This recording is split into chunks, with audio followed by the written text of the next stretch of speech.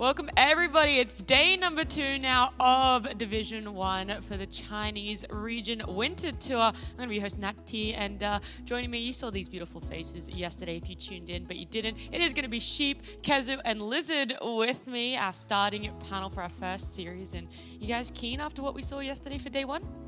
Yep. Yep. Great. Yep. Awesome. Good answers. We're ready. We're ready. Do you feel that, just based off the 14s that we saw yesterday, there's a different sort of atmosphere to how the Chinese region is playing, or you just didn't know what to expect at all? 100%. Yeah? But the atmosphere is you don't know what to expect anymore. Okay. Because the region has changed so much. The reshuffles that have happened have obviously weakened some teams, but they've just made the power level completely unknown to me, at least. Like, I can't put my finger on which one of these teams is going to come out on top. Yeah, I mean, we speak about the unknown, and one of that was this series between eHome and IG that we had yesterday. It was eHome taking it 2-0, and because I know you weren't on the desk for us talking about it, but you were watching it back in the green room, and did it play out how you expected when you saw the drafts completed?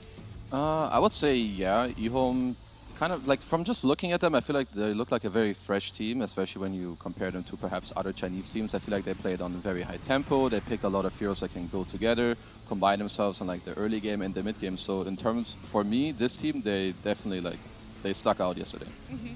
I mean, for you as well, Sheep, we had 2 ex-SEA region players over there on eHome. You're proud of how far they've come on one series? I'm so proud. I'm so happy. We got more seed today.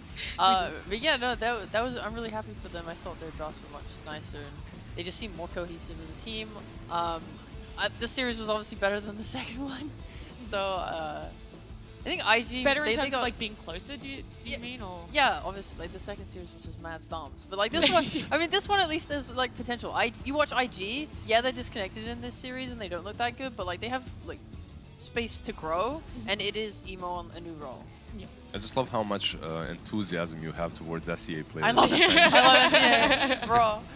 I was going to say, the interesting thing about this was when we had the MKS interview after this eHome series, he talked about like how impressed he was for the discipline of the China region and everything, but we saw in Game 2 that IG just didn't really have that. There was a little bit of overextension and whatnot, so it's interesting to see games play out how they did, but that was something that MKS enjoyed about the Chinese region. We can also turn our eyes to the second series that happened that day. It was Dawn Gaming up against LGD, Lizard, and Sheep already kind of put into words as a stomp. A tiny little bit of a stomp, like LGD. Well, look, not both games finished with only 1 kill on the side. True. The second one, less of a stomp, lasted 3 minutes longer. The second one, they had like 4 or 5 kills up on them even. 5 minutes in, and then it all fell apart. But yeah, Dawn Gaming, they came here from Division 2. They're not the only ones. Like, teams get relegated to Division 2 in Chinese region all the time. Yeah. You can be Vichy Gaming, you can be IG, you can still get relegated. It's not a big deal, but there was always a huge disparity between these Tier 1 teams and these teams that are usually in Division 2 in the Chinese region. Like, it's usually no contest.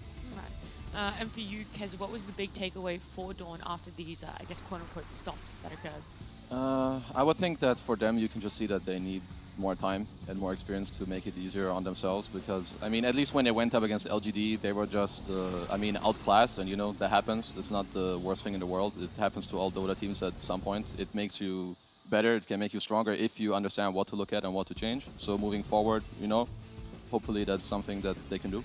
Yeah, hopefully they have someone that is able to take a look at that, give them some information on what they have to change up. But LGD, we had in the interview, just how comfortable they're making their players coming into this new roster, and they expected to win that one. What do you think their expectations are in your eyes for the rest of the season for them?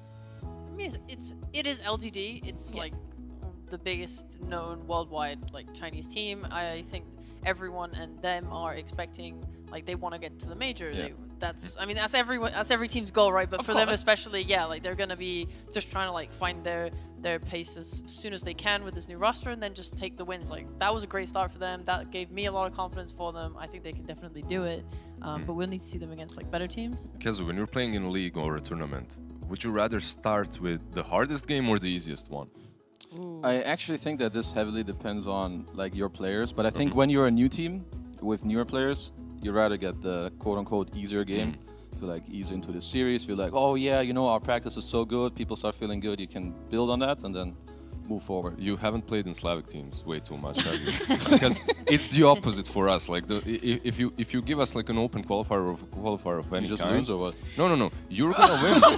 I mean, I do lose eventually. Okay. But those first couple of games set me up for that. Like you get these kind of bad teams, and you get relaxed way too much. You think you're hot, you know, and then in the end you end up like just losing to a mediocre team. I've That's lost true. so many open qualifiers. I have great experience with that. Tell us more. Well, okay. What was the last one? I don't know. So many. Some random. There's so many, So honestly. I've played European ones, I've played NA ones, I've lost in every region I can possibly find.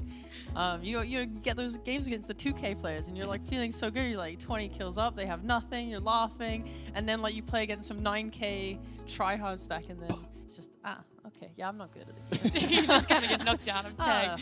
Ah, We had those 4 teams yesterday. We recapped those 2 series for you guys, but we're going to have a look at the other 4 teams in this Division 1, and they're going to be playing today. It's starting off with Team Aster up against Knights, and then the second series, Extreme versus Aster Aries. Do want to tell everyone that it is a fixed schedule, so the times you see there is exactly when the games are going to be starting. Doesn't matter if it's a 2-0, we're going to wait for that start time. And let's start with Extreme Gaming and Aster Aries, have a bit of a chat about them and just look at the roster changes that have occurred. We can start with Extreme Gaming. Kazu, on your side, I know you have a little bit of info on them and their roster that they have for this tour.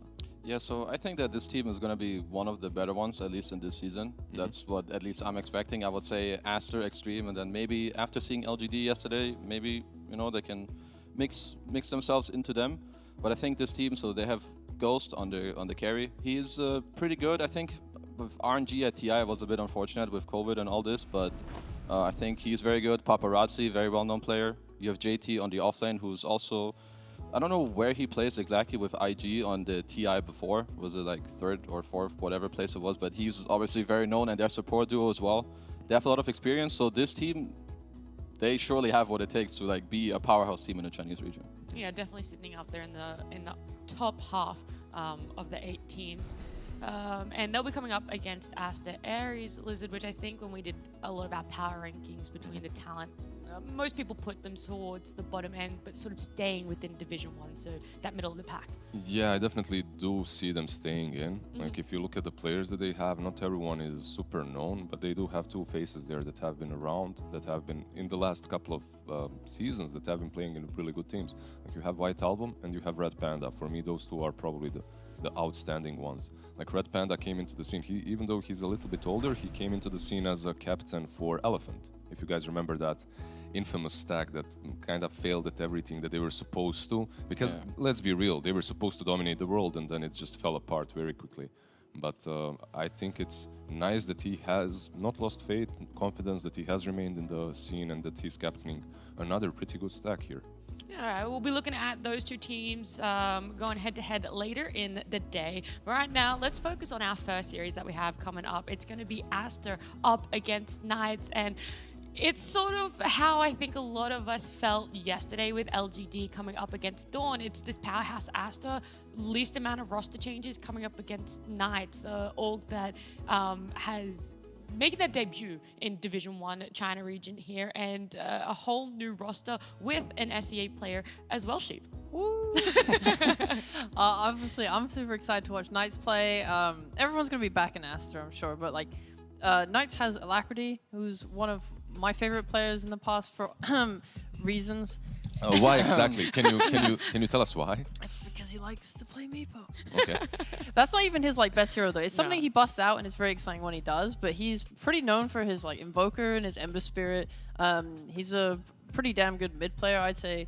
And I'm kind of like he'll pop off. Like when you give him a good game, he'll really pop off. And I want to see that. Like he was like the first 9K Malaysian player on Southeast Asian servers. He hit like 12K sins. Like he's got like a very high skill. Man, ceiling. Ego is beautiful, by the way. I'm sorry. That Agreed. guy is just a Chad right Bruh. there. Is it the hair, the complexion, Nah, all it's of the it? face. I think it's No? everything.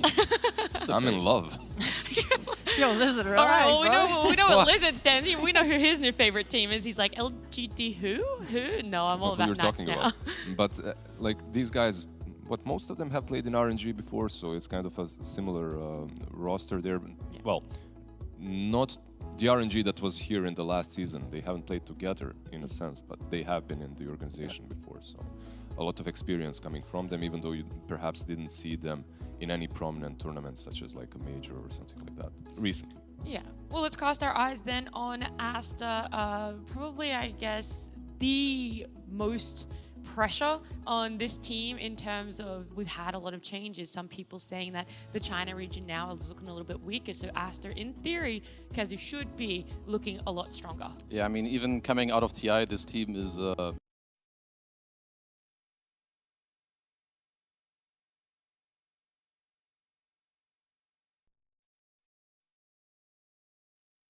TI, of course, where you have, you know, they placed, what's it, 4th place, they have Monet. I know that Chipo keeps referring to Shiro as the new Ame, but this guy is pretty good. He even did better than Ame at the most recent TI. No so way. you're saying maybe Monet's next Ame and maybe Shiro's the Yes, next. or I want to ask her, is he the new Ame or is he just the new himself that's better than Ame? Well, no, you have to be a new and upcoming carry to be the next Ame. But Monet's already made a name for So is himself. he better he's than not Ame allowed. then? I mean, yeah, he's better than Ame because There you go. he beat Ame, but that doesn't make him the next Ame. That just makes him better than Ame. So he's just better, that's good. That's Yeah. all I wanted. You have to be, like, I completely agree. You have to be an upcoming guy to be considered, right? Like the next Ami. I don't think Monet would like if you called him the next Ami, right? Like it would be. They're rivals. let's Sure. put that. I mean, if you say he's better, I'm sure he's happy with that. Of course. Sure, I mean, Anyone would be, right? they were pretty chuffed about that because it was like it's kind of weird, right? Because Aster, like their players, XSS, talked about how LGD was their rival within the region, and like it was a team they always struggled with. And when they swept them in TI, that was like a massive thing for them. And now you have an LGD that's like not even the same roster. Is very different. Like, who do they consider to be their rivals now? Who are they going to strike up that rivalry with? I think pretty much everyone put Aster at the top of the predictions for this region. So I don't know who. Definitely top 2. Yeah. Asta made everyone's top 2 in terms of our power rankings. That's mostly because the lack of changes that they've made, right? Yeah. Like, and even the changes that they have made, they don't look that. It's not an undergrade in any sort. Like, yeah, you It's switch more like up a lateral movement, you pretty think? Like, much, yeah. You change Lanham and you're thinking, oh my God, who's gonna coach them? That's just as good. ROTK, it just shows up. And overall, I think the main part of this team has stayed in it. It's XXS and Boboka. These two guys have like the most games played in the world together as a duo. Yep. XXS as well in the last couple of seasons won many awards as the outstanding player, the best player, the MVP of the region. So He improved a lot, I think. Like, even at TI as well, he looked very good on like all these teamfight heroes, his Pangolier. And yeah, as you said, coach RTK. You know, you have your Jawed, you have your RTK, your generals, they're gonna tell you what's up, What you needs need to be do. done. And I'm sure this Director, team, they're gonna improve a lot in this season. Yeah, well, the other roster change that happened for them was their mid laner, and you talked about Sheik that on the side of Knights, they need to give Alacrity a good game, right? So is the mid lane where we're going to be putting a lot of focus now that that's where Asta's newest player is? That's where you think the Knights could really excel in, is making Alacrity have a good game? It will depend on draft for sure. Like, I think eHome saw a lot of success yesterday when they were putting a lot of focus on their support movements to mid lane and stuff. So it's definitely a strat that works historically. And do you think that's what they're going to be focusing on, both these teams, or? I mean, maybe, because I know, I think it's Knights, their offlaner's been playing like Magnus and stuff as well. Oh. Yeah. So you kind of have a lot of different, like, you know, if they're playing like a Magnus strat, then focusing only on mid leaves a lot of space for like the carry and the Magnus to get their items and stuff. So you kind of need to be making sure you're pressuring the right heroes in the game. Yeah. What heroes do you think we are going to be seeing out of these two teams, as I do believe the draft is starting kind of soon? I think for Knights, I saw that their +5, XCJ, if I'm pronouncing it correctly, he's been playing a lot of different heroes, but they're actually playing a tournament right now in the Chinese region, like maybe some tier 2 tournament. He's been playing mainly Crystal Maiden, but they've also been busting out the good old Ricky. So more of our lovely Treant, and still the Sven, which is one of the heroes that was played at TI a little bit, you know, buff up your mid hero, give the armor. But other than that, I think we'll see some more of the lovely DK today. I know don't you're know. I hyped was gonna about say that. I don't know if you actually believe that or if you're trying to stir sheep up. Both. I know. No, I actually like Dragon Knight. I Okay. joked about it yesterday, but I'm actually a Dragon Knight fan. But no, XWY, the new mid on Aster, Dragon Knight's his second most played Yeah. hero. So I had that one ready. Hope everyone's excited. Let's go. Let's get it, baby. So do you think there needs to be importance on possibly banning out the Dragon Knight in a first phase? No. Probably Okay. not. What the All right. hell? Let's- Hey, I'm just let's saying, not go right? that far, come on. Oh, I gotta God. throw you guys out there. You know, you're gonna put in the crazy First stuff. phase is reserved for Lina, Tree, and Well, that's what I was someone gonna else. say. Yeah. Like, then who do you let Tusk, through? Tusk has to be there. Yeah. Yeah. I mean, we saw a Brood kind of banned. Yeah. I think it was only one game out of LGD the did four it, today. Yeah, you just ban it if you're running a certain strat that you don't want to play against that Brood. So. And the Enigma as well, I guess, is something else that we saw first phase banned a little bit. Mhm. Yeah. Do you think that that one's going to be sort of pushed to the side and something else is going to take its place on a priority for the first ban? Really hard to say. Yeah. Of Honestly, course. I mean, that's I'm what just gonna I'm make here. this up and I'm say here. no. It's team Yeah. dependent. Okay. It's team Yeah. dependent. I mean, I think Ember Gotta will be ask the hard contested though. Ember. Yeah, High because chance, yeah. both the mid players on both teams love that hero. It's like their most played by Yeah. far for both of them. Do you feel like if one of them gets the Ember, the other one might be looking at the Dragon Knight then, or? I mean, you're gonna be like, it's team dependent, it's team lineup dependent. I mean, it's upgrade XWY will dependent. probably might be looking at his Dragon Knight, but I mean, they'll know what. I mean, that's the nice thing. At least when you're both Ember spammers, you also both know what like is good against Ember. I feel like every single mid laner right now needs to be an Ember spammer. Needs to be an Ember spammer for like the last 4 years or something. You just have to have those heroes under your belt. You just have to know how to play them well. Okay. I know the lobby is being remade, so we have a little bit of time. Is there Okay. any other interesting facts Yeah. about the teams that you guys would like to bring up that I haven't asked? Of course, we can talk a little bit about Aster. The coach change is interesting to me because Lanham, I believe he drafted for them. Mhm. I think it was like Monet saying that he loved the drafts that Lanham was doing for them, and like they were praised a lot for their drafts. So losing him, you're kind of taking up like who's drafting now? Is it ROTK? And I think the last time he coached was the end of like 2021. So he's kind of been out of like coaching work for a year now. So I'm wondering like how that would affect their. I'm pretty sure Drafts. he's drafting. Like if you have ROTK on your side, I'm pretty sure he's giving a lot of input during the drafts, right? Like if you look at Team Master, do they have someone that can take over? Sure.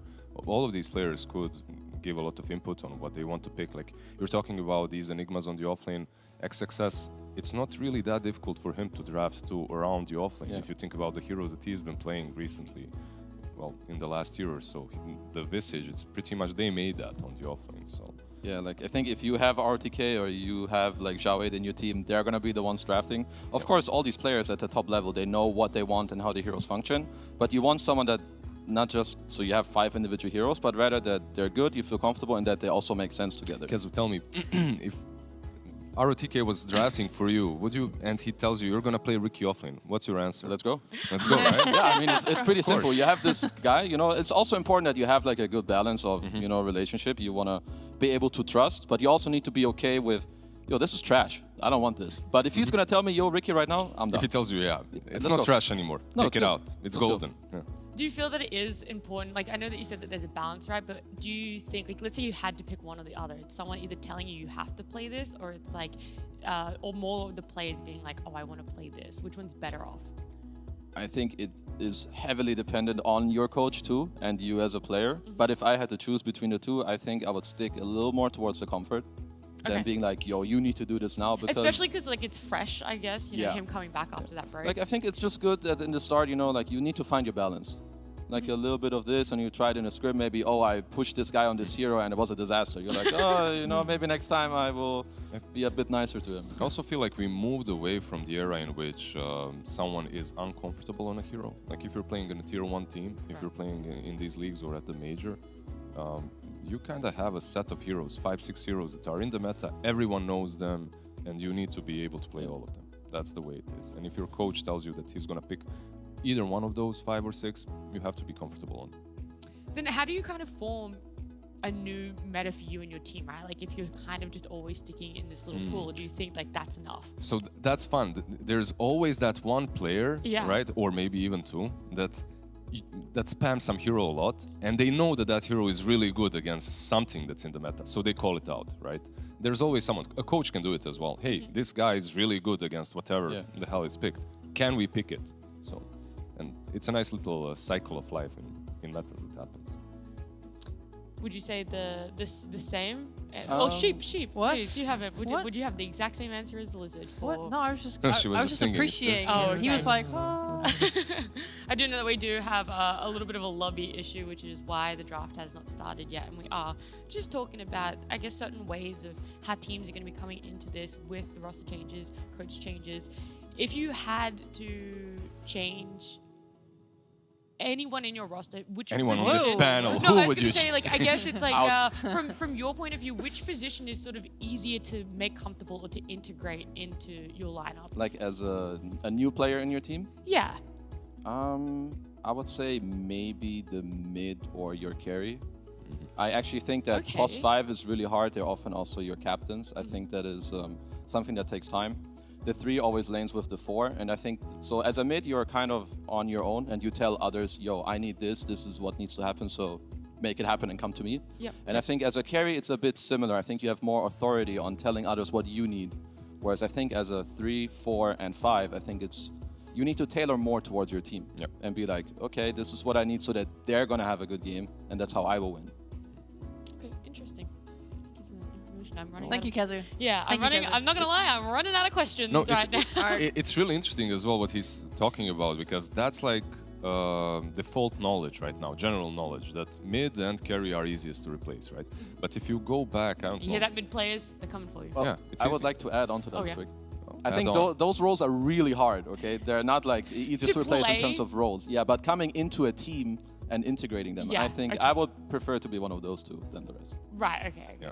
The, Just thing, making sure. the different thing though, like 5, 6 Not blaming years anyone ago, out is you would always change the 5s and the 4s, like in teams. That maybe even more than 5, 6 years. Damn, I'm getting old. Anyways, 10 years ago, 5s, 4s, if you fail a tournament, those are the ones getting kicked. My Yeah, friend, you're done. I can give you a very good team example of that last year.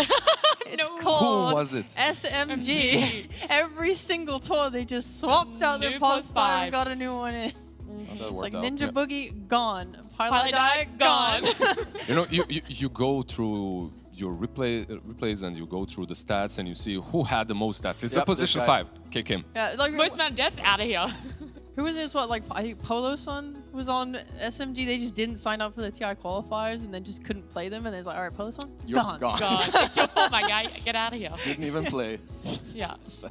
So do you think then it needs to be changed a little bit about like how quick the player turnover is? Like I know everything is No. team dependent, right? And I'm asking you guys to generalize something that is very difficult to generalize, but you're gonna have to do it. I've had this talk so many times. I've gone down. It's day 2 down we're this already road. talking about kicking Yeah. people. No, it's like it completely depends on the kind of a squad that you are, and there have been examples of teams working through their problems and actually making it work after a while. One of the good examples is Alliance and Insania back in 2018, something like that. Sure. Another good Nice. example would be, let me remember, Liquid Yeah. with Tell me with more. Kuro. Mhm. Back in the day, he was always making them work. Like even Yeah. though they fail a tournament, he brings it back up. It starts working.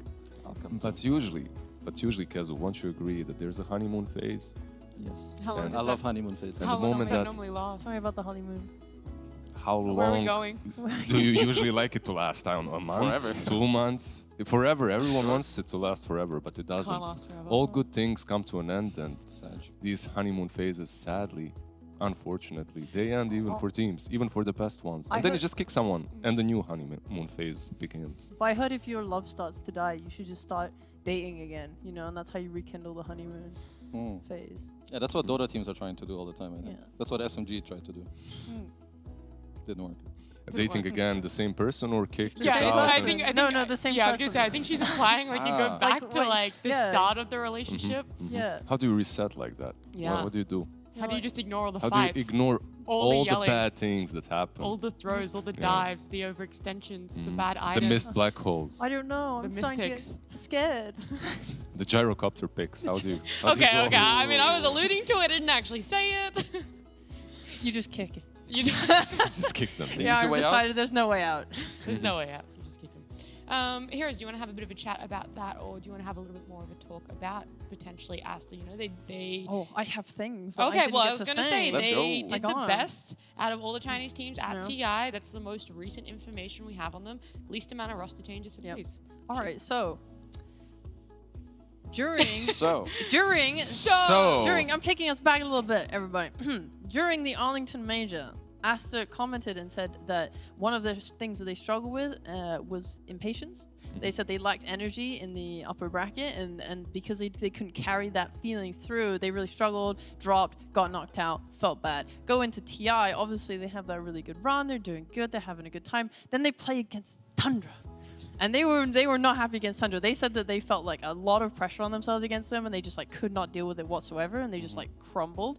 And then going, even further, they said that they were lacking aggression. Like, it was kind of one of those things where In how you're they good played. at. Like this is a team where they have one of the highest kill averages at a lot of tournaments because they're such like an active team that likes to go and get kills. Yet they felt that they were lacking aggression. They felt that they were passive. They were not playing as themselves. So that kind of pressure getting to them like that was probably one of the reasons why they came forth in the end.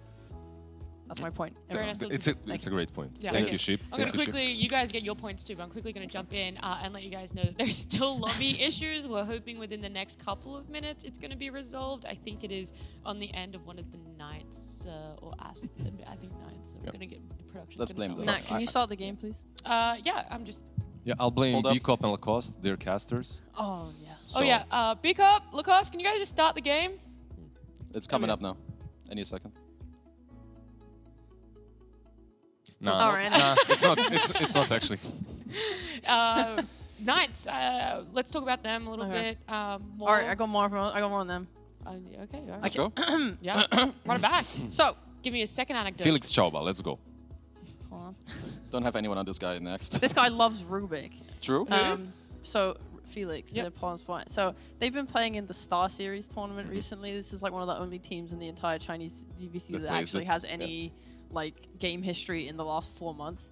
I was looking. They are practicing a lot of heroes. Like they are quite versatile in their drafts. Like I was kind of looking at their trends for like first pick, second pick, what they were picking on like 8 when they had that first pick. And it's just different every game. They're just like starting with Rubiks, they're starting with Tusks, Tinies, Treants, Dooms, even. Like it seems like they really like to get that roaming +4 as like I a was about to say, trend. is there a consistency in, Yeah. even though the heroes being different, the playstyle that they're trying to achieve? Yeah, it looks like they're kind of prioritizing their 4 at least and like his comfort and what they want to do with him.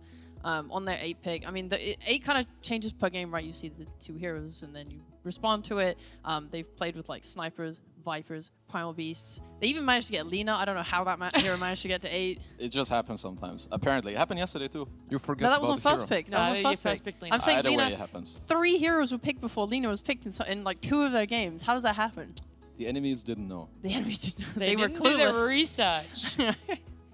Yeah, and most cool is this Magnus. Like they're picking it on the 6-7 Yeah. slots quite often, and it goes to their off lane. So I don't think they flex it to support And at it's all. like historically, it's a cool hero, Magnus, right? Because you have this big ultimate that can always be useful Yeah. in team fights that can turn the game around. You have, obviously, we've seen. I believe there was a TI where Magnus was really strong recently. don't know as what Oh you well. yeah. I'm gonna have to There were- refresh my TI2? memory. I think there was something between some tosses, horn tosses, something like that. Yeah. So Word. the hero just is very versatile within the game as well. You can itemize him for utility too, and he'll still do work. You don't Yeah. even need the shard. You don't even need the blink RP. If you just go for utility, you're still good. At some point, players were even buying Helm of Dominator, right? Yeah. Like on. Like Greaves, let's not forget and the of Greaves. course, the Greaves too. Yeah. So about Knights in this tournament. Okay. Do you know their score? How are they doing?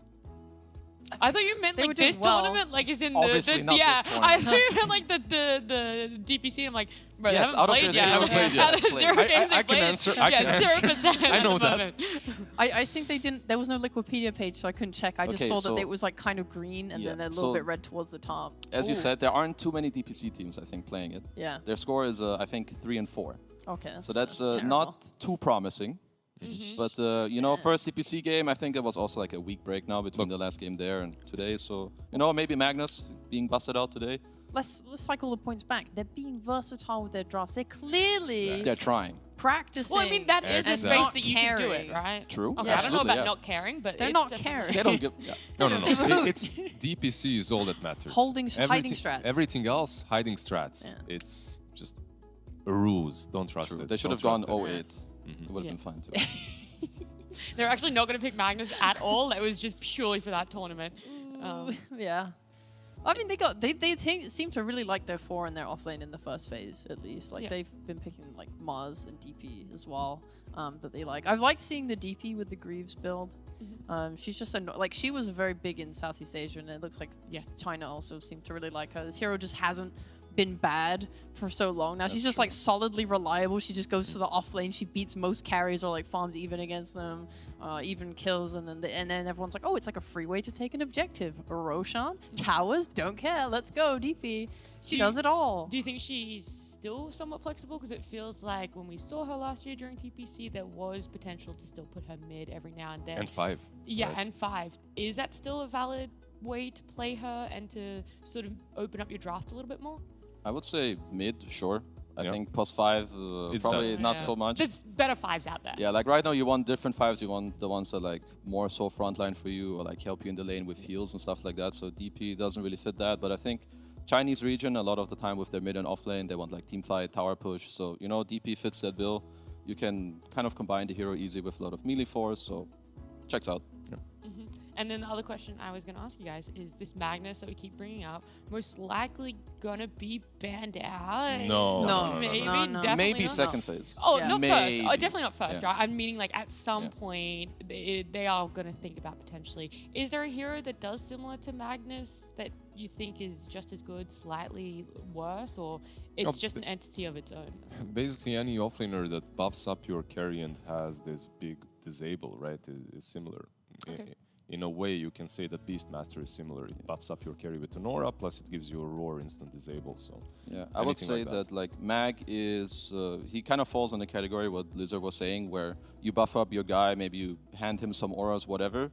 But Mag lineups usually they're a little more like it's a bit of both. He's somewhat of a unique hero too, because most of the time you want to pair him up with some melee carry and you give them a lot of farming speed, and not just you don't only help them in the fight.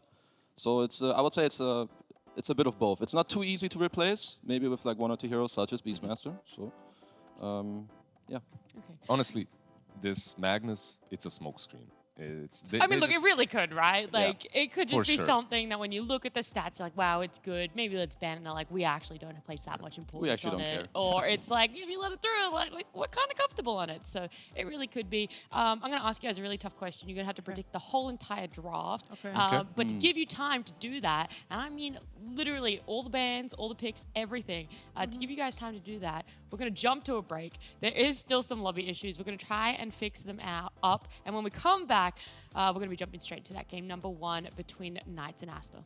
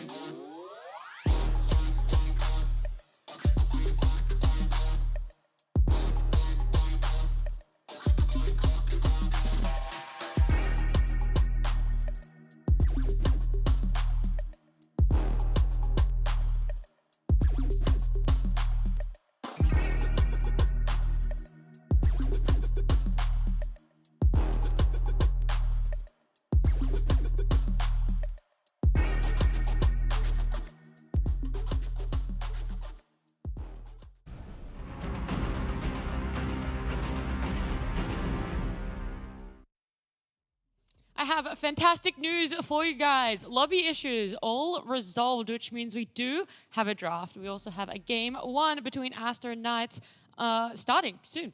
And first phase bans. I joked about making you guys predict the whole draft, by the way. I didn't want to do that. Oh, we predicted I it did already. But you Brood did and Miran are going already. to be banned on one side, yeah, on the other well, you- Lena and Tiny. We didn't see anything. I but- mean, we talked about the Brood, we talked about the Lena, and we talked about the importance of this tree. Now, potentially, maybe a Tusk coming out, Kazu. Who really knows? Potentially, very likely. Or the good old Rubik Doom. We've seen this already multiple times. I feel like it also takes me back to like some TI drafts. Some teams definitely like doing this. I feel like the early Doom pick is a little, how should I call it? Troublesome for some teams, because I feel like this is actually a very specialist type hero, because teams can build lanes against you that are very strong, and unless you really know exactly what to do, this hero can backfire. What do you have to do? Sure. Like, what's the... Backfires. Acquire money. Doom No, like backfires. the thing is, sure, even if you die now, you keep the Devour. But I feel like the only time you really see Doom pop off in like every game, it's when you watch 3-3. Because he's like a specialist, I think, of knowing what to do in every situation, when to pull creeps, you need to do this, give me your tango, I buy this He's a item. nerd, isn't he? Yeah, when for it comes sure. to Just Doom. like most Yeah. people that are probably in this game. It's interesting, Doom and 3-3. I played in a team with him, and Doom was played on position 4 back then, like 2017 or something. And I still remember him flaming me. What? Lizard, why are you spamming Scorched Earth? Level Devour, what are you doing? Even back Yo, then. he's the specialist. So, Even, you know, even he then. wasn't even. Back then he was playing offlane. Doom wasn't played that much there, so. But yeah. So Doom having a lot of intricacies that could potentially backfire, but on the side of Aster, you said that Ember Spirit was probably going to be highly contested cheap. Oh yeah, I mean they're just both spammers, and Aster taking it is pretty nice. I was gonna say that I'm more curious about what they think is like the counter to that and what they're gonna ban. Like you look at Knights, you have Alacrity heroes like he loves to play stuff like Invoker. I know some people like that against the Ember because you can purchase the Flame God, but they just go Slight nowadays, so I'm not sure how good that is. Yeah, I think the answer probably isn't as good anymore as it used to be, because yeah, back then you had like this Flame Guard you wanted to play with all the time, and now I feel like Quasvex Invoker is also a bit, I would say, iffy. Perhaps it needs like a very good game to like be played. You want to have a good lane, need an Alacrity, partner, no pun intended. But I mean, we'll kind of see. You can see what they value. They're like, okay, we don't want to face Viper, we don't want to face Monkey King, and the third ban is not about a mid. So it seems like those are like the main heroes that they really care about. Is there something that suffers from break on Team Master that they can pick here that they're thinking about with the bans that they've made? I mean, the only hero I could maybe look at could be Tide, but you don't really want Tide against Doom. But in terms of bans, that's something that could make sense. This is something that we're seeing very often, right? Like Yeah. we see it again. Kotal Ember constantly spamming those slides of fists, getting in there, back behind. Okay, Faceless Void pick up. This is a slow draft from Knights. Like these heroes Yeah. they need a lot of time. Like Doom wants his blink and his BKB. Faceless wants 100 million items. He Yeah. takes a long Yeah. time to do damage. A ton of big ultis as well, right? Yeah, like this global. Like if they force on Aster, they're just gonna be playing with this chakra magic off cooldown on Ember, fighting, running at you. They force like a single big all out of Knights, and now they can't fight for like 2 minutes. I'm heavily favoring Team Master as well because of those reasons as well. Like you have Global, you have Chronosphere, you have Doom. What happens when these are off? On the other side, you just have heroes that benefit from their ultis, but they're not dependent on them. Like they can fight constantly. Yeah, I mean, it looks a little bit like yesterday, LGD versus Dawn. It's like a Yeah. very similar I know. draft. LGD also had the Tree and Ember Kato with like some team fight backed up. They played against Dawn, who had a lineup which couldn't really fight back.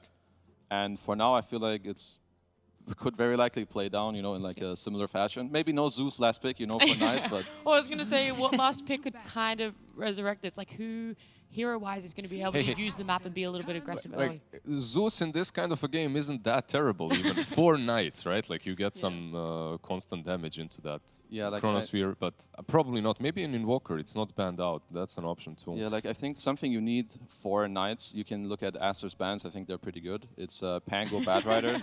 I think you don't want to give Knights heroes now that from mid can go into these side lanes and help out, because I think this is also very similar to how Tundra play. The side lane, the cores are very stationary. They're going to stay in their lane, farm as much as they can, and it's all on the mid laner to go around with his supports to make stuff happen. It's hard to say yet what it is because they have last pick, but they need to look at the type of hero that is able to go around and do stuff on the map. Yeah, What- Alacrity's for the Knights recently been playing like Wind Rangers, Zeus. He played Wyvern mid a bit. Yeah. He also okay. played Monkey King from mid. Yeah, some of these have been banned out. I would like to see a ranged mid for them as well. Yeah. And the ranged with Quaswex and Exort as well, flying above his head. Be nice. Maybe a little bit too much. We'll see what Team Master picks last, but it gives them decent damage in the chrono. It buffs them up. It gives you a way of dealing with Ember in the mid lane, and later on the tornado is pretty good. Okay, well, Chaos Knight is going to be that last pick for Asta there, Kezu. I think it's a pretty good pick. I believe that a type of hero such as CK or Wraith King. Wraith King was the other hero I thought about. It's good against Void, good against Doom. Pairs up well with Caudal later and also Treant. But I think having this type of strength hero that can do something in the lane to Doom is good. You also withstand the pressure with your inbuilt lifesteal. You pair well with Treant. That's what Treant wants to play with. So overall, I think very good pick for them. Is Lash an option? Like they get that now as well. For Knights, perhaps a lot of damage coming from him. They could try to make it happen. It's a little bit iffy to play into Mars, I think, but with this Bloodstone build, their hero is really good, obviously because of this item, and you have the global silence to help you out, and it's just a classic Tusk. I think it's totally okay for their draft. Why? Like, what is Because, Tusk adding? So it fits it's like the archetype of hero that they're looking for. I don't know if it's really perfect or if it fits them that well, but just someone who's gonna do okay and then can try to help this Doom Rubik early on without too many resources. That's what they want. What's really important about the Tusk is that he's active constantly. If he has a decent lane, he's going to be active constantly. They won't be waiting on the mid laner as well, because their two other cores, right, Sheep, are very cooldown dependent. Yeah, I mean, I would not mind seeing the Faceless Boy get involved because if one thing is good against like Chakra Magic and stuff, it's the time dilation. It's gonna like make the cooldowns just longer by proxy, and then yeah, maybe you can take those fights. Do you feel that Tusk last pick then has drawn it back enough that you might favor Knights in this, or are you guys still very much Asta's lineup looks good and you think they're going to execute it, I guess, perfectly, almost perfectly? Makes the draft a bit cooler. Like you have ways of playing the game in the mid game. I can see them with the proper rotations. I can see it happening. Do I believe it's going to happen? Still, I don't. I think that Team Master's draft is just way stronger. Okay. Yeah, I'd agree with that. It just looks so easy as well. Yeah. I think Astra's draft is just slightly easier to execute. I think that Knights' supports don't have the capability to like offset the pressure, and therefore, maybe similar to yesterday, it will be too hard for the Tusk alone to make stuff happen. All right, well, simplicity might be key here for Asta to be able to take game number one, but we're going to head into it. We're going to head over to our casters. It is B-Cup and Lacoste. Thank you very much. Coming into this series, it's going to be interesting. Aster on a lot of the top of the prediction boards for many people, and Knights kind of in the mix, in the middle. Are they going to be knighted in this game, or are they going to go down to the Team Masters? What a better way to beat Knights than to last pick a Chaos Knight and beat them with it. It's a good CK game to start with, but I gotta agree with the panel. Aster definitely does have a better draft, in my opinion, where they don't rely on cooldowns. They can fight all the time. They might fight right now. Yeah, they're slightly... Oh, hold Yeah, that they're thought. going to try and go in. And Snowball pulling in a lot of these heroes going after the CK Monet, taking a lot of damage, but forced to fall back as, well, we're not going to be so lucky on the Treant Protector as they'll lose him and give first blood over to Flyby. So PickU dropping first, and Aster giving up first blood in this first game. You wouldn't expect Tusk to get Snowball level 1. It was a good way to dodge damage coming out from the Illuminate. It's the best. But I remember during the DPC 2 years ago when Southeast Asia, yeah, on his on his keeper of that, what was that, like triple kill? He got ultra kill. pre-horn. Okay. Dude, I talk about that all the time. I love that. God, Scam. What a player. Miss him. I mean, he's here, but not in the Chinese region. Yeah, he didn't retire or anything. He just misses him. Yeah. But we'll see how this goes. 2 bounty runes apiece. And Knights off to an early lead. Obviously under 1,000 net worth, but still a little bit of a lead getting that first blood. We'll see how this matchup goes over mid.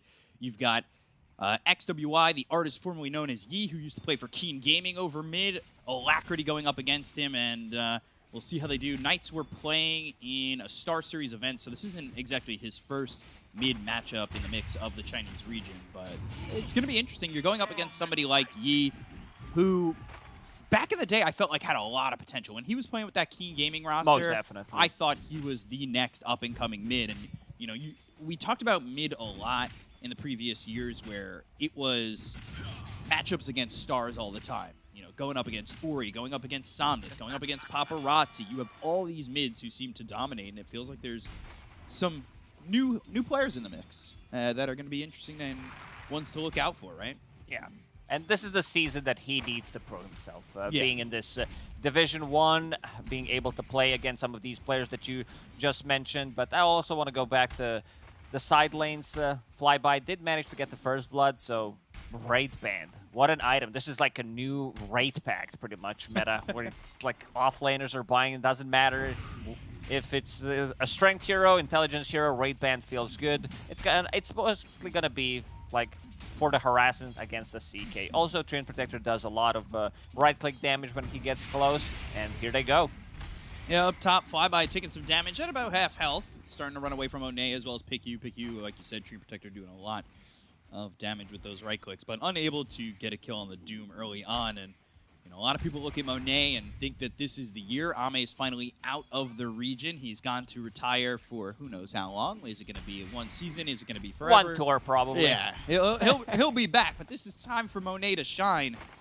And a lot of eyes are definitely going to be on him, because I don't think people expect him so much to be the next Ame, whereas maybe they're going to expect him to just be the biggest player in the region. I'm one of those people who kind of comes from that maybe controversial point of I think he can be better than Ame and has played better than Ame in the past, but we'll see. That's a biased take, I'm going to say. It's Is it? Is it too much? Am I a biased caster at that point? Did I just say too much? You always were, so that doesn't surprise me.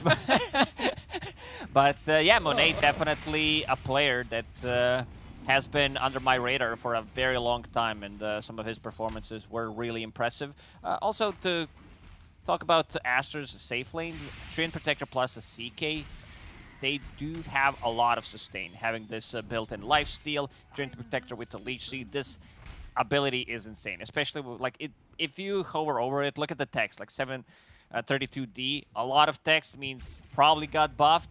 It did get buffed, so very easy to execute. Like, you can fight back, because Rubik Doom, this is going to be extremely popular lane in this patch until something changes, where you have like burst potential, which is Scorched Earth, and the Fade Bolt, especially when you hit that level 3. So now they need to kill one more creep, and we're going to probably see Knights trying to play a bit more aggressive here. We'll see what they can do. Just a side note, a little aside right now. I'm a big geek for cosmetics. And Monet's got Trail of the Burning Doom on his CK, so he's always going to be on fire, which is always fun. You've seen this with like Bleak Hallucination on the Rubik for FY. You've seen Trail of the Burning Doom on a couple other heroes. I know Sylar's got it on his Lycan, but obviously we don't see Sylar playing much anymore in the pro scene. Bring him back, though. If the team wants to take him, I'd love to watch. 2-second stun on a Flyby, but nothing really doing. This top lane, it feels like it's on the cusp of popping off. You want to play aggressive. If this was some other hero other than Treant Protector without Leech Seed, which brings them a lot of sustain, and there's yeah, that pull with a stun. are and going in. Felix in trouble. The telekinesis, they do stun up Monet for a second, but it will be PickU who gets the kill onto Felix Chaba. So they do get themselves on the board 4.5 minutes in. Finally there. See how this goes over bottom. Bobica here with XXS. They are the ones who hold the most games as a duo together, as Flyby one shot from dead, but will make it behind the tower and survive. Gonna bring himself out as Salve. XXS and Bobica have been playing together for a long time. I think their first team together was DK Scuderia. I forget how to say that last part, but it's been a long time. It's been a long time. A lot of teams, a lot of games. I think they overtook No Tail and Fly last year. This is almost back in my days. Yeah. Aster so far, you know, they were down. They gave up that first blood and even the bounty runes, but they've taken themselves a little bit of a net worth lead, and that is up against the Doom, who should pad up that net worth a little bit as time goes by. Get the Devour, get yourself into a Midas or something. Mid has been pretty stale, I would say. Both heroes farming as expected. You can't really kill any of these heroes, especially Tusk does have a lot of strength. Maybe when they get level 6, we're going to see a bit more pressure. But for now, Boboka, he's been jungling. Jungle, Keeper of the Light, and this one is not griefing. He also did manage to plant an Observer Ward on the high ground, but yeah, as our Observer is pointing out, Observer from Knights could potentially scout him out. But yeah, this is very mesmerizing, very cool to see. Keeper of the Light in jungle. We bring him back to jungle position, maybe. Snowball, Shards, and the Walrus Punch. XWY in some trouble. They did have Felix over to the side, but not going to be able to lock down this Ember enough. And there were eyes from XCJ on a Boboka, but nothing doing there either. So things pretty quiet, and I kind of expect this. I feel like Chinese region, early on, you see like some patience. It's not the SEA bloodbaths we've seen in the past.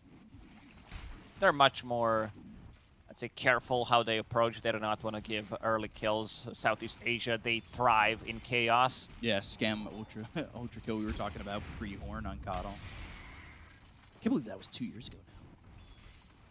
But that is a memory, for sure. Core memory unlocked. I'll remember that till I'm about 85. Top lane. Monet taking some damage. Fade Bolt coming through, and he throws a 2-second stun on a flyby. That should allow Monet to get under the tower. The chase is on there for a second. Felix moving forward. Obviously doesn't have that telekinesis anymore. Is now moving over to the river. Piku gets spotted. Alacrity trying to get the kill here onto the Treant Protector. He's got himself a haste. He's going to snowball, hit both of them. And the damage onto the Treant with the shards there. Searing Chains needs one more right click, but the body blocks aren't going to be enough. So Alacrity get the kill on a Piku and taking out this Treant Protector. Good kill there for the Tusk, and I think there was a lot of questions on what the Tusk was going to be able to accomplish coming into the early parts of this game. Honestly, so far, so good. Top of the net worth. You think it's enough? Using the first rune to get something out of it, usually you would want to get a bigger kill, potentially when they were chasing a CK. But yeah, overall he's doing fine on top of the CS. He needs to be active. Like, some of the issues that I see from Knight supports. Oh, I'll hold that thought. Yeah, Alacrity now might be the one in trouble, but the snowball goes over to Boboka, doing a good amount of damage. Telekinesis, Boboka is going to drop and gets an Illuminate off that will help XWY get the return kill onto Alacrity. They drop down the arena, and Searing Chains out. And a kill there on a Felix. So a 2-for-1 trade that's going to benefit Aster. They did bring XXS over for that one, and he does drop the arena, but 2 kills for it, one of them being the mid. Seems to be pretty much worth it. Pretty good trade for Aster. XXS was level 6 relatively early on, because Keeper of the Light did jungle, as we mentioned. And now Boboka will TP mid, refill the bottle, give him Chakra Magic. XYW back to full HP, full mana, does have 20 Magic Wand charges, so very difficult hero to kill right now. Yeah, Osa's Courier at some point is going to come back alive. When it does, he should be getting that Orb of Corrosion, going into the Maelstrom next. Now XCJ getting right-clicked by XWY. And this is going to be a bit of a problem for him for a second, as Alacrity just right-clicking him, but he's got the heal coming in from the Treant Protector. That one's a little bit difficult. XWY, XCJ, a lot of letters. It's a lot of similar letters. 3-letter words. So if we make a mistake, please forgive us. Forgive us, please.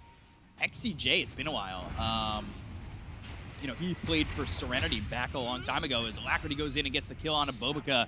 Alacrity rolling in and taking out a support, so he's got some early damage, and XWY going to take out XCJ.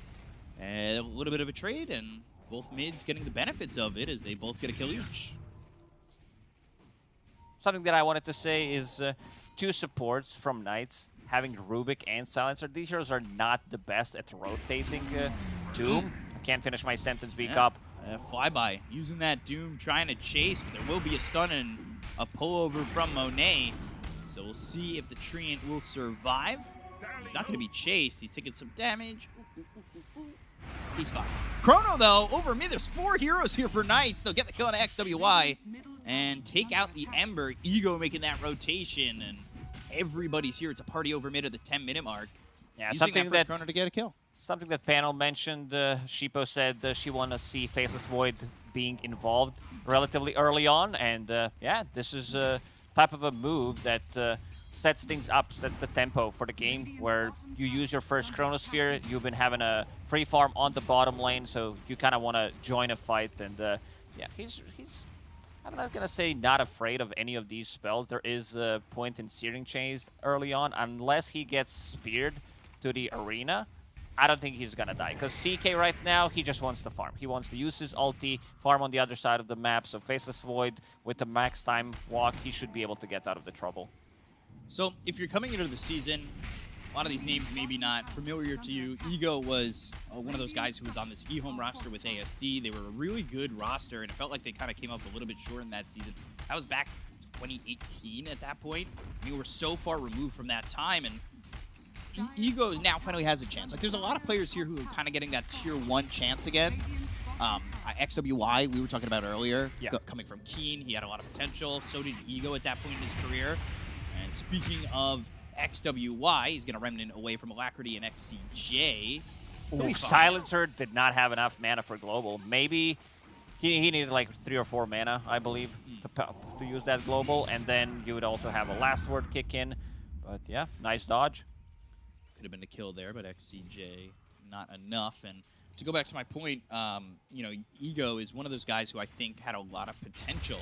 And he played for eHome. There was a lot of promise seeing him on Shenzhen before, and now I think here with this Knights roster, I'm ready to see him pop off.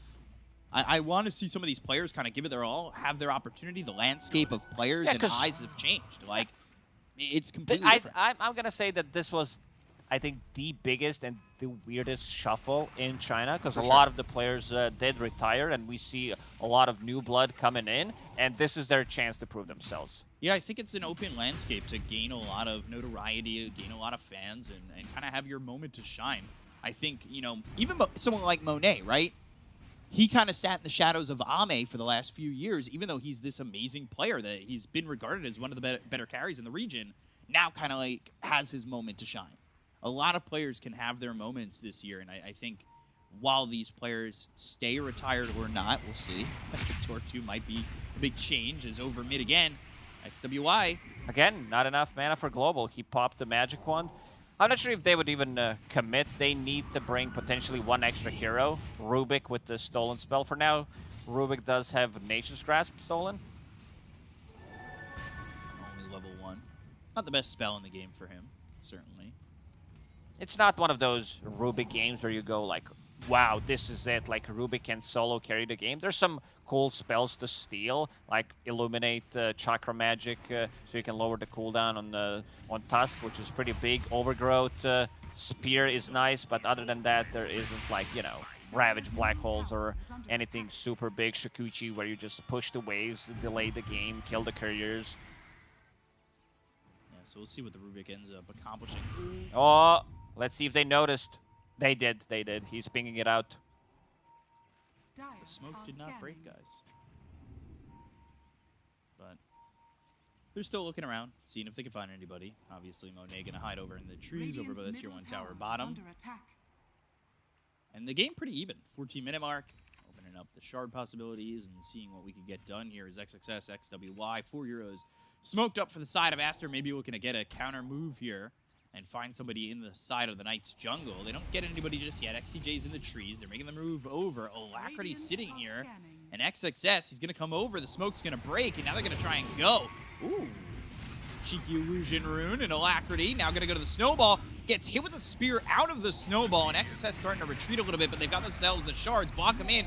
There's the Chrono as well as the Doom. That's going to be used on XWY. They've got the silences coming through onto XXS, so they're going to get the kill onto the Mars. They'll look over as Monet's going to pop that ulti and look to turn this around.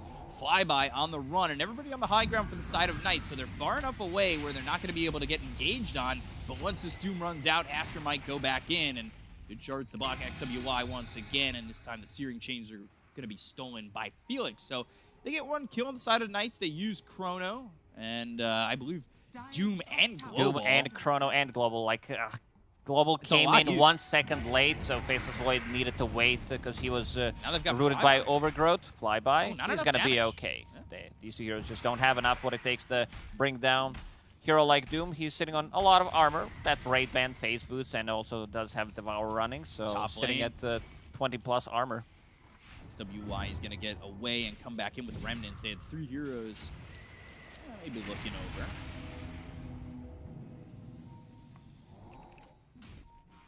Nothing really doing at the moment. A lot of these kind of like pokes and prods, right?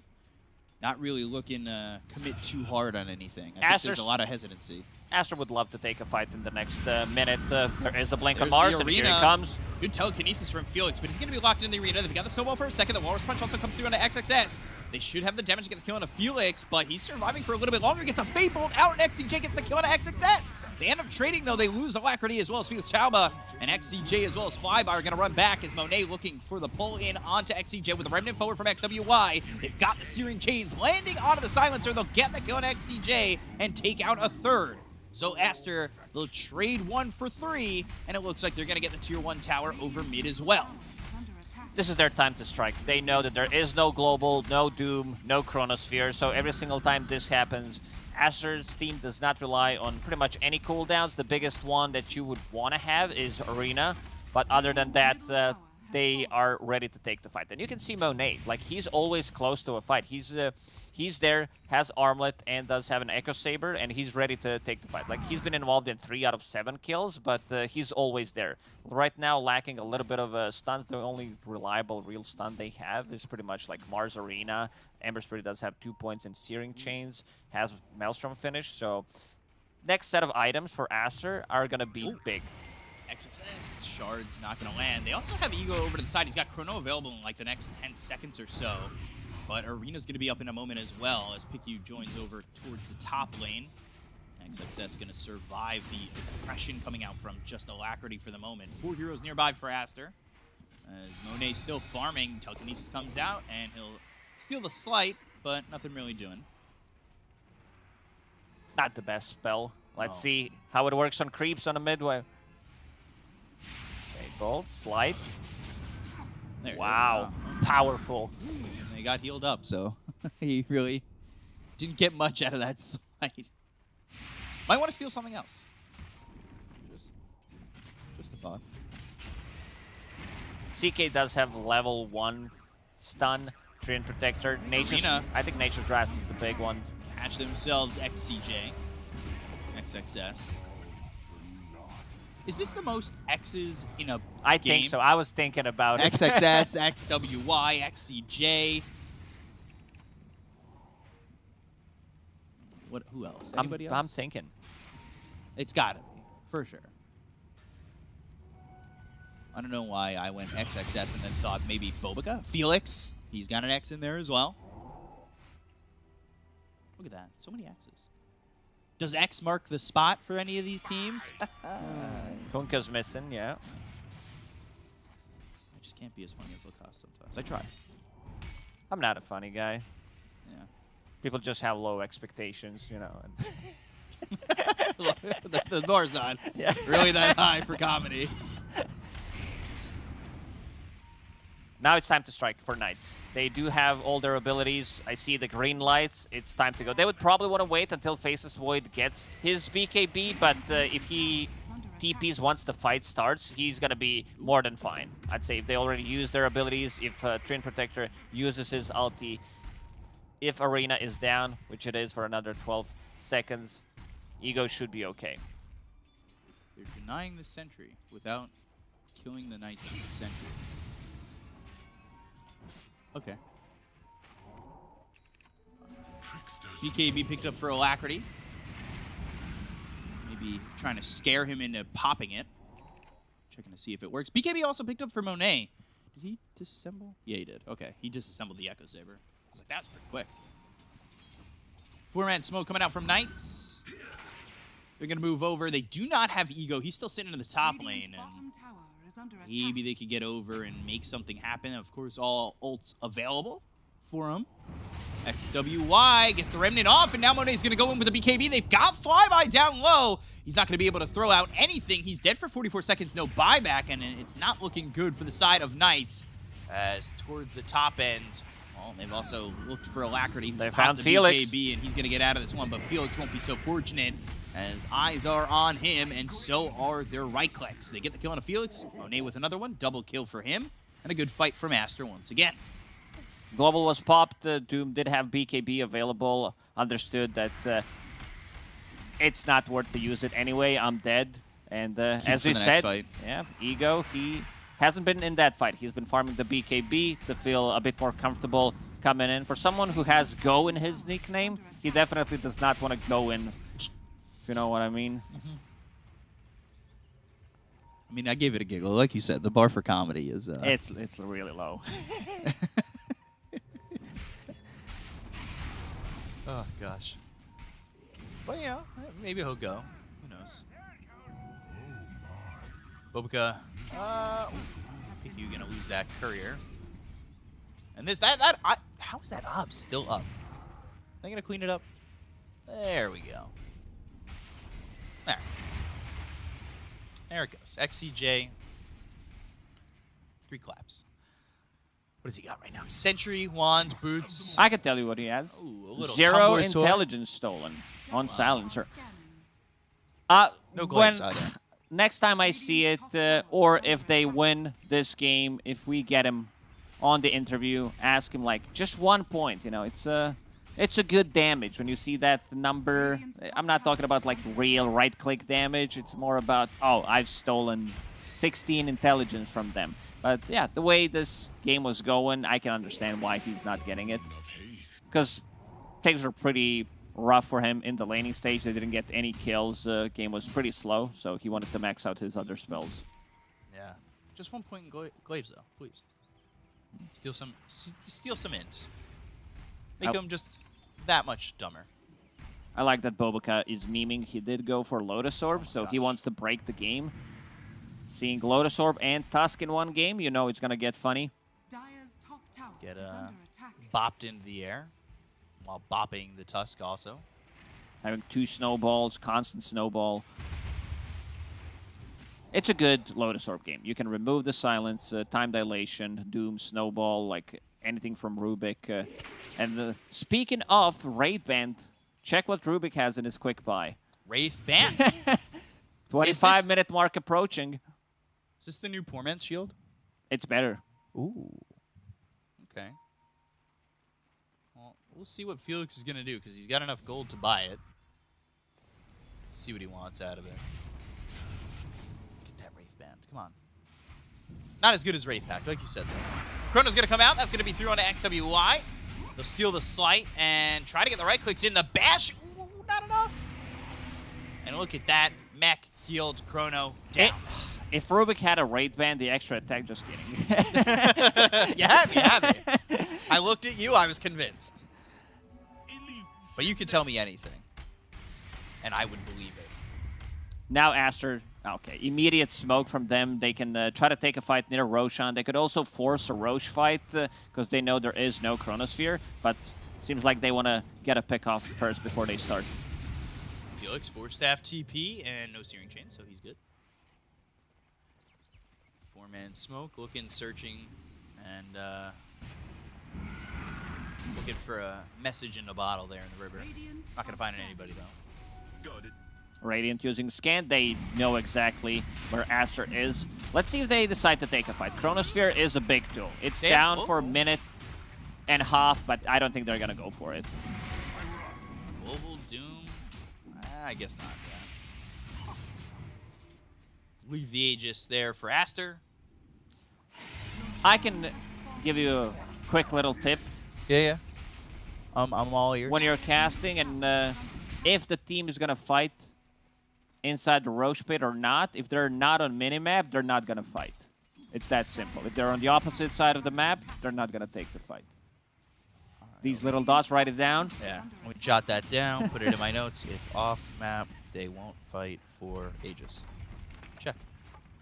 One issue that we see with Knight's lineup is no tower damage. Plus, you're playing against Treant Protector, so things get even tougher. Like, the only tower damage they got is pretty much Faceless Void, and he can't allow to go in and just hit the tower. Wow. You can take a look at the difference in building damage. Monet. Look at Silencer, my man leading. Silencer. Yeah, he knows what he's doing. You know, no right clicks on the tower. Why waste the time? Can't steal int from a tower. Exactly. He hits a tower, he knows he's dead.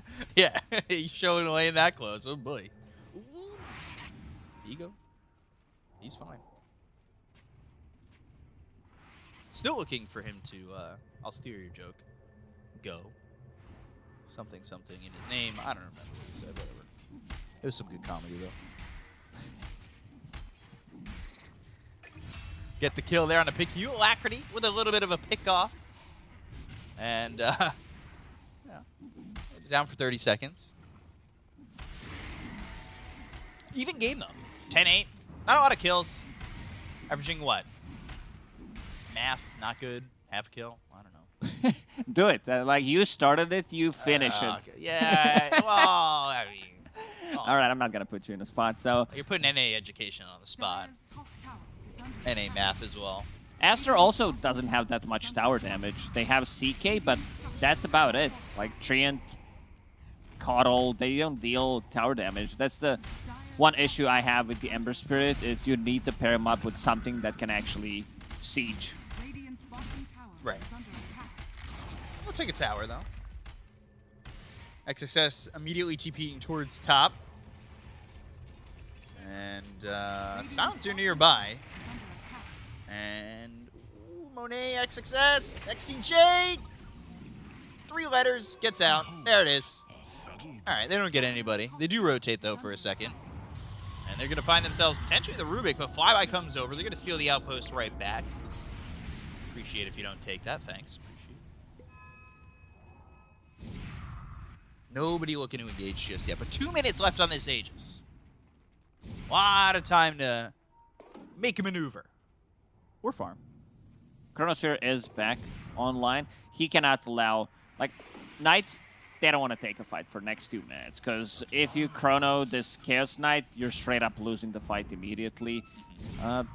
Also, Alacrity decided to go for a BKB, has his first item, doesn't have Deso, needs another like 1,600 gold to finish it, but they want to pick off someone. It's going to be Monet. Stay away from him. Potentially Monet, but XXS waiting in the wings, so is PQNX, WY. Really everybody. Everybody's here. It's Smash Ultimate over mid. Everybody's here. Radiant's middle tower is under Alacrity will attack. pick up that haste, blink away. Also, use that bull whip. They're looking for the vision. They're looking to find somebody over in... Have we decided still the triangle? Is it the line? Radiant's We turret called it has a been line killed. yesterday because it's only 2 camps. Radiant's middle Yeah. tower is under attack. A petition to make it the line. All in favor, put a 1 in the chat. Blink, Spear coming through, and they're going to use the Global Silence to go to with the BKBs. They've dropped down the arena. They also have the damage to get the kill on a flyby, so they're taking the Doom first. Never got the Doom off, and they're going to remnant in, get the damage out on XCJ and Felix Chaba, taking out both of them, and 3 heroes dropping on the side of Knights as Aster will now work towards the tier 2 tower over mid. Again, no ego, no Alacrity going into the fight, and still 30 seconds on that Aegis. So Aster, they're going to take a tier 2, it looks like. Radiant structures are We'll see if they retreat off that, losing this Aegis in the next 20 seconds. Doubt they'll go high ground, no Radiant's arena. middle tower is under attack. They're going to be happy with just taking this tier 2 fantastic. tower. Middle tower Yeah, has fallen. Aster, good choice. Deciding to take a fight, 1 minute left on Aegis. Going, like you have Blink on CK, Blink on Mars, you found a good target, and yeah, you can see. My issue with the lineups like Knights is you misuse one of your abilities, you lose so much map advantage, like, because they misused the Chrono, they didn't get the kill on Ember Spirit. Immediately, Aster goes to Roche. For the next 5 minutes, they're the one controlling the whole map. Now, there hasn't been much of a response from Knights. Maybe waiting for that ultra late game timing. They're down 6,000 net worth now, though, so it is getting pretty difficult for them. Ego still doing well in terms of farm. And obviously Doom, he's got the Midas, he's got Devour, he's got himself a lot of gold as well, and he's going into the Shard next, so looking for that Infernal Blade upgrade. Yeah, it's good amount of damage. But this Shiva's Guard is pretty big because they have a lot of lifesteal, they have a lot of healing from Mech, from Illuminate, CK with his Chaos Strike, Mech, Treant Protector, you name it. Man, Felix is a Chad. 3 raid bans on his Rubik. Yeah. Sitting at, what, 19 armor at the moment? Ooh. Well, now he's got a +8. It's 53% physical resistance against Ember, CK, and his Illusion. It's a good pickup, maybe. I don't know if you want to buy like a casual plate mail on Rubik, eventually upgrade it to Lotus Orb. It's not that bad of a Lotus game to put it great against Treant Protector. Oh, I almost said Mana Leak. Man, I missed that ability. Mana Leak. Where you move, you lose mana. And then if you lose all your mana, you get stunned. Bring it back. This is a better one. Solar Bind, I think it's an upgrade. Change it to the... change out Recall. Make it Mana Leak again. I like that ability more, though. You know, Mana Leak. Recall. Nah. Whatever. Or make it a talent. I don't know. But I'm in on the Mana Leak train. 5-man smoke for Master. 3-man smoke for Knights. They're coming across through the line. Over across mid. See the slight and should understand where they're at. So they're going to back away off mid, and now a 5-man smoke. And as I say, they back off. They pick up the Desolator, and they're going to wrap all the way around, but pick you in a really good spot. XWY. Chrono committed. It's going to catch Flyby. They'll also use the Global Silence, but here comes XXS with the Arena coming through, and they've got the Hex onto Doom. Flyby in a little bit of trouble. The Walrus Punch comes out. A lot of damage being done here to the Tree Protector. They've got themselves down in their own arena. BKB pop by Ego. He gets away, going around the back, maybe able to catch Bobica. They've got Felix over the side. They'll have the damage to get the kill on a Picky. They'll take him out. XCJ gone, Flyby dead. Alacrity goes into the Snowball, and now Force Staff up out of the high ground. Still, though, hit with the pullback from Monet. The right clicks in as the stun lands. Monet gets the kill into Alacrity. They'll take the Tusk. And that is a 3 for 2. That looks really good. Off the back of having that Hex. They should be able to grab another one, though, as Felix on the run. The stun lands, and Monet's got himself a double kill and a Wicked 6 streak. The only one to survive is Ego. Not being able to use Doom multiple times in a row. I think we haven't seen Doom 3 or 4 fights. So pretty difficult for them if they're the ones getting the initiation. And also Faceless Void catching only one hero in Chronos here. I think it's also relatively easy to counter this type of a lineup where you... Because he caught Doom inside a Chrono. And he has the Hex, too. Yeah. Initial stun on top of the arena, and then he's just donezo. After that, it's very easy for Monet to clean up, because they don't have that much AoE. There is Faceless Void, but if CK is not doomed, if he's not low HP, he can't really man up and just keep fighting against those illusions. It's way too much damage.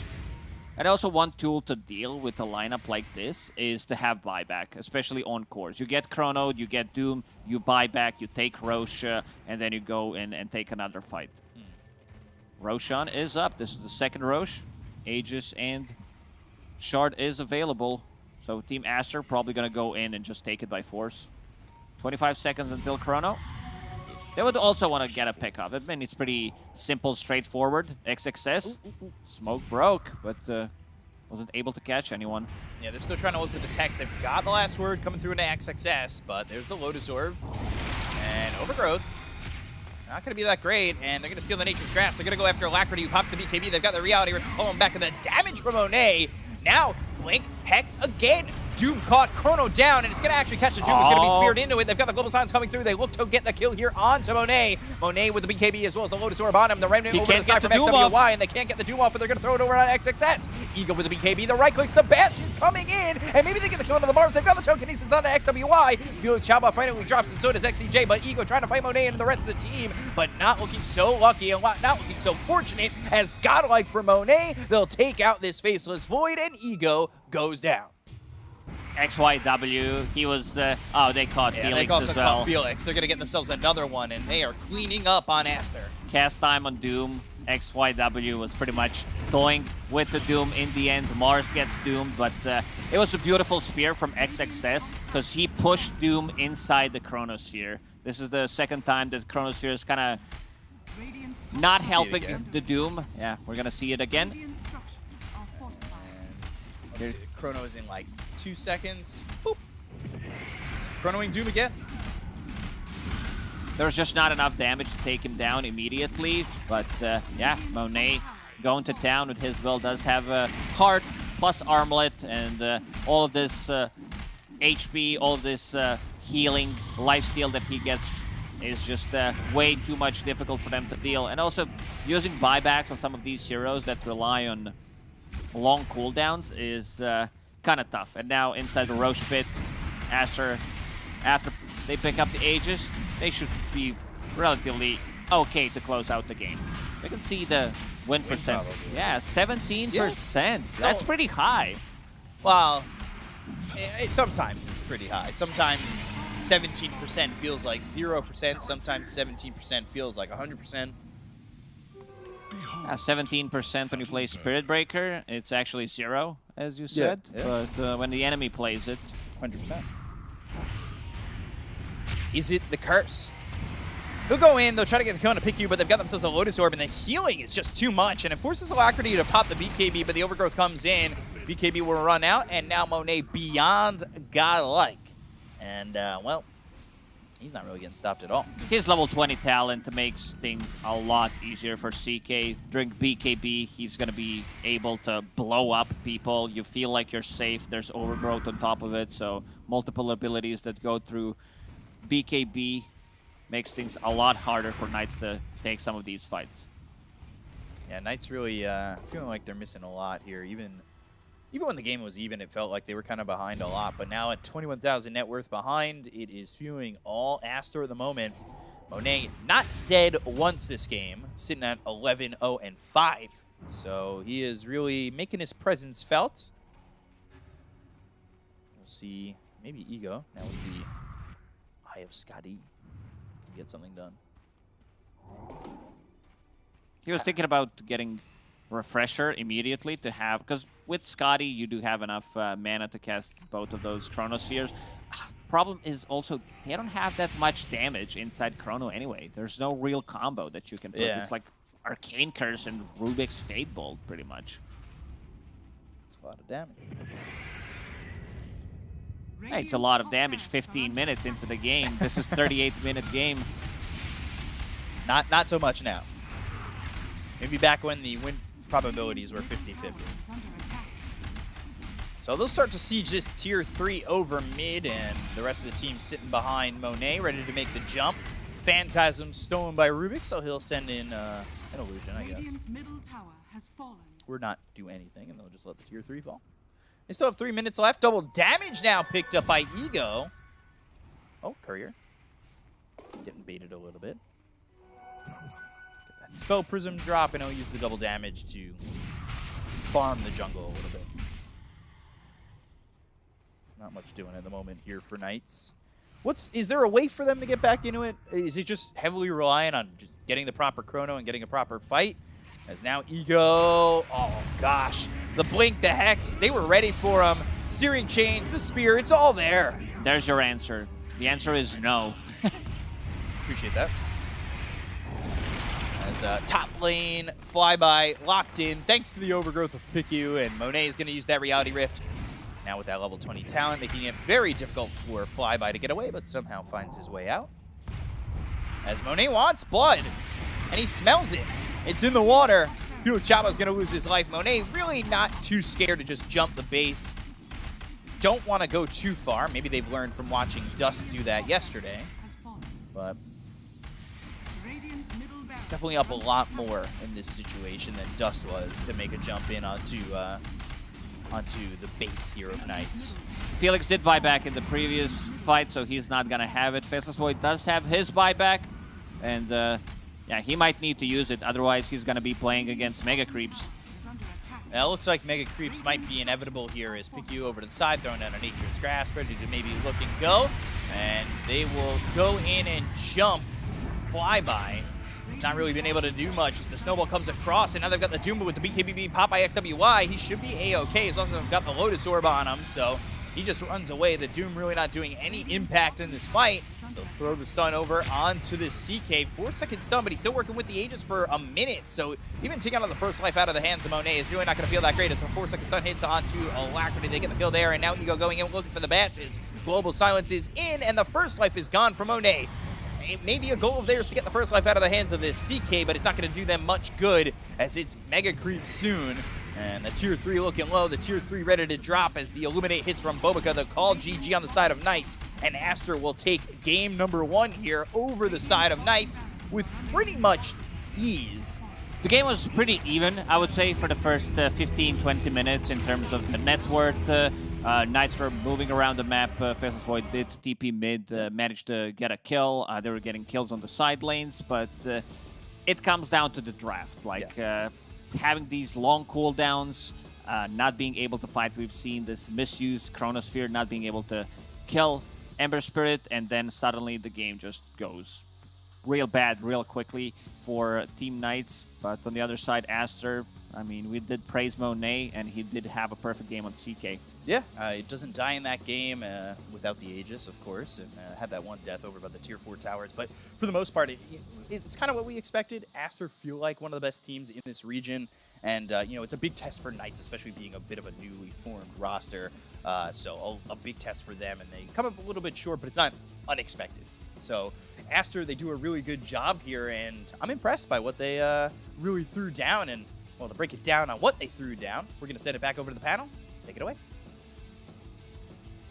The result might have been expected with Aster taking that first game, but I think the way the game played out is the more unexpected part. We were all pretty solid on what Aster had drafted for themselves. A little bit like, yeah, Knights might have a way in with that Tusk last pick, but honestly, it seemed to go pretty well for them, Lizard, when it came to lanes and just transitioning out of it. I'm gonna quote a very famous panelist that works with us. Every time I feel strongly about the draft, it's wrong. Who could have it been? Maybe she's standing with us right here, right now. Yeah, the draft Any looked really comments? strong. Any comments, Sheep? Well, yeah, I mean, I spoke too soon. I was right. I felt strongly in my feelings from it played out. I mean, but like, I don't think it should have played out. Like, they definitely had like the tools to do well in this game, but they You mean just Knights, right? yeah, Knights. Yeah. Like they were not utilizing their Doom ult. There was like 2 to 3 fights in a row where he just like didn't get his ult off at all. Or he didn't have it because he uses it randomly on some 3M or Yeah. someone. Yeah. Yeah, like I do actually genuinely think this game should have played better for Knights than it did. Yeah, like I think with the start, especially that they had, their lanes went well, their early game was good. I feel like Alacrity on this Tusk in mid, he was also doing, I think, very well against the Ember. He had some movements where like he looked into the other lanes, and Void was top of the net worth, as was Doom. But I feel like between the like 12 to 15, 16 minute mark, they just didn't really get the ball rolling. Like at one point, all they need to do, try to make one smoke, get one pickup with a Chrono or Doom, and try to go Roach. But instead, eventually, the game slows down. Then Aster does what you're supposed to be doing. Now they get the Aegis, and actually your game becomes so much harder. You have Doom and Void, which are heroes that are just really bad when the enemy team has an Aegis. So I feel like that whole sequence just turned the entire game around. Also, like, correct me if I'm wrong, but I feel like every time we watch Tusk mid by like 9 at TI, he would go Deso after, like, kind of straight away after his Falcon Blade, and then play like Blink, then BKB. Yeah. Because I think the Tusk just like power spikes early, and he got the Deso at that time to match it. But he went BKB in this game on Alacrity, and it felt like it kind of held him back from like the damage they needed to go and do a bunch of these kills and play together. I guess Yeah. he's a bit afraid of all the lockdown and control that they have, so if he blinks behind, maybe he can die instantly to What do you have an a global overgrowth. for? What do Yeah, you you have a have a global global. I agree. I'm just trying to play devil's advocate here. Don't do that. Let's gang up on him. No, definitely, like, especially with the heroes, like you're saying, you have global. Like, you should use global aggressively. It's like a semi-BKB in the early game because enemy teams can't use spells. Yeah. And especially you have this Doom and the Void, they need to farm. You need to be the one, like Nothing to Say yesterday for LGD, where you take your supports, you go around and you make space for those other two, so that then later they can actually help you. But this way he kind of played like a similar role as his other two cores. All right, so there was definitely, I guess, that little bit of lack of aggression on the side of Knights. Really opened up that window that you talked about, Kezu, for Asta to do what they needed to do. Baboka being out MVP there on the Coddle. How impactful was the Coddle pick and how Baboka played it, Lizard? Yeah, 100% impactful. Like, when you think about the items that he got, the mech early on, the playstyle, the load sword as well was extremely helpful against everything that Knights were throwing at them. Just his positioning early on around that mid lane was completely on point. But it's a Kotal MVP. You run around, you chakra magic people. Good job. Good job, I Baboka. think like the MVP, I would say I would more so give it to his itemization rather than like him using his QE or whatever, because we can do that too. But I think the items are good. The mech early on with the 3 and armor against a kind of low damage lineup, then the Lotus Orb. So I think that is like the key factor for me. All right. The other thing that I wanted to ask you guys about is for Knights, you were really worried about the cooldowns of their ults and things like that. Was that as much of an issue as you found, or Asta was taking advantage of other things? Yeah, that was like a chrono top on Ember where he lived, and after that they literally just grouped up and went Roche. This fight as well was so unfortunate for them. Sometimes you get that Blink BKB stun on Doom, you smoke up, you go for a good fight, you have good vision, and as you're jumping the Ember, he Sleight of Fisting creeps. It's like the worst thing that can happen. A lot didn't work out for them, and there was also like stacking of spells. They did a chrono with a global on top at one point, and then just lost the fight after that ended. And yeah, overall, it felt like they had too much team fight that they just didn't use it all efficiently. Yeah, like I think they probably just missed their window at some point. They messed up the play, and then I feel like that they just felt bad in the game. They were like, okay, now we don't know how to do it anymore, so let's sit back and try to rely on farming. And yeah, I mean, it didn't work out this time. Silver lining is it was only game 1 of this series. There is going to be a second game where Knights could potentially come back, but it's going to happen after this break.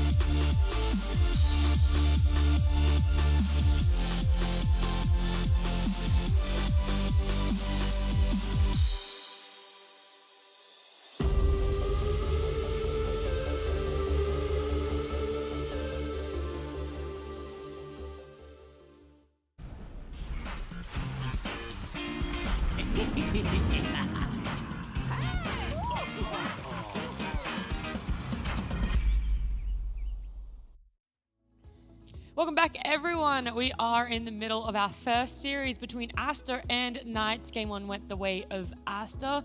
There were some silver linings, some beacons of light for Knights in how they played, but what's going to be a big focus for them in drafting? Is it the support combo that they got their hands on, or maybe not focus so much on team fight, big cooldown ults?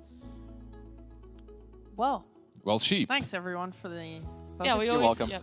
I liked their draft in how they played it out. I didn't like it in theory when we were watching it, but I think honestly it worked out better for them than it was. I wouldn't think drafting was the issue given how that game played out. I would say it's more on them having cohesion as a team and I don't know if they have who their shot caller is, but it felt like they weren't very disciplined in their direction. You have a faceless void and a Rubik trying to solo kill an Ember with Treant armor and stuff like that. That's just not enough damage. You're not bringing enough heroes. It felt like that was where they were kind of confused. I see. I feel like one thing that they were lacking is they went for these big ultis like a Void, right, with the Chronosphere, but then, like Sheep said, they didn't have enough damage in the Chronosphere itself.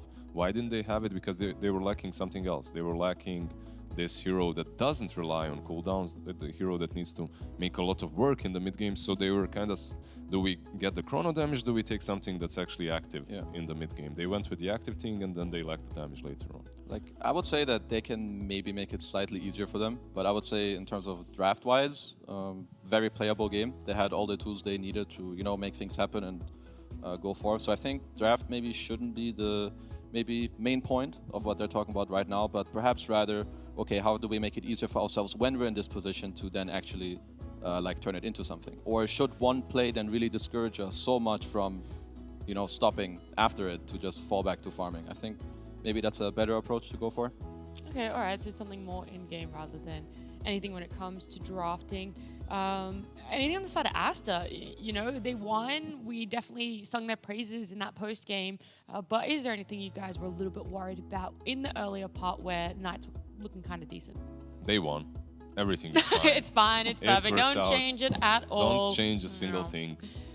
Feed the exact same amount of times. I feel like there is this division of teams in the Chinese region that figures out the meta and has their own touch on the game very early on, and we're seeing that from PSG, LGD, and from Aster already.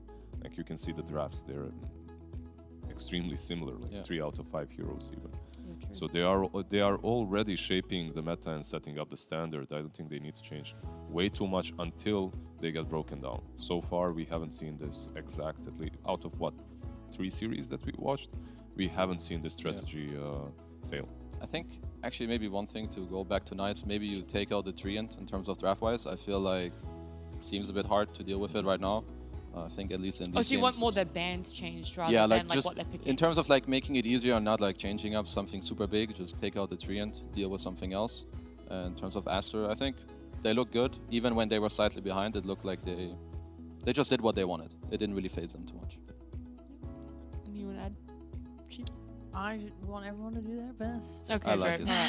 I want to go back to the tree because I know that we talked about it yesterday a little bit. Now we've seen it be quite predominant yesterday and in this first game as well. And you just mentioned it there, Kezu, that it is kind of difficult to deal with. What are the main reasons why it is harder to deal with and probably better just to ban out?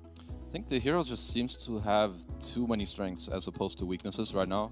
I think his laning is good. He enables your other heroes with their armor. He defends towers, he heals towers, and his teamfight is okay.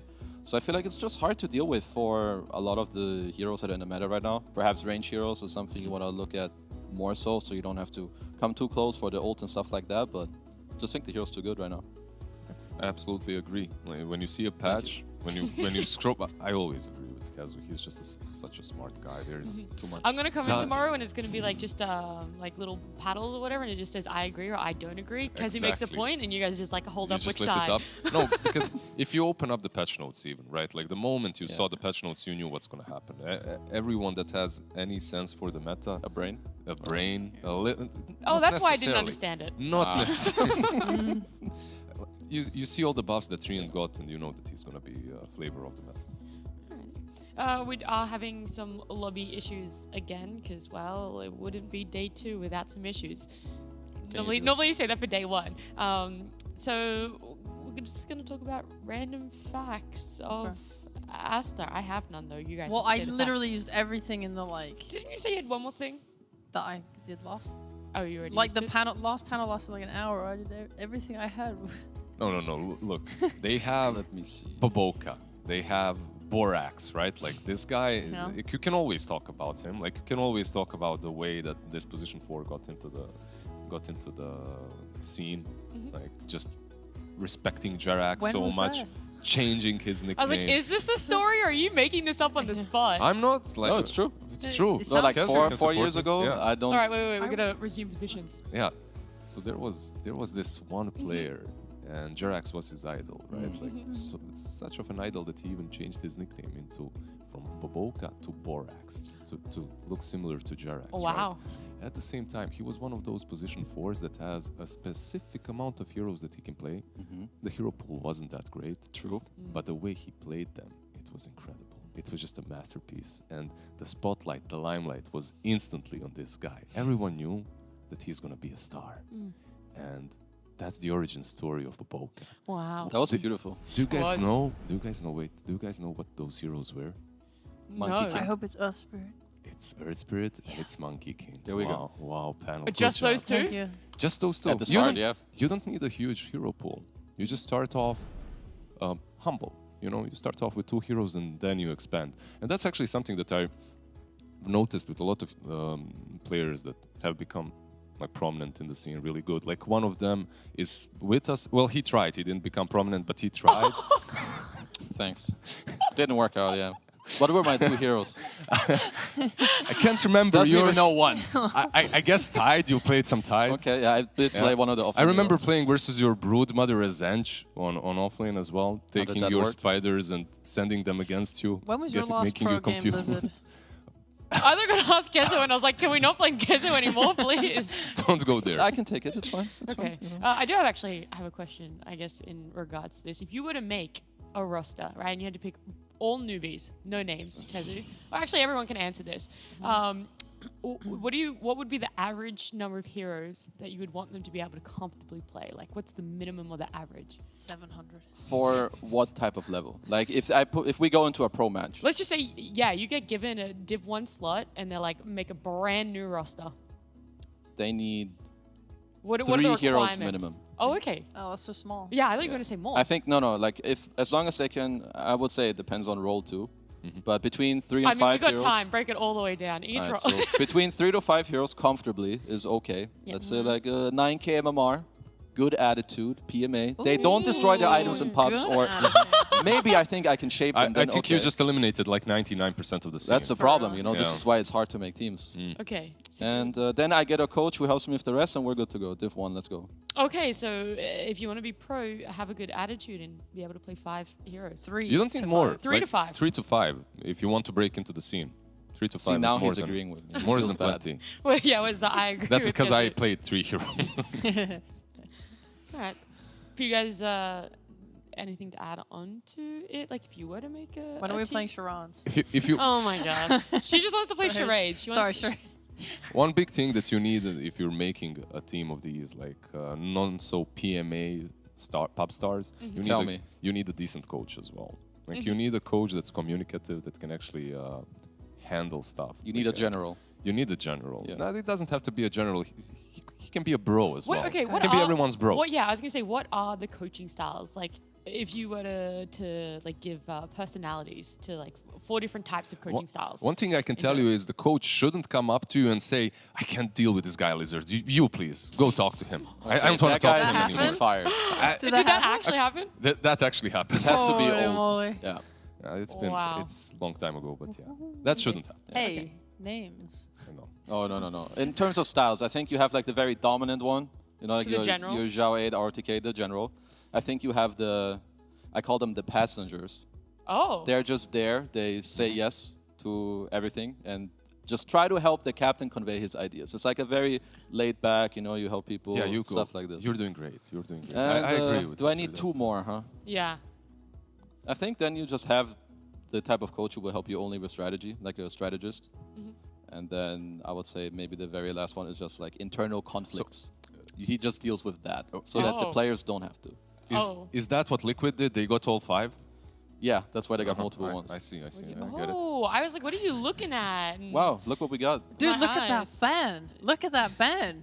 Oh my goodness, that's a draft for game 2 popping up on our screens there. And We got a first phase Magnus ban that we said The wouldn't hell happen. oh my was god, right. I said it and you guys like, no, it's not gonna happen. all shit on you Well, for it. Yeah, oh yeah, you, all 3 of Okay. you literally did.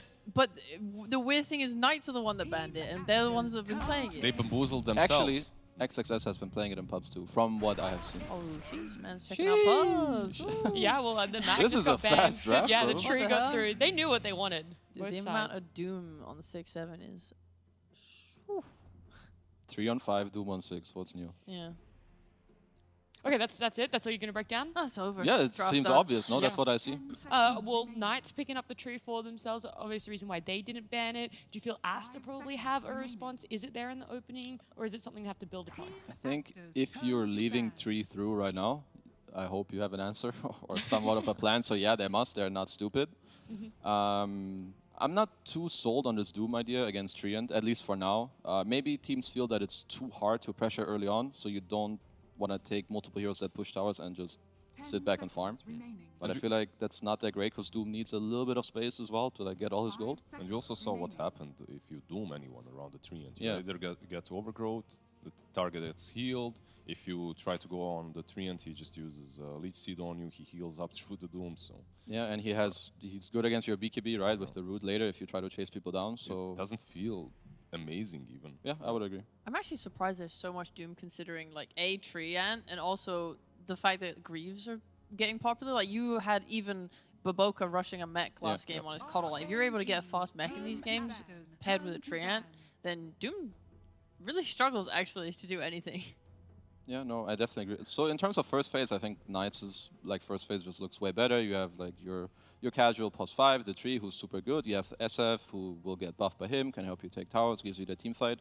And Doom Tiny, I mean, I look at it and it's not like, holy shit, this is amazing. It's more like, okay, these Yeah. two are here, cool. They exist. They Yeah. are heroes. When you look at it even as a 4 and a 3, it's like, yeah, sure. You're not really that worried. It's not some combination that's going to break your lane apart. Yeah. Like he will allow Doom to farm and perhaps rotate mid. Last game we had Ember Spirit first phase. Now it's neither banned nor picked up, even though it's something that you were saying, Sheep, is played by both and could be highly contested.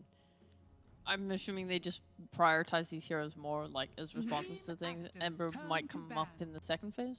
I thought last game it went really well for Aster. I think there's a good chance it could come up like maybe on 18 or something like that. I'm not sure how flexible they are with the Tiny. Personally, I'm not the biggest fan of the 3-4 Doom Tiny, as you were, mentioning. So maybe there's the option that they also want to put it mid, give some range hero to Doom, because I think that's kind of what you need in the lane against the Treant as well. But if that's not what they want to do, then Ember on 18 could be somewhat okay. Is it more just you don't like Doom Tiny as a lane, or you don't like Tiny really sitting in that? It's tiny Doom. Like you don't feel the pressure there that much. Like there's a lane, let's say Tiny Razor or Tiny Visage, right? Like you toss them back, you spam them with Soul Assumption, they're just gone. There's skill potential. When you look at Tiny and Doom, yeah, there's skill potential definitely, but some mistakes need to occur on the other side as well. It also depends heavily on the creep that you're getting in lane as Yeah. Doom. Like, if you get the zap, that's pretty terrifying, right? Yeah, then you just win. Yeah, you just like bring a bunch of mangoes out and you're just It doesn't spamming matter that what you're toss for, back. yeah. Yeah. I mean, but like that's where it could be a good lane. Otherwise, you're just kind of like dragging waves as Tiny and trying not to lane into like. I'm assuming this is an SF carry. Like your 2 melee heroes, you just get triple raised, your lane's over. But like you have kill threat there between like the Ava toss back, like Scorched Earth if they max that, because a lot of Dooms have been doing that. They've been just maxing Scorched Earth. The problem is you just encounter Leech Seed, right? Like he gets tossed back to Leech Seed. Unless SF is the one caught, then obviously there's skill potential. I assume Asta taking their time deciding if they wanted to pick the Tusk or ban it. They banned it and they picked up Lich, with Knights going for Rubik as a response. Lich is a hero that I've seen a little bit in this region. I think there's one other team that also plays it. I'm blanking right now on who, but Lich is something that they like. They also played it at TI. I think there's still this damage mitigation going on that teams like, right, with the old Wraith Pact, and now you have the Lich armor. One team has the Treant armor. And Knights respond with a Rubik. Pretty cool Rubik game. You can steal Ava, fine against Doom. You can lift him away. You can also steal the Lich Shield and Centaur. Seems like this region is pretty big on this hero. It's already the second time we see it. Yeah, I was gonna say IG played Lich yesterday. 10 is what- seconds That's the team we remaining. saw.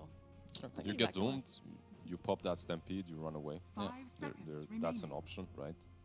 They also just have like incredible poke on Knights right now. Like their ability to just like poke with Fate Ball and the tree thing. What is that?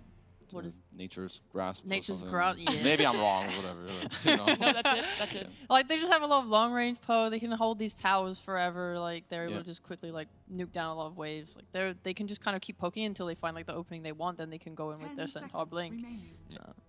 One of the big item timings for Team Master obviously is Tiny 5 Blink, right? seconds remaining. Doom Blink.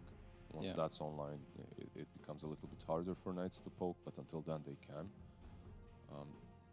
How do you feel about the TA? I kind of like this TA a little more than the Void in the last game, because I think it's important to have this balance in your draft nearly no matter what you do, but especially when you have this Doom. So I think having a hero that can cut through it is also very good against Centaur. Centaur hates minus armor. Of course, you do have the Treant, who will offset that a little bit, but I think having some tempo with the Doom from a different hero that can help you like take Roach, buildings, etc. Yeah, I think it's just very solid, and the lane is also great. Yeah. So is this support sheep that they're expecting last? Like Snapfire has been banned, Phoenix has been banned, so I assume so, right? So the tiny mid lane, TA safe, most likely? I guess so. I mean, that's at least what Knights think they're doing. Yeah. Do you think that's the best place to put them? Yeah, I mean, I think it's 10 seconds fine. remaining. It depends a little bit on what Knights want here. Because if they have a hero 5 seconds that is like, haha, we're going to put this against Tiny, but Yeah. then like, screw you, we put Tiny 4 and now counterpick it, then that is something they have to be careful with, and they would have to cover themselves. Okay. Well, then what pick could potentially cover themselves Knights-wise for it? Because you seem to think SF is going to be the carry. They're looking for a mid lane. Could SF be mid lane and they're looking for a carry that can also change in between both Right. sides? Now's the time to bust out the Wyvern mid. I'm ready. You ready? He played Why? it. He Yeah? played it before. Yeah, you were Honestly, saying it's that not bad. It's pretty good. They Yeah, it's pretty good. really good, nice healing against the Doom. You got the damage over time against the TA refraction, and the physical damage. It's just pretty good. Well, It's the same close. hero, It but has like wings. toxic, but it's like poison. It's the poison If version mean, of that's- the ice. if you're Slav, it starts with the same letter as well. So Wyvern, Viper, We take close those. enough. I think the only thing that Knights struggle a little bit with is they don't have a good way to check Roche Pit 10 for like seconds remaining. when TA are doing it. Like they don't have any vision Yeah. spells. I don't know. I like Knight's draft. It's Yeah, I it's like very- the it's draft. just so disgusting when I see it. So green. I like it because it's gross. So Very just because there's a gross. Viper, It- sad enough. it wasn't only the Viper. Okay. Like when I look at the other four heroes, it's kind of hard to break through them. Like when you look at the Rubik SF, Treant, then you get the Centaur on top of that. It's already kind of. It's a draft that I've seen so many times before in the same way, Select your hero. in the same composition, and it's hard to play against. But then again, Team Master Master one. Yeah. Okay, so just straight up. That Nature's Prophet last pick? So for me, the one thing I don't like, I think in Dota you have very specific archetypes of heroes. I think SF and Viper fall in like the same one. Range, long range, single target, etc. And I think it's a hero that can get countered quite easily. Nature's Prophet has a super good time against Viper in the mid lane. And I think the tempo from this Nature's Prophet is going to be a lot in this game. At least it should be. That's my read. What about your read, Lizard? How do you see it? No, they definitely pulled one out of the bag with the Nature Prophet. 100%. It's strong versus the Viper. I don't think that Knights can switch things up a little bit. Maybe SF mid, Electricity safely, and it's doable, it's possible, but most likely they'll just put the Viper on the mid lane and suffer through it. Anything different to add? Or you're just gonna say yep? Yep. It's just a little hard. Like Viper's pretty immobile. They're playing with like a really fast tempo, like global Nature's Prophet that can just push towers. Feels I like think they're he's gonna almost- have a hard time like chasing everything I around. was gonna say that's almost happening. capitalizing on the lack of aggression that Knights showed last game, and that they can't really play that way. If they snowball though, like if they all get together Yeah. very early on, sure. it's possible, right? I think the point he made about the lanes, I think, was very good. Like, if they could swap it and put the SF mid against the Natures, I think that's something they could look into. That could change the game quite a bit. All right, well, there's only one way to know, and that's to jump in the game. But we're going to jump over to our casters first, B-Cop and Lacoste. Thank you very much. Coming into game number 2, we'll see if Aster can take the 2-0 over Knights, or if Knights are going to push this to 3 games. It was an easy one for Aster in game number 1, and looking like the draft might be pretty simple this time around. I don't know what your thoughts are, Lacoste. I can't read your mind, but I'm hoping, you know, give me some explanation, see how you feel, compare it to my very high MMR analysis, and Yeah, break it down for me. I'm just looking at the starting items. In the end, it's going to be still Viper on a mid lane, Shadowfin on a safe lane, judging by their starting items. So, as panel mentioned, Nature's Prophet in this matchup should have a good time. He doesn't deal well with the summons, but I like what Knights have more than what they had in game 1. It seems like a better draft. They did also counterpick slightly. They saw this Doom opening that it seems like it's going to be super popular in China. And they responded with the Centaur, so you're kind of saying you either Doom me or we're going to run away with Stampede. And you also have like another way of disengaging a fight with Overgrowth, so that's a good way to count. Like even Rubik's Lift is okay to one extent, but yeah, Team Aster, very tempo-oriented lineup, having Nature's Prophet and Templar Assassin in the same team. This is core Nature's Prophet from the mid lane, so he's gonna be hitting that level 6 pretty soon, and this also opens up the towers, opens up the Roche. The more towers you kill means that the map is kind of smaller for Knights, so they're gonna be need to be very careful about the Roshan and getting Aster get the hands on Aegis relatively early on. Yeah, we'll see what the tempo is from Aster. I feel like in the last game, for Knights at least, we were kind of asking for a little bit more from the tempo in terms of the Tusk. So now it's Aster's turn to kind of keep it up. We'll see what Alacrity does now on a very completely different hero to a Tusk, a Viper. Not a hero that can move around. Well. This hero is pretty slow. You want fight to come next to you, so it's going to be in the hands of the off-lane duo, Rubik and Centaur, how they deal well and how much they can put the pressure and create space for the rest of the team. Because Train Protector, Shadowfin, they're good at grouping up, but they're really not good at ganking. Felix already taking a lot of damage here from PQ on the Lich, and Monet on the TA. We'll see what they can accomplish here. This Rubik Centaur lane is been around for a while. Hits the meta every now and then and feels very standard. Telekinesis into a hoof stomp, and then you've got the damage from the Fade Bolt. You really get a lot done in this lane when you hit that level 2, level 3 mark, right?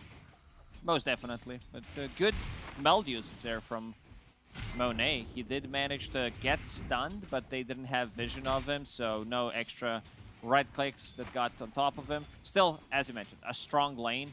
You have a double stun, double edge, quadro edge, or whatever you want to call it, where you start with one stun into double edge and then you have enough time to use it. So as a Lich, you need to be very careful how you're going to approach.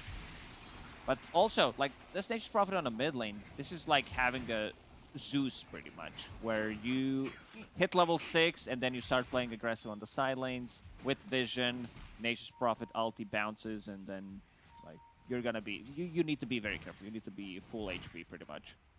Yeah, it can certainly get out of hand, and we're going to see the Treant deny that water. XWY not dehydrated just yet. And it's another Toxic from Alacrity, just laying it down. 1-1-1 build from the Viper thus far. And building a Wraith Band. Who would have guessed? Not me. Maybe me. Looking at the CS, Nature's Prophet 7 denies and 7 CS. So he's heavily focusing on, he's try-harding, as we like to call it. You know, when someone is better than you in a pub game, oh man, they're try-harding because he's denying everything. But Viper's doing a, I'd say, a good job. He does have 11 CS. He is a bit slightly under-leveled compared to Nature's Prophet, but other than that, he's fine. 16-3 here for Flyby, who's come over to the side as this camp got pulled by PickU. So he's just coming in with the double edge and getting the CS that he can. It's 17-3 for the moment. And they do have this level 3, level 2 here for Felix and Flyby. If they can catch somebody out with a Telekinesis Hoof Stomp combo, might be able to get a kill here onto, say, the Lich if he's a little bit too far forward. The question is where do they want to approach this? Very aggressive positioning coming out from said Lich. And there was wards down there spotting Bobica coming across, and they'll know that this Tiny's trying to make a play to help out XWY. They've got the vision and the counter vision if there is an obs to be placed there by the side of Radiant. And Flyby taking a lot of damage. That Meld Strike, telekinesis as well as the hoof stomp getting stacked a little bit. So now they're going to move forward again, but not looking for the damage on the Flyby as Piku had that shield on him. But ooh, another Meld Strike, maybe enough damage there for first blood. It ends up being for Piku, level 3. So that's 2 levels in that Frost Blast and one of the He Frost felt Shield as well. secure. Full HP, full mana, and having 2 rings of protection. Like Centaur is a hero that doesn't have much starting armor, so you need to be very careful about those right clicks, especially from Meld. Templar Assassin didn't even get Meld level 1. Bobica will be able to run away. You see the starting items on Aster's off lane, where Doom did start with the Wind Lace, bought Boots of Speed, and Tiny started with Boots of Speed. They understand that most important thing is to be able to run away from Nature's Grasp and those slows from Shadow Razes. So they're not playing the lane, they're pulling the lane back. Playing 2 melee heroes into Shadow Fiend Treant could be very lethal. So Bobica making a new lane for himself. That's And how, it's called Fountain, the new lane. That's quite the reveal there. That's the next update. New lane, Fountain. Ego, you know, he used to play the Shadow Fiend when he was playing with Shenzhen. Quite a bit, actually. He found a lot of success from it within that division, too. So interesting to see him pull it out here. As now telekinesis comes out on a Piku. You've got the rotation from Alacrity. And he'll come in and clean up this Lich. He came over for the Bounty Rune to fill up that bottle somewhat. And came over, I believe, yeah, bottled it, activated it, sipped from it, and got a kill with it. So easy move there for Alacrity, while XWY ends up hitting this level 6. So this is the moment you were talking about. We'll see how XWY moves around the map, and if he wants to use this Wrath of Nature to potentially get some kills on these side lanes. He does have mana right now, so let's see how lanes are doing. Because right now Shadow Fiend made a new lane for himself between tier 1 and tier 2 tower. Bobica, imagining to get Radiant's top tower is under attack. regeneration, but it gets cancelled immediately by Nature's Dire's Grasp. middle tower is under attack. That gets canceled. Bobica going into the jungle, running around from XCJ. Still just level 2 here for Bobica. Yeah, Bobica a bit slow. He's still holding that Christmas tree, even though Christmas has been a week ago. Oh, almost 2 weeks ago. Jesus, the time flies. Hey, so is it Christmas 12 days, though? Hasn't been over that long. Yeah. 12th day. Everybody, I feel like everybody's been talking about Christmas like it's 1 day these days. It's 12. 12 days? Yeah, on the 12th day of Christmas. Something, something, something. I don't know the song. Not familiar with that song. What? Really? Yeah. I'll listen to it next year, I promise. All right. Put that on with a little All I Want for Christmas. XWY going after Ego and XCJ. Bobica's here with XXS. They throw the Avalanche out on the Ego. Alacrity's made the rotation, so XWY is going to fall. They'll fall to Ego. They'll get the kill on return onto the Shadow Fiend TP out XXS. And it's a 1-for-1, Is under attack. losing a mid and a safe laner. That was Ah, a the heroes brave there. move there from Nature's Prophet. Keeping in like that, Train Protector did manage to get a couple of right clicks on him, and it does hurt. Maybe this rotation not worth it as much. They did trade Shadow Fiend for Nature's Prophet. They didn't put any pressure on a mid lane. Meanwhile, Felix was collecting some XP on a mid lane. But it's also good for Aster that they're putting off some pressure from Templar Assassin. Bobica is going to TP out. And he's fine. There aren't many spells, at least between these 3 heroes, to stop the TP. There's actually none. They need either Rubik's Lift or a Centaur Stun. Had neither. Unfortunate for them. Ego sitting top of the net worth. XWY not terribly farmed at the moment, but we'll see him start to move around. He is leading the Viper for a second, and actually leading the Doom. What's going on here with XXS? 2 in the Devour. Got Arcane Boots. Okay, so finished off Arcane Boots before going into the Midas. Prepping for that Octarine core build. A bit interesting that he decided to go for Arcane Boots. Like, usually it's fine when you have Tiny here as comes a partner. XWY. Boboka. Avalanche on the edge. They've got the Sprout trying to block Ego, I would say, and well, they've got the Stampede, so Ego able to just Dire's top run it tower out. is under attack. Boboka was thinking about getting the toss back, was not in range. Then the Sprout comes, summons the Treants, and he did not want to risk it. Smoke used here by Knights. They'll go into the line, aka the triangle.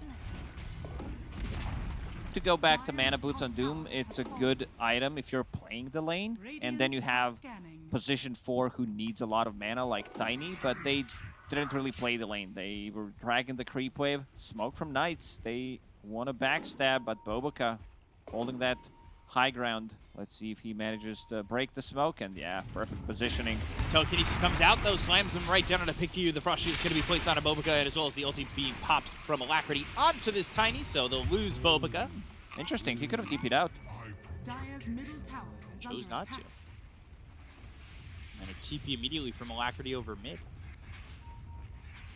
So good movements from Knights so far. Like what they're doing. Yeah, they can see that that stack got taken. And XWY gonna work on stacking this ancient stack again. Radiant's middle You got tower it. is under attack. Easy peasy. Monet has a move from bottom. He's sitting at 4,300 net worth. Working with those treads, a wand going into the Dragonlance. Monet also maximizing the farm. Same goes for Flyby, who's dragging the creep wave.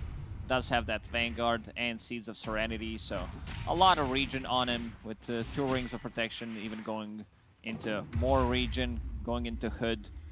So gonna be extremely tanky, difficult to kill.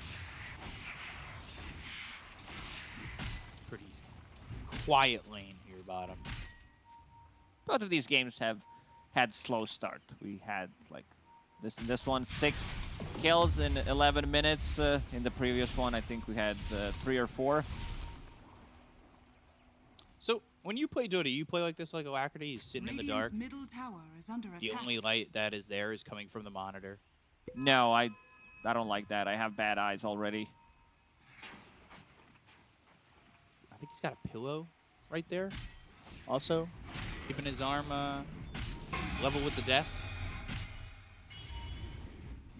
But I don't know if I could play in the dark like that. Monitors are just too bright these days. They hurt my eyes. Top of the net worth is Ego. You've got Flyby and Felix just farming down here bottom. Maybe looking to make a move on a PQ if he gets a little bit too far forward in the lane. They've moved Monet off the lane for now, and he is in the jungle under some vision as well.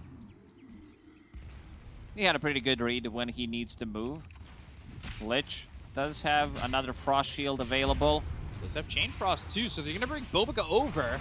Avalanche comes out, Chain Frost going to be thrown. That's going to bounce around. XWY is here. They get the kill to Felix. They'll look for the Stampede away.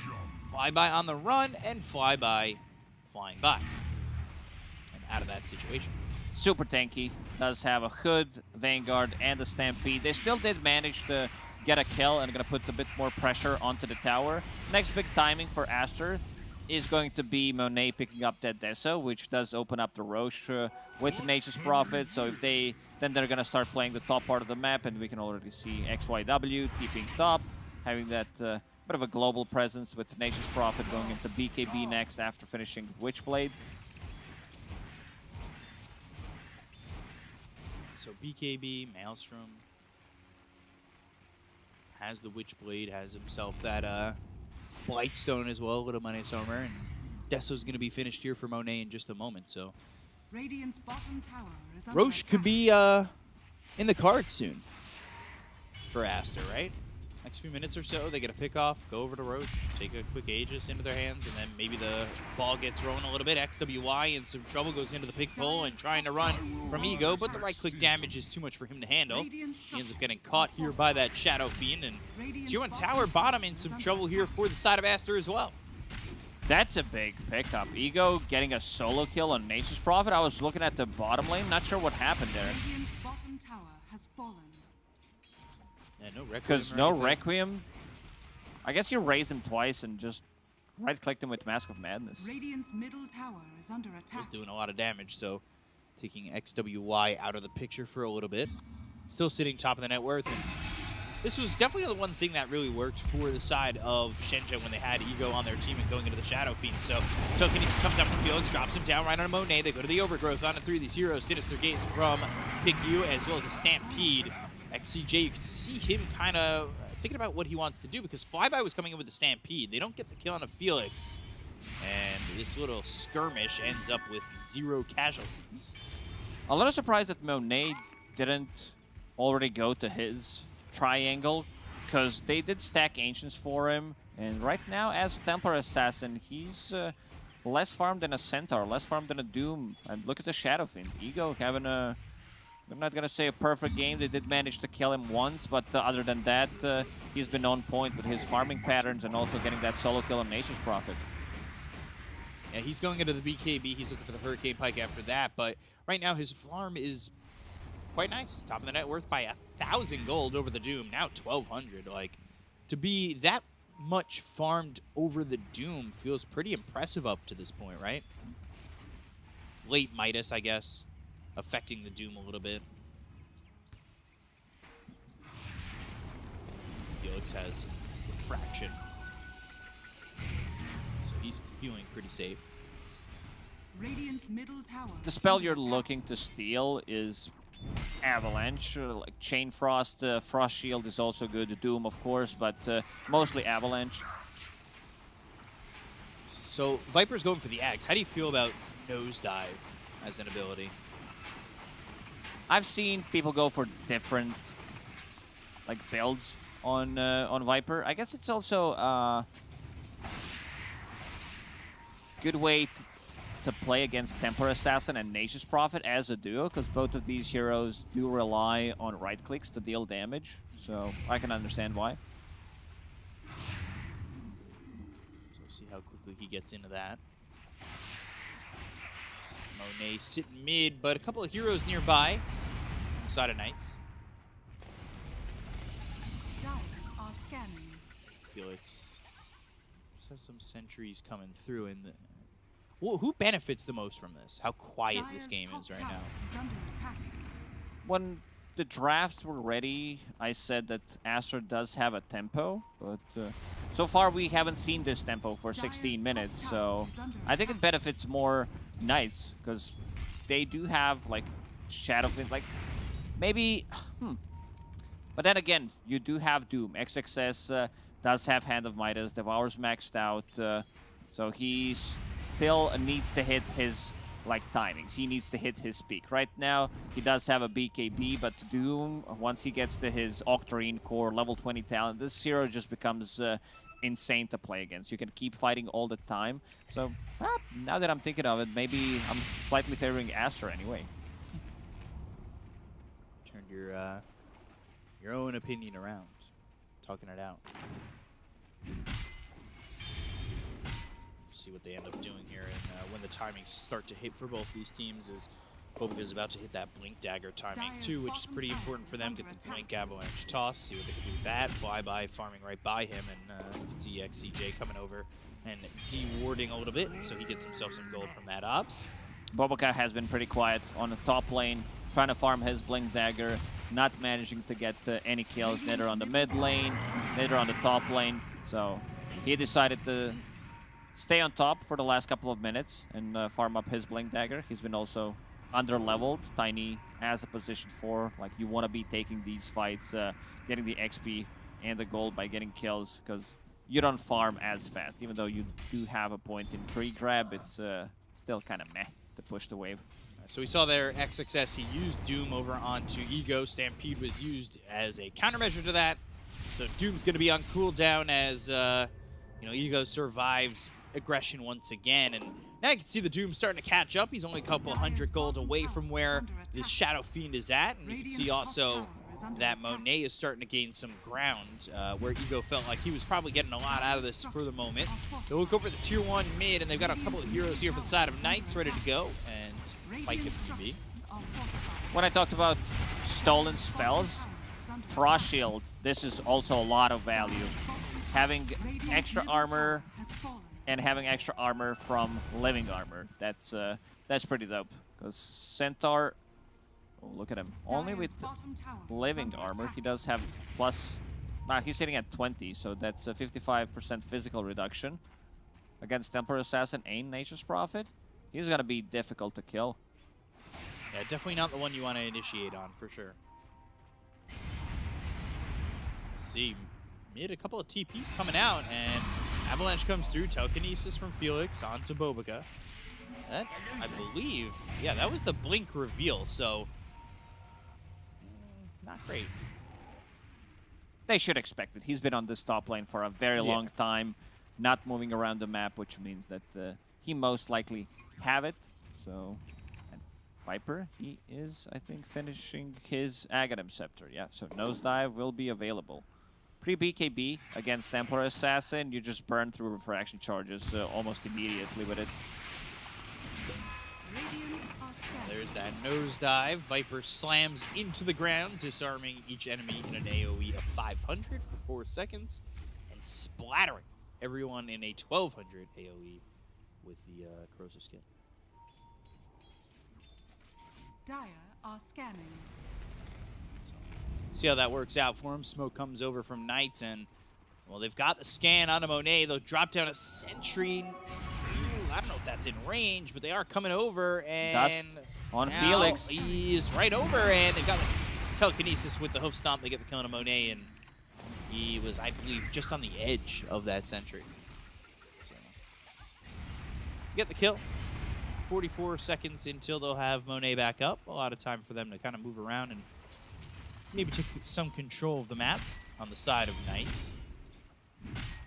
Getting what seems to be the first kill, and I believe Last almost 10 10 minutes. minutes. Yeah. And Nina Roach. Okay. Sowing the seeds of serenity down there in Roche, or up there in Roche, wherever you think it is on the map. And just trying to get themselves his first Aegis. They've got a couple of heroes ready to go on the side of Aster. 8 seconds till they'll have the TA back up. And they'll work from there.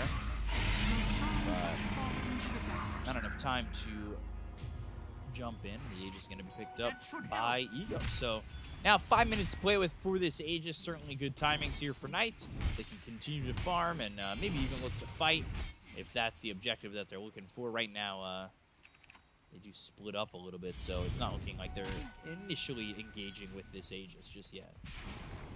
Temporary Assassin is the hero that relies on getting Aegis to be able to like control the map once you get it, get the kill, put out that tempo. Didn't happen this time around. Same goes for Nature's Prophet. I guess they were waiting, like they would definitely feel much more comfortable coming into a fight with Nature's Prophet having a BKB, having a way of dispelling things and not getting stuns, even though there are two abilities that go through magic immunity, Viper Strike, and also Overgrowth.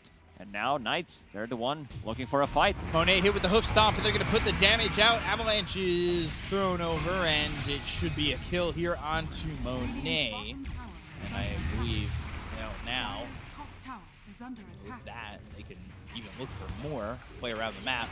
So get the Meld Strike from the TA there for Rubik now. That's back-to-back deaths for Monet. Really going to slow him down and cut into that tempo. Big Nature's Prophet ulti dealing some heavy damage on the bottom lane, but it's not going to stop Knights from pushing the tier 2 tower. Shadowfin holding that Aegis. He's going to go into some heavy right-click. Does have a Brigand's Blade. Just finished the Hurricane Pike, which is getting delivered by a courier, and then going into Daedalus. Radiant's bottom tower is under attack. So, smoke used here by Aster. Let's see what they're really looking for.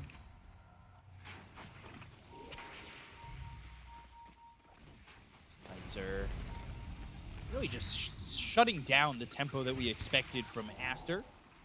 Kind of moving at a grave tempo, which is very slow and solemn. About 45 beats per minute.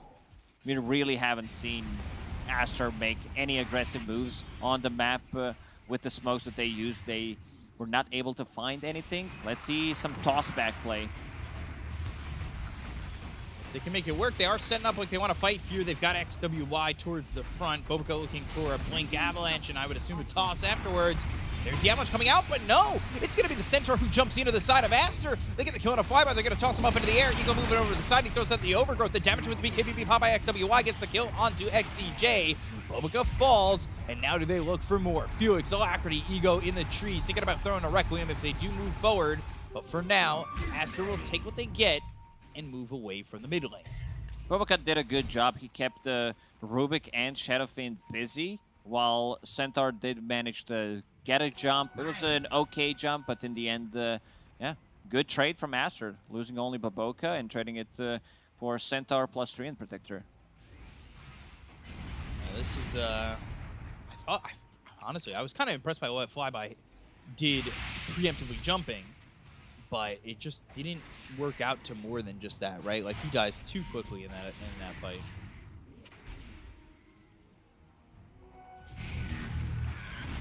Infernal Blade, Ego.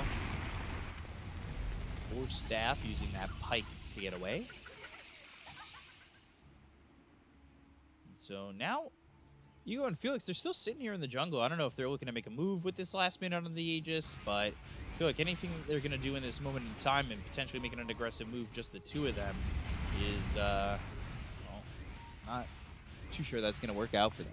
They won't be able to get anything out of this Aegis. It's less than a minute left on it. The lanes are in a relatively good spot for Aster. Templar Assassin is pushing out the top wave, getting very close to her BKB. That's going to be the next big item, and I see XYW going for AC, flyby. Hit with the avalanche, and there's the hook stomp to follow that up. Or the centaur stomp. And they'll get the kill onto flyby, so well done there. They're using, yeah, that war stomp. War stomp, hook stomp, Big U dead. Down he goes to Ego. Not exactly where he wanted to be in that point in time. Gonna look at the win probability, and 36 to 64%. That feels a bit high. For which team? For Knight, 64%? Oh, yes. Yeah. I think this game is pretty even. 50-50. All Aster needs is to take one good fight when the next row spawns. In the next 3 minutes, Doom is gonna have his item, and that's Octarine Core. Still a bit under-leveled, you know, level 16. He wants to have that level 20 talent, but the items are coming out, and these are the items that they want to have. Telekinesis, Fable, and this Alacrity Viper looking to get the damage out. Now they're going to Stampede. Excess is going to go over on a flyby. War Stomp, Doom used onto Alacrity, the Sinister Gaze, and the damage coming out from Monet. It's out on a flyby, but not enough just yet. The overgrowth comes in from XCJ. Here comes XWY. He goes on the high ground, just throwing out some damage. Looking over at the Nature's Prophet, doing a little bit of damage, but just a 1-for-1 for now. End of the Doom, Alacrity. Ooh, Felix is in, and they found themselves the TA. But look at the damage coming from Monet. They're going to kill on a Felix Chopper, but the right clicks from Ego. The toss back over to XWY, so they get Monet out of the situation, and he blinks back onto the high ground, and they get the TA out. Perfect timing for Templar Assassin. Her BKB just got delivered, and she did manage to use it. So another good trade, I would say, for Aster. Losing only one hero and then managing to kill 2 of those. They are using the BKB charges, but the cores are not dying. I'm talking about Nature's Prophet and Templar Assassin. Templar Assassin, as you said, she did have those 2 deaths. Oh, Viper. XWY, Alacrity, right on him, uses that nosedive. Also used the Viper Strike. XWY, fine. Why did I even down? I didn't click on him. Maybe he popped 1 Fairy Fire. I'm not sure. Just in case, you know. I should have never doubted. He was fine. It's a lot of damage. Like Veno, Viper, you gotta be very careful. Toxicity coming through. Radiant's middle tower is under attack. So XXS farming over mid, XCJ over to the side, and let's take another look. Yeah, he did. Yeah, 20. Yeah, 29. Yeah, he actually did use Fairy Fire. Thank you. I appreciate that introduction. Sending hearts your way. Take the outpost back, and Bobica and Picky are going to take this and meet up with XXS as well as Monet. Maybe they look for a smoke play. They do have Bobica with a smoke ready to go, and Octarine Core finished off on Doom, going into the Ags next. Or at least that's what he's looking for. AoE Doom. What an ability. I don't know why they keep buffing this hero. This hero just keeps getting better and better. I remember back in my days, this hero had 0 armor. You go into the lane, you're like, I hope I don't get right click. Now you get, 5 starting armor. Then you buy 1 branch, and I think you're already at 6. Then you get extra armor from Devour. Makes the hero very easy to play. Does have extra gold. And looking at some of the neutral items, he does have Ogre's Seal Totem. Great item against Viper. Push yourself out of the trouble. It's a free 4 staff. Yeah, it's really quite nice. Good name as well, Ogre Seal Totem. Do you know what an Ogre Seal sounds like? No. You want to do the impression? Can you grade my impression? Yeah, I can. Radiant's middle tower I'll do it after is this under fight. attack. I got you. Little smoke play, if there's a fight. Are scanning. If there's not, I'll hit you with the Ogre Seal impression. Looking to make a move, XXS over in the trees. Quietly smoked up, but go in different directions. While I was waiting on the side, they've also got Ego ready to go, but neither of these teams engaging. It's like they're just on the cusp of fighting each other. They're going to see Monet, and they're going to look to make a move, but Bobica's here. Oh, they'll go on to Bobica instead. They've got the hoof stomp. They'll get the damage out on a Bobica, but the Doom comes in on the Ego, so they don't have the Requiem to work with. The BKB popped here by Ego. Well, they have the damage to get the kill on XXS. Bobica's the one who gets away. Ooh, nosedive. He's fine. He's going to be okay. Never in doubt. Yeah, even with the Doom used, it's just way too much. You get on top of Shadow Fiend. Daedalus is done with the Mask of Madness.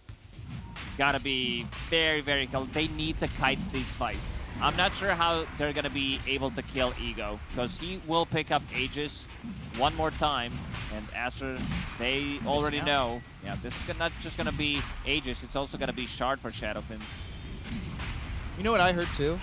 And you can tell that Aster weren't going to contest on this Roche because they weren't shown. Yeah, they were showing on the bottom part of the Yeah. map, and it's very simple, B-Cup. Yeah. I heard it from a very talented person that if they're not showing nearby, not going to contest. We have a cheat, we have back on. Yeah, We can see everything. Radiant's top tower True. is under attack. Radiant's top tower has So fallen. Aegis here onto the Shadow Fiend. Who's holding that Ogre Seal Totem again? Doom. You still didn't give me the Radiant's impression. top Alright, I tower got is you. under attack. This is my Ogre Seal impression. That was good. It was good. It was Alright, an 8 out of 10. I Radiant's rate it. top tower I has talk to fallen. seals in my downtime. We Yeah. kind of hang out. The toss back. This is what they need. Some toss back into tier 4 towers, into Vor Stomp from Doom. Avalanche coming through, but there's the telekinesis to follow it up. They'll get the blink as well as the hook stomp coming through out on the Bobica. The damage, it's a lot on a flyby. They've got the Chain Frost bouncing around. That's going to go back over. It's Felix. There ain't no way to run. Radiant's They middle are going to get tower themselves is a under second attack. kill. A good defense Radiant's there middle from the tower side of has been Aster. denied. This is the second time Bobica does this exact same thing. He goes in, pays with his life, but they do manage to get the trade again, and nothing of value was lost. I mean, I'm not saying, you know, Bobica doesn't bring anything of value. It's just that he sacrificed his life for the greater good. Yeah. I mean, This Ice Spire is causing a lot of issues, making... This is kind of an ability that Lich needed for him to be viable as a hero. Because once the laning stage is done, by laning stage I mean you hit level 3, you use this Frost Blast, and then you're like, I did my job. First 5 minutes of the game as Lich are the most important. Then a 15-minute when you can buy this Ice Spire, which is really good. You It gotta- sets things up for your Chain Frost. they should bring back Sacrifice. Instead of what? Sinister Gaze? Sinister Gaze is a good ability. No. They make it the Shard. I guess it's too late at that. Never mind. I got bad ideas. XWY going into the opponent's line, and I think you just made the worst shard that I've ever heard of. 15 minutes into the game to eat a creep, deny it, and get some mana back. Didn't you miss this? Didn't you miss me just coming up with the worst ideas? It's been 2 years. We didn't cast anything online, did we? I don't think we did. I was offered some stuff, but I said it. No. So yeah, 2 years. Hang out with you, you know? I don't know if I can handle being called maker of the stupidest shard too many times in my life. It's a pretty good title. Off to the high ground. Ego still holding that Aegis for almost 2 minutes. Here Let's see. goes again. Avalanche comes out, but the telekinesis is right on it once more. The nose dive through, and Boca taking a lot of damage to the level 4 staff back, but they're going to get the kill here out of the Tiny, and I believe Chain Frost was used, bouncing around. I believe I see with my eyes that it was bouncing around, so they do not deceive me, and it will be on cooldown for another 65 seconds. Wrath of Nature on cooldown too, so Knights are going to feel like they're in a pretty comfortable position, especially holding onto this Aegis for another minute and a half. But the BKB comes out from XXS, and now they've got the War Stomp, the right-click damage, and there goes the Aegis. The Blink Overgrowth on a 3-0. They go to the BKB being popped by Monet. Sinister Gaze blocking up Flyby for the moment, but they got Ego back alive. They get the kill on XXS. They'll look over at Flyby. Good force trying to get out, but the force step is there. The Overseal Totem, no, not going to be enough. Now they look over. Flyby right on top of PickU, but he's deep inside the base. They get the kill on the Centaur. Monet on a killing spree. Over to the side, though, is Bobica. XCJ right under the nose, inside the tree with that Nature's Guys, and they've got the Avalanche as well as the toss. They'll toss him right onto Monet, and a double shot from Monet to get the double kill. So they'll take out a couple. They'll lose the tier 3 bottom, but it's not exactly the worst defense here for Aster. Still, the net worth sitting pretty close. They got the Aegis out of the hands of Shadow Fiend. Things looking okay, but still Knights making progress. Aster has a pretty good read what needs to be done to win a fight. They always sacrifice one of the heroes. This time around it was Doom who pops a BKB, gets a stun on Shadow Fiend, who did have Aegis there. But yeah, Bobica did die here in the end, so he's pretty much the sacrificial lamb of the team. Monet's damage is pretty nuts if he gets that Melt Strike. Seeing this replay here, and Ego did lose just the Aegis, but he outputs a lot of damage real quick too, right? Blink, Infernal Blade. Good ulti there from XCG, because to be able to hold Doom in place during the BKB. And Felix, he has one job. Use telekinesis on Tiny once he tries to go for the toss-back play. Yeah. And he's been on it every single time. Like, very quick responses. Hex picked up here for the Viper, too. And we saw how much the Hex was doing in the last game that was on the Mars. This time going to be on Alacrity. Alacrity, a lot better showing this second game, for sure. He's been on point. Didn't even die a single time. And I like his itemization, being very maneuverable, using Mantis style, applying corrosive skin to whoever hits it, and now going for that sight. So it's going to be difficult for mostly Monet and XYW to split push, because he does have Boots of Travel, Blink, and a Hex. It's like the best way to set things up and punish whoever tries to go for an extra wave. So, level 25, 7 more refraction instances. Sitting at 13 at the moment. Radiant are scanning. It's a lot of refraction. Dire are scanning. He's also got that shard on the Psionic Trap, so I'll have that max silence of 3.5 seconds. Running themselves the Viper. Again. There's the telekinesis Felix. immediately from Felix. The Fable, it's over. They look like they're going to get the kill on here. Bobica access goes in with the BKB. And maybe looking to throw down here as the Fear and the Doom. It's on to Ego. They get the kill on him as well as Flyby. Now they're going to look over at Alacrity. The damage coming out from Monet as well as XWY. Rip through the Viper. And the only ones to survive for now are the supports, because look at it. XWY's coming in. And, well, getting into the trees. XCJ over across the tower, and he'll get away.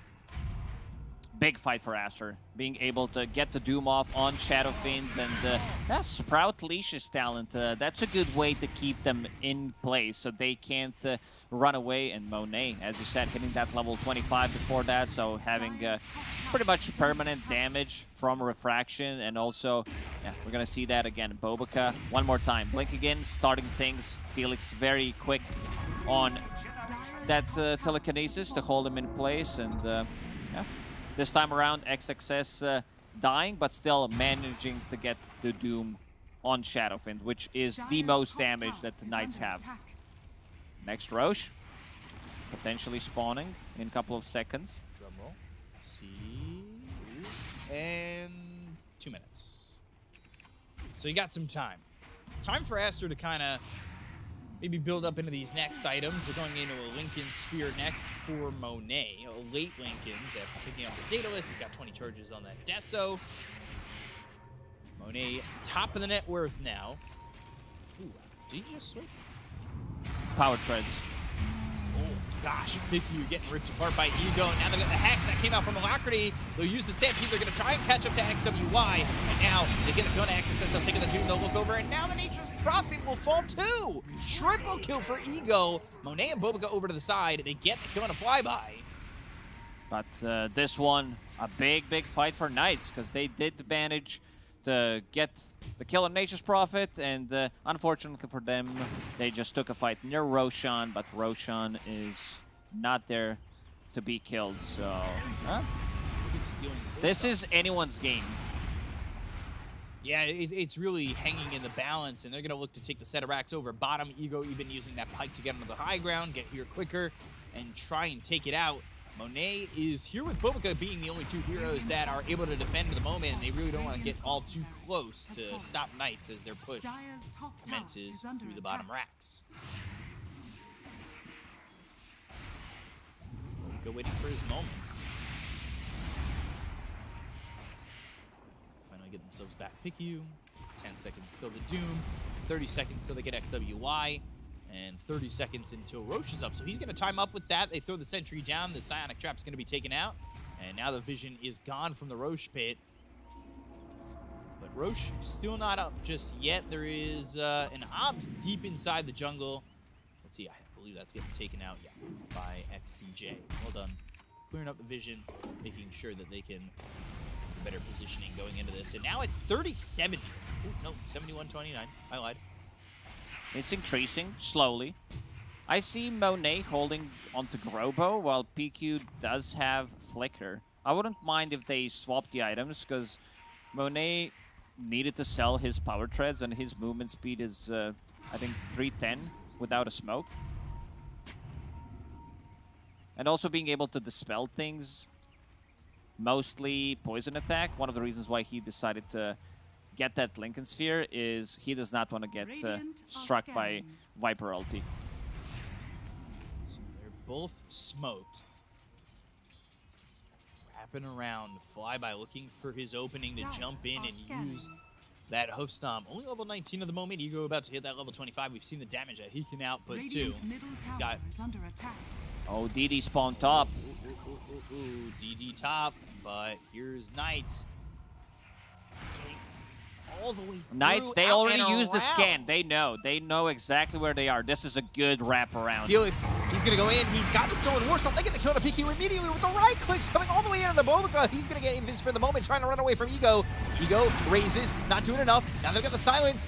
Ego in some trouble. XWY eating a lot of damage here from Ego. Maybe it's not Ego. He's going to be in a little bit of trouble, but it's going to be an XWY. They get the kill on to the Nature's Prophet. They're going to look over at Monet. They'll use the Hurricane Pike to pop the Lincolns. Oh, Felix! The blink as well as the Stolen War Stomp to get that kill on a Monet. Flyby comes in. He'll get credit for that one. Roche is up, and Knights are on it. This is going to be a Roche for them. Oh! Bobica swiping a Felix kill. Sneaky, sneaky. Yeah, problem is they decided to go on Rubik, who did have a Ghost Scepter there, so Temper Assassin without boots of speed, without power treads, like she can't maneuver in this fight that easily. I can't believe Felix is playing so aggressive. He stole the War Stomp from Doom. Yeah, you don't see that's Rubik ridiculous. stealing that ability. And he got a couple of stuns too. They started that fight with that, and then on the back end, getting the kill on the Monet with that Stone War Stomp too was really cool. Take another look at it. You see Felix in, Felix out, does the hokey pokey, and he'll come back around That was a eventually. good juke by Baboka.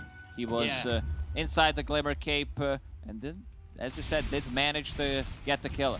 XYW trying to man up, fight against the Shadow Fiend and Viper at the same time, a bit isolated. And yeah, you can see Monet. He can't really maneuver in these fights. And also Centaur with the Heaven's Halberd. Like, this is a great, great pickup. Also one of the reasons why he decided to go for that Linken's. So now a 9K lead here for Knights. They're working with an Aegis and a Refresher Shard. Have we, by the way, have we seen a Requiem? I don't think so. He's mostly focusing on right Just clicks. damage, right? Yeah. We're gonna see a Requiem now with your Arcane Blink. Well, yeah. Maybe. And also a Refresher. Yeah. You'd like to hope so. But now starting to pull away here for Knights, and a 10K lead. We'll see if Aster can bring it back. But looking good for Knights, and I think A flight of fancy. kind of hitting their peaks. Looking really good. See what they can do. Alacrity. That Hex has been very important for them. They get the minus 11 seconds on the Nether Toxin. So that's a 25 talent to take, and Nature's Prophet going to hit that level 25 soon, and we'll see what he ends up taking on that one. It's TP Radiant's top tower cooldown is under removed, but I don't know if they're gonna get too much value. Sure, it's a great talent, but you can easily get picked off by this Viper that has Boots of Travel, level 2, into Blink Hex, and then you're gonna straight up die. has been killed. Knights have a bit of a different way to approach these fights, and I like it. Because the full wraparound that they did in the enemy triangle after using a scan, that was kind of a game winning there. Securing them third Roche, and now trying to go inside the base from the entrance that they already killed the tower and barracks. Avalanche, but the immediate Hex from Alacrity, the token is still Ego out. Blink Quick Stomp not on the mark from Flyby. If you told me coming into this game that Aster weren't going to take an Aegis, I would have said you were a liar. With the lineup they had, the Deso early there for Monet too. They have not gotten one Roche. Shocking. Really is. Let's see. I mean, Boboka is having a hard time getting those tossbacks because there's either a Hex or there's a telekinesis. We've seen this 4 or 5 times already. Ego having to deal with that splash damage. Where did he go? He hit into his first life, lost very quickly. All the damage, but the telekinesis saved from Felix just there in time. They pop Doom. And now Knight's able to regroup. They use that Satanic. He's back up to full health. He almost died back-to-back in a heartbeat. Almost. That was, I just said, you know, Boboka, he was not able to find any of the tossbacks, but this time around, Shadowfiend was a bit too close or too far away from his teammates, and Boboka finds a perfect opportunity. Can they try again? Ooh, Monet's the one who's going to get caught. We finally see a Requiem, the damage coming out. Viper strikes all the Another way force out. step. TA not going to be able to survive even with the force steps. Does have buyback. They're going to go after Boboka. They've got the Ice Fire down, but it's not going to do anything. Monet, Boboka, both taken out. Both have buyback. But let's see how much they're willing to commit onto this one. It's going to be a buyback from Boboka to start this one out. Mid-Ceterax are in some trouble. Ego Flyby now over towards the front. Flyby looking for his moment to get the blink as well as close stop. They get the kill once again onto Monet. This game is definitely over. But they gotta be careful. Ego not working with that Aegis anymore. There's the Avalanche, but they're gonna reflect the Hex back over to the Viper. They've got themselves the Lotus Orb. They've got the Sinister Gaze. They'll toss on Flyby into the air. The damage, but he'll get the cheese. Doom onto himself from XXS, but he's taking a lot of damage coming up from Ego, and now they'll look over to Alacrity, but he's able to survive. One more right click's not going to do it. Flyby once again, a very ticky team here for the side of Knights. The Avalanche hits from Boboka on Ego, and now Sprout leashing him up. There's the toss as well. Flyby looking for the hoof stomp, lands it onto 2 of these heroes, but it looks like Knights are going to leave him to die. Flyby ends up going bye-bye. Heavy investment there from Aster. Buyback on Boboka and Monet. If Monet dies, they just don't have enough damage. It's gonna be pretty much game over if they manage to kill Templar Assassin one more time. They did use double force to try to save her, but in the end it was not enough. The overtime damage, like with the Hex control. Shadowfiend thinking about going in. Ego, Felix nearby, XXS half health. So probably melt. Requiem in 5. Let's see what they can do. XXS 20 seconds away from having that Doom back up for until his BKB. He's got that minus 35 second Doom cooldown reduction, and of course the Oct doing 4, but they found themselves XWY, and well, Alacrity with a Viper Strike. Now Satanic Pops is going to hit the creeps, go back to full health. Pops the BKB too, so on cooldown for another 80 seconds, but a BKB nonetheless that they get out of the hands of the side of Aster for the moment. Next fight they start, if they are defending their base, I think Lotus Orb needs to be precast on Baboka before he jumps in. So he can't get hexed, or they're gonna hex him, or there's not gonna be a lift. Yeah, having a bit of a rough time here on Aster Cores. Templar Assassin still holding on to that Grobo. Going into the MKB, has the Swift Blink, that Shard ready to go.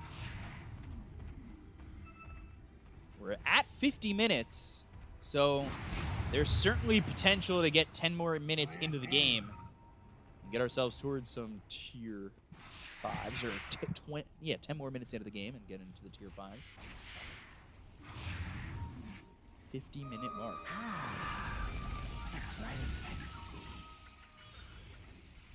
Viper trying to pick up that Revenant's Brooch.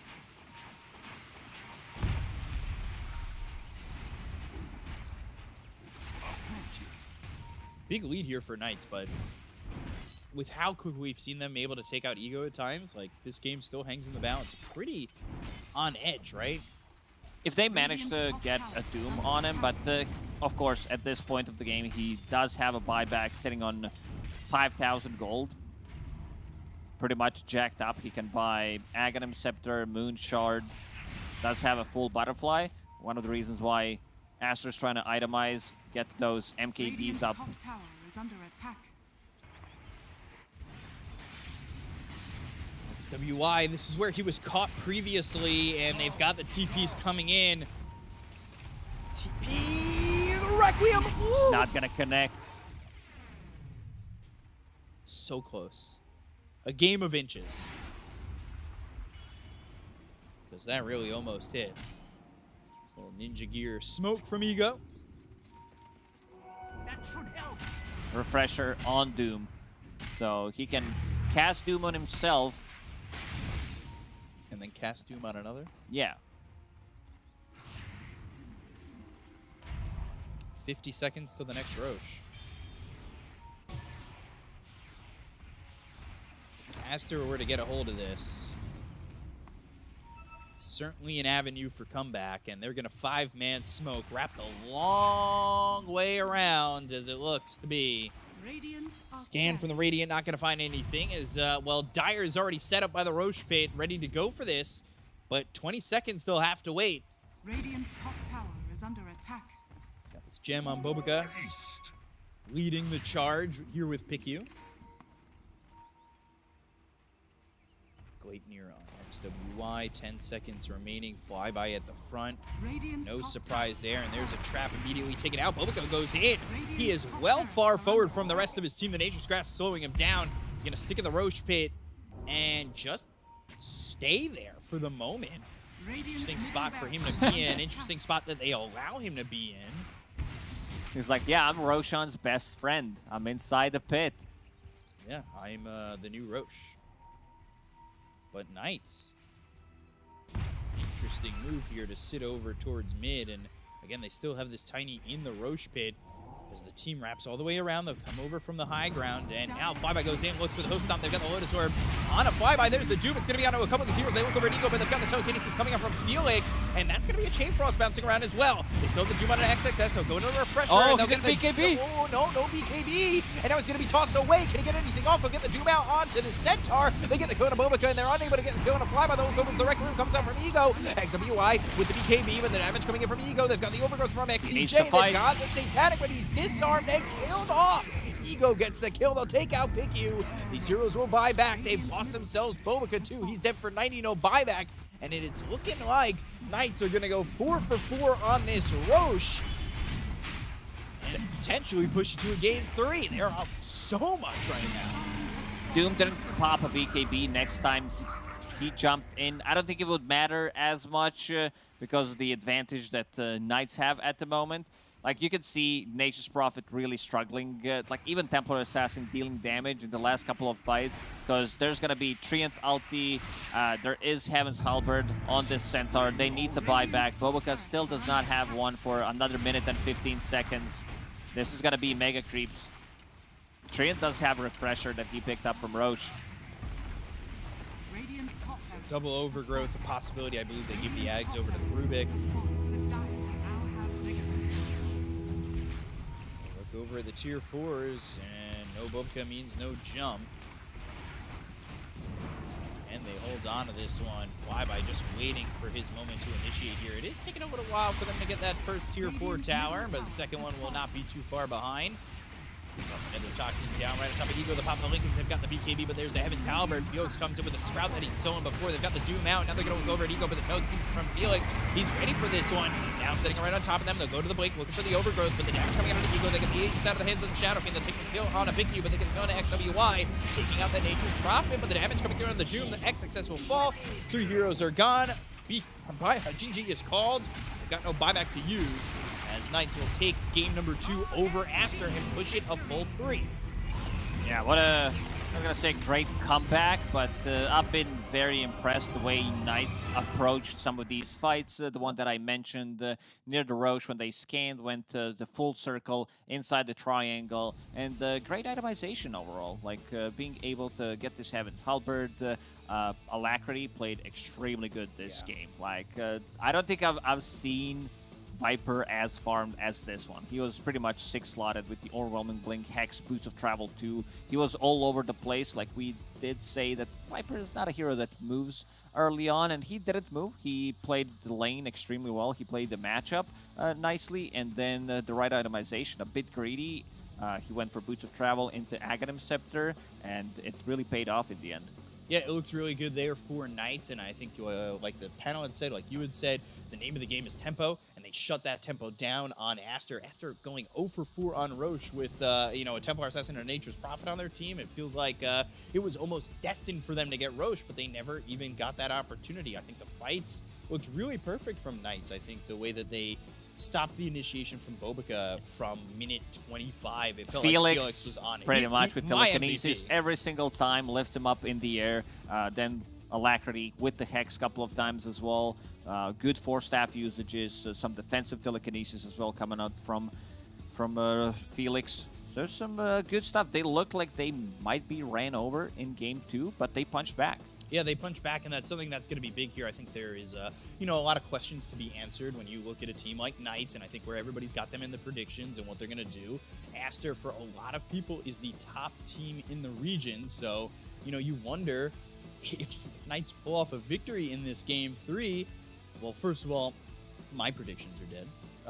And I wonder where everybody's going to be putting teams and where they're going to think about each of these squads going forward. And a game 3 is really a good marker for this, right? Like game 1 was a runaway from Aster. Game 2 for Knights felt like it was very one-sided from them. Yeah. And now game 3 is the rubber match, and we'll see what they'll have in game number 3. But we're going to break down game number 2. And to do so, give it over to the panel. Take it away. It's very exciting. Not only are we going to be going to a game 3 eventually, but we see Knights taking a game off Aster. B-Cup said it there. A lot of people had Aster prediction-wise right up there at the top. Knights definitely more on the lower end of the scale. So this is great for Knights. And one key thing that Lacoste brought up, Sheep, was that Alacrity had a great game, and that's what you said coming into the series Knights really needed. My man. I mean, we were not sure about this Viper. Yeah. Obviously, it's like the hero does have a lot of downsides. We thought the Natures would do better, but actually, he made the lane a lot better by maxing his Nether Toxin, Yeah. and he was just putting it down and kind of making sure the Treants can just like overwhelm him. The net worth was relatively even, which I think he's happy with. And then this Axe was cool. Yeah, actually, I think I was just completely wrong. You know, before the game, I'm like, this hero with this hero, it's not good. But I think with the, you know, this build with the axes, I mean, it kind of changed the game. He was also more mobile with the bots after, so I think that was, I mean, very good by him to buy these items and play kind of perhaps a different style. So I think that worked out really well. But I think my man Rubik, Felix, I feel like he had some overtime in this game. Like, he had all these lifts and saves back and forth, some good force stabs. So actually, I have to say that I put Knights 3rd place. Oh, did you actually? Yeah, to be fair, I didn't look too much into it, but I guess I lucked out a little bit. No, you knew everything. Do you think that Knights in this game then solved those issues that you felt they really had in game number 1, Kazu, about the lack of, you know, the damage, the being aggressive, knowing where to be on the map at each moment? I think that they just kind of played their heroes very well, and I think they used each other like very nicely. As same with, I would say, the type of item builds that they went. I think also Ego on the SF, his item build was very good. I think he, you know, kind of identified, okay, I need to be the sole physical DPS dealer. He got the early data list. He had a Satanic. He manned up at the right time. So I think they just stepped it up in this game. And my favorite thing that they did this game was Knights just held their mid tower. Yeah. Like, you're playing a Nature's Prophet lineup with a TA, you need that mid tower down, because not only does it give you like the map space, but it also gives you the ability to take Roshan safely. Because they never took this mid tower, it just meant that they couldn't access the pit. They ended up not getting it. It was even Knights that got the first one at like 21 minutes, and that just sort of started this snowball from Knights, like this cycle where they would just get the Aegis, take map control, take the next Aegis, and then just keep closing the map on Aster. Yeah, I think that was like the actual key point of this entire game, is that you have this last pick Nature's Prophet against the Viper, which you want to do good, you want to tempo up the game, but actually he TP's top, he dies, they save their towers, and the game slowed down, which changed everything. Yeah, it just wasn't used the way it was intended. I looked at the scoreboard there, and something that really stood out, crossed my mind, was the Doom. Didn't do so well in this game. We've seen it 3 times now. It's lost every time, Lizard. Give a little bit of your thoughts about why it didn't really work in this game, and if you think going forward, maybe teams are going to push it to the side a little bit more.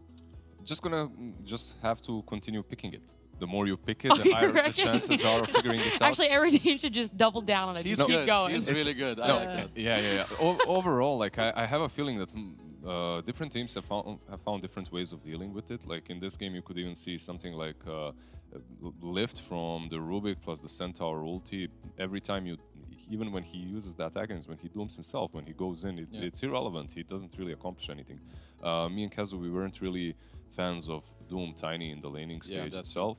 And they kind of struggled in the same way. If Tiny goes in, first he gets lifted up, right? In the moment he uses Avalanche. If Doom goes in, even if he catches someone, they have Stampede, they have that lift, defensive lift that is to rescue the SF. Yeah, I feel like they don't really like enable each other that well, both in the lane and in the game, like how you want to play team fights. And as we said, they have like 3 different ways to deal with Doom. There's a root, Stampede, lift, force staff. Like, I think put this Treant or put the Doom in like a later position of your draft, because I mean, especially picking it into Treant, I feel like it does make it easy for yourself. I have one gripe.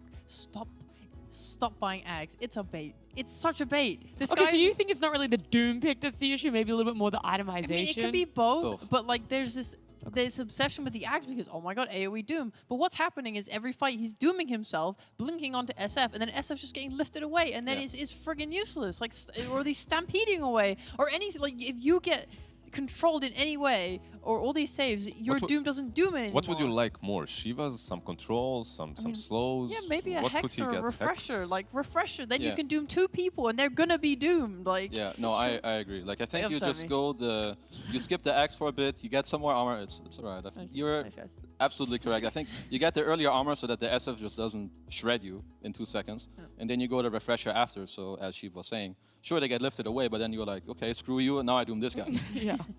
The other side, then, the Doom not having a very good win rate or success rate so far is Tree having absolutely outstanding. Do you think that that also was a pretty big aspect, Knights being able to get the first pick, get their hands on the Tree there, and you hope to see it just fully banned out in Game 3? I really think that this hero should be banned out. Like, it's so difficult to play against. Even we're talking about all these problems the Doom is having. Well, that's an additional problem. Like, even if you deal with the Stampede, somehow there's still overgrowth to follow up. They're still in those early stages of the game. If you Doom someone, there's just so much heal coming from the Treant Protector. There's Leech Seed, there's the armor that was just paying dividends every single time it was used in a team fight. And also keep in mind the Nature's Grasp, like a spell that's usually, you kind of don't think about it, but there's Nature's Grasp, there's Fate Bolt. You aren't pushing into this team. Yeah. And they're healing towers, they're healing each other, they're just a very difficult lineup. Like we talked about them being able to snowball early on, and that all comes from the sturdiness that they have, that's brought to them by the Treant. Well, our match MVP is going to be XCJ. It's too many letters. It's just, they're all similar sounding. On the Tree being yeah, I can't do it fast. How fast? XCJ. XCJ. XCJ. XCJ. Say it 3 times really quickly. XCJ. XCJ, XCJ, XCJ. XCJ, XCJ, XCJ. XCJ. My favorite is XWY and XXS. And XCJ and QY, QX, QX is my favorite. Naughty, okay. Do that one fast. Is this like a bank credit card detail? Yeah, it's the 3 digits on the back. But True being the MVP there. I do have to ask, Game 1, Knights, you said what they had to do in their gameplay to be fixed out. Aster, is it down to the gameplay or more the draft, Kezi, that needs to be fixed out for Game 3? Maybe a little of both, but at least moving forward, I just think pay slight attention to the Treant, depending on your priority of first and second pick, and then second, just skip the Doom. Skip the Doom. Like, just give yourself the chance to take it later, or really, if you do want it this early, then give it a better pairing. We mentioned it already in the draft. The Doom Tiny together, it's just awkward. Your enemies don't care that you have these 2 heroes, and that's not really how you want to draft. All right, well, it brings me great news to tell you all that Game 3 is going to be happening very soon after this break.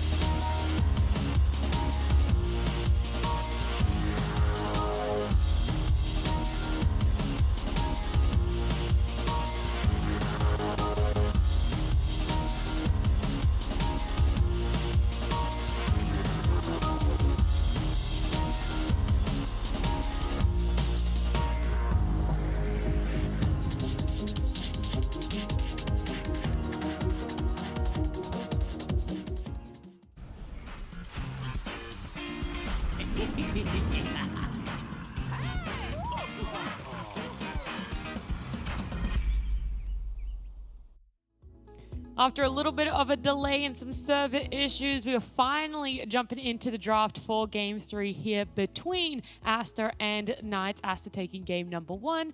Knights fixing some of those issues that they really needed to with their draft and playstyle. Taking game number 2 and now 3. We talked about a little bit what Aster needed to do to try and take this one, but the draft there having Tree and Lena taken out now, so they've sort of taken what everyone keeps saying is get rid of that tree. Perfect start. Now you can play actual Dota, both of these teams. I have a feeling if you just take that tree and it's not in the bag, but you have a really high probability of having an easy game. We're back to Ember. I was about to say, and then we came Back full to the circle. roots. Where's the Tusk? Yeah. That's true. Tusk actually did get all the way through in that game 1 to be last he is. pick. Oh, Viper. Whoa, they really like that, huh? Yeah. This man was like, the belly flop, Dude, chef's kiss. Send me again. do you think that he is overall good for the first stage? Because like, it was picked for a certain reason in that last game, and now they just pick it. Yeah, instantly. it was the last pick for Knights, and it did a lot to bring that draft together. Just too much faith, do you think, Kazu, in being like, it did well last time, I'm comfortable and confident on it, just give it to me again because it might get banned out? I think it's probably just their response to the Ember in this slot. So it's going to be a little bit on Aster to try and identify whether they're like, okay, is this matchup so bad that we need to put this Ember away from the mid lane? Or is it like, sorry man, you wanted this Ember, here you go, you know, you deal with it. So I think the pick is fine. It's going to force a heavy reaction out of Aster, and I think if they don't do the proper one, that could be bad. And when you think about the disruptor, like we've seen him picked already into the Mirana, right? Like it's not only that you outrange her or range is the same. In Thunderstrike, you hit her once with that, she loses half of her HP. So it's kind of difficult to play into. Glimpse later on, obviously, is really strong as well. What did they pick? It was Legion Commander that was the solution to the Are you talking disruptor. about the EM IG? Yeah, yesterday's game. Yeah. Yep. Yes, it was. Yeah, the Legion is a weird hero. Doesn't really like fit the idea of like what other offlaners are doing right now in this patch, but she has her like niches. I also want to say for Knights, the Viper is not like, this isn't a, oh, that went well for us, let's just pick it again now. This is something they've played before on 8-pick, the Viper in the Star Series that they're currently were in. So I think they're pretty comfortable with Viper in general. Yeah. And it can be an offlane as well, right? Like if they get a brawler type 4 and they play the snaking Mirana on whatever the 5, if you can call it 5 even, then it can be offlane. So it's flexible when it comes to the laning as well. A few more bands coming out. Descent, Tiny, Naga, Beast, Nature's Prophet. Anything too surprising? You're like, yeah, they are things that need to be banned out. Summons. Get them out. Yeah, I would say they're pretty good bans. Just the summons and delusions that these heroes don't deal very well with. Obviously, we touched on it before already. Nature's Prophet is good against Viper. I think it could also potentially enable this Ember to be a 4, which is something they could maybe toy around with to dodge the Viper lane. Therefore, you would, you know, kind of look at some Nature's Prophet, maybe Enigma to make that, you know, facilitate that type of idea. But they're just going to go with the Ember, with the Gato, excuse me, which, so it looks like what they're going to do is, yo, you're mid against this Viper, but we're going to help you later with other heroes with like this Caudle down the road, give you Chakra Magic, the Disruptor. So that's the route that they're taking. I have to say, I really like Knight's draft once again. Like the way they draft is just solid, you know. You can't really find many holes in their draft right now. They need a carry, and that's about it. But they can finalize in so many different ways. Meanwhile, on Team Master, I can see where they're going with this. Like they have this Scottle Ember that you mentioned. At the same time, though, they have two supports that are extremely susceptible to being jumped on and being hunted down. And you have Mars, you have Clockwork for that. If you get another hero that can jump the backlines, I feel that they might find themselves in some problems on Team Master. Yeah, I mean this pick now like can fix that, because like I see the idea. It's that they want a bunch of units that can kind of run together and like run and take your map space and force you back out. And when you do that with a disruptor, you just glimpse them back and kill. And it's like something we've seen done a few times in the Chinese DPC so far. And I liked that vision, but yeah, this response by Knights was good. Like I agree with you. Like this Clock Mars, they're heroes that can fight so easily. With this Mirana has like 100 arrows set up. Like I don't think they are gonna be like giving up their jungle to Aster's lineup, especially with this PL pick. Like it's not it's not the map-taking aggressive 5-man carry. Yeah. I think the Naga ban actually was very good by Knights. I think that would have been the perfect pick for Aster here. So they go with like a still same archetype, you know, your illusion type of hero, but it doesn't really fill the same role as Naga, you know, it doesn't push out all the waves. Because still, Knights' lineup, they don't deal well with summons or illusion still, which is why they're going to continue to ban it out with the Lycan. There's a potential for them to ban out a hero such as Broodmother. Sure, you have the Mars, you can put it there, but if they feel uncomfortable or maybe their next carry pick is bad against it, then I could definitely see them ban out that type of hero. Why going the Phantom Lancer instead of, like, I think Chaos Knight is still in the pool, that has illusions too? Or is it something they wanted a hero that just consistently has illusions? Did you experience the Kotal PL era, by the way? Yeah, Were you some there? of it. Yeah, it's Some pretty of good. it, yeah. Yeah, So as an offlaner, you must have enjoyed it. Oh, I mean, you fucking just get lanced all the time. Whoops, sorry. Said the word. Whoops, sorry. That's how bad it was. You know, like the It real was emotions. No, really he fast. couldn't It's censor it. It forgiven. just It's came forgiven. straight You know, out. like the real emotions just come out. It's toxic to deal with. But like the thing is, what they want against this Knight's draft, you have this Viper, Clock, Mars. I think you want to have heroes that have the option. You decide whether you go in or not. PL is like very pokey, Ember is very pokey, same with Caudal. So I think you want to keep up this type of trend of your draft and not break it.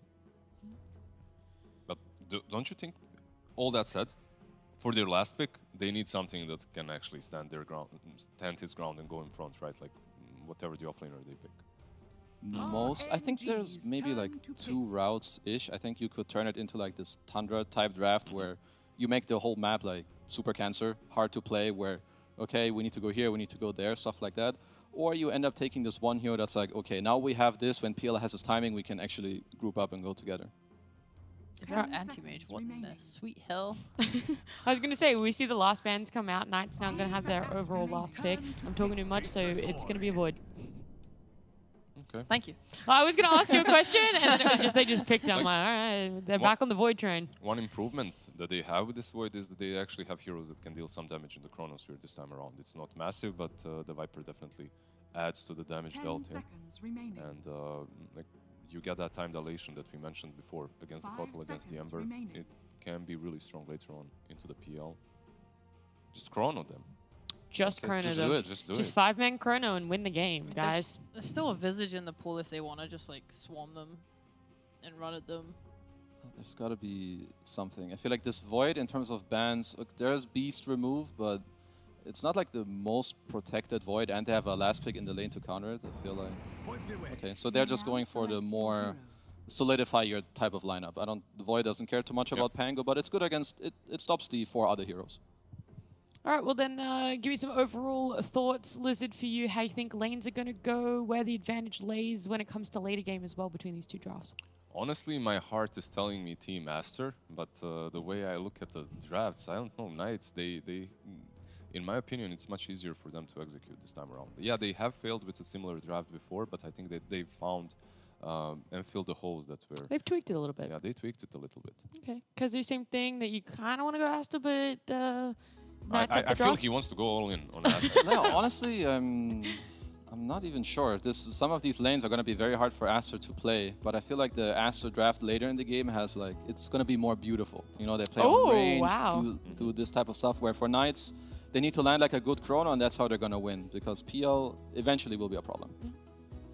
I'll just go with a hard opinion. You guys were super wishy-washy. This PL's gonna 1v9 the game, guys. How do they kill him? They ain't got stuns. They have to use a Chronosphere. That's terrible. That's that cooldown, am I right? He's gonna juke him. He's gonna gyro him. This is free. It's so easy. It's so easy. I swear to God. Agreed. Yeah, and honestly, I have never seen Sheep be wrong when she 100% That's in true. on a team. So let's head on over. Game 3 here. We're going to jump into B-Cup and Lacoste.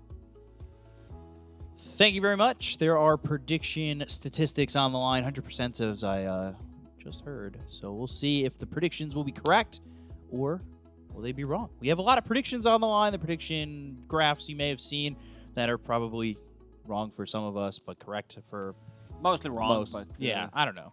But it's all about the participation. exactly. Once again, Aster, their lineup is like they don't have a real tank, I would say. Like even though I do prefer their lineup over Knights, it needs some time to get online. I think Kazu had a good point about them having weaker lanes, especially this off-lane Pango. This is the hero that usually does not win a lane. And looking at some of the items, XXS starting with the Raid Band. What a shocker. Whoa. He's going to be playing with Keeper of the Light. It's a strong combo. I'm not sure if they're going to be able to put much pressure on a Faceless Void, because he can use Time Walk and just negate all the damage that has been done. And we'll see what they're able to do with the Faceless Void, how it's going to be. Like the panel said, there's a little bit more to be thrown into the Chronosphere this time around. You've got that Viper. So we'll see... It's still not the greatest damage. It's not like wow effect when you talk about, I don't know, follow-up of Mortimer's Kisses or... Right. And anything beta, Sunstrike, Cataclysm, even better. I guess so. You're kind of right. The Illuminate doing some damage there to Flyby, but still no Coddle Ultra Kill. Not this time. No.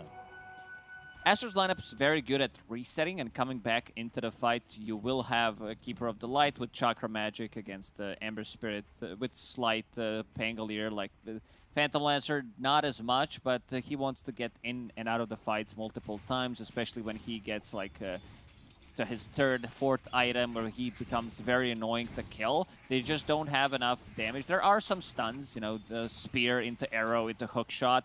There's decent amount of control, but the way to execute it, if you misuse it, and then a PL burns your mana, comes back with the heart eventually, it's just very annoying to deal with this type of lineup. Pangolier using the Swashbuckle from a distance, Sleight of Fist. It's going to be a lot of poke damage, and I want to see what item build they're going to get. Like, Time Walk is very efficient against this poke damage. Maybe Felix decides to go for Mech/Guardian Greaves. I think that's going to negate a lot of the poke damage that Team Master has. And we saw this in the first Faceless Void game, right? You know, having the ability to Time Walk up against this Coddle. So we'll see how much Ego uses it. Ego had a really good game in that second one with the Shadow Fiend. The first one with the Faceless Void, not exactly the best thing in the world, but you know, always room to improve, and we'll see what Knights will do. I think in that game one, it felt like Knights were very hesitant, right?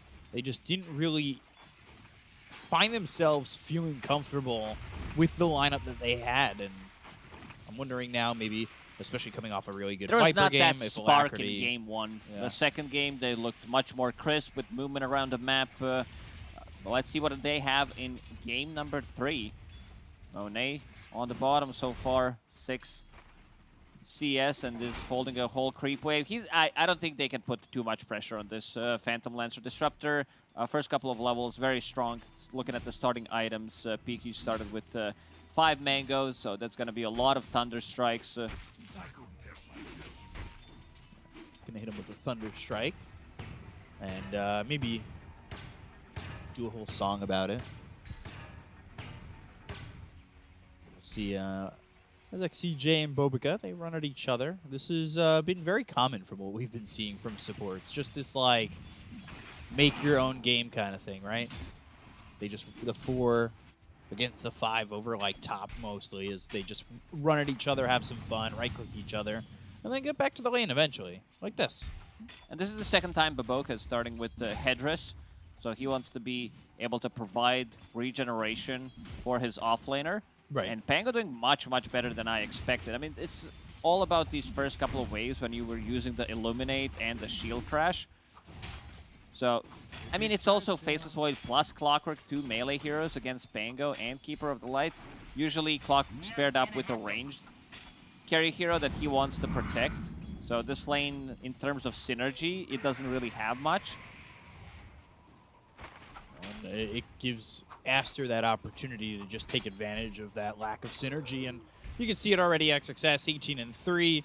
Even Kato getting into the mix. Bobica has himself 5 CS, and we saw in the first game when he played that Kato, he went into the jungle, farmed up, gave his offlaner time to get a very quick 6.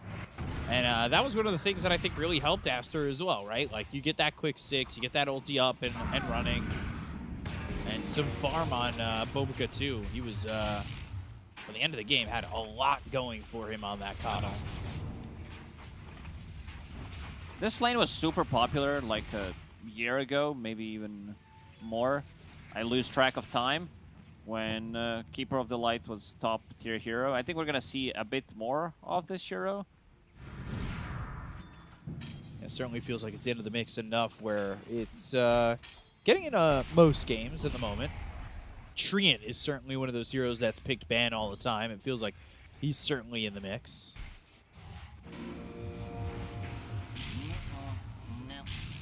Denying these cogs around Bobiga.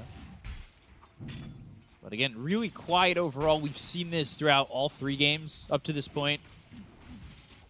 Things don't seem to really pop off until the 20-minute mark. Very calculated early on, and you know, the first matchups are like this. I think in China, things are very hesitant, very calculated, especially with the roster shift that we had. I think a lot of teams are certainly getting used to what they are working with. And, you know, maybe not the same could be said for Aster, as a lot of these players have obviously been together, but for the moment, it is being quite calm. They're being they're being very cautious about making the mistakes, because it feels like they just value first blood, how many kills they give up in the lane. Radiant's middle tower is under attack. Next CJ, trying to catch his courier on the return. And there it is. Radiant's First blood. courier has been killed. Spilled on the courier. Look at that. Yeah, Aster now minus Ori plus XWY. And if it's anything like last year, you know, Ori kind of had a breakout year. I think a lot of people were talking about how he had really lacked in that year prior to last. Oh, Ember still now level mid. 5. XWY getting hit up. Battery Assault is there. The arrow comes in from Felix, giving the assist over and getting the kill here for Alacrity. First blood. Illuminate. Bobica looking to get one last click. Can he get it? Ooh, Cogs. Neutrals? Or... He'll try. Whoa! Clips him, but he's going to survive. Oh, Courier. Okay. No, Bobica will get some help from the tower. And the Courier survives. Got baited. He got baited by the Courier. Radiant's top tower is under attack. It happens. So, one of the things that I think, too, you know, we just saw a really good game here for Felix on the Rubik.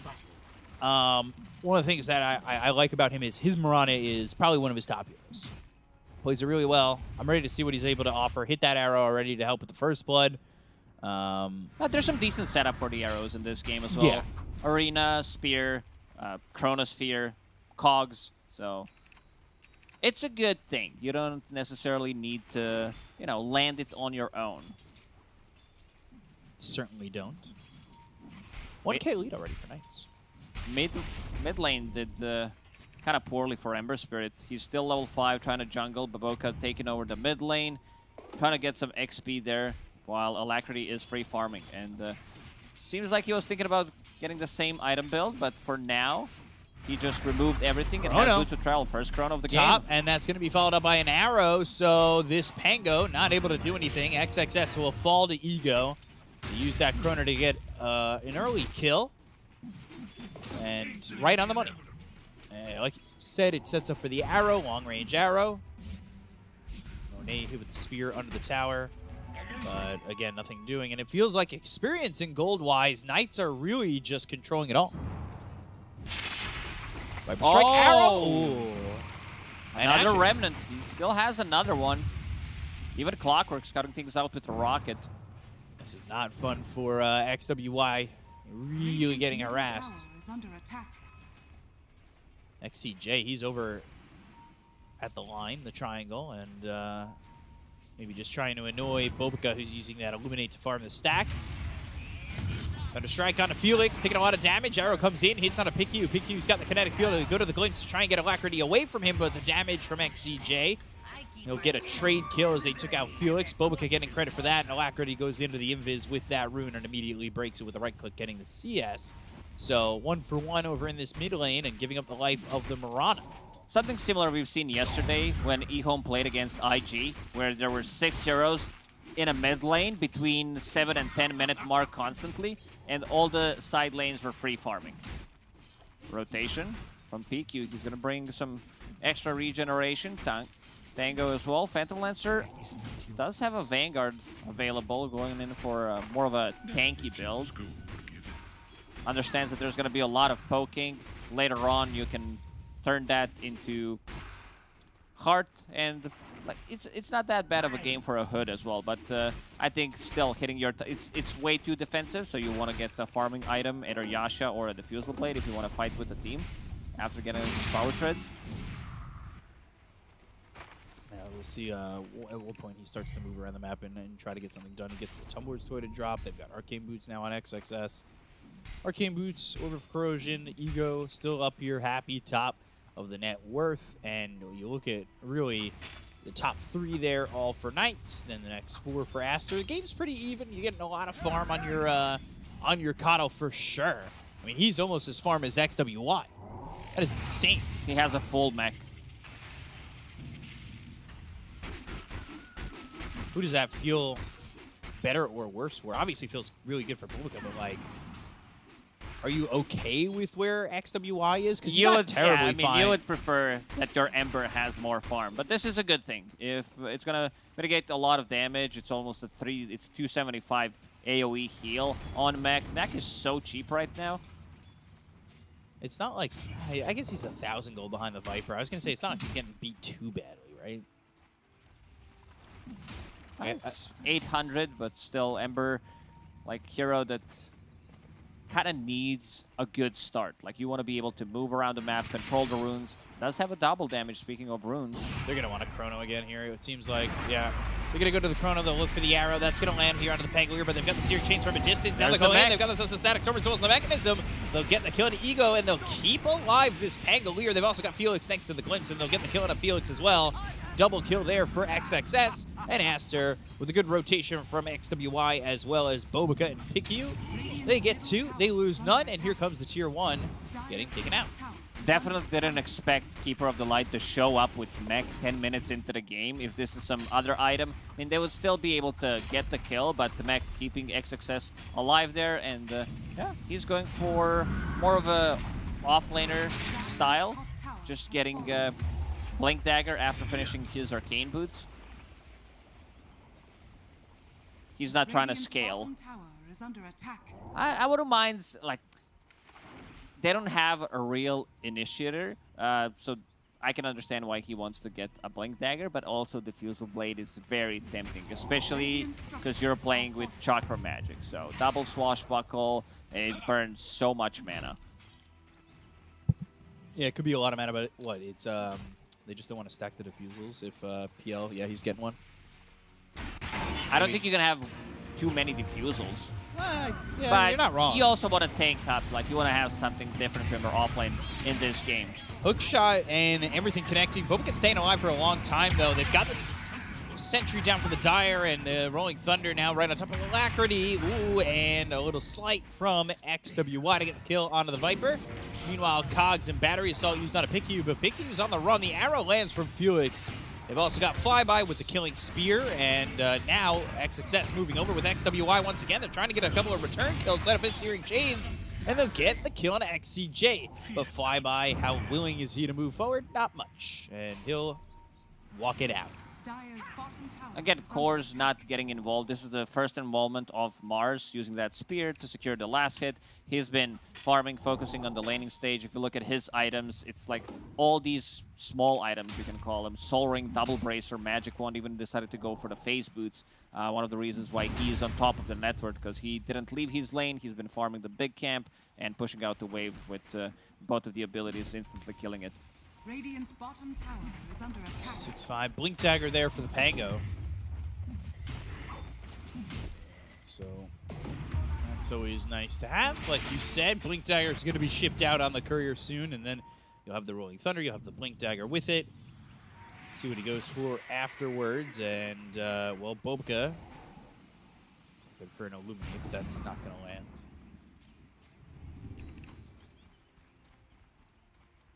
They are smoked up, though. XWY, Piku, can they find anything? Good sight, Searing Chains would line it up, but ooh, Glimpse all the way back. Flyby hit with the Static Storm, and he is very dead. So another kill there for the Disruptor. 4 heroes coming around. Aster moving as a unit a lot early on. Definitely. I feel Knights should have had a better read on this one because no one was showing. Phantom Lancer was farming triangle. That means that they did not see 5 heroes on the map. They started to fall back a little too late. Also, Glimpse, a lot of value from this spell in this game. You have good vision. Pangolier with the Rolling Thunder, especially with the Blink Dagger, he's going to be providing vision. Phantom Lancer with his illusion, even Ember Spirit. So if he can keep the distance, like 2 supports on Aster, they don't want to get close to a fight ever. They want to keep the distance. Front line's going to be like okay-ish if XXS can get the shield crash off. As time goes by, this Phantom Lancer is going to become bigger and bigger. About to finish off his Diffusal Blades. Oh, another Glimpse. Yeah, Glimpse back with the arenas. Use the spear lands. And the arrow hook shot chrono combo. Here comes the damage. No, because there's 4 heroes from Knights locked in their own chrono. So all they're going to get is XXS. It felt like they could have gotten a lot more from that. It was a 6-man chrono, 7 if you include Faceless Void. Yeah. Not too bad. Pad the stats there by putting your own allies in it. Rocket Flare, Illuminate, hits on the Ego, but he's got the Time Walk to easily get rid of that damage. They get the Tier 1 tower over mid. This could have been a lot more devastating for Aster, but they kind of get lucky on that one. Maelstrom finally picked up for Ego. And now he's working on that BKB. Pretty standard stuff from Faceless Void. Ego has looked pretty stable, I would say. All of these 3 games, he has a great laning stage. Under the Moonlight Shadow here for Knights. Bit of a shroud of it. Moving around the map, but not going to really find much of anything. As mid, it's again 3 heroes ready to go. Let's see if they find Flyby or XCJ. XCJ ready to go in with the hook shot once again. Felix is over bottom, so they're not going to have like an arrow follow-up or anything, and you've got PL farming top, and he's free to do that, going up against now the Viper in that lane. He's got the Diffusal ready, now looking over at the Manta style, so we'll see what Monet offers and when he's going to start getting really involved in these fights. So far, he hasn't been involved in anything, focusing on his own farm. Still feels killable, especially when Chronosphere is up. Static Storm laid down inside his own cog, so that's a little bit troublesome for XCJ, and XWY is going to get a kill onto him once again. So he is all of a sudden on a killing spree, and from what once was XWY struggling to get farm, he's now up at about 7k, catching up to the Viper and getting away from his own Coddle. But the arena comes down, and now, ooh, can they get the kill here onto the Ember? He's surviving a little bit longer with the max health, but not long enough. Felix Chaba getting credit for the kill in XWY, so the second I talked about him, and I cursed him. Yeah, XXS, quick reaction, managing to blink out, and I think the spear hit Ember Spirit, right?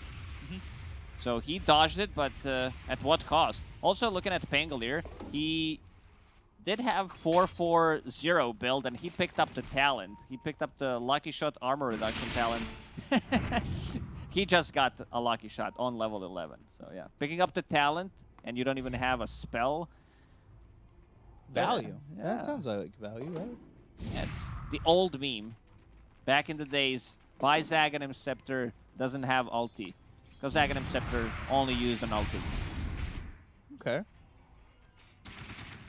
How old of a meme is that? Oh, it's an old meme. It's just like maybe even Dota 1 meme.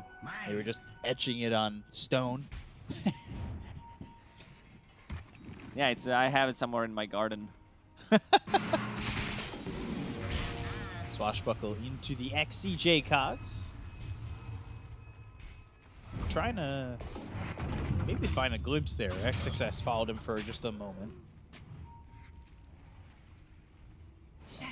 Now Moonlight Shadow and a smoke.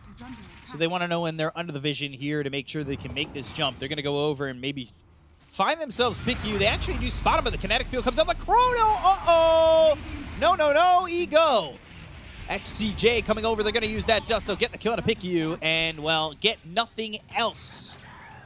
They got him in the end. When we do the math, Chrono used -1 hero and Team Master, not too bad. Radiant's Execution, middle tower is under attack. not as crisp. No, ladies and gentlemen, we got the kill. It all works out. So 3K lead here for Knights. Still staying over towards bottom. XWY is maybe looking to send Felix packing.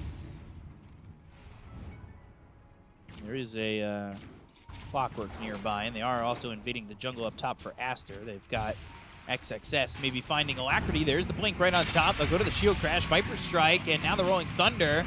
Bouncing. Ooh, look at where Alacrity's placed himself. It looked like it was a decent spot to get away from the Rolling Thunder. He's taking a little bit of damage. There's the blink as well as the arena coming up from Flyby. Misses the spear, though. Hook shot also going to be off the mark.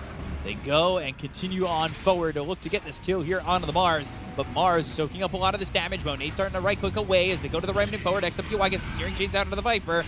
Nobody dead yet on the side of Knights. They'll finally get the kill on a PQ. They'll end up losing an Alacrity, so it's a 1-for-1 so far as they find themselves XEJ. And with a swashbuckle, the right clicks from XWY, they've got themselves a second. Using the time when they know there's no Chronosphere, and finally Monet getting involved in some of these fights. This is his first involvement.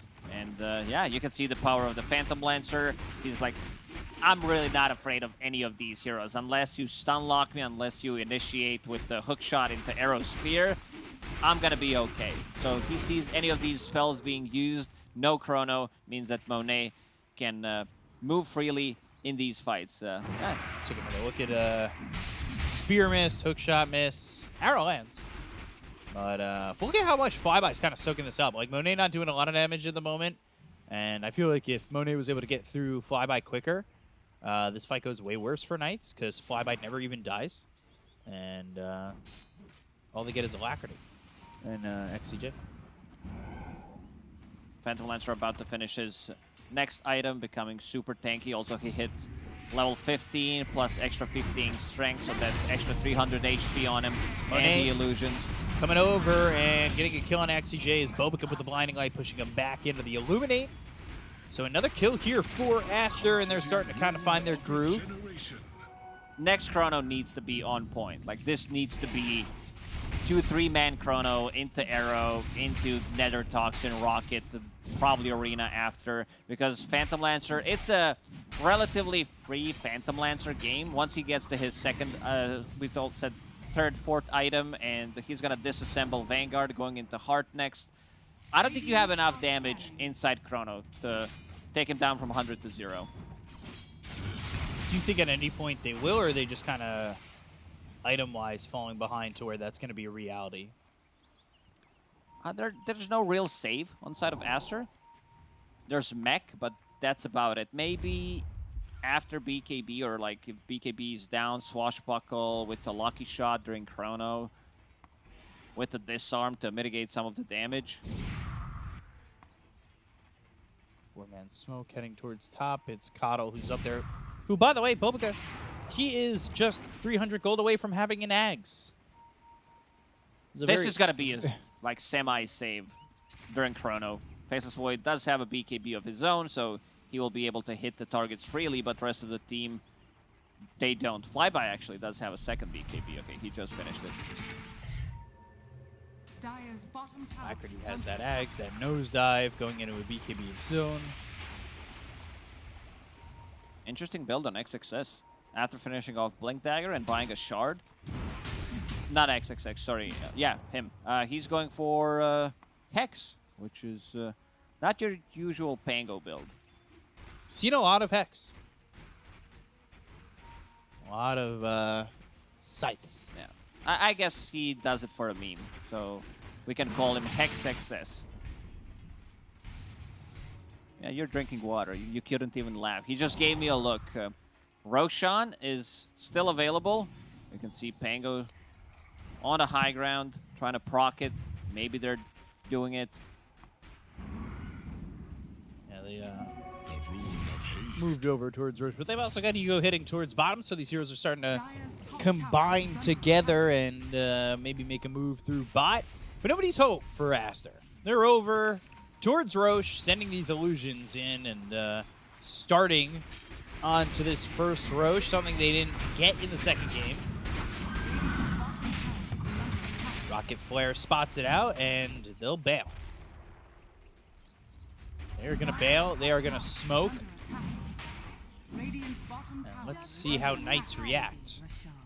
Not really much of a reaction yet. The Rocket Flare now sees that the pit is empty. And Knights are in a good spot for this, honestly. Aster 5-man smoked, and, you know, Knights aren't really in the vicinity to get caught by this. Whoever wins next fight takes the Roche pretty much, unless there's 8 casualties. Aster still near Roshan, but the Rockets, they keep scouting them out. Phantom Lancer getting closer and closer to his heart. Yeah. Still walking the yellow brick road. Eventually he'll ask for it. And he'll get that heart.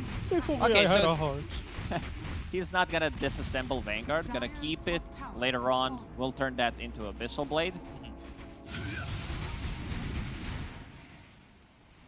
We'll see when, in fact, those timings do end up arriving. And I think this has really kind of allowed Knights to bolster what they had at the moment. Like, I'm a little bit surprised that Aster stayed a little bit further back or didn't commit to Roche. I feel like it's been such a long time, and they've been hesitant about going into the pit. Now Monet finally goes in again.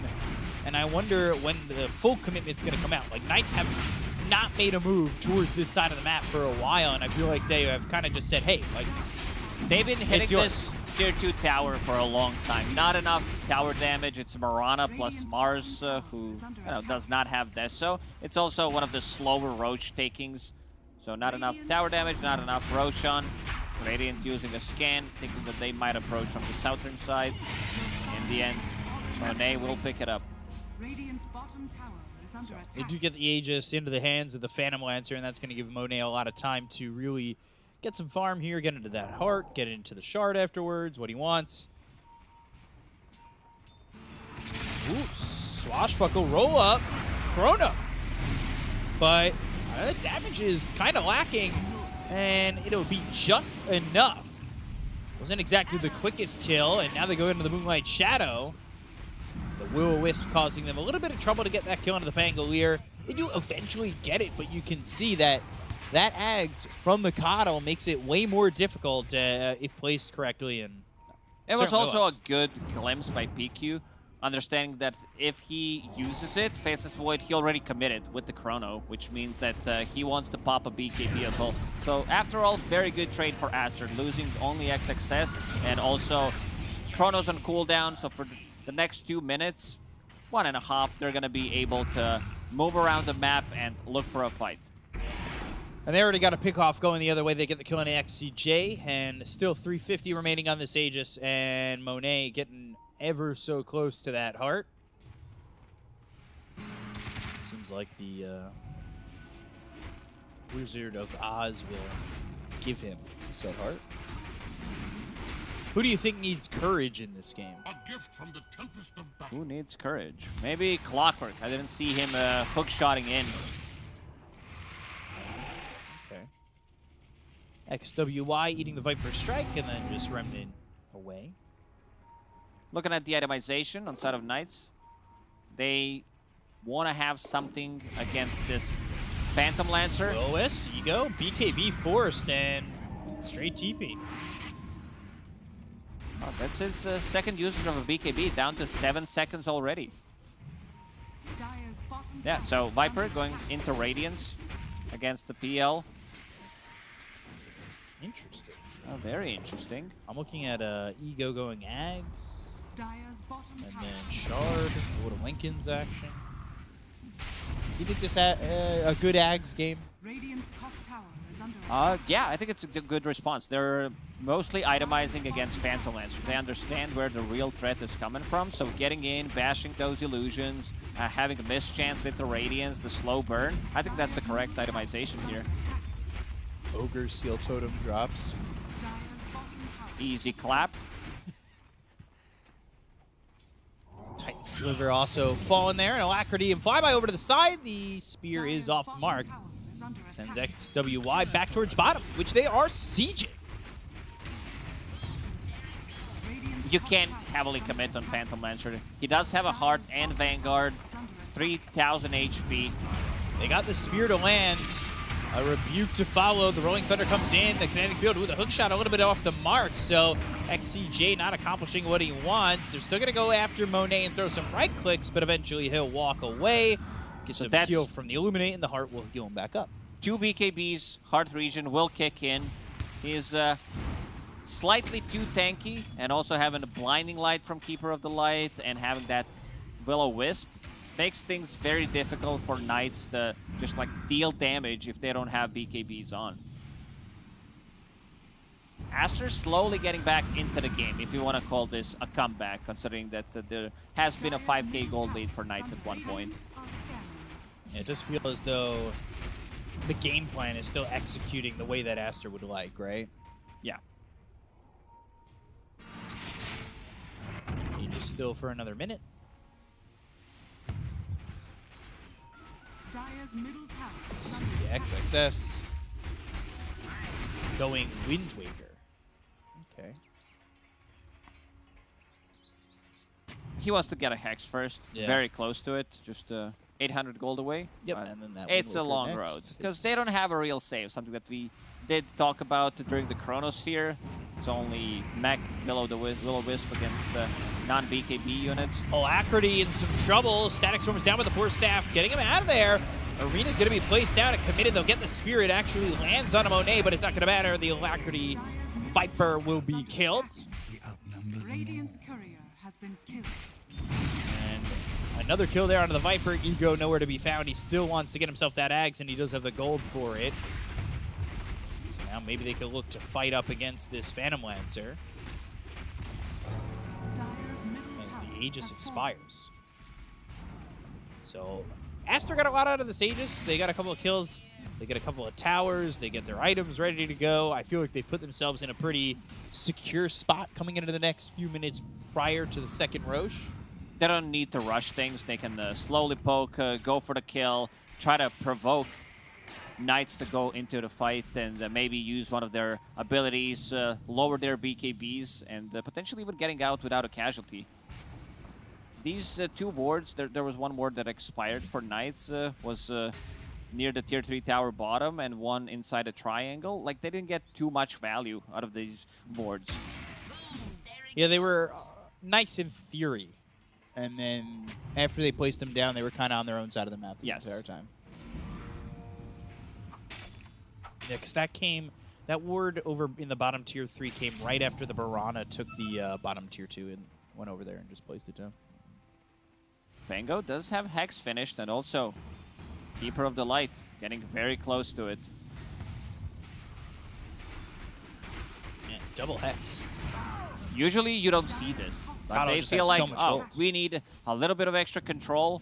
We're lacking, they don't really have a single stun, so that's going to be a good way to control people so they can't use BKBs. Alacrity, it seems like his game is good, but we're not feeling his effects, right? He's 2, 3, and 4. It's certainly not as big as the first Viper game that he had. So I'm kind of waiting for him to really bump it up. XCJ, hook shot, no. Alacrity just farmed that. So there's no creeps there and no hook shot target to land on to get away from this. And XWI, I feel like I've been saying this a lot, XWI gets XCJ. He's been, you know, having trouble finding good angles, good initiations with the hook shot. Pretty similar to what happened in Game 1. I feel like Knights are very afraid of how to start a fight and relying on Faceless Void to be able to get stuff done. Aghanim Scepter finally finished. So, want to see this in action against BL and his illusions. Yeah, Monet is on his way to a Bloodthorn, about to have the Orchid. And then from there, we'll see how it goes. Like, he is top of the net worth. He's right above Ego. Like, Ego's not having a bad farming game either. But it's all about, like you said, Knights going in and executing. And right now, they're not really doing any of that. We're going to have 4 seconds left until we know when Roche will be up. difference is between these two 30 carries, seconds. Dire's top Ego tower is cannot under allow attack. himself to make a mistake. Right. There's a little margin for error. And, you know, it might be the time where now with Roche coming up soon, I got to assume Knights are going to contest, right? They can't just let this They go. have to. They do have scouting tools. They do have a Marana ulti, so good way to approach Roshan. Boboka about to finish his second Hex. This is very, very... Oh, like whoever shows on a top lane might just straight up die. Right now, they're moving as a unit. But if someone goes greedy and tries to push that top wave, instant Hex from Pango, Blink. Ooh. Oh, Rolling Thunder, Moonlight Shadow, they get away, but goes in with a shield Oh! crash. Chrono. Only on one. Yeah, not exactly the best Chrono, but it'll go to the Viper Strike. They should be able to get the kill on XXS, and maybe they just back off from this. But the Spear comes in, that lets on XWY. They get themselves the Will-O-Wisp. That's down with the BKB. Bye-bye, fly-by. Time walk in, time walk out. Ego looking for his moment. He's already used the Chrono, so it's not really that great. XCJ ends up dead. They go to the Sleight of Fist. They jump to the arena, but it's not going to land. Now they got the glimpse back onto Flyby. Oh, no. On the edge of the Will-O-Wisp, so now he's in some trouble. The Static Storm is down. They get the kill with Big U. So Flyby gone. 2 heroes dead on the side of Knights, and Aster probably set themselves up to get themselves the second Roche. Faceless Void can't initiate like that. It needs to be Clockwork providing vision, going in with the hook shot, Mars with the arena. He does have a Blink Hex, so they group up. He can't... Like, it sounds good because, like, oh yeah, I'm the one who's going to control this Pangolier during Rolling Thunder. In the worst case, XXS could have bought back. Yeah, look at this. So allows them to set up. XCJ doing a good job over to the side, but they've also got that Hex from Mars. And even with the Hex from Mars, they just didn't quite have the damage to get the kill there onto the Ember. And all they get is XXS. They'll end up losing another here on the side of Knights. Flyby, Static Storm, Spirit Lance. Once that Chrono was used, the fight's already over. They need to get more targets from it. Phantom Lancer, like once your BKBs are down, you do have Orchid plus a Mindbreaker, Heart. You're going to be able to reset so many times in this fight. You need to get in, get the damage done, but you need to get like at least 2 targets inside a Chrono and kill them immediately. Yeah, his targets for Chrono, I mean, except for the one where he caught 4 of his allies, have been They haven't been amazing. single target. So now Aster, in terms of net worth, have finally taken themselves a net worth lead, and it's the first time this game, I feel like Knights, you know, they were up 5K, but it still felt like Aster's control, Aster's game. And now with the second Aegis in their pocket, it does kind of feel as though they're setting up for a high ground push. Need to be a little bit careful with the Chrono available, but Knights, it almost feels like they have to be the ones who force this engagement to make it happen. Monet's over to the side, and wrap around from Knights. Very quiet when they're under the Radiant are scanning. Shroud of Moonlight Shadow. Careers are coming. It's a full Bloodthorn. Rune of regeneration. They don't see it. They don't really get Dire's anything bottom from tower that is under attempt attack. there with the Moonlight Shadow. Dire's bottom tower has fallen. And bottom, Dire's again, bottom barracks Tier 3 are tower is gone. Racks are next. They need to find a way to react to this without losing too many numbers, and it's going to be very difficult, again, to go after Monet. Remnant very far forward from XWY. Hex, Arena, Hex, still in the arena. Arrow, all right, that finds a target. But they've got themselves the glimpse back on a flyby. Another and another Hex. Hex. It's Hex on Hex on Hex. And they are going to get the kill there onto Mars. They'll take out Flyby. And now they move in. Time walk in, time walk out. Trying to use that Axe to make Monet doubt. Radiant's top tower is under And, attack. well, Dire's bottom doing much of that. barracks are under Flyby's like, yo guys, I have a Hex. You know what's better? 2 2 Hexes. So they lost a set of barracks. They don't have a glyph available. Lane, however, is on Aster's side, but they're going to still go in. They do have geez. creeps in the base. Another XCJ, hex. it's constant hexes. Wisp is down. That pulls in Alacrity for the moment. And just trying to clear it up. They just can't find their way in. And XWY going into the Remnant over by the bottom set of racks or where they once stood. And then now, sounds like a Rolling Thunder coming their way. And here it comes. And when there's Thunder, there is going to be a Storm. The Storm is Aster.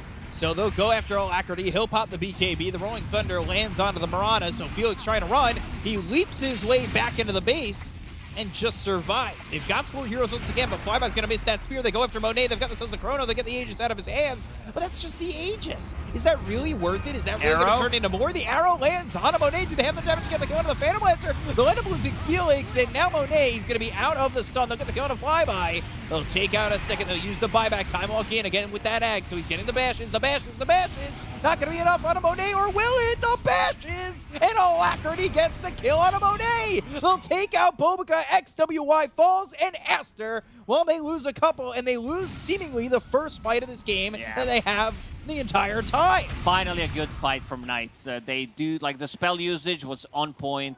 This is the type of fight that they wanted. Like, Faceless Void also holding this Chronosphere for a very, very long time. But I think it comes down to Felix landing that arrow once the Phantom Lancer has respawned, then landing an arrow on Keeper of the Light, forcing himself down, and yeah, using Starstorm to finish off Keeper of the Light. So, yeah, these are the fights that I kind of expected that the Knights are going to have in the mid-game.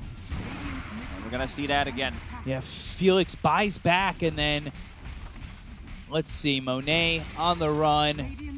And all of a sudden, let's see the bashes that Eagle gets. 1, 2, he'll get a third one in just a second. Boom, boom. And, well, XWY is next. And all of a sudden, look at where we're at.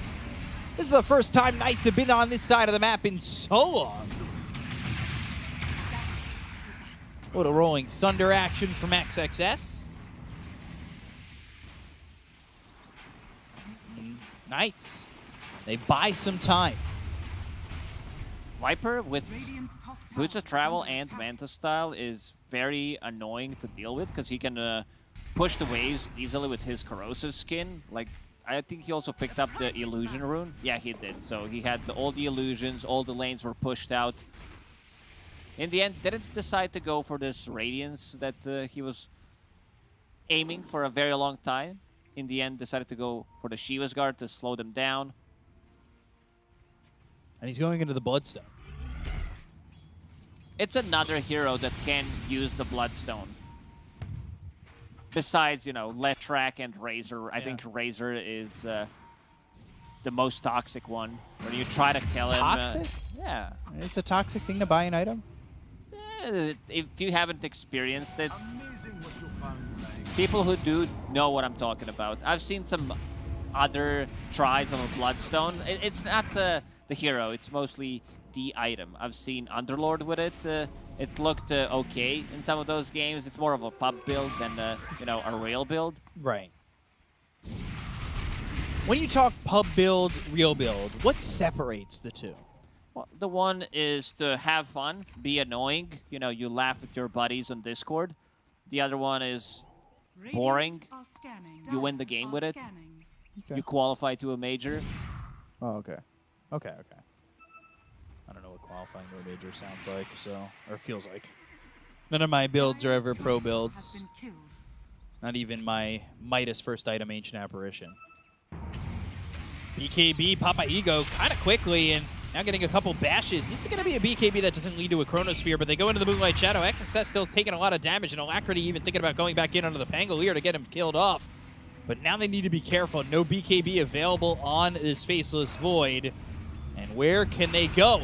Oh, Blink, Hex, Static Storm. That's going to be placed down, and it's actually in a decent spot. They're maybe looking for the Chrono. They got Monet on the edge, and now Ego's going to go after him. They got themselves the Glimpse. They have themselves a second Hex. So the Chrono's not going to lead to anything. The hookshot's not going to land from XCJ. He uses the Doppelganger, but Monet still taking a lot of damage. They've got a Will-O-Wisp down. Monet's going to run. He's needing to get out, but here comes XWY with the Remnant in. They've got the Will-O-Wisp once again. XCJ ends up falling, and now they'll take out the Marana. They've lost themselves as a Disruptor, and Flyby needs to get out.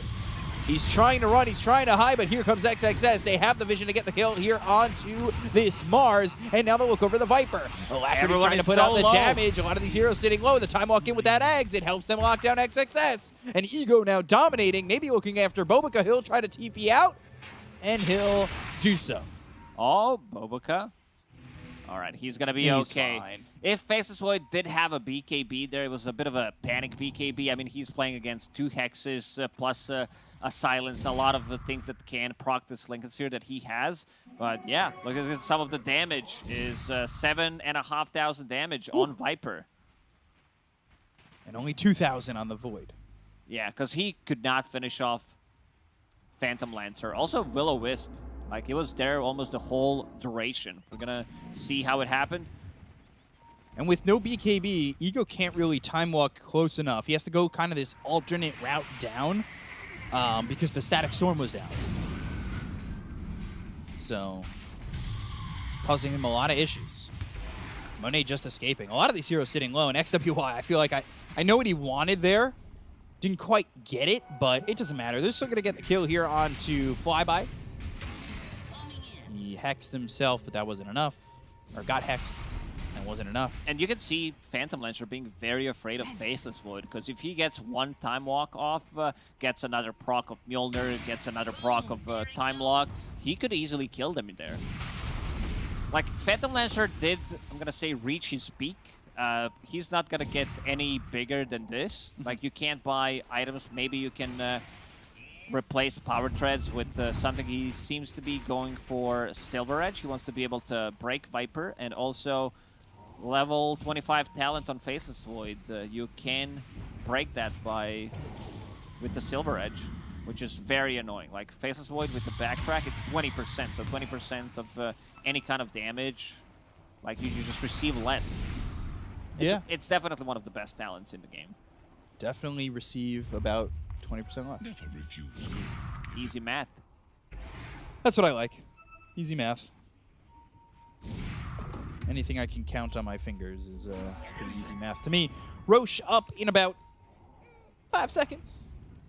We'll see who gets it this time. Going to be a fight over at the pit. We'll see where it goes. It's going to be Aegis. It's going to be Cheese. And it's going to be Ags Blessing. Who will be blessed? Ember Spirit already has one. I'm talking about Aster. Keeper of the Light does have one. Same goes for Disruptor. So not too much of value on Pangolier, considering that items that he picked up is like doesn't synergize as well. It's okay. It's nothing spectacular. It's better on a core Pango. For the side of Dire. There's already, what, 1, 2 Ags, 1 on Viper, 1 on Faceless Void. Yeah. I don't mind. I guess you could give it to XCJ. I think they're going to give it to Flyby if they get it. The Bulwark upgrade? Yeah. I don't know. Yeah, you think so? You know why I like the double hook, or, you know. The hook shot upgrade, the overclocking. It's okay, but it's on position 5. I also want to see how the Static Storm is going to be used in this one. If they get a good initiation, if they get a hex into Static Storm, you can't use your items. There's no real save on their side. Felix does have a Yule Scepter. Probably wants to go for Wind Waker at one point. Same goes for Pango, who is getting actually close to it. It's one of the most fun items you can buy in Dota, like Overwhelming Blink plus a Wind Waker, but it's so expensive.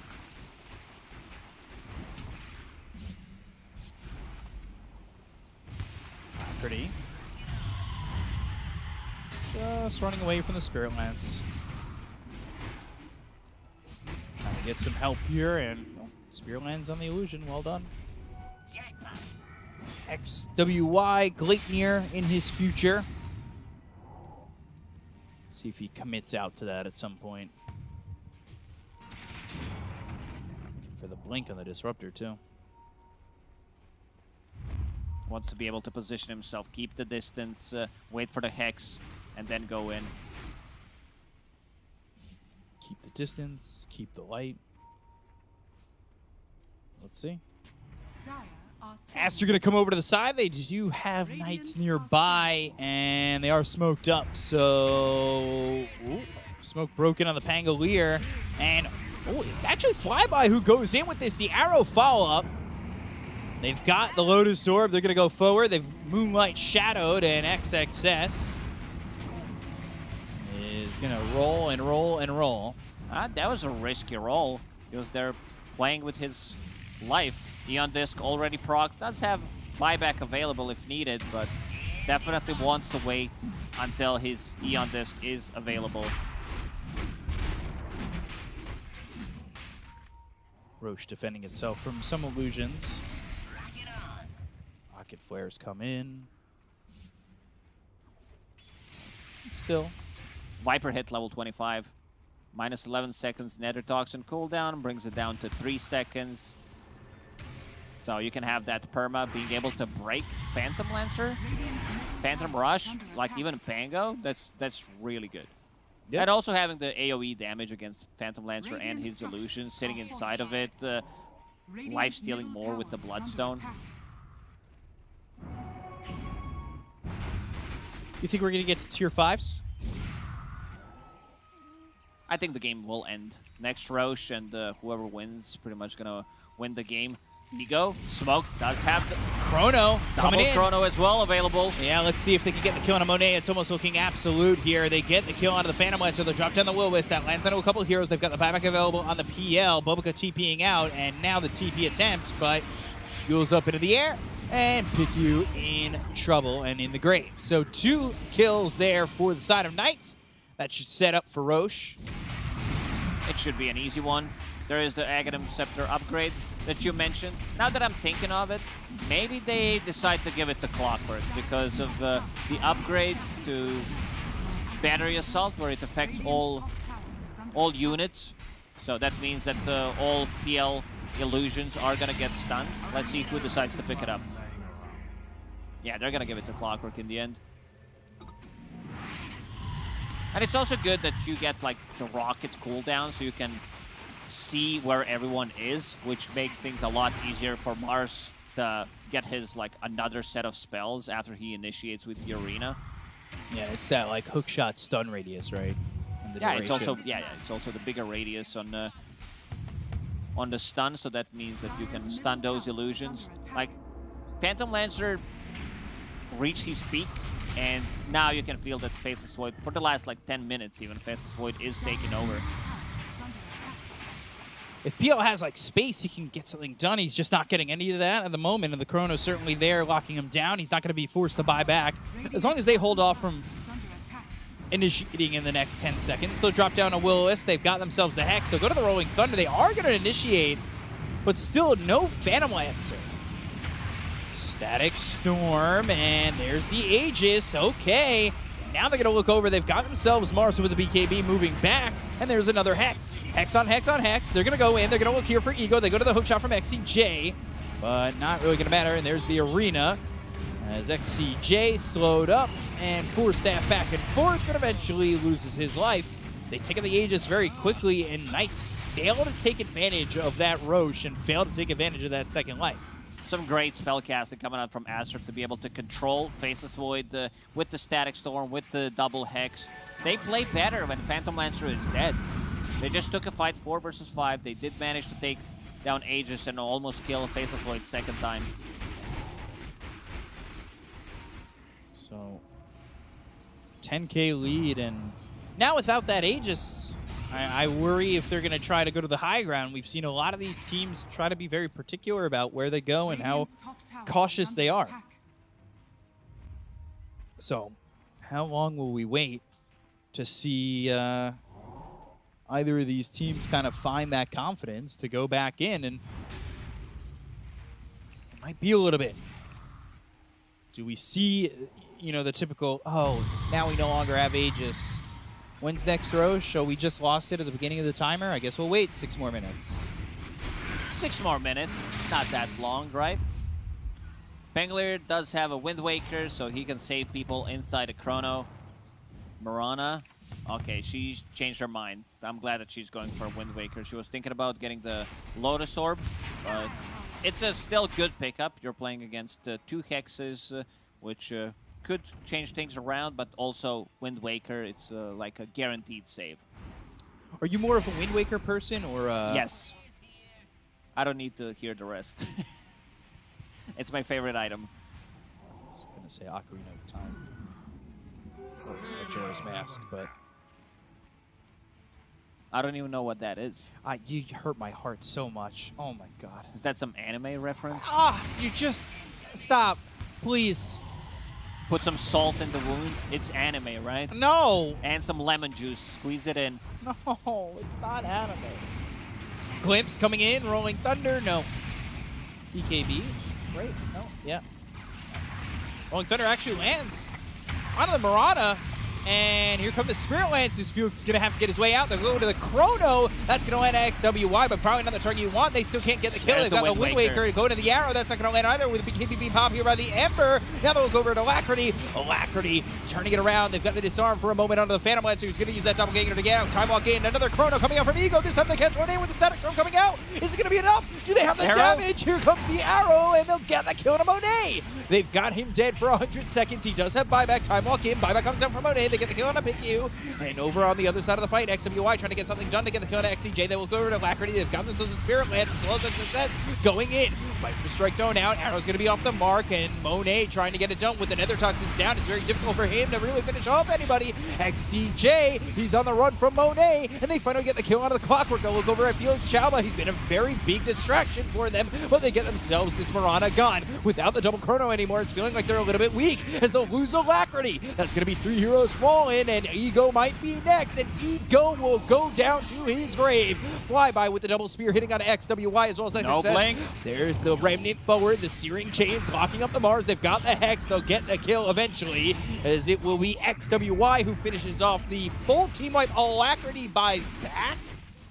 Okay, that's an early buyback. Let's see it go. This Wind Waker changing things around, being able to save people inside Chronosphere for 2.5 seconds. That's quite of a big deal. And also, they only used 1 buyback. Monet only buying back on his Phantom Lancer, so he needs to be a little careful.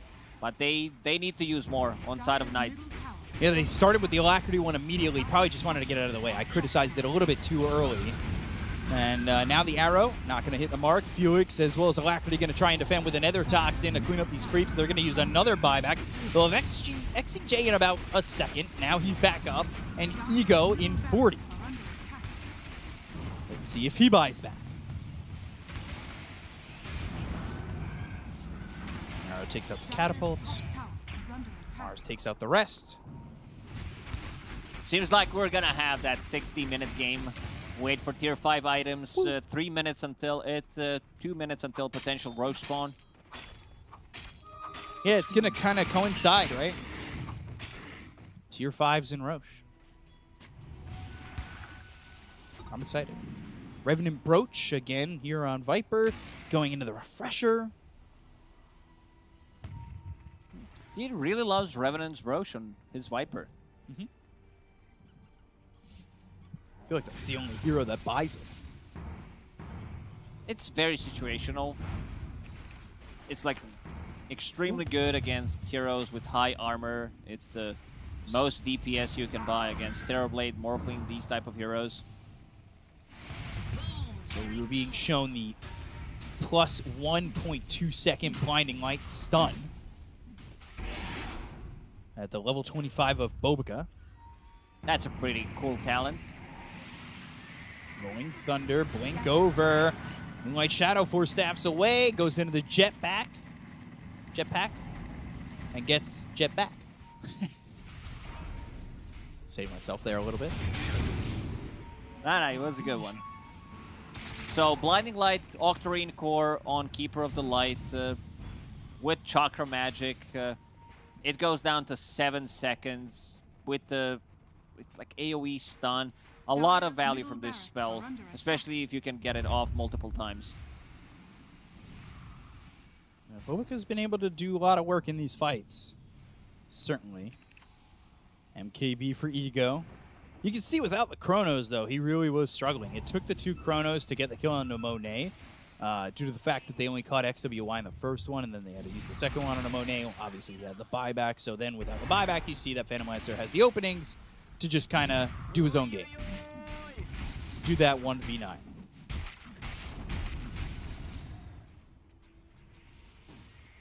So Roche, a minute and 17, and that will be as tier 5s are available. So we're probably going to get both.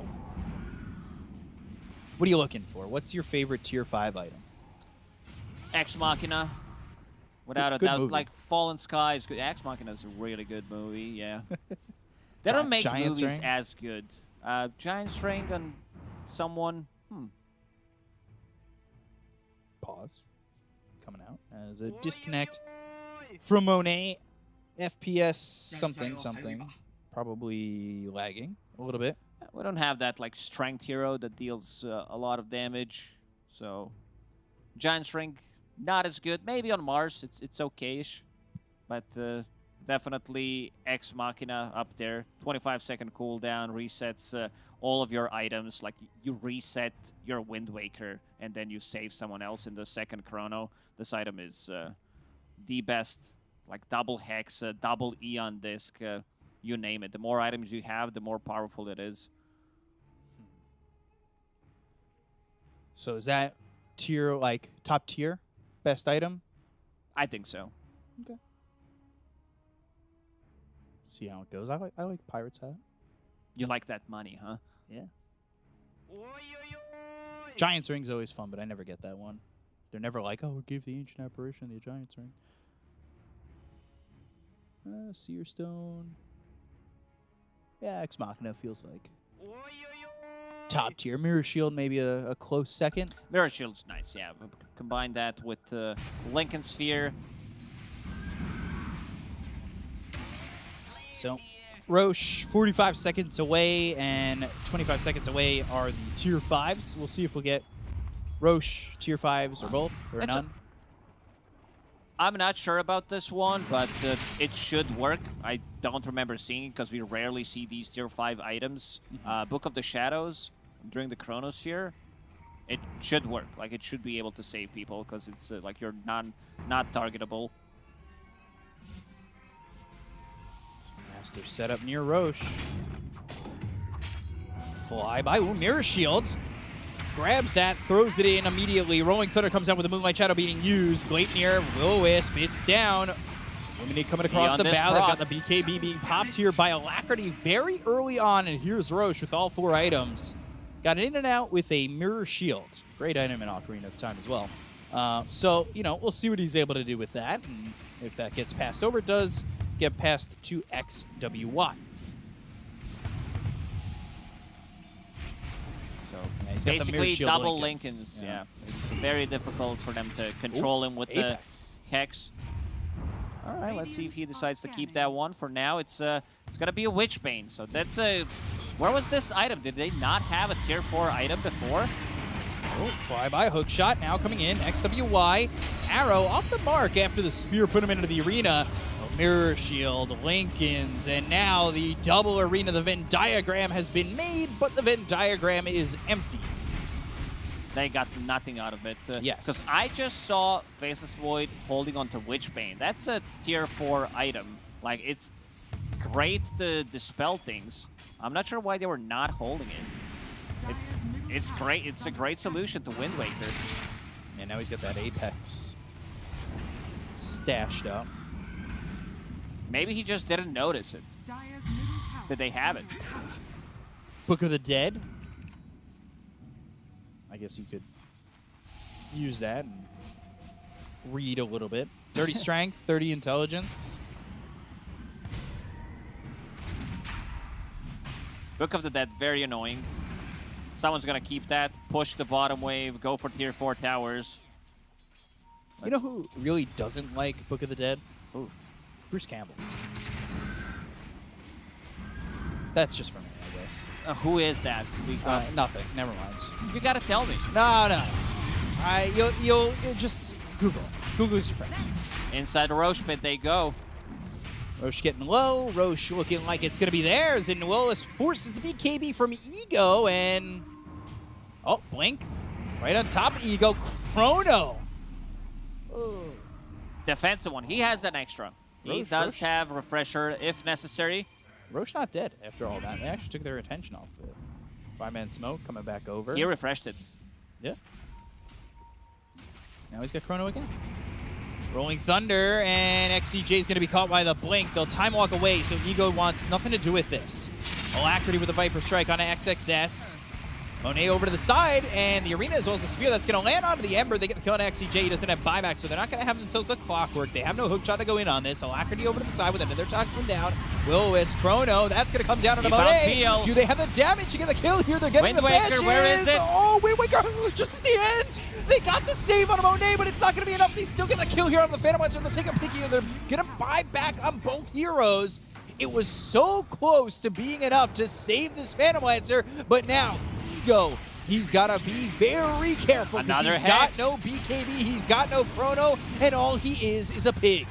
He's caught in the cage and caught in death, and now he's going to be forced to buy back as well. Monet going back in, going after Alacrity. He'll use that nosedive, goes into the Viper Strike, XWY with the BKB as well as the Lotus on him. Here comes the Rolling Thunder once again from XXS and blinks to the backlines to get Ego. They found They got Faceless the catch Void. out of the Faceless Void. They're going to look over as though Doppelganger. They've got the Hex. They'll have the Gleipnir. They'll hit him up into the air with the Rolling Thunder once again. And there's the God's Rebuke over to the side. Flyby not able to do anything, and Ego's going to be taken out as well as Alacrity. Down goes XCJ. Nobody left alive except for the Mars, and it looks like Aster will make a bit of a comeback here as they take the series 2-1 if there's nothing that Knights can do, and it's looking unlikely as it's only just Flyby.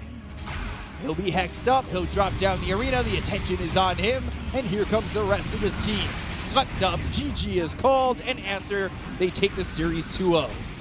I can say we're only on day 2, but this is the best game we had so far in the not just Chinese DPC, but the whole DPC, because the other regions also did not start. Team Aster in the end making a comeback in this game and getting a W. I mean, these two hexes kind of destroy them, like being able to, and also blinding light stun. Once we get to this like late game Dota, it's about the execution. These team fights do tend to get super chaotic. Yeah, there's a lot going on. Hard to really keep your eye on everything. But in that last fight, XXS goes to the back lines. They get the Rolling Thunder, hits onto Ego. Ego who bought back, refreshes, trying to get back in, maybe throw a Chrono, but unable to do so. It's really just so impressive when the players can kind of keep an eye, because he was far back. He was. Right. Then Wind Waker comes in, saves him for a second. At one point, I think all 10 players did have buyback. And this is late game Dota. This is 60-minute plus. We didn't even find all the tier 5 neutral items. We did found only a couple of them. Apex, Book of the Dead, and the Mirror Shield. But yeah, because there were constant fights going on. Yeah, it was constant fights, constant chaos, and something, you know, not just two of us can break down. We need 4 people, and they would be on the panel. Take it away. Well, I know at least 3 people here beside me are going to be able to break this game down. I'm going to start with that last team fight, though, because it was pretty back and forth. Knights looked great, but up until that last fight, it felt almost like at one point PL was really scaling, and then all of a sudden you're like, oh, PL's being dealt with. What do you mean? PL 1v9, as predicted. The 100% rate. Never doubted him. Yeah, True never doubt. confidence pays off. That's what she was saying in the The green room as the whole well. time. She never lost confidence whatsoever. Even when PL died once or twice Doesn't in a row matter. to Chrono, doesn't matter. She's like, late game, just give him time. But yeah, that last fight, let's talk about it a little bit more why it went the way it did. Oh, I can. Okay. Let's go. Yeah, she's excited for it. Let's go, Shipo. They did this awesome thing. They baited the Chrono from Void, or not baited, but forced it. They went on him, they forced his spell, and suddenly, like, his game plan only becomes 1 Chrono. Like, you need this too, because you're dealing with the Eon Disc, you're dealing with BKBs, there's a Wind Waker in play. Like, all these problems, you need the 2 Chronos. So by only having 1, this means that PL's fine tanking a death to the Chrono, because he can just buy back. having 2 lives, having an Aegis, same concept. This allows you to counter this idea and take the win at the end of the game. Yeah, historically, the way to deal with Void was having that buyback. Like, whenever you're playing into a Faceless Void, if you're fighting around the Rosh Pit, you need to make sure that you have buybacks to approach that fight in a different way, which isn't something that Aster had in every single fight. However, I felt that both of these teams really struggled to capitalize on any advantages that were given to them. Like, if there's a mistake, if there's a pick-off, usually what follows up is a mistake and a pick-off in the opposite direction, or they push high ground and then just get repelled. 5-man death. Yeah, it's like more on the, I guess, a bit more on the safer side of things. And I guess in terms of like the way that these 2 teams need to team fight, like eventually what Knights need is to have like this really good chrono and kill this hero, but the longer the game goes, there's problems, people get more tanky, you have this Wind Waker, as we mentioned, and then I think what you need to do is identify that, okay, this is the only thing we need to do, and if we do it correctly, we can win. I think they need something against this Wind Waker, maybe a nullifier, or make sure that they set up the situation where people can use all their damage into this chrono. Because when they get to use this Wind Waker and save, suddenly, because for Aster, they need to play a different fight, they just want to drag it out. Keep sliding you, keep using the lances, try to sell out through the chrono, and then that's how they win their fights. If we were to narrow it down a little bit more, what sort of time period were Knights really able to close out the game, but they weren't able to do the capitalization on that advantage, like you said, Kazu? I would say between like the maybe 40 to 50 mark. Like there was definitely a point where this Void was becoming a monster. He had his Axe, he eventually ended up getting an MKB with his Mjolnir. So I think around this time, like if they do end up taking this one good fight, which we've mentioned quite a bit now in this series, that's all you need with some of these lineups, then they can take the Roche and push forward, but they didn't really make it happen. All right. And we saw the Viper come out a lot earlier here in this game 3. Did you like it? Do you think it did what it needed to do? Or were you like, oh, maybe don't first phase Viper off the back of a win? It was not as good as the first game. Like, you could tell that he struggled a little bit in this game. But, like, his itemization as well. You could kind of feel that this guy, like, he wasn't sure how to itemize because he was like, oh, I'm going to go for the Bloodstone. Then it's like, oh, I'm going to go for the Manta. It's, like, kind of wishing-washing. But it kind of all came together towards the end. Like, in these fights, he had, like, the Ogre... Was it the Ogre Seal Club as well? Or was that last game? I think at some point. At some point. Yeah. And he's just like, he's like going in with that. He's like he did have that, yeah. using a Shiva's guard, like, and then like using his belly flop thing out. Like he was kind of like really causing problems within the fight. Like this hero, it seems more like it has more depth to it now than it used to, for sure. Like, I think for the position that they picked it in, he did a lot in this game. I think overall, I would say he performed well. But it is one of the downsides of picking this type of hero early on because it just isn't that flexible. So when it's drafted against properly, as Aster did, it just makes it harder. Do you really think, can we really blame it on the Viper though? Like overall? No. I think he did great. Yeah. Like, he did not much disappoint, problem. right? Yeah, absolutely not. It's just one of those consistents that we saw at last game, and then this game they were just so willing to pick it first phase. It's like, how much did that really play into it? But you're right, it did well, especially for where it got picked in the draft. Let's have a look more though at Aster and their lineup. Who do you think was a key player in your eyes, hero-wise or even just actual player? Were we waiting for a hero to come online throughout the game? With the shard, with all the items, we were waiting for a certain person to come online, and once he did, it became just impossible. Like the moment you get that heart plus shard, it's always the same. We're talking about PL. Yeah, everyone knows, right? But you say it without saying it. You poke from distance together with Ember, who played also a crucial part in their whole playstyle. But the problem with PL was you can never finish him off. Like, it's so difficult. Like, you have to take him down in that one chrono, but there's a Wind Waker. There's just so many saves, so many ways for him to... Rolling Thunder. Yeah, he just resets, heals up, he has that heart, and then he rejoins the fights. While he's healing, he's just pew-pewing from distance. It's such an annoying hero to play against. We're not gonna curse anybody here, but... Thank you. Very annoying. And what about the support combo? Was it what you feel is very in meta right now with like those rotations, or do you think that they went for something different and it played out well for them, Sheep? Aster? Yes. Sorry. Yeah. No, I like their support duo. It's kind of weird because it's not, you don't have a frontliner like a Clock, right, or someone to go in for you. You're very much like poking like long, staying back, disruptor Coddle, but they make it work, right, because Coddle enables Ember so well to do so much in the fights, and like your disruptor gives you this scalability and the ability to buy ags, which is so threatening. Like they're forcing BKBs throughout the game with this glimpse threat. Like I think the support duo is very strong, and they used it very well this game. Yeah, I also think the itemization is really cool, like this caudal with the mech. I haven't Yeah. really seen it so much. It's like maybe, I don't know, some new technology, you know, that they're busting out. And I think tech. also like what they're doing is kind of nice that you don't have as many teams do, is where I feel like they're using more their core's body to go in to allow the supports to like play a more nicer game, and they then in return enable and help the cores to play the way that they have to. All right. Sorry, I had in my ear at the same time that we do have our winners interview ready. Asta won this series 2-1, which means we're going to be having a Monet interview. So he's going to be joining us. Monet, congratulations on the win. How are you guys settling in with a new mid laner and a new coach over on Asta? 恭喜你们拿下了这场比赛的胜利。然后想问一下，你们队伍目前是怎么样去应对这个新的教练跟新的中单一样的情况？怎么说呢？其实新教练对我们来说，确实就是，比如说，在场外对我们的帮助其实是蛮多的。比如说，他会之前有点像是保姆式的教练吧，然后像儿神现在可能我们现在还不太习惯吧，就要多融合、多磨合一下吧。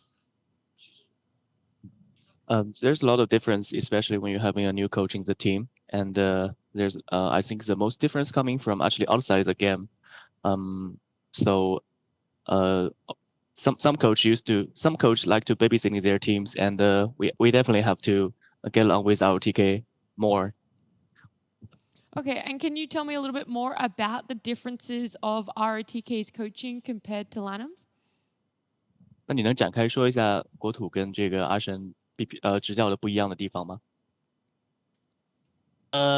都挺厉害的吧？可能国土就会很精细的说出选手的细节做的哪里不好吧。儿神就是会很比较说大方向的东西吧，还有兑现的东西吧。First of all, they're all great coaches, and I think for Lanham, he will sometimes just spot out the details in the games, the players' details, little details, small details that usually you don't realize. And LTK focus on the grand picture of the game and have more focus on landing stage. I'm curious to know how you feel about the current meta, if your team is happy in it compared to TI with the small patch. 想问一下你对目前版本的看法，你是更喜欢现在这个小的版本更新，还是更喜欢 TI 上的那个版本？肯定现在的吧，之前那个大极品版本太垃圾了，感觉有个大极品，想玩什么盒就玩什么盒。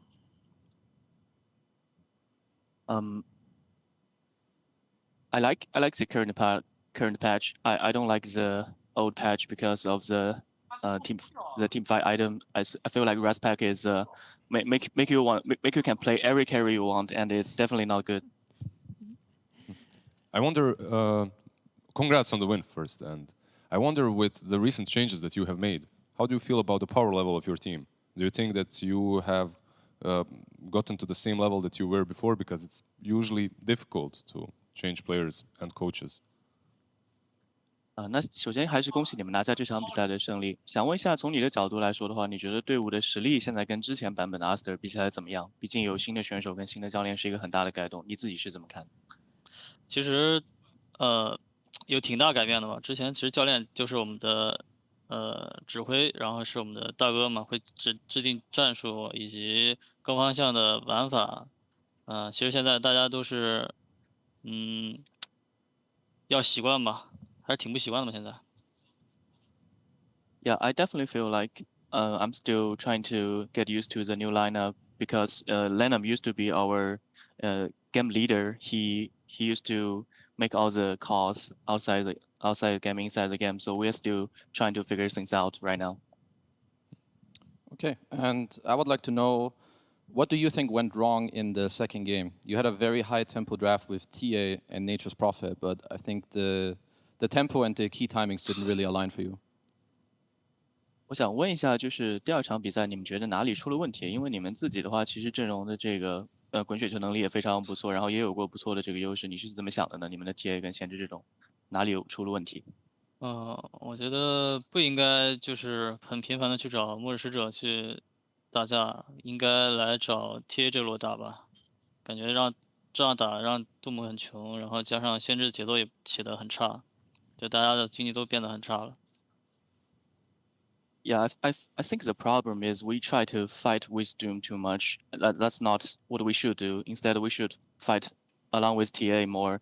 What we did fighting with Doom make everyone kind of poor in economy, especially Doom and Profit. Thank you. Thank you so much, Monet. Congratulations again. We look forward to seeing more of Asta throughout this tour. 感谢你接受我们采访，希望你们以后有更好的发挥。谢谢。Thank you. Perfect. We got to hear a little bit more from Monet there. What happened and what went wrong in game 2? Do you feel like that is what you definitely saw as well, Kazu, for that game 2 issue and a change for that game 3? I think it was definitely one of the main reasons, but maybe also more so like it happened because of what happened before. I feel like it has like it's connected to something where I look at their draft and it's like, okay, they missed their first few moves, which then maybe also led to Doom feeling like, oh, maybe I need to fight more. But what he said, I mean, it's obviously true and also one of the main reasons. So. Yeah, and that could be in conjunction as well with the new coach, right? He talked about a lot, and I didn't realize just how impactful Lanham was for them on Asta. So that change coming up for who's making calls, who's doing what. Liz, do you think that that is what you expected from a coach change to have that much impact? Yeah, because look, he needed to make a lot of impact because if you look at Lanham and what he did in the team before, like he was even playing with them. He was the 5, right? And then he was the coach. So he obviously was that Iron Fist, the leader, the one that decided everything. But ROTK is no slouch. Like they changed. It's just a matter of time. It's not worse or better. It's pretty much the same level, I would say. Yeah, it's going to be a matter of time. And speaking of time, it's time for us to jump into our second series of the day. We're going to jump to a very small break. When we come back, it's going to be Extreme up against Asta Aries.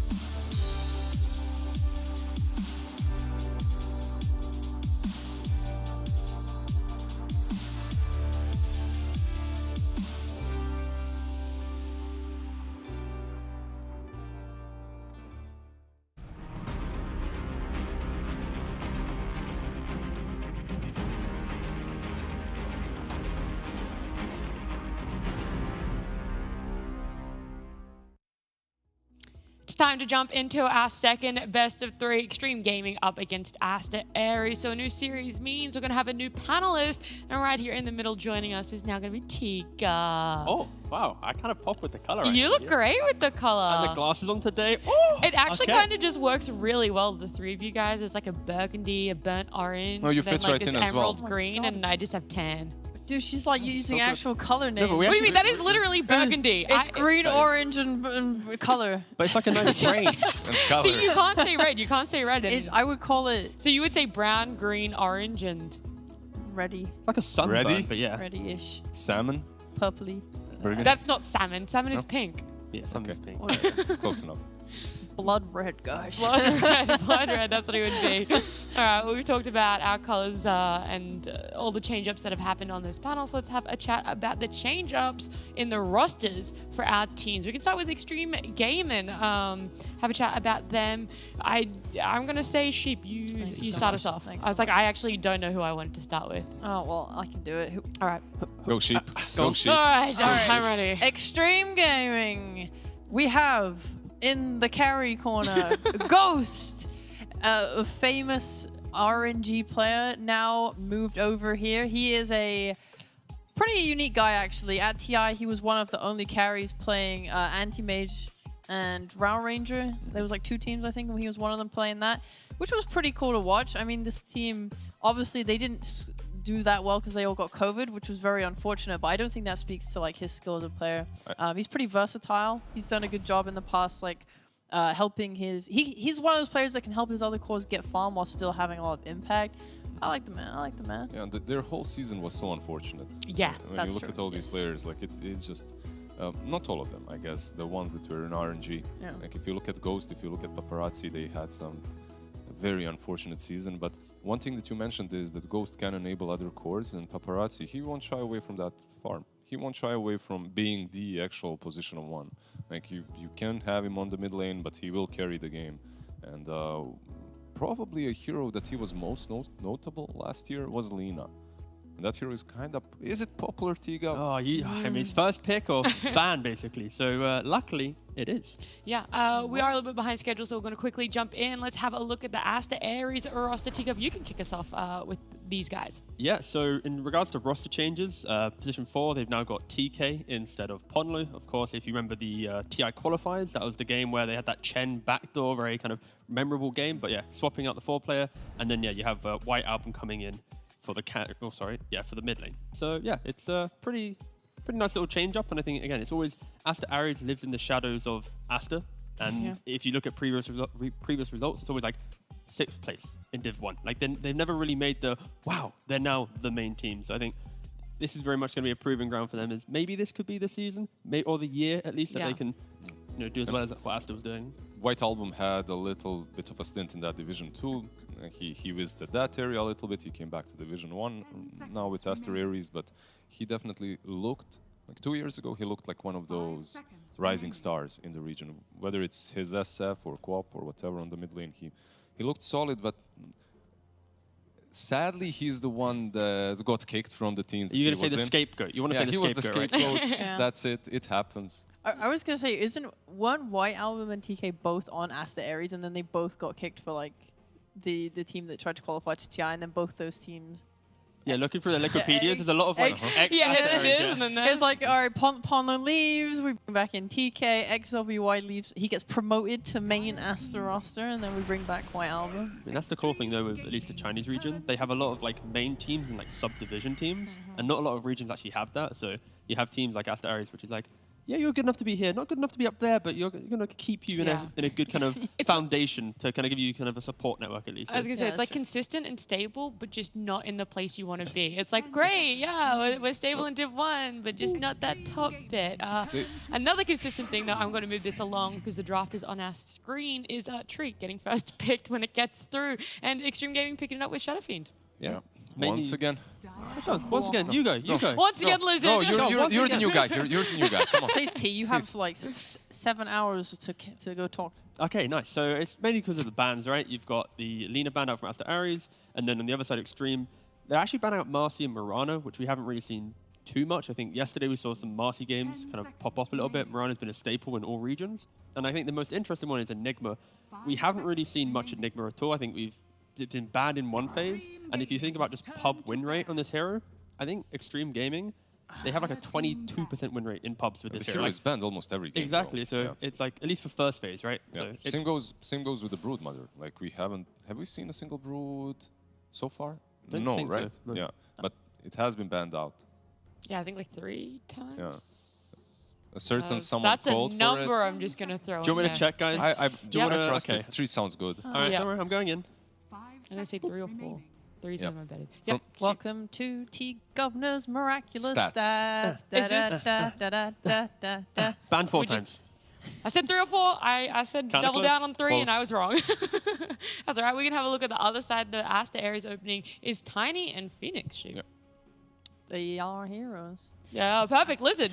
Come on, They G. are heroes indeed. Thank Perfect you. lizard. Tiga. No, can I, okay, please, someone add to this, please. No, basically, They're 2 heroes. we have seen Phoenix recently picked up quite a bit. Like yesterday, we've seen Phoenix game in which he was focused a little bit less on the egg, a little bit more on just being active, using the Sunray to deal the damage. You do have cover from the Tiny. Like this is one of the openers that I love to roll long time ago, because you have the egg, then you have the avalanche over it. Yeah, it's a good 4 and a 5, but it doesn't necessarily have to be. Like you can still flex it quite a bit. It brings you that dot damage against the tree as well, which is always nice. It plays well into Treant Protector, because when Tree uses Overgrowth, Phoenix just needs to place Egg. And where Tree, you want to keep people in place, Phoenix is kind of covering his own team from their Egg as well. So like, can we kill before Egg goes off? Normally it's a no, unless you have some big damage. So And it's Tree doesn't really hit the egg ever, right? Exactly. So yeah, it's a nice one there. And Shadow Fiend, nice instant response. If this is your safe lane duo, it's going to win most lanes, right? The Tree securing Leak Seed slow, sets up for the raise. And then you actually have like a damage dealer on like Hurricane Pike or something, Dragon Lance, to hit the egg. But yeah, I like kind of where Asta Ares is going, because it's some nice new counters to very popular heroes. I mean, the Phoenix Tiny combo as well were the last 2 picks for LGD in their game yesterday against Dawn. So opening picks here, and then Leshrac getting picked up sheep. Oh my gosh, Leshrac back You in the can- front. you can- you hero. can- Yeah, you This can say is- more than just it's a hero. I wasn't gonna. You guys didn't give me a chance. All right. Speak about this instead. Let me Heck? please give me a moment. Leshrac. I mean, I think Leshrac was. He seemed like this unstoppable beast with his bloodstone, like all this healing, and then people started to figure him out a little bit, and we saw more of these like ranged heroes. I'm actually surprised they picked him into Shadow Fiend, because he's one of those. It's like the sniper, drow, SF type heroes where you can buy like a Skadi and stuff, and you just stay out of range of him. So Extreme kind of already have a bit of an answer to him in that regard. It's kind of like. Still a very good hero though. Like you can always buy like a blink to get around it. You have this like Phoenix still. We talked about the egg and like this area coverage and how that allows you to stand there and hit. Right, it's gonna make it harder for SF to just stand his ground, which he wants to do. Both of these teams are focused quite on teamfight, don't you think so, Yeah, Tiga? I mean, I love the pacing from Asta Ares. Like you mentioned, it's Leshrac, but it's now you can trade farm in mid, and then what do you do after, right? Shadow Fiend, he farms for 10, he wants to farm for another 15, right? Unless he's like crushing his lane and people play around him. Leshrac, you farm for 10, you're in the enemy jungle, you're making the plays. So now for Asta Ares, you're tiny Darkseer, you farm that side lane, you have a Lesh mid, minute 15, everyone's got If one SF cheap is mid item. even, right? You're going to just completely destroy the map. And for Extreme, there isn't any kind of rotation heroes right now. Magnus wants to farm one side lane, maybe get a blink. Snap Tree, they can make some moves, but it's not as clean as other heroes. So Extreme's last pick either needs to be a lane pushing hero and just play for a later, or be this like Ember Spirit style hero that opens up the entire game. But There's a Darkseer. There's a Darkseer. yeah, Yeah, my God. you missed I my love Darkseer. pog face. You're talking about the Lesh. I was like, oh my god, Darkseer, she's gonna love it. it's great. Yeah, I friggin' Do you love wanna talk about Darkseer him a bit so more much. then? Yeah. okay. Yeah. Okay, good. My boy, he's okay. So his Ags got changed, which was kind of like a nerf, and people kind of stopped playing for a while. But now people kind of realizing his Ags is actually kind of sick again, because you just can destroy these agi carries like SF. You get like your blink, you have your Ags. I mean, you can even still go like a Greaves this game, which is really nice versus the Treant and stuff. And you are just dealing with this carry on your own. Like now, this SF wants to hit like the Leshrac, and he wants to hit the egg, but now he also has to deal with Darkseer on top of that. You have your classic tiny Darkseer lane combo, and both these heroes together output so much magic, damage, and burst. Like SF as a carry, he's quite threatened in the safe lane, I would say. It feels like BKBs will be needed on both sides very early on, right? No matter what cores you've got, you need that. Do you think that egg is already solved, or do they need to carry that? There, I get the answer. When it comes to... When you just keep talking, eventually they'll just pick and you don't have to guess. So basically, my mind is Lifestealer Jug, right? Like, that's usually how it goes. You're playing into a Darkseer Tiny, so Lifestealer makes more sense, plus you get a core that can hit that Phoenix's egg. Why is it that Lifestealer makes a little bit more sense? Your lane is quite alright versus Darkseer and Tiny. Like, you can actually sustain yourself under the tower. I really want to see Ursa for Aster Ares. You enabled with the Darkseer, you eat through the Lifestealer, you have Rage and stuff to deal with Tree. Like, it just feels like the perfect pick to enable all that aggression.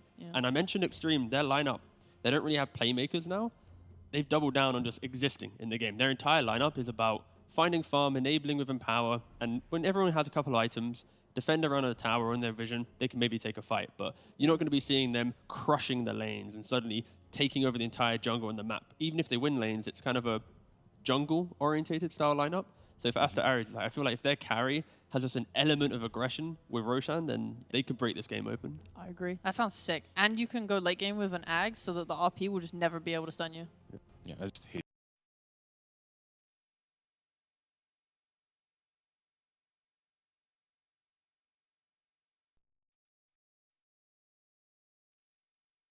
They are clearly taking time to deliberate. What else could be it apart from They go. Nothing else.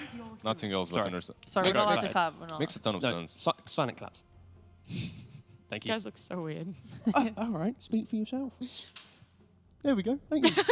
It should just be our thing. It's just wholesome. We don't wanna- What about a I friendly agree. pat on the back? Good job, T. All right, now you have to say you got the Ursa pick, but does that give you complete faith in Aster Ares to take out game one? Yeah, if they can mirror this draft with the execution, like their draft feels like a 9 out of 10. Wow. And if they, like, honestly, it's like insane. And I feel like if they can pair that with execution, this should just be a game that plays itself. I think for Extreme, it's just how do they set up their lanes where they can maybe disorientate Aster Ares and delay a certain couple of like 10 to 15 minute timings. But yeah, I do have a lot of faith in this draft. I'm gonna lower it from 9 to 10. Not a 9 out of 10, yeah? Yeah, Oh, that was no, okay, look, okay. I'll lower it just a tiny bit to make 8.9. to make Aster Ares look a bit better in case they lose. Because Okay. for me, Extreme Gaming is just a much stronger team. They move faster. Their metronome is just 100 beats per minute. Meanwhile, Aster Ares is 50. So I think that they will be able to outmaneuver them. Even though I completely agree, I think that their draft is really solid. I think both drafts have very good utility. Like, we still have an RP, you know, all this team fight. Like, they do have tools to be able to take fights and win the game. So, like, I think both drafts are good. But yeah, I do lean on Ares. I agree with what you guys said. All right, you guys seem to be in unison, and we can Darkseer. ask our casters if they also agree with our panel as we head over game number one. It's Lyrical and Fogged. Thank you so much, Nat, and the panel. How could we not agree? I mean, it was just so eloquently put there. It was. It was a really good call. It's great Ursa pick versus that Lifestealer, also versus this massive amount of team fight that we're looking at. So, I mean, that's probably the biggest thing to highlight, right, is holy moly, lots of team fight on both sides. Just drop the big ultis, drop the big vacuums. We're going to see maybe a Requiem or two out there. Can't wait to see it. And I liked what the panel was talking about, too, of Lizard recognizing this Extreme team. They're so good. You've got so many, like, storied players across the board that have proven themselves time and again. But already, a little bit of a battle. Ursa facing off against the trees. PYW will try and chase him down, but that just means that they force him out of the side. Now, it's interesting that the Ursa's already down bottom. Are they thinking about lane switching? I think maybe they are looking to do some type of weird stuff coming out, because maybe they're expecting Extreme to do some strange stuff, right? You know what else it could be is what I think Lizard was talking about, of like either the Lifestealer or the Jug maybe wanting to see if they can get them to swap lanes, because that can be an annoying lane for a Darkseer. No, absolutely. They have this double heal, right? The sustain that's coming from Lifestealer and then the sustain from Tree versus double melee as well, too, potentially, the Darkseer Tiny. So that's the lane I'm going to be looking at. It always is the lane. When there's a Darkseer, it's always, oh god, how is this lane going to go? Is he going to get almost anything out of it? We shall see. It could be a bit of a rough one, but we'll watch. And of course, the other thing that Fogged is your favorite element of Dota is the lane pulls that they could just do. Yes. If the lane's hard, just don't do it. Just don't do play. that laning stuff. Yep, we have TK. He's got Windlay, so he can do potential some of these pulls versus the Tree. And yeah, we'll see. Right now, nothing too crazy coming. It's going to be a really fun mid matchup, though. Paparazzi on his signature. The 1v1 champ Shadow Fiend playing versus White Album on that Lesh. It's good to sort of have him back again, you know? Yeah. The paparazzi, for those of you that don't know, you know, was just one of those players. Is Red Panda actually going to get gone on a little bit up top? But first rose to prominence playing on that old IGV squad and won the 1v1 championship as Red Panda. Is he going to die the second round of Scatterblast here? It's kind of long, cool. In five more seconds, he should be okay under tower. And he has Fairy Fire, but... God, that was scary. Actually has to pop the Fairy Fire, and diving so far, PYW draws a creep wave over. But he gets the courier, too, that was bringing in the Tango, so they're actually... Dude, does he get another one? Oh, Ursa, you got a micro more than that, buddy. You just saw the other one die. Oh, all right. Well, they're going to have some pretty limited regen up here. They actually have 0 Tangos on the Phoenix and the 3 on Ulu, so let's see if they're going to be able to even put the harassment on, though, on the side of XG. As, yeah, we do see already. Look at... You mentioned it. Take a look. It's starting. TK, he's got a double wave now, and then they're pulling another one on Tree, so they're trying to keep one alive, and now he doesn't pull the second wave on TK. Dude, there are some shenanigans happening right now. Look at it. It's going to meet. DY, he's doing it. He's like, no, get away. Get him away from me. He's body, Dude, he's trying to body block blocking it. his own creeps. This is insanity. All right, and now he got both range. Oh, man. Great play from DY. They do keep at least, you know, of course, all those melees, but really good adaptation to the shenanigans that we do see. Oh, yeah. Oh, man. We knew it was going to happen. It's one of these lanes that Darkseer, he just never wants to really play in face-to-face. Yeah. So Shengxi playing on that Darkseer does manage to get the wave pulled over eventually. I don't know what's going to happen here. We'll see what the numbers say after everything's laid out. Let's see if he gets any last hits, because he is laning up against a tree in that Oh weird my spot. God. So you have a pretty horrible disadvantage on that Darkseer. That's true. He's just trying to punch this tree, and the tree's like, dude, I don't care about this. Yeah, he's like, I'm just going to leech seed you, hit you, get the CS. Oh, there you go. He got one. Nice. Well, at least he's not dying. No. And that's something to be talking about. But a lot of shenanigans bottom. Mid, as we mentioned, very, very even so far. Paparazzi facing off against White Album. You can see 7-5 versus 8-3. Pretty normal. But across the board, Extreme coming out a little bit ahead in these lanes. Yeah. One of the first rays actually misses from Paparazzi there onto White Album. Could have maybe actually gotten something out of it. But yeah, this is the lane I'm going to be mostly staring at. I'll try to glance toward those other ones, but this is just too exciting. It's Paparazzi on SF, so. Yeah. You'll report in. You're a sideline I'll reporter. report in, yeah. I guess mid lane reporter, not sideline reporter. It's true. Looking at top, though, JT, you see how well he's doing in comparison to that Darkseer. That's going to be the big differential, how much the gold gap will be between these two offlaners.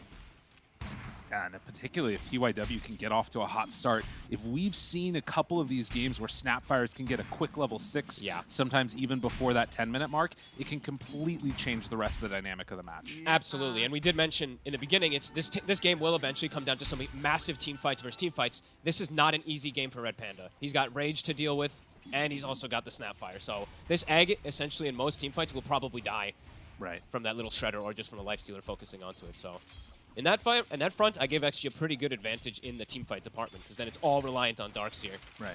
Well, and this is what the panel was sort of talking about. This Extreme team, very strong in their lanes. They're ahead across all three of them, but it's that team fight later and sort of the later side of the draft that they were mentioning is going to be the stronger point for Aster Ares when they get together. Yeah, it's always going to be the case, right, with Darkseer. King of team fight. We've always said it. If he does get off to that good start, maybe they can. But yeah, I'm still just Phoenix to concern. White Album.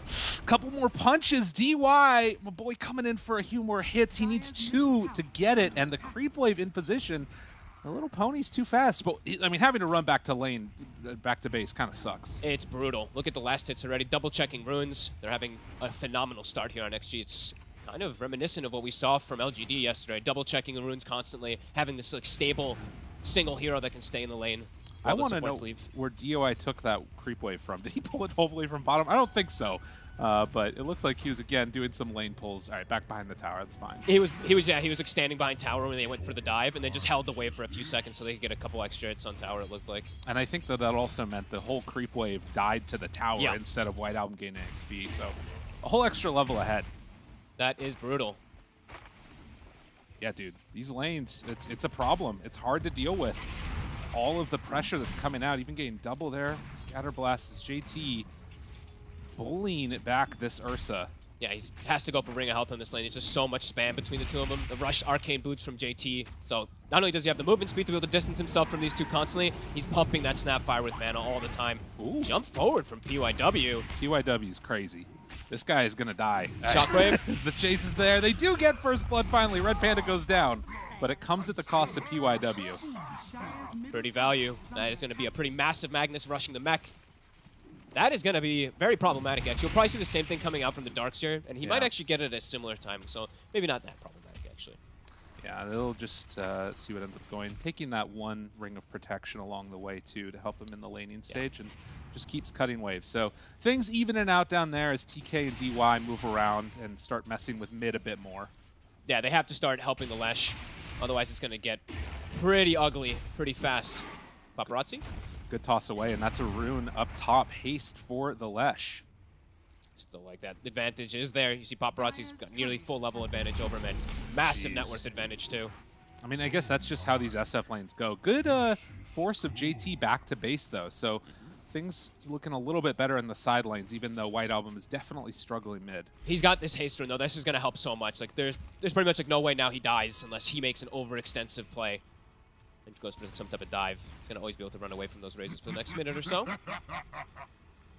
A little laughs coming from the old Magnus man. They're kind of expecting a dive, maybe, because White Album does have the haste and it's near 6. They have DY playing mid.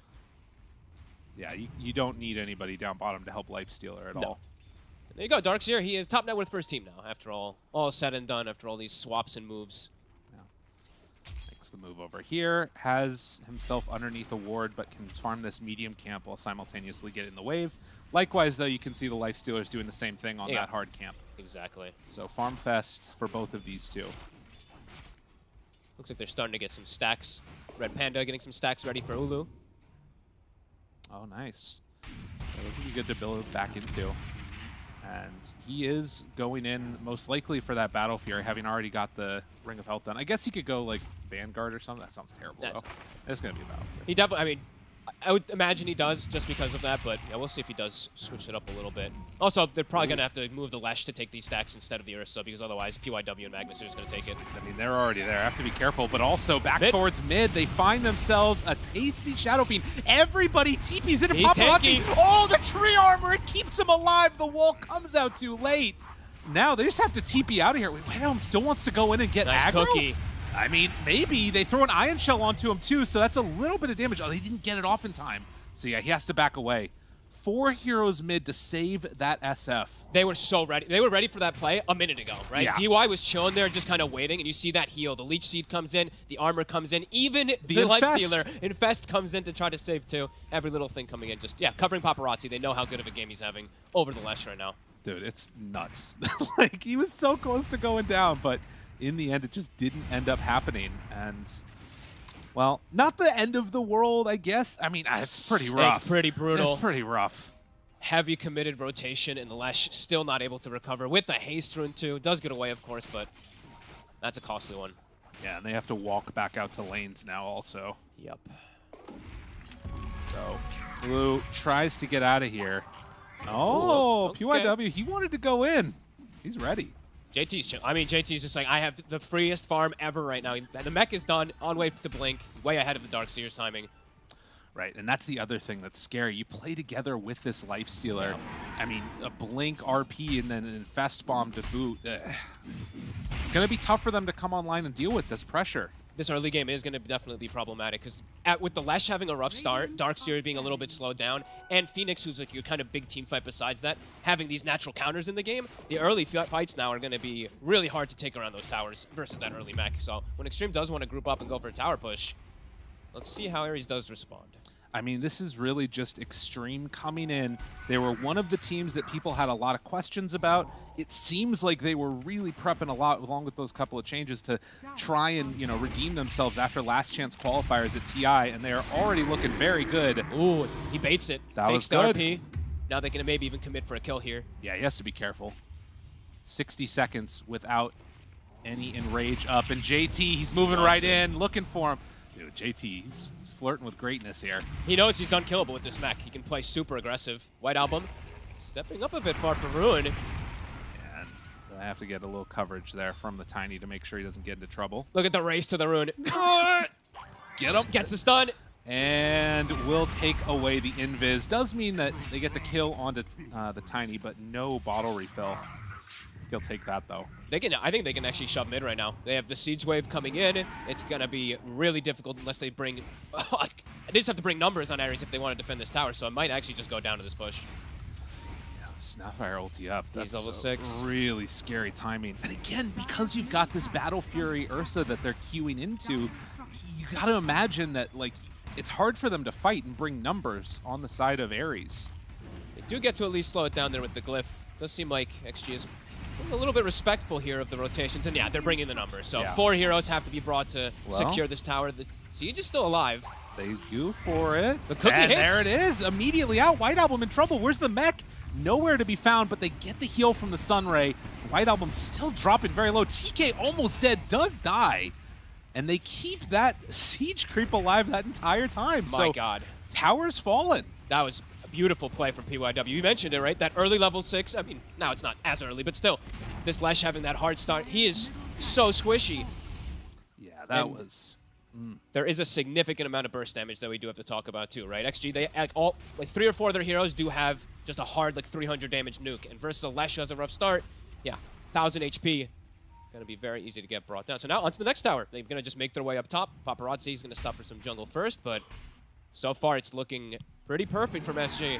Ghost 5-1. And Ghost is just having the time of his life bottom. He's just free to TP, and he's holding this tower almost at full HP. Yeah, just finished the armlet. They threw down the wall on top of him and was trying to get a little bit of action going earlier, but wasn't able to do anything, obviously. It's just so difficult to make a kill happen on that Lifestealer unless you have the Ursa there. Yeah.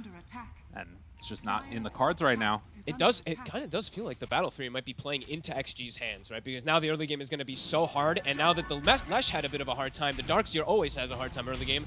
The Ursa's might be the one who you want to be like, okay, rally around me, I'm going to bring you guys back in the game, but the Ursa's like, wait, no, I just need time. I need to farm Battle Fury, so it's going to be tough work for the supports on Ares. They need that perfect fight, and you can see maxing out that vacuum after taking the points in Iron Shell. Nothing really in that surge. Still not going to be easy by any stretch of the imagination, but they spot Ghost. He is going to head on out of there, or does he stick around? They might decide to defend this, to be honest. They've got all TPs available. I mean, yep, they're coming. Moving on in.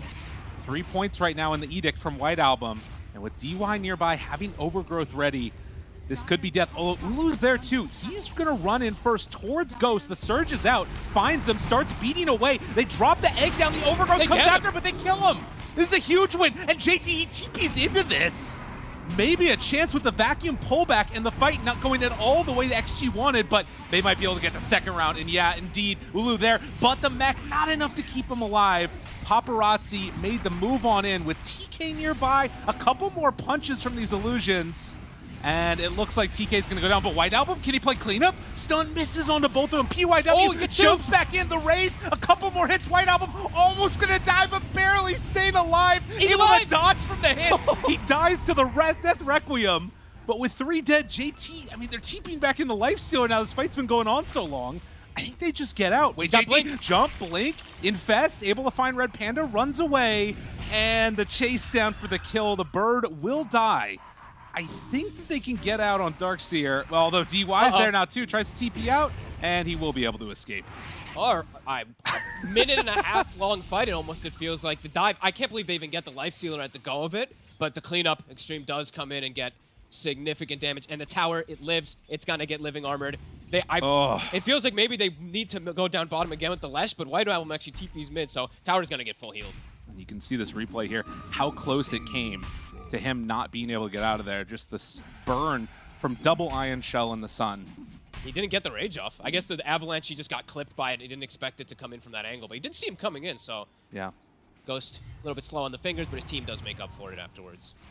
And even with the mech, the sort of stacking damage from the raises was a bit too much. I think it was even the Greaves finished up right at the end there, too. So I think that's actually what made it, like the Lesh dropping so low and Paparazzi hitting him. He would have killed him if the Greaves weren't there at that moment, so. Shang-Chi, an early pickup that really saved the day for him. The combination of those two together was huge. Yeah. JT's like, nice. Last man standing. Thanks for the XP, boys. And Red Panda does look to get out of there. With Battle Fury done, I mean, the heal on this tower is not happening that quickly. No, they they're could back. maybe come down and finish it off. Yeah, White Album did make the move down quick. Ooh, get Nice on over vacuum. here. DY trying to escape, but to no avail as the Lesh. They're coming, though. The tower's not being hit. He pulled them off the tower for maybe long enough for... Is this really going to work? I think it did. I think he actually saved the tower with that. Holy moly. And jumps in, finds one. That's not a great target to get as the wall down. A little bit off the mark. Can he vacuum back into it? Surge, Chase, TK wants a target. They have Supernova back up again if they want to use it. They bring in numbers. They've got 5 down here. Avalanche, toss, Paparazzi behind the trees. Oh, but the Avalanche, it hits onto all of them. And the Supernova down, vacuum, back, stun onto both. They're all going to die. Ares just wiped the floor with them. King of team fight Darkseer. That's why he's maxing it. They all focus trying to hit the egg. Gives him perfect opportunity. Couldn't ask for a better one there. Right. This is not the last couple games that we watched, by the No. way. This is 10 to 10, 16 minutes in. It is a slugfest. And the best part is, too, right? It's a Battle Fury Ursa who's showing up to every single one of these fights, too. Perfect stun there coming in. The Tiny gets the connection, and then, yeah, look at that vacuum. Can't ask for more. Right onto that stun. And they even Perfect. used RP at the end, too, right? So they actually pulled the Lash in, so he's actually doing damage with this Edict and everything, so... Wow.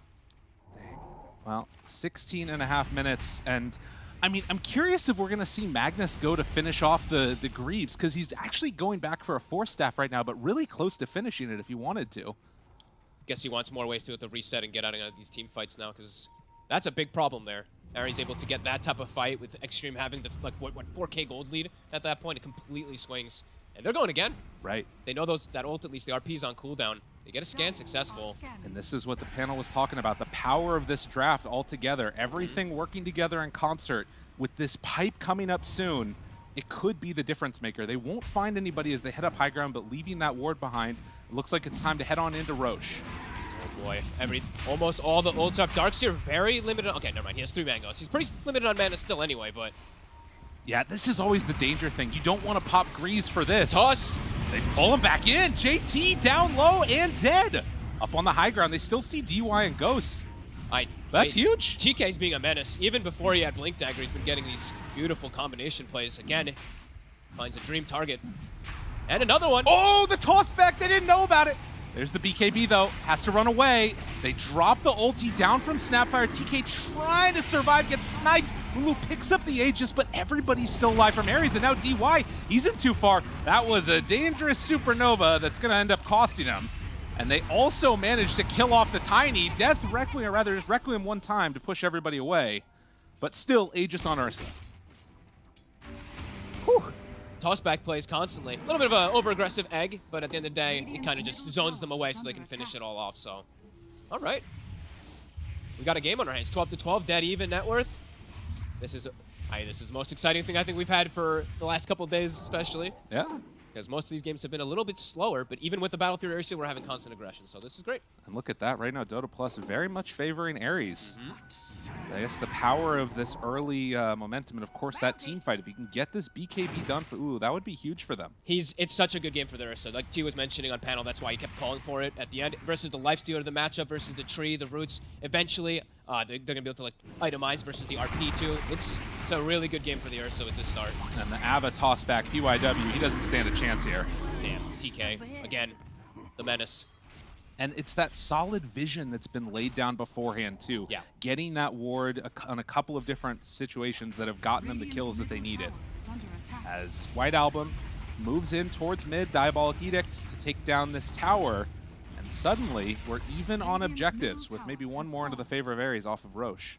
Feels like Extreme is now going to be playing on the back foot, at least, of not looking to make any aggressive plays, just looking to do that more farming style, which it feels like Ares is going to be able to take advantage of because they're playing super aggressive all game. Yeah. Well, and I guess we'll watch for this here. Ooh. DY. Hey! How's How it you going? Finds DY here. And with White Album moving in, they're going to clean him up too. And they gotta, it's hard to play. Like, one catch from Tiny and you're just dead. Yeah, they don't have the similar ease of being able to just go for these kills on Extreme. They have to commit a big spell if they're going to go for it, right? It's going to be like a Magnus RP for the most part, unless he gets like a really cool skewer. But for the Tiny, TK, he's been every single one the one to set it up. 12 assists, 14 kills for him. And he 12. gets- Wait, what? Oh, okay. 12 Sorry. assists, yeah. I thought that you were saying that Tiny had 12 assists, 14 kills. I was No, like, no, no, no. I don't think that's right. He's part of almost everything. Yeah, he is. He's having a heck of a game. Man. Oh. JT? TP? Ooh, that was scary. He's out. So you're saying now that at this point, if you're extreme, you need to kind of dodge away from the fights. What is the sort of the timing that they're going to be waiting for, looking for, to hope to turn things around? Because I'm not. It feels like it has to be at least one more item for them. I mean, they do just have the nullifier now for Lifestealer, so it's a big commitment of gold. Maybe with that, he's going to feel like he can actually go for the fight. Okay. Because getting these dispels to be able to protect, to be able to catch the Lash, dispel this Ion Cell / Surge, maybe they could look to fight back, but yeah, it's not easy when they're just getting ran at by this Ursa with Aegis. It is super interesting to see a nullifier this early on, but it's going to be gone for a while since that courier's dead for another minute and a half. Who did end up killing that one? I'm not sure. It was TK. Oh, I guess he did get it earlier. Wow. He's just doing everything, man. He really DYW? is. That actually. Speaking of, dude, he blinked on top of him. They can't quite get him there, but he knew right where he was. And that really is so painful to lose that. You're committing, you're spending all your gold as this Lifestealer. It's 4,000 commitment. Dude, precast Yules catches JT, and then the root, the overwhelm. White Album down low, tries to get him away. Do they have a Surge? Anything to escape? No, but Ghost, he's gone in far. Can Ulu chase him down? Gives The him an Surge infest. is there. DY, he's in trouble. Paparazzi and PYW can't get away from him. They chase for any more. Abba, toss onto 3. Supernova ready, up on the high ground. They turn now onto PYW. Tries to kill it off. Can they bring it down? He gets the kill. Ulu has to run to get out of here. So a little bit of a strange fight for Master Ares. Committing pretty far with the Lash. Gets got on from Lifestealer, just gets full to zeroed from him. That's pre-nullifier too, before he had it from the Courier, which is still dead for 30 seconds. So yeah, you still see Extreme. They can fight back, especially if those commitments do have, if the Lash is out of position. You know what this reminds me of? You know those like inflatable men that like flap around all over the place? Yep. This looks like 2 of them together that are next to each other, just like smacking into them over and over again. It's just an absolute brawl. It's exactly what we could ask for. I thought the game might be a little bit more slow-paced too, with him going Battle Fury and having just these big team fight cooldowns constantly, but nope, it's not the case whatsoever. It's just battle time. But the big thing for Ares is they're still the ones constantly being the aggressors. These wards, like you were mentioning earlier, they are not really getting dewarded. They have great vision coverage for most of this game, so they're able to read and kind of just play around what XG Extreme's doing. Blink on in, drops down the ward, and they're going to take this vision away at the moment. As PYW getting close to the Yule Scepter. Really interesting build from PYW this game. He's got a hood. Yeah. I guess if you look at the damage, there is so much Yeah. magic damage on Ares. I thought he would, when I saw him get the hood, I thought he'd go for the pipe, right? Right. Because then it actually benefits everybody else besides just you, but no, going for Yule's next, so. And been doing a good job of making sure he stays on target for that Supernova. Yes. Always going to be the one to watch. There's a lot of stun to cover it, though. The Avalanche plus that Lash will Yep. make it a bit problematic.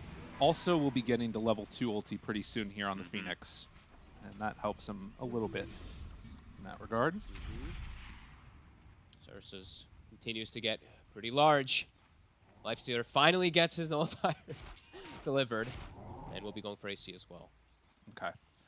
And then I'm curious if we see sort of like that second game from our first series, if the Shadow Fiend just goes for like the mass right clicks build, already going into Yeah. the data list. I think absolutely. He's going to be the one who kind of has to deal with the Ursa because the Lifestealer has that, the counter matchup. Yeah.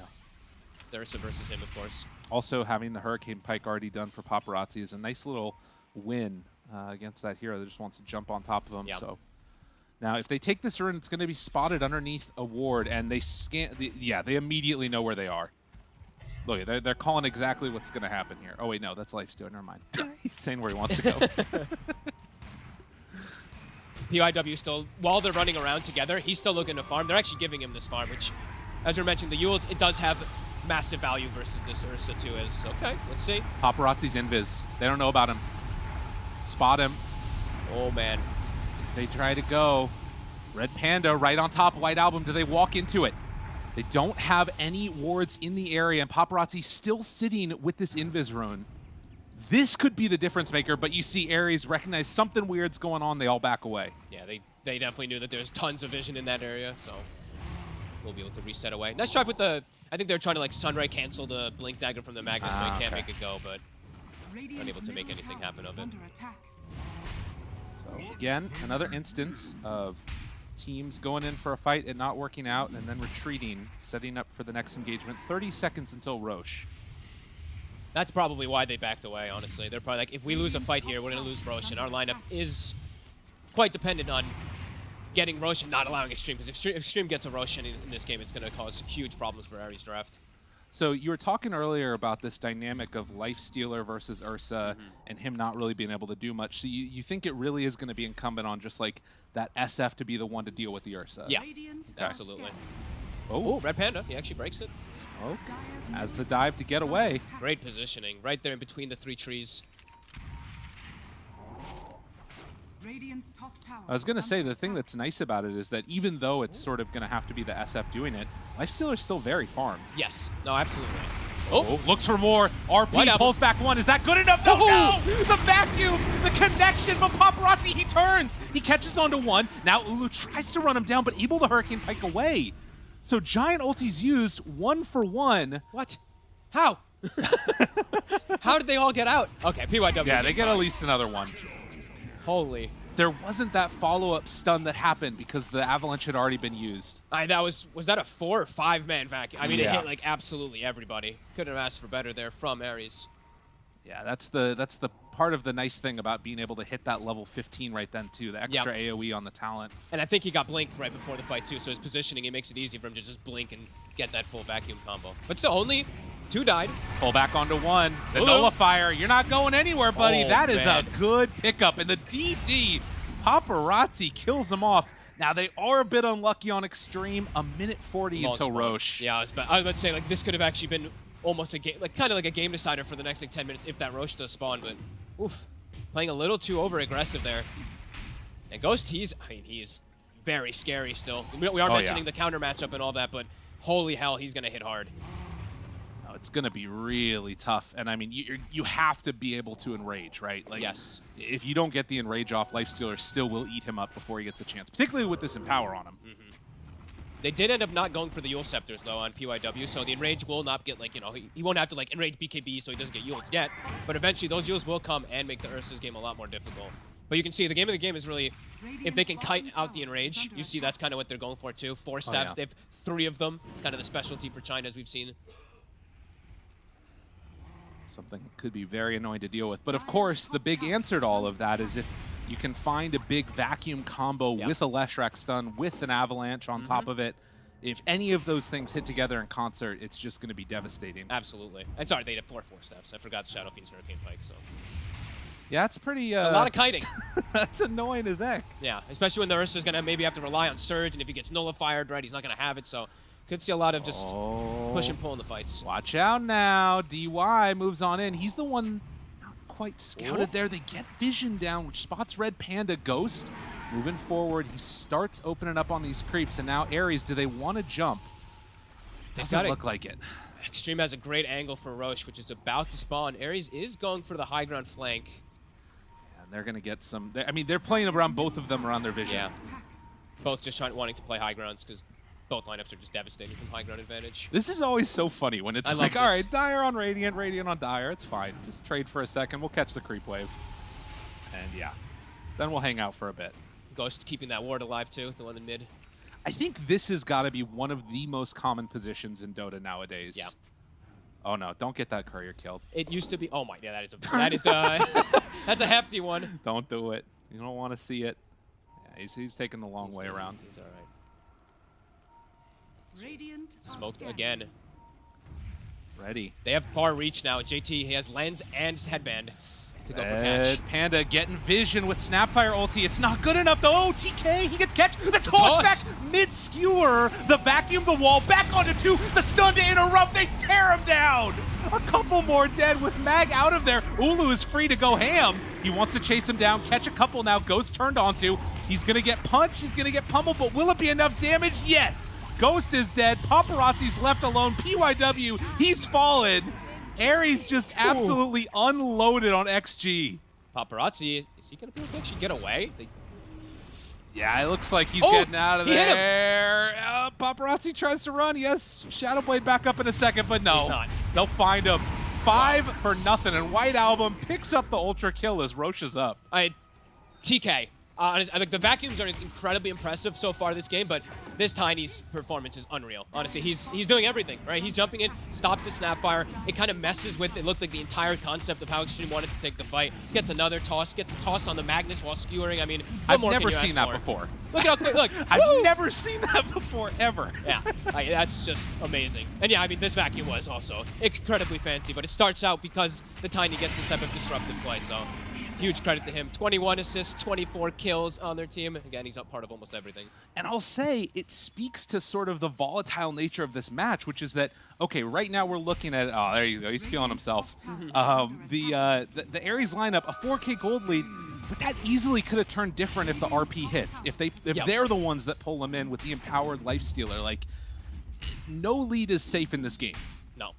It's feeling awkward for XG because they don't want to commit, right? It's like, you can see JT is hesitating so much because he doesn't want to just like blink RP one hero or anything like that. He wants to get more catch, while TK, he's just like, I'm tab tossing whatever I see in the fight. So. Right, exactly, and that's the dynamic of the Magnus versus the Tiny as far as like the little commitments, but your Mag's also your big commit. Exactly, so it is tough for them to get those initiations without just hard committing and then it's like, uh-oh, we just committed RP and don't have anything actually for the fight. So White Album now also having Shiva's finished and Yules, he's also massive, hits 20, more damage. Oh man, this is exactly the Dota that I was hoping we get to see right here. This has been a heck of a fun game. And ready to run it down this bottom lane. You have the tree that's cutting waves and going to be annoying, but they've got a catapult there, if I'm not mistaken, already at the tower and are going to be able to get some pretty good damage in. The question is, do they want to go for any more afterwards, hanging onto this Aegis for Lesh? They might not even get it. I mean, it's kind of in their, their story the whole time. Aster's just looking for fights. They just want to battle. So I think they're gonna swing across and look for something. They still have that ward down in the ancient area, so they do see Paparazzi. They have the sentry also. Ooh. So they're pinging exactly where he is right now. TK might look for a jump. Oh, if he could find him here, this would be huge. He's Paparazzi, he knows right where he is. Out of vision. Wants to jump. Abba, toss back. Ulu says, thank you very much, sir. Whoop. Can't quite get the kill, though. And there it is. The RP pulls him back in. Ghost is there. Do they have the damage? Oh, yes, indeed. Oh. Ain't no lead safe in this game as Red Panda jump on in, and now 4 go back the other way. There we go, JT. He's been waiting for that all game. Holy crap. Perfect. Gets 3. Requiem follow. Catches the Phoenix mid-dive, too. We prefaced this game with the start and the anticipation of big ultis, and we're getting it delivered. That's exactly what I was hoping to see. Okay. And, I mean, again, this is a great play, right? It's like, oh, we're going to get him. It's going to be so good. And JT's like, no. Look at this precision. Boom. And they didn't even see him. Look how far they go back to, as we mentioned. The lens, the headband. He's able to pull them so far. Finally, he's able to find it. Back the other way. Look at him. Look at him. He's so like, yes! happy. Oh, that's so sick, dude. He's so happy. I mean, all game, he's been like trying to get some type of initiation. That has to just feel absolutely amazing. All right. 33 minutes in. High ground being hit. And Ares still have this Aegis for another minute and a half. They just got shooken up, though, completely. Oh, yeah. And now, also, they get this big push going. They get their waves out. And now JT, his RP is going to be back up in about 35 seconds. And he might even have his BKB finished. So he can actually go for these initiations much easier then. It'll be interesting to watch how it goes. Another item that's coming out in a little bit here. I mean, for a while for the Phoenix, but both of them are going sheep stick. JT gets caught. White Album picks up one, takes down the other. PYW hoping to escape, but will he manage to? No. Long-range vacuum. Just like that, game turns around, but he got the BKB purchase right before he died. So didn't end up losing any gold, and he gets it. So it's going to be 55 seconds, though. Let's see what Ares is able to do out of that. They have the Aegis exactly for the same amount of time. It looks like that the Mag is going to be respawning. Going to be dangerous. And we'll see how far they want to push it. If they want to try and test high ground here. I like how much, I just mentioned, back to the Hex thing that you were saying. I like how much we're seeing teams going back to picking this item up. It's one of the best, if not the best item in Dota for a reason.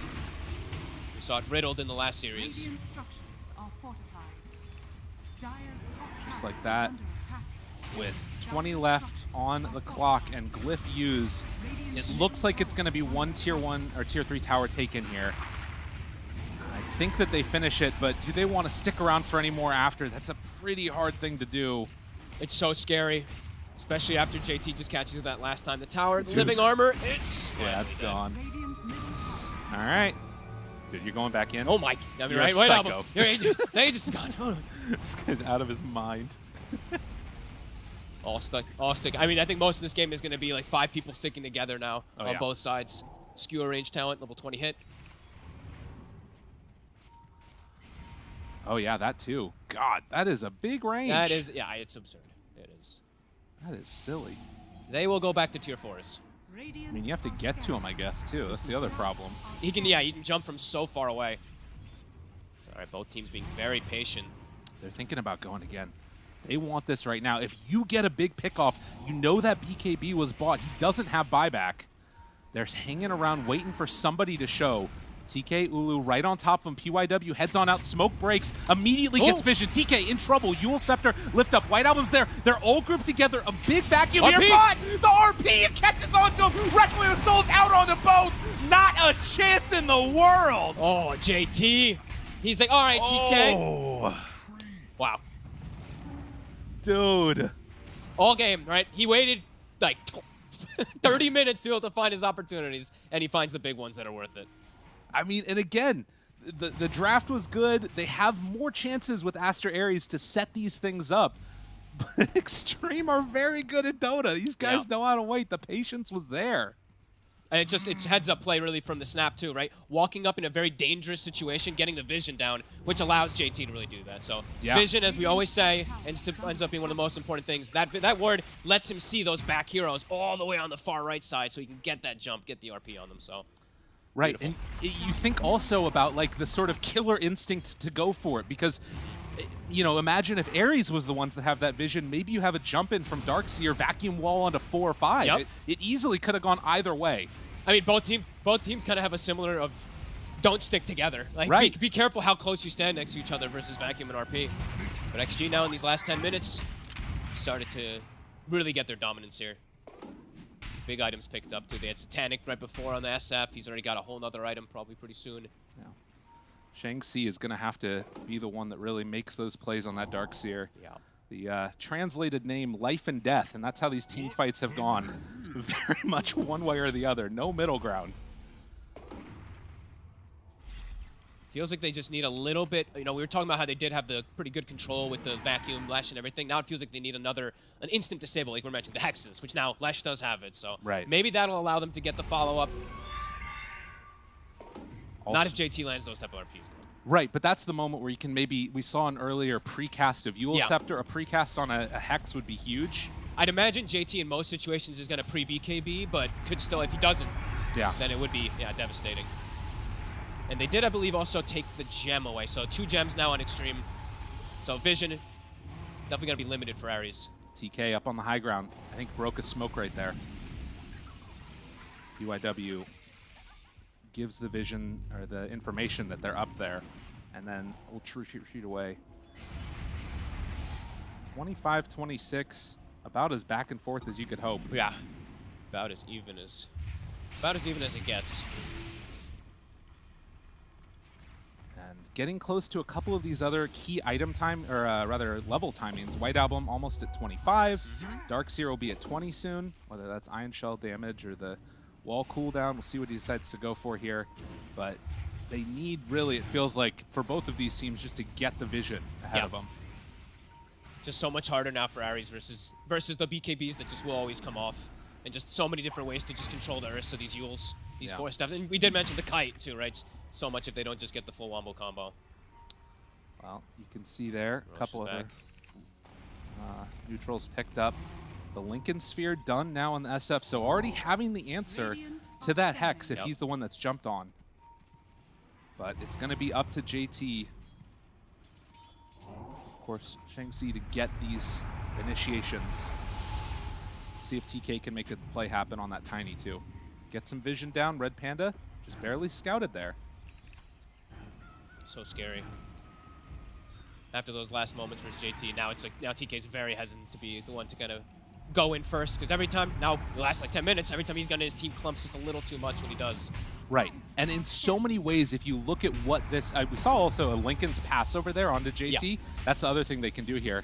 We've seen like, you know, back and forth, but this next fight with the Aghanims in there, it's going to be like a 10,000 gold swing, whoever ends up winning this fight, if they can take Roche afterwards. This fight is probably the game decider.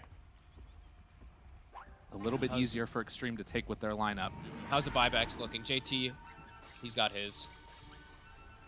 3 on Dyer. Oh, he's actually just shy of 50 gold, so. Dude, it's so scary. They're smoked up, hoping that somebody shows. That's all it takes is that first initiation. This is everything. Well, he's looking. Shadow Fiend steps forward with Invis, passing over the Lincolns. Well, bottom is going to start getting knocked on. That is a lot of creeps. There you go. So tier 2 bottom, they might have to actually look to respond to it at some point. They don't want to, though, because they can't leave the area because they'll lose Roche. A double siege on that tower. Also, you can't afford to give up Glyph right now. You know, No. that's Glyph for tier 4 towers. So Roche gets hit. Red Panda still in the area with that Lincoln Sphere ready. How close are we to the Lincoln Sphere on the Dark Seer? He's not going to be able to go for it, really. No, he's going for the Hex. Oh, TK. Do they have vision? This smoke, this could be the one. They're on the low ground. He jumps in. Uh-oh. Dude, get out of there. Oh, my God. That is so scary and quite awkward. If he gets caught by Nullify there, he's just dead. Paparazzi. Waiting. Yeah. Both teams are being so patient. Another smoke now, this time as that tier 2 tower is going to drop. White Album shows. Do they go now? It looks like it. They're thinking about heading right into the pit. With no White Album nearby. Oh, the he's jump! High ground. Ulu finds him. The RP's ready. No, but JT gets caught. Has to run away. Okay, with Enrage already down and the buyback there Panda. From the tree. PYW jumps forward. Red Panda's fine. Now Ulu finds one. Force Staff gets him away. Nullifier down. Good vision, but the Avalanche onto 4, waiting for the follow-up. Do they have it? Requiem, it doesn't hit. He does go down on TK, but UIW gets the Yule Scepter to try and stay alive. They have Vacuum ready, but they don't even need it.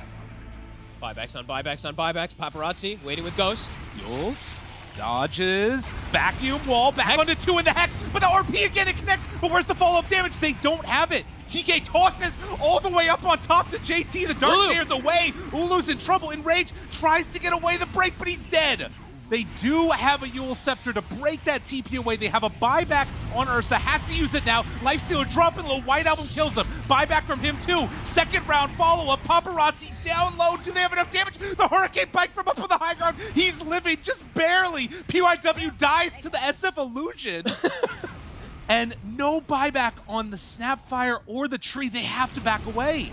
Ares is actually going with the more buybacks. Paparazzi's able to stand his ground and turret for most of the fight, but either way, Ares, the buybacks, this is the thing that's going to allow them to get this Roche, and now number advantage. Dude, crazy. And they get an Ag's Blessing for the Ursa, which is massive versus Tree versus the RP. All right.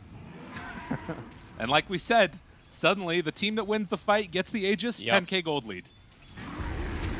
Huge amount of damage dealt by that SF in that fight, as well as White Album. They played it patient. They just sat on the outskirts, kept waiting for a moment to be able to get the jump, and yeah, they get it. Darkseer as well as that Lash. Beautifully done. And the Darkseer, honestly, the Darkseer wall, you mentioned it toward the end there, the Illusion was sitting there actually just beating on the SF and kind of like everybody for majority of the duration of the fight. Well, and honestly, the RP was pretty good, but it was sort of there to try and interrupt. It feels like that has to be the gut punch with the Lifestealer that actually kills them all off. He got hexed, right? He got hexed right before the RP goes off, so yeah, there was little to no follow-up onto it. Well, just like that, the first racks looking to be claimed here by Ares. And about 10 seconds left until the Snapfire is up. Break. Couple hits. JT. Punch. Pulls him back in. Yule Scepter. This ain't TI 10 anymore. No, ain't a stun. White Album turns, Hex is there, Ghost jumps onto him, pulls him back in with the vacuum. Look at that illusion, does so much. But the overgrowth keeps him alive for now. PYW jumped on and dead. No Snapfire for a while, but they did kill off the Supernova. Yule Scepter to interrupt, didn't have BKB up in time, but the Skewer pulls him back in almost all the way to the fountain, but not quite there. And then pulls him in, White Album caught, killed. You're in the fountain, my man. Ulu now slowed down by that Nullifier. There's no save here. They miss on the Skewer, but tosses him away. That's still the save that you can have. White Album, he TPs in to try and salvage this. Vacuum back onto 2. The Hex is there, and Ulu chases, finds himself a tasty snack. Toss back. The Life Stealer's gonna die. Paparazzi's dead.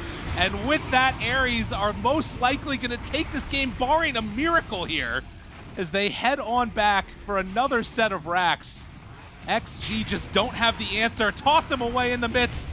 Paparazzi control. The long-range Skewer. He gets back to the fountain. They're keeping him alive. But for what? As the tier 4 towers start to get hit, Ares make it happen perfectly. Find Paparazzi, vacuum wall, back onto both. GG about to be called. Wow. As Aster Ares just make a perfect game. I mean, the perfect last pick, it feels like. This Ursa did feel like the absolute best hero in this game, but gotta give so much credit to both initiators, honestly. Oh, yeah. TK versus JT, it felt like it was the matchup of the century for them. Who's gonna get the big jump? Who's gonna get these tossbacks / plays? A little bit of an awkward Skewer there at the end there from JT, maybe actually costing them quite a bit there, because maybe they can get at least the kill on the We don't Ursa. need to talk about it. It's fine. Happens. Don't worry. It was a super exciting game. Tons of team fight. What more could we ask for? Nothing. That was honestly, as a Darkseer player myself, it warmed my little heart. Man, I hope that we get another one like that. But for now, we're gonna have to head back to the panel and let them gloat about all the correct predictions. My goodness, y'all are killing it. The only lie I heard there was Lyrical say he had a tiny heart. That man has a big heart. I know it. No one's going to jump in on this? Yep. I mean, it speaks for himself. He's a very wholesome lad. He's very huggable as well. So I think even the community knows. So I think everyone just kind of went, yeah, he is. Yeah, true. Yeah. 9 out of 10, though. That's the rate that you gave Aster Ares draft, T-Gov. Powerful. Do you want to increase it? Do you think it was perfect 9 out of 10? Oh, yeah, I'll stick for a 9 out of 10 because I think Extreme did show some of the weaknesses at least. I think they did outplay Aster Ares in the laning phase. They gave themselves a really strong 4K lead. They were playing really well, but then they took this kind of bot engagement that lasted, it felt like 4 to 5 minutes, and that allowed kind of Aster Ares some breathing room. And in doing so, brought them back in the game and allowed them to get that draft to that 9 out of 10 that I was mentioning during What do you the think, what was the reasoning? Why would you allow yourself to jump into that mess when you're already so far ahead? You're having a good time, right? Like, Darkseer isn't having a game, your mid lane is doing well, the off lane as well, and then you suddenly just take an engagement, which was the only way, in the early game at least, for Aster Ares to come back. Yeah, and then they make that comeback, right? And you see these big plays coming out from the Darkseer the entire time. Like, the only reason Ares was able to just kind of crush this game was 3, 4, 5-man vacuum just throughout the entire time. I think Fog mentioned it. It was the battle of the offlaners. Does Mag hit this 3-man RP? Does Darkseer hit the vacuum? If they do, that team will most likely win the fight. Yeah, I think bot was just born out of, like, the bot fighting was born from this idea of we have Treant, if we keep this tower alive, our map will just be bigger, we have the Magnus, our Lifestealer will farm more than their Ursa, and like they wanted to fight it. And they looked like they were stronger a bit, it's just unlucky. Like, Aster were able to get the best of them in those situations. I found this game so fun because both team lineups just did the exact same thing, and it's just literally who gets the first initiation, because either you're getting this big vacuum or you're getting the RP, and it meant that they were, you know, playing really hard around their vision, like standing around these cliff wards, and everything was so precarious. It was so stressful for everyone both times. I was actually thought Ursa might get Ags sooner as well because of this. Sometimes you skewer in the wrong direction. Whoa. Don't bring it up. You're not allowed to talk about it. We'll get to see in a second. Wait, check the left real quick. So buyback-wise, Ursa doesn't actually have buyback. So potentially this skewer here, he would have died. Okay, so technically, yes, this skewer, if it wasn't to the right but down, you're saying it's game losing? Yes. Yeah, I mean, Ursa doesn't have buyback. He would have. Yeah, that would have changed things a lot. So unfortunately for JT, after an immaculate mid game of finding the opportunities after a hard, it happens. Yeah. So There is he played one of the best games of Magnus I've seen in a while. There is a command that JT could use. GG? No. I mean, he did. He used it like 5 seconds later. I'm just saying how it is. Don't worry. Good command. It's not that. It's minimap _ misclick, underscore time, separation 0. And after that, you don't use your spells instantly on the minimap. Maybe that would have been a little bit I helpful. actually didn't know that. Yeah. That's actually... It has a little bit of a lag, so it... Okay, I need that. I'm gonna... I think that's also in options now. I'm not sure. Maybe it was added recently to options, so you don't have to actually go through console. But you can check it. Okay, interesting. That is actually... Yeah, I'm just gonna write that one down on my iPad. Thank you. I see you writing down. Yeah. Okay, but seriously, huge respect to JT's Magnus. I was like mega impressed the whole game with the RPs he hit. He was constantly like winning every like he hits like 3-man RPs and they're all on cores. Like it's so good from him. It's obviously a shame at the end, but like this game honestly could have gone either way. 100%. Yeah. I mean, knowing that it could have gone either way, then what are you taking away from it as either team, either as Extreme or as Aster Aries, to make it so that the next game isn't as much of a burger flip? If you're Extreme Gaming, I don't think that you're that worried about your draft. I think that you just need to adjust your playstyle a little bit. If your lanes do go well, you don't have to get baited into this whole treant idea. I think Sheep was completely on point with that. They got baited on that on that tier 1 tower on the bottom lane just to defend it because they have a tree.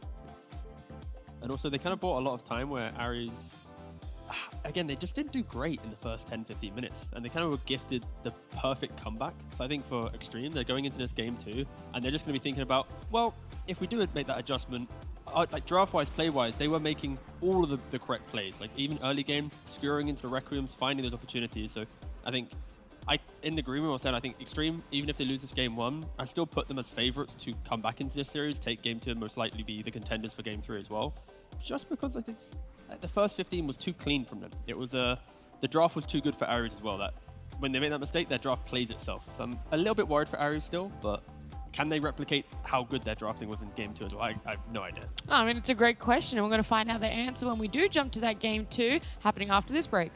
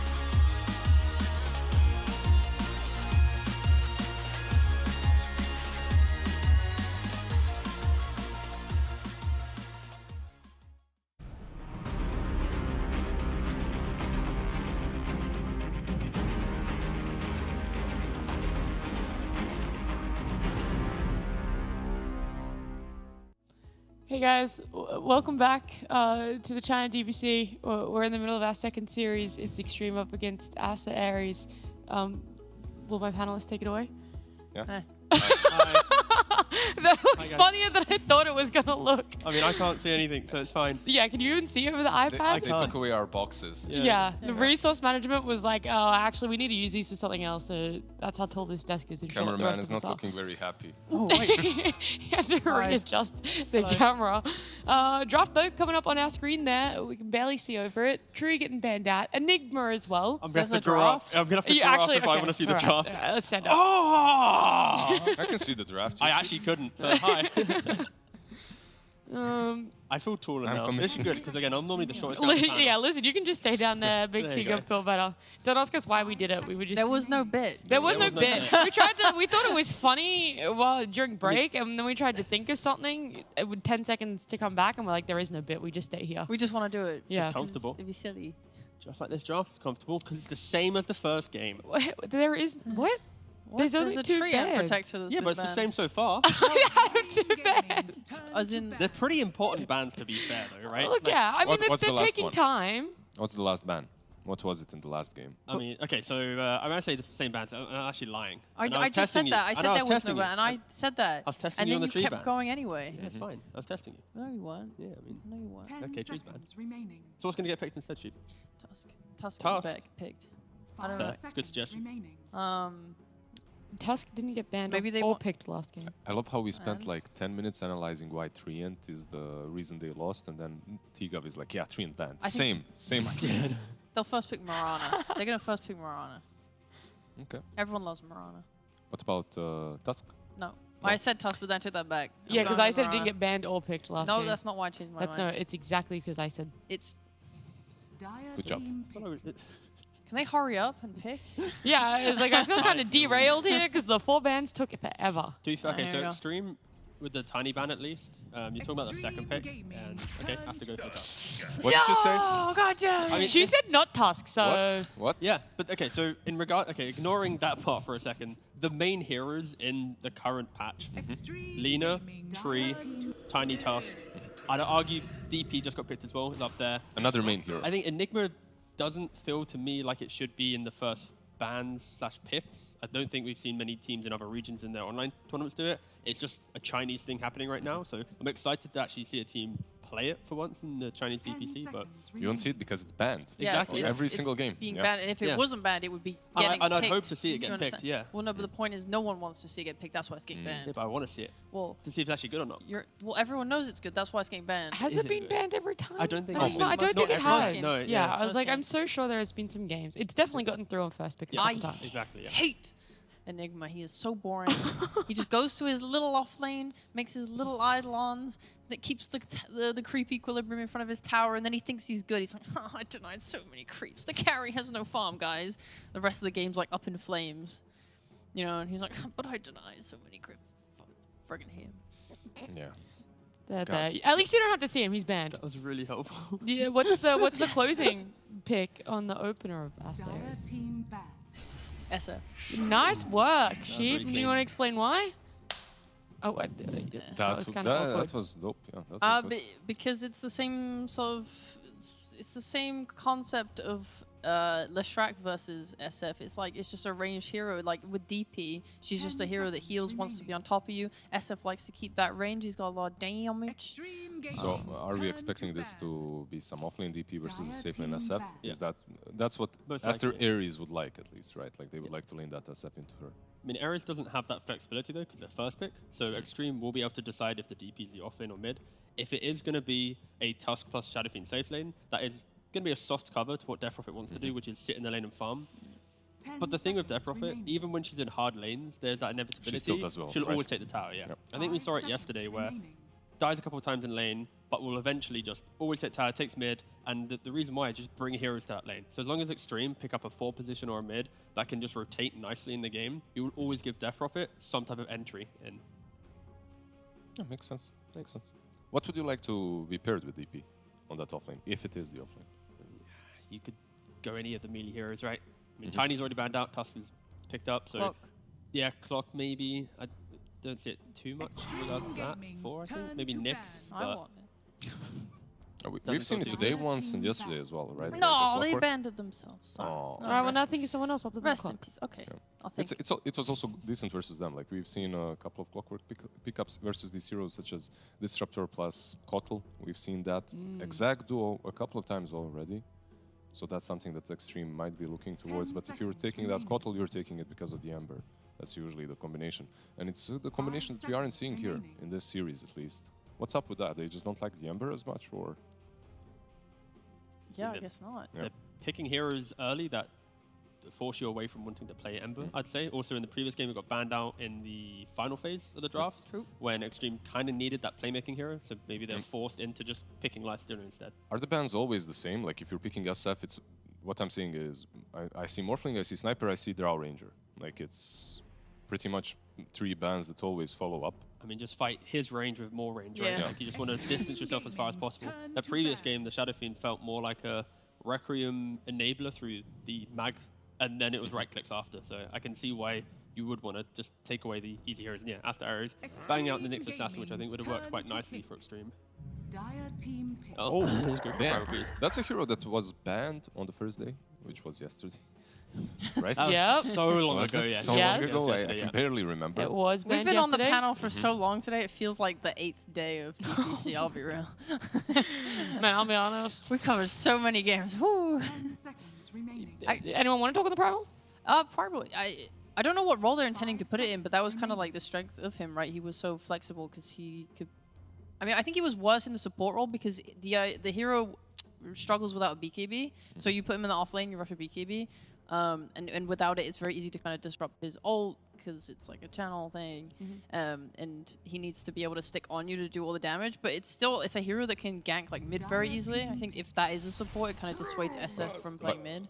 By the way, this Brewmaster right here that you see from Master Ares, it could very, very easily be a 5. Yeah. Like Red Panda? Yeah, Red Panda. Playing a panda, obviously, that's the lore. No, but during his elephant stint, they were picking a lot of Brewmaster 5. Doesn't TK also love brew? It can be offlane, for sure. I I'm just saying that it's no, I meant as 5 seconds remaining. as a 4.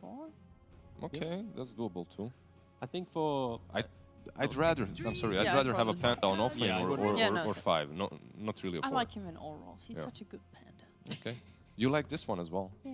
The squirrel? Oh my gosh. Oh my gosh. Oh my gosh. So that makes it a core brew for sure.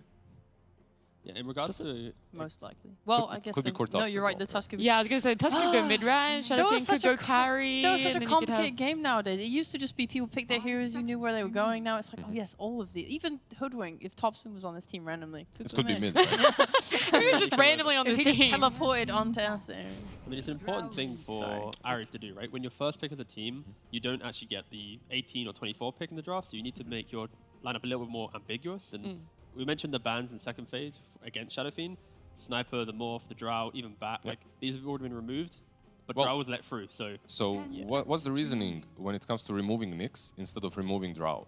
Wasn't Drow like the obvious pickup for Extreme? Like if you aren't removing her, she will get picked up. But the flip side is, you know that Drow's most likely going to get picked, and you pick yourself a Brew and a Hoodwink, which is quite an aggressive off-lane. Sure, Okay. there's some potential that, depending on if Extreme set up that lane correctly and secure Drow, then it doesn't really do much, but I can see a lot of kill hunger coming out from this off-lane duo. You get 6, you're always disruptive, and for Extreme, they have heroes that go in, but they don't have heroes that protect. And that's where like a Brew split plus an early BKB on Shadow Fiend, you hold each other's hands, you go to Roshan, they can dictate a lot of the early fights and kind of objective pressure.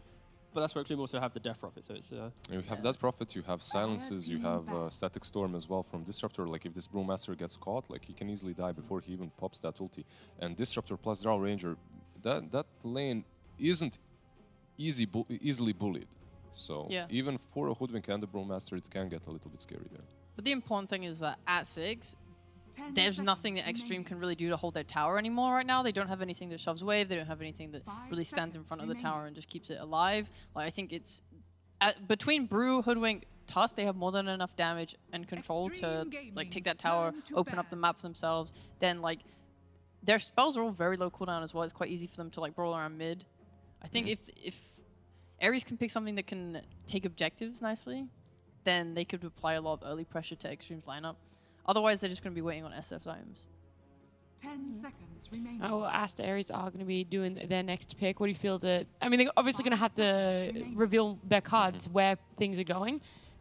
For me, for Aster Aries, it's more about catch and control. Like you have this Brew ulti, but at the same time, like you don't necessarily have enough control to just chase them down. That's why they banned out the puck. That's why they banned out the Pango. I would like to see something like that, but she instead running it back, running it back. Oh, there you go. So yeah, Tusk mid now. Shadow Fiend can be your safe lane.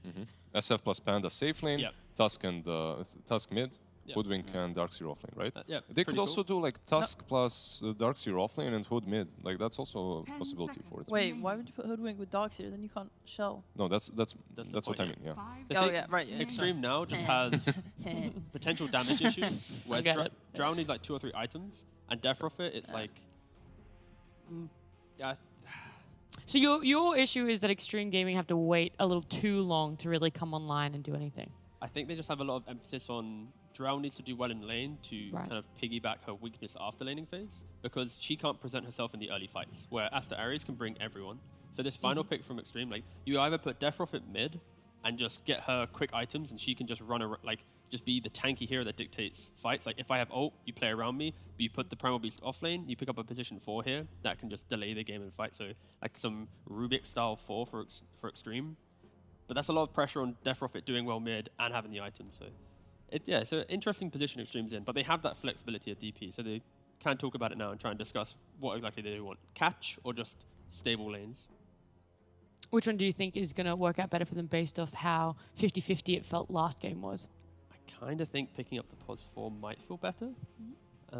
Just because you then put some Death Prophet mid. If it is against Tusk mid, DP will do fine. Tusk can't rotate then, because you always take tower. You know Primal Beast will win most lanes, so having some ranged 4 that will just enable that. Gives you at least 2 lanes that should go well, and then you don't care too much about Drow doing a little bit worse in lane, because you have that kind of insurance of other lanes. So I'm still leaning the Rubik style of drafting here, or at least just position 4. Don't need to emphasize Rubik too much. I really wouldn't mind seeing the playmaker on the mid lane as well. Just anything that can playmake, something that can get them through that mid game. And if the lane goes kind of poorly on the bottom, instead they go with the tide. This is going to exist. Okay, that's fair. Okay. This is going to exist? Yeah, because so like when I say that, it's more Extreme respects Ari's aggression, and you pick Tidehunter in this position because he'll buy pipe, he could even buy like Wraith Pack style of play. He exists, and you will lose early towers for sure, because you will defend only so many times. But then when you get to high ground, there will be a point where Drow will have the items, will have that range, will have to deal with Shadow Fiend, and Ares can't use open map to be their kind of 6th man to punish Extreme. So it is more like Extreme respecting Ares and going, nah, we're just not going to play Yogg-Dodo, we're just going to wait until we're ready. You have this Brewmaster, he pops his ulti, it doesn't really matter because you have Tidehunter just standing in front of the towers. That's also something, but the Tidehunter at the same time can fall really easily. There's a ton of burst damage coming from the side of Aster Ares. Also, something I really like about Aster's lineup is like all of their heroes can push out waves really easily. I feel like there is a chance they get a lot of map control just from having heroes that can constantly just push waves out and waves out and waves out. I think that's a little bit harder for Extreme Gaming. And I don't think they have like natural bot spires outside of DP either to help deal with that. Okay. All right, well, T-Gub, you were so spot on with your 9 out of 10 for Aster Ares last game, so I'm going to ask for another rating. Everyone quickly has to do one. Aster Ares, it's like a 5.5 out of 10 this time. Wow. I think Extreme win this game. I think they will find that. They'll find that play to get them back in. Quickly, Lizard. Going game 3. Okay, same. Aster Ares, 10 out of 10 all the way, baby. Let's go. A 10 out of 10. She's got 100% all in again. And we're going to head on over into game number 2 with Lyrical and Fogged. Thank you so much, panel. And yeah, we're just dancing away here, getting ready for the game. I'm pretty stoked about it. The panel seems pretty convinced. I think that she secretly thinks that it's going to go to game 3, and that's why she was so hard on Aster Ares. Maybe. Makes sense. Yep. But a bit of a change-up. We were both looking at each other like, what, Tidehunter? What's going on? Yeah. PYW playing on the Primal Beast. We do have the Darkseer playing again. There's going to be a Death Prophet in this game. What are you seeing? What are you looking for? What do you like? I mean, again, we do look to have quite a bit of team fight. We have your favorite. You have your Darkseer. We've got Tide. We've got... I mean, it looks like 5 offlaners almost in this game, at least from the picks in kind of a way. But lots of team fight. The one thing I am definitely looking at is this Tide last pick. I'm a little confused maybe a bit because... Like the Brew, you can just actually just throw them up in the air the whole team fight in some of these fights, and then you might actually just break Extreme's draft where they don't have this great frontliner to protect the Drow. So that's one thing I'm definitely going to be looking at, how JT's able to deal with this annoying Brewmaster. Dude, they went double boots for top lane. they got boots on Primal and boots on Tidehunter. Okay, that is okay. Wait, boots and Quelling Blade. That is I don't think I've ever seen a boots Quelling Blade tied first items. This is awesome. He's jungling. Okay. I'm just kidding. The boots really help for that. Yeah, as 4 heroes run on in, and TK, does he find anybody? No, can't quite get him with the shards there on White Album either. Really interesting. Yeah, boots. I guess just because the raise add up and the clap, and they just want to be able to distance themselves from it. Yeah, interesting. The boots on PYW is normal, but JTs are just, yeah, it's very out of the ordinary. And then looking at the bottom lane, this is probably also what we have to definitely mention. Again, Darkseer, this time into double ranged. This one is probably going to be a lot harder for him than the last one. Yeah. Also much tougher for him to cut waves versus these two. And if we think back to sort of what happened in the last game, there was a pretty substantial lead that was built in the laning stage by XG. Ares fallen very far behind. We'll see if that type of dynamic replays itself here, or if they're going to have a better time given the change-up. So we've seen this Red Panda already in trouble and tries to walk away from this one, but it's a little gush thrown out there. Gets the kill. PYW also in trouble. Misses the raise. Ooh, he stood still. Oh, that was nice. Tries to get the courier kill. The boots, they're too strong. Can't handle it. The boots massively paying off at the start here. Yeah. Getting themselves this kill on Red Panda. Not respecting the trample damage. That was very nicely played. And the juke of just stand there, right? He expects you to run, so you dodge the raise by not moving. I like it. And we can see the similar stuff that happened last game when TK was playing on his Tiny. This time playing the Hoodwink. And yeah, they're going to pull the double wave through. DY trying to contest it, but this one's going to end up getting a little bit funky. It doesn't look like he's been able to connect them. So this is a much better start for the Darkseer. Yeah, that's actually pretty huge. If they can even maybe hold on to it, catch next wave, deny a wave. Okay, they might be able to do some big stuff here. This is a bit of a weird position, though. Yeah, because now Ghost is going to do the same thing. If you do ever get into this lane, though, I've played this one a ton of times. I was talking about this. Trent and I would do it all the time with his Hoodwink, and basically it's unplayable. Drow just beats the crap out of you, and it feels real bad. But we'll see if they can make it happen having this double wave here. This should get them to level 3 at least. Gonna be close. But both are missing out on waves. So Ghost, he now denies a whole wave because he pulled the wave back. So both supports now having to play this kind of contest. But TK can't actually contest nearly as easy versus Ghost. Traden throws out some damage there. It does. Oh, the range creeps. What? They came back. What saved the the day. hell? Mid They lane. messed up. Paparazzi is in some trouble. And the Cinder Brew will be ignited, and White Album comes on in for the kill. That's massive rotation, really, from Brewmaster. Already securing the lane for the SF. Sure, he died at level 1, but that doesn't really matter if he's able to get a kill from a Tusk onto a DP. That's something you'd never really expect. Able to now secure himself a Waterman bottom. This is now another range creep that's going to get taken away from him. This has been huge. Oh, they do get the glimpse this time. TK. TK falls down. So another quick kill. Oh, White Album's here. And makes a move. Okay, White Album, after getting a kill mid, makes the move down, and it's a freebie. Nice. And he gets the rune too, right? Because he's actually just rotating for the bounty rune there, but finds himself a cheeky one. What's interesting is I don't think we've seen a ton of Tusks do that type of play. That was like the quintessential Primal Beast play mid that Topson was doing all the time. This one, just making it happen with the Tusk. Beautiful stuff. Does hurt him, of course, on those last hits. You see Paparazzi is going to be pulling ahead, but well worth it to give your Darkseer that type of start. Right. And he does have all these creeps still alive, so he's actually going to be able to catch right back up. There is maybe a play coming, though. PYW's in the area. Oh, he actually walks into the tower for a second. Okay. Yeah, that Primal Beast not able to... I mean, if he could get this kill right now onto White Album, this would be really nice to set up with the Death Prophet, but pretty tough to do that, and yeah, he's just going to have to TP out. He's going bottom. TK. Glimpse back in. Does have another bushwhack in too, but won't be able to get it in time. All right, yeah, he just completely has ditched top. PYW is like, nope. You know, JT's already going to have a pretty tough time up there anyway. I can't really help him too much, so. All right. This is a really tough one too now. Once Disruptor can just sort of solo zone you out, it's really hard to come into the wave at all. The glimpse. He's also just waiting at the tower right now. If the Hoodwink TPs, he's going to glimpse him back. Dodges the damage. Cinder Brew ignites White Album, walks away from Paparazzi. There is a TP in coming, but PYW. from downtown, PYW splits the uprights, can't connect. They catch the shards. White Album backs away again. The Hoodwink Bushwhack, they instead decide to go now on to Paparazzi, find him. Couple more hits, and the Death Prophet in trouble, going to die. Wow. That's so much damage. The 3-man snowball. 50 bonus per person, so. Could go for more. Not quite on the mark, although did catch the courier. TK? Nope. Oh, you okay. didn't see it, I guess. Doesn't decide to go for it. Crazy rotations, really, from both sides. Just 6 heroes in the mid lane, super early on. Oh, White good Album. snowball. Nice play. Dodging that damage.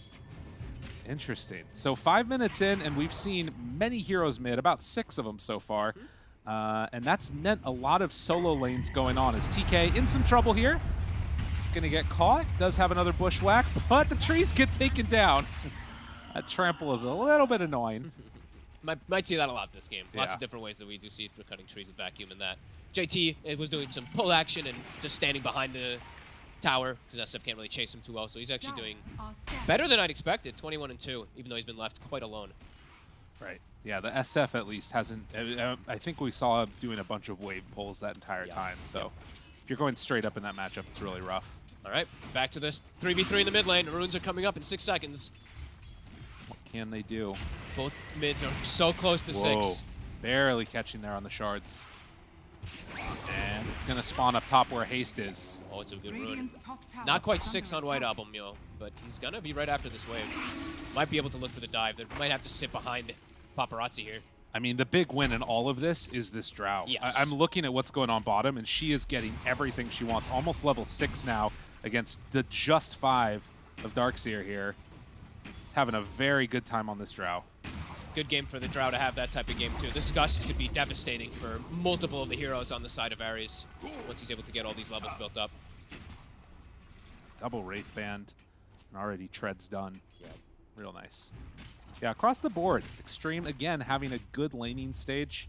Not as rough as it was last time for Ares. We'll see if their team fight when they get together is going to be pretty good for them. PYW charges on in, again missing the mark. And Paparazzi's up here. Oh, danger, danger. Requiem. Gonna Requiem this out, try and get the fear to run him away. And that will be enough to keep the SF alive for now. Nicely done, and I think he tells White Album, don't come up here, I'm okay. Now White Album's able to use the haste, he's running bottom. And in the meantime, they get the kill on the Darkseer bottom. DY takes him out, Paparazzi kills Red Panda, and they bring this down. Ghost is gonna do a lot of damage. Breaks through the tree, can't hold him there anymore. Can't actually get DUI either, so. Uses his TP top on White Album, cancels it, tries to make a rotation bottom, isn't successful, so a bit of a painful in there for White Album. And Paparazzi's rotation will work out. They don't get the SF kill, but they're gonna get the tower. Radiant's middle tower is under attack. In the meantime, Dire's top tower Hoodwink is again under can't attack. do much. Oh, Only he got level him. 2. He got him back to base. Oh my god. Oh, he tried to stop Dude, it with the that's Hoodwink. That's annoying. The Disruptor Dream. This ward that you see in the safe lane, you see this one pretty commonly when you do see Disruptors. Yeah. Everybody gets one in one of these games. Yeah. Rune. Illusion down bottom. Shards again to trap him up. DY's just gonna probably have to pick this up. Snowball? Still cool down. Waste till the very last second. Yeah, that's super annoying. But get some counter damage there. With that tower down, you can see how far forward this Tidehunter is willing to play up top. And it's only Red Panda, but he needs a little bit of time here. Both him and the Hoodwink need to catch back up in terms of levels. I'm like, wow, JT's almost top net worth as this Tide off lane. Yeah. Because he got that first blood, because they were just able to cause so much havoc of rotations. He was kind of just, like you mentioned, just going behind tower constantly. So I think that's probably the biggest win, besides the Drow having that free farm for the side of XG. Could lead into some pretty explosive team fights coming out in the early game. Have level 6 down bottom, so they could drop the wall if they want. But again, with so few levels on this Hoodwink, the kill potential is not there unless they bring another. Yeah, they probably need the Tusk rotation. Speaking of the Tusk, been watching White Album a couple times here. You look at him backpacking his raindrop constantly. Whenever he sees the Death Prophet walk up, he's keeping that one charge. He's keeping that mana regen going. I like it. Gets the bottle. Uh-oh. The silence is there. They saw him walking this entire way. And the glimpse tries to get him out. Not gonna happen. Oh, man. I mean, those wards there, they just saw him walk through the river. They knew he was coming. He's had a rough last few minutes with the, like we mentioned, the failed TP top, the attempted bottom, and now this play too. Now they might even lose more. Oh man, they got him. Some trouble. And now the damage onto Hoodwink. They've saved the glimpse. It's back. As they pull him down to go for the kill. XG just coming up with all the answers right now as they will find another finish, I think. Whoa. I think. The Virtus Gale. Oh my god, is he getting out of there? TP away. TP away. Dude, how does he live? Nope. Oh, PYW finishes him off. Ghost had to back away. He had the Ion Shelled Primal Beast on him, so Yeah. wasn't able to commit, but yeah. PYW nicely done. And I mean, it shows how low that Drow got. You bring one hero, and it's very likely a kill. So 2,000 gold lead so far for Extreme. Yeah, 9-3. Excellent start for their lanes. How's these levels looking? Level 7, level 7, level 8, level 9. They're doing great on that. They have the Tome coming out for the supports. On the other side, yeah, you're seeing a definite level advantage coming out. And quick pause here. Things should start getting a little bit easier for Ares to fight when they have Red Panda's ult, when they have the Brewmaster ult. He was still level 5. Hero's not the most useful in the early game until you do get that split up. So once he does have that, maybe they'll be able to start bringing things back. DY is about to get his levels as well as PYW. Shards connect onto the side and barely get him. So well played. Mid, they have Exorcism ready and they have a Siege Wave. Is there going to be a defense mounted from Ares? It's going to have to come quick. They want to get here as the glyph will be used. Red Panda ulti up. Can they go for this? There's more backup coming. JT is also coming toward mid. All right, gets the glimpse away from him, and that's some good control. They throw the boulder, but there won't be anything else after that. Actually, a nice defensive static storm from DY. It looks a little weird, but Although now they have the lift up. Need to be careful when that tide lands with the Ravage. Ulu wants to chase. Requiem out. Connects just barely on the edge. Do they have the damage? Red Panda, but the Ghost, they're going to come back in a second. The ulti coming from the Hoodwink was not enough to kill the DP. She's fine. And in fact, Red Panda's going to fall. Oof. XG, they brought numbers. Even Ghost rotating in and get that finish up. Not enough to finish off Paparazzi. And I think the Requiem actually pushed him out of the Hoodwink bushwhack too, so a little unfortunate there. Not cutting the tree, but making that stun useless. His tower does go down. And that's all without Ravage used. Yeah. So a huge win for Extreme Gaming here. And they need everybody if they want to bring these fights. Yeah, they need the Darkseer really to enable just having this surge and vacuum, and everything would really help so much, and not put White Album into this awkward position. Now he's 1, 2, and 3 on the mid Tusk. Right. Well, and this is the thing, right? We think back to that last game. Part of what was so successful with the Ares lineup was that melee carry that they could send the Surge on. They could go the Ion Shell on, and it just enabled the Ursa so much. This game, you've got a Shadow Fiend and the Tusk, and Tusk hasn't really been able to make those rotations and moves that they might want. So that's gonna have to change at some point. Yeah. So it's you know, for the last pick, or the Tusk being played for the mid lane, it's not the easiest game for this Tusk. It's lots of different things of control, the silences that they mentioned multiple times, and you can see it reflected. Look at his network. It's just bottom of the core is going to get caught up by PYW soon. Well, gonna need some really significant turnarounds here to make anything happen.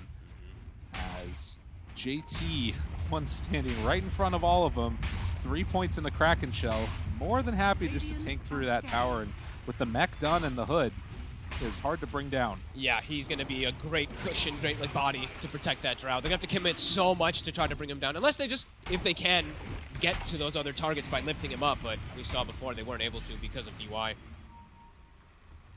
Double Ion Shell heads on out. And Exo's back up, so they did not get to take advantage at all of Exorcism being used in the mid lane. Everything's ready there for Extreme again. Good portion of the way towards the BKB for Paparazzi. So, Spirit Vessel is going to be the call for the Hoodwink. Okay. Which, again, makes sense. Needs something to deal with this Death Prophet's regen that's coming in. Oh, for the brew, right? Yeah, sorry. Oh, yeah, sorry. Yep. Yeah, there's no way that Hoodwink get that much gold. Yeah, I was like, TK is having a rough one also. I mean, they all, right now in Ares, they are quite far behind. But yeah, that vessel's going to be answered immediately. Radiant's bottom tower Smoke. is under They see attack. the SF. They want to slow down Ulu. He's the only one having that really good game right now. What can they do? Radiant's bottom tower Red is Panda. Hello. How's it going, buddy? Don't worry, guys. I'm only at position 5. It's perfectly fine that this happened. Look, they used Disruptor ulti on me. But can they take advantage of it at all? Let's see. 18 seconds, he's going to be back up. Darkseer is not mana healthy, though, to take a fight at the moment. Yeah, they're chilling. It really feels like they're just in catch-up mode as much as possible right now. So, farm out this lane, push it one time, get out of dodge, and wait for those Greaves to be up and online. Man, they do not farm and push these waves out at the same effectiveness as XG does, though. Ghost just multi-shots, it's gone immediately. Right. Same thing for Paparazzi, just able to push him out. And at one point, they're probably gonna look to force a Roche pretty early on if it continues looking like this. Yeah. It's just the laning stage was such a big problem for them, and they haven't gotten the levels on those supports. Paparazzi with the BKB is going to be pretty invulnerable. He's going to be able to just run into the fights and force so much attention onto him. They head together as 4 here. Darkseer a little bit behind. If they could find a pick-off here onto Drow, that would be huge. But again, their positioning not quite where it needed to be. And good heads-up play by Extreme to vacate the area. They're about to have Greaves on. They have Greaves on JT coming out. That's going to make things even more complicated. The damage is just really going to start to be quite limited on the side of Ares. I don't know how you're going to take Paparazzi down unless you fully chain control him pre-BKB. And BKB's coming. Yeah. That would have been the moment right here, but of course, it's already flying out on the courier. Oh, TK. Arcane. Well done. Static Storm dropped. Do they want to do anything to help out their Hoodwink? They have Greaves ready. Move on in. No, they don't get anything out of that. And now PYW moves forward. They already used Greaves. Paparazzi pops BKB. They don't have near enough damage to get through any of that. So Red Panda, he's going to try and slow down the rest of them. Uh-oh. As XG just continue their dominance here. Red Panda. Is he dead, Zoe? It's looking like it. Yeah, I think that's about it. As Red Panda gets chased and killed. And XG, they can do whatever the heck they want. They are absolutely owning. Roche is on the menu, still having Ravage too. JT kind of lingering in the area if someone does walk up. Not going to go for it. They're probably going to wait for the next set of Ghosts before maybe they commit for Roche, but let's see. They're making it look super easy because Ares is so afraid to take these fights. Like, they just throw the Static Storm immediately when they see the Hoodwink. You can see how confident they are on XG now. The game has been tough. This Tusk has really not been able to make the moves that needed to get the kills. No, and Ulu, even though he's having this great game of farm, him committing into a fight is terrifying. He'll just die in a heartbeat. He'll get ravaged and then just a couple right clicks and control from the rest of the team and he's just dead. And this, if it was any other hero, would be an easy pickoff. Can they do it and take down the Primal Beast? Hard to kill him, and in fact, they're not going to be... Oh, yeah, okay. Ulu comes on in to clean up. Thank God. That would have been real bad otherwise. I was about to say, I mean, look at the tankiness of this boy. 1,600 HP Primal Beast. About a 6,000 gold lead. Yeah. And it's still quite far away for the BKB on Ulu. He's 1,500 or so away. They need so much time. Yeah.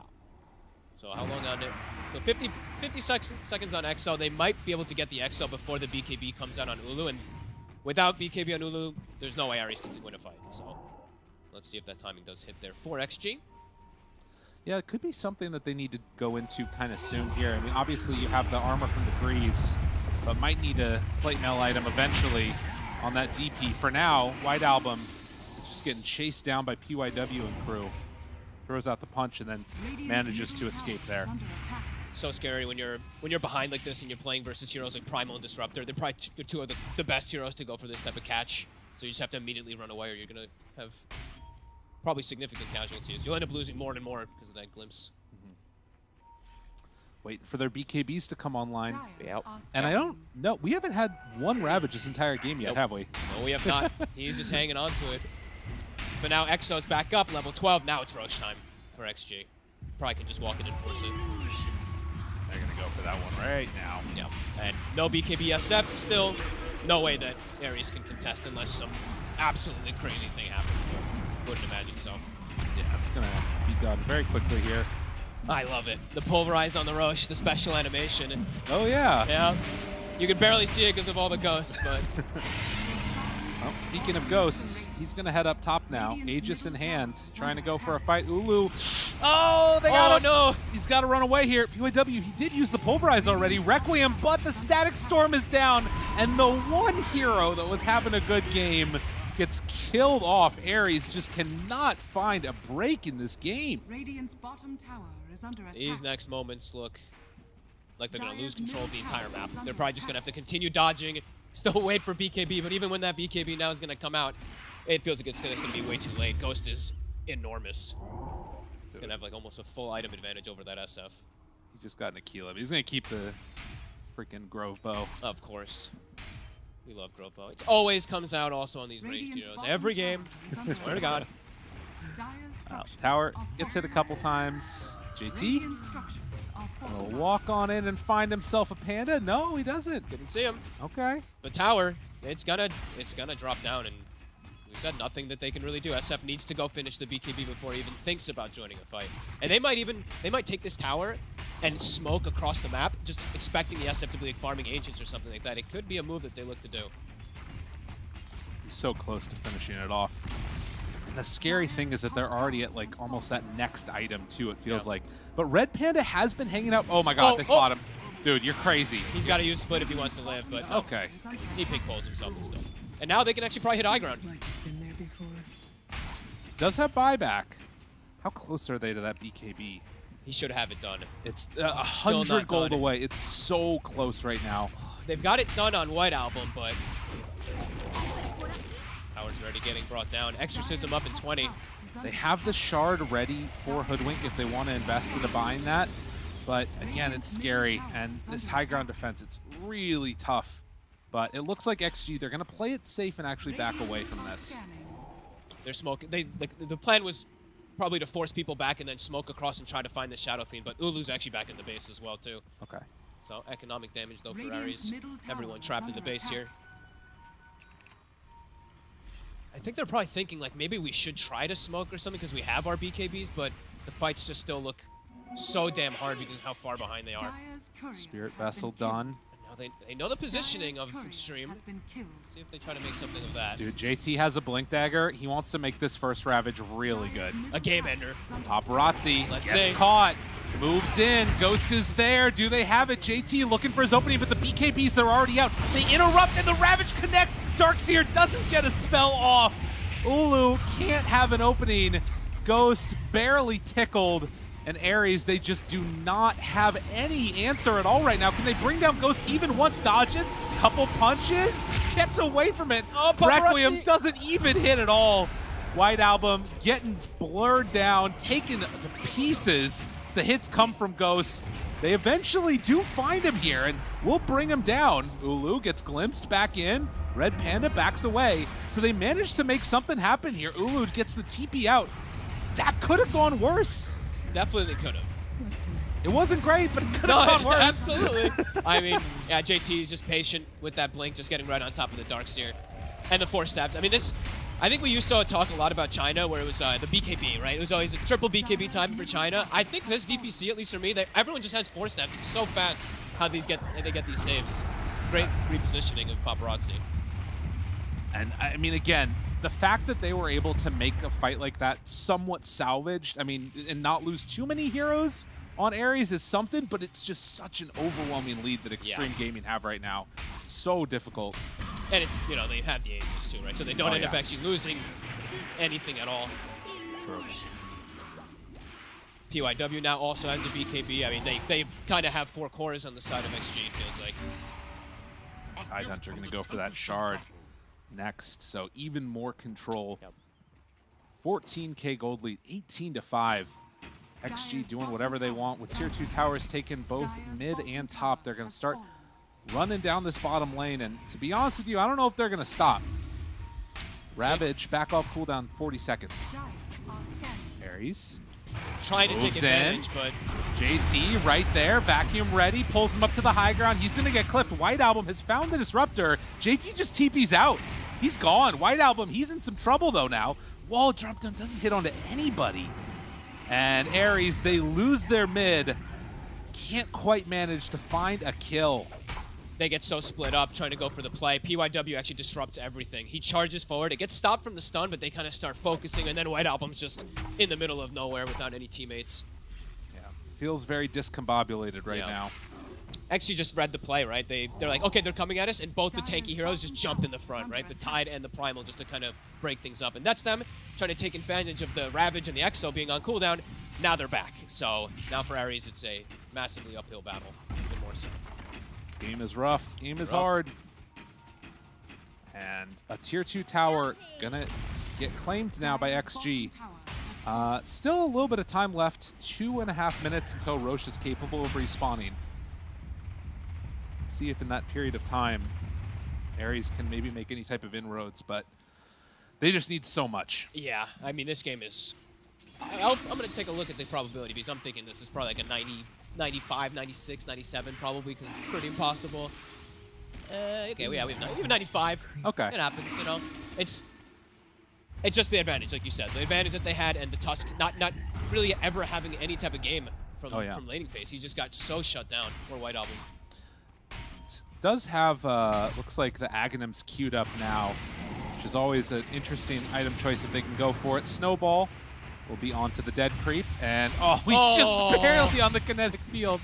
Get him out of there. White Album tries to escape. Oh, Red Panda, he's in. The team is very split. There's no DP in this fight, although now DPC in, and DY manages to get a little bit of separation. Red Panda goes down. Ravage onto 2. Tries to turn this one, but PYW, he's got a BKB. Can't even vacuum to interrupt this. So Ghost finds the double kill. White Album TP's out, but GG is called. They did not really have a chance there.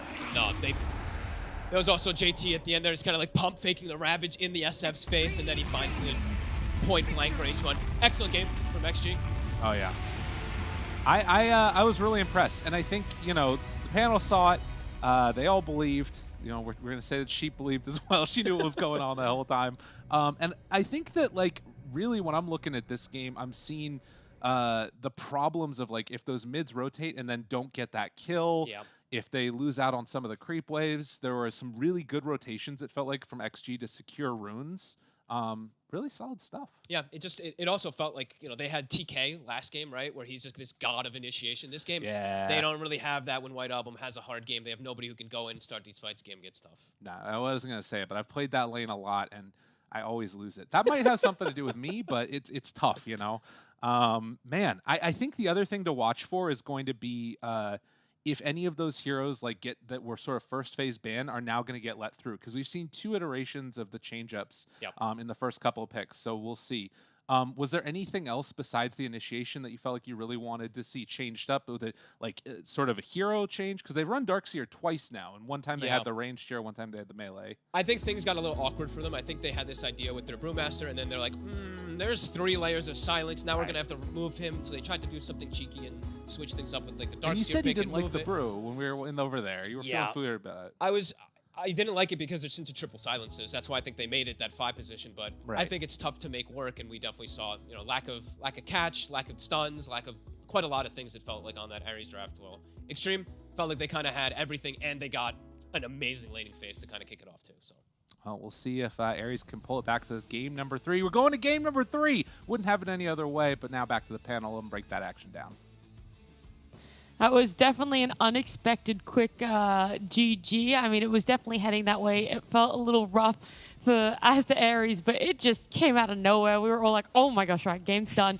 All right, I had to run back to panel. Let's talk about that Darkseer as well, right? Lyrical briefly asked Fog there, but as our resident Darkseer enjoyer, why didn't it not go anywhere near as smoothly as it did in game 1? Ooh, I don't know, it was kind of rough for them. Like, it didn't... It caused problems for them. You look at this Brewmaster, he's not hitting his sixes quickly because he's a support. I think the hero kind of can lack damage. Between, like, you have a Darkseer, a Brewmaster, a Hoodwink running around. It's like you have a DP that rushes a BKB and you don't have enough damage to ever kill her. So you're not hitting that like Brew 6, forcing the Drought out, having that kill potential, and then you're not having this like mid-game timing where you can match the DP's BKB, and everything just feels weaker and disjointed.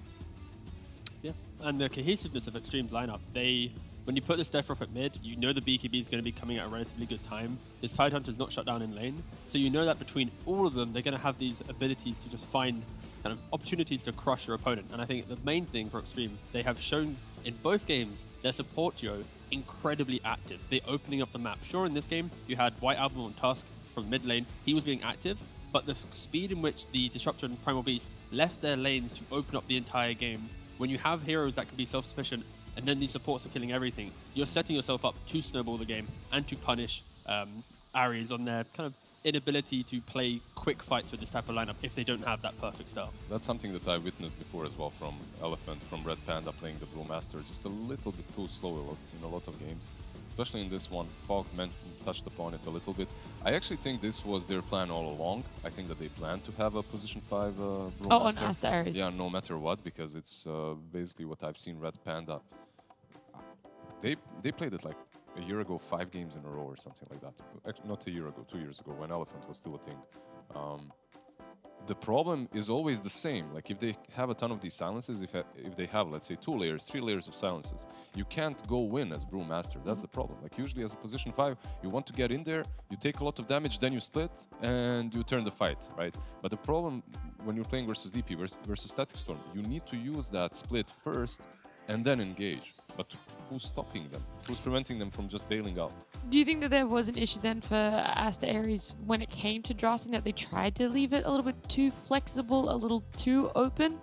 It kind of. It's like they're keeping it open, but then their last pick on 23 is the Isn't Darkseer. And it's solving like, anything. No, and it's like you pick Darkseer, and now suddenly your Hoodwink's laning with the Darkseer, your Brews with a Shadow Fiend. That lane sounds fine. Brew Shadow Fiend, as long as the Panda doesn't give away an early couple kills, which he unfortunately did, it should be good on paper, but it's just a Hoodwink Darkseer. This isn't a lane that you go, wow, that's going to do well against a Drow. So doesn't feel stable. Not at all. They see the Drow, they see the lane, and I think what they had was game 1 was so perfect for Darkseer.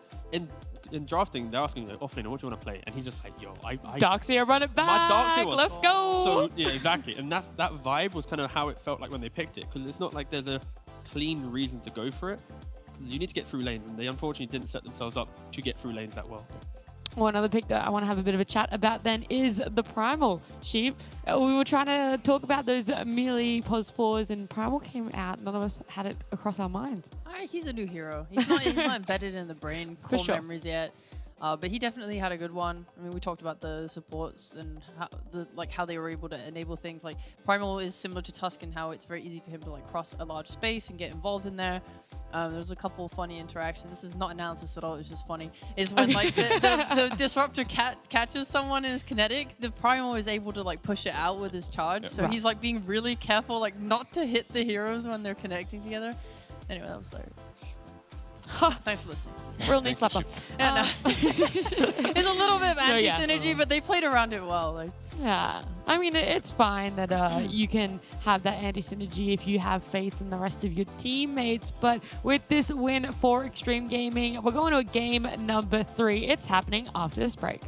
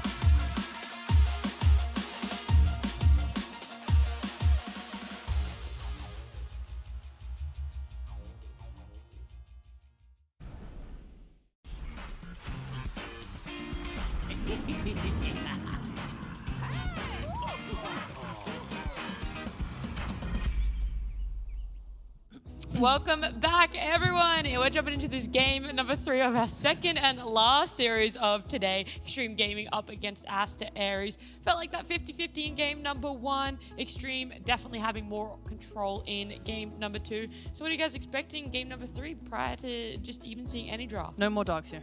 Who gets second pick? It's over. Aster Aries. They've won. No, so basically, the team that has had second pick so far has won the game, primarily because they've utilized, I think, pick 18 and 24 really well to give both the off lane and the carry the perfect lane that they want. For all the casual viewers out there, 18 and 24 refer to the last picks of each picking stage, the second and third overall picking stage. Thank you, Sheep. You're welcome. I needed that as well. I don't know what these numbers are. Yes. 18th, 19th. I'm 21. Governor. I was on a pro 27. team and I helped with coaching and drafting. I know the numbers. Yeah, whatever. I think most people watching, they know their numbers now. No, most people don't. Press 1 if you do. I'm going to look up Twitch chat and I will see. Press 1 if you know what I mean by 1824. Press 2 if you don't. We'll Please see someone- the can someone- yeas or nays. Please press Can no. someone add 2. an extra 2 in there for me? Oh, okay. my I got my you back, don't host. worry. Yeah, I got you back, don't worry. There's Rubik and Doom. Those two are still left in the pool. But, Oh, I thought you were saying they were picked, and I was like, No, no, whoa, no. are we looking at the same but draft? they weren't touched like Doom or Rubik. They weren't touched throughout the True. whole series. Or you could pick or Tusk banned. again. You could pick Tusk again, sure. Or Also you true. could pick Rubik Doom. You're on also something. True. You can pick a lot of heroes at this point. Sheep. Shadow Fiend first phase again. SF is also an option. Doc's here. Just bust it out with confidence. Yeah, it was second phase, it was last phase. Do Now you just it's pick the Panda first- again? First phase. Yeah. I think Just go with the Brewmaster. Prove your point. I don't know how proud you want to be on that one, but I would be, I think Phoenix here, I think be skeptical if they go for Tusk, just because Tree is normally the counter to Phoenix Tusk with Tiny? living armor. Tiny's bad.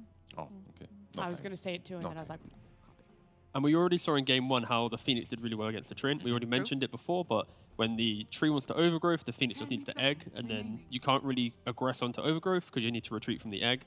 And obviously, Tree never really pressures Phoenix in lane or throughout the game. So yeah, it's a nice pick there, but they need to pair it with that aggressive hero to set up the fight, to allow Red Panda to find these entries. Of course, in game 1, it was a Tiny. This game, again, it's banned out. Marcy's also banned out. So what's that position for that they can pick to kind of unlock the Phoenix's game? Question they need to answer. Tusk, Nyx, Primal Beast. I was going to say Yeah, there's the- Primal. Primal Beast, baby. Extreme Gaming's Death, Prophet. Prophet. Yeah. My bad. Definitely great synergy. Yeah. I mean, okay, so we think we saw in game 2 the perfect example of how Death Prophet can actually be your initiator just because of positioning. Like, you pick up this early BKB, even if you go for offlane build, which is Greaves, you're just going to put yourselves in territory that might be high ground, gives vision, and that allows heroes to play. So it's not going to be a stun initiator, but it's more just I can walk up the high ground and fight with confidence. And against a Tree lane, Tree comes in with Leech Seed, you have Siphon. So again, no real pressure unless there's some sniper style carry or Shadow Fiend to give a little bit more of a punch from Extreme. Are we expecting something like that? Something that Extreme can pick up, right, for them? Like anything ranged? Yeah, I'd like Sniper or Shadow Fiend, yeah. Yeah, they've picked SF before, so it would be completely fine for them. By the way, the thing that drives this team, Extreme Gaming, I don't know how much we talked about it, but it's literally PYW and DUI, and we have a Morphling. Okay, please. No, go. sorry, it was an instinctual reaction. I didn't want to say anything. I just wanted to just throw it up. Yeah, same. It just needed to be a sound effect.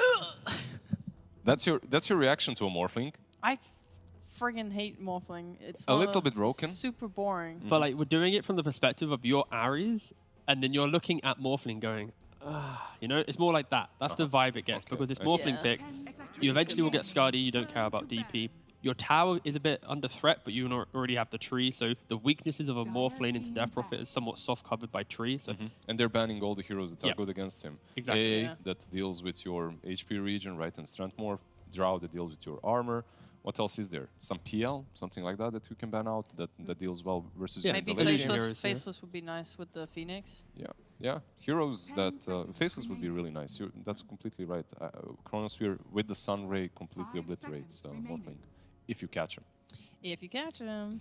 Yeah, like when I looked at Aster Aries' opening, I'm thinking, okay, they are really lacking lockdown. That's something that they need to fix in the next. Like, you have an egg. I guess you could go in the direction of like, oh, we're gonna ball up in a big group and just play around the healing instead of the egg itself, and then the egg just covers if you initiate on us. But that's kind of hard, and you do want ways to get pickoffs when they're available to you or start fights properly other than just running in.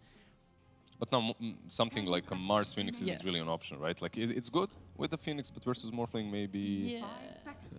Again, it Not feels the like best. the same scenario Death Prophet where you want to be able to put her to mid, because then you know that she's going to break open the game from the mid lane and then move in. You're not going to pressure too much from the side lane. The issue is Ares don't have last pick. Wait, they do have last pick. I'm wrong. do. Sorry, they do have They have last pick. So overall this last time they can actually make that play. So I'd like to keep their heroes open. A bat ban, puck ban, already lean in first phase, kind of covers that potential to DP into mid lane. So yeah, I'd like to be able to see that flexibility that Extreme presented in the second game, also on the side of Asta Ares. Maybe they could, instead of Pango. They banned Pango. Okay, never mind. Sorry. No, I have nothing else to say. I was gonna say Pango. I was gonna recommend it. I think they just need a diffusal buyer, right? And Yeah. for Asta Ares. Something that, with the DP pressure on towers, if Morph shows, let's say with a Yasha or even just a Manta, you find the right one, like some Slark, Actually, Slark actually looks pretty good for Asta Ares. Earth has also always been. I mean, is this monkey going carrying? Yeah, most likely.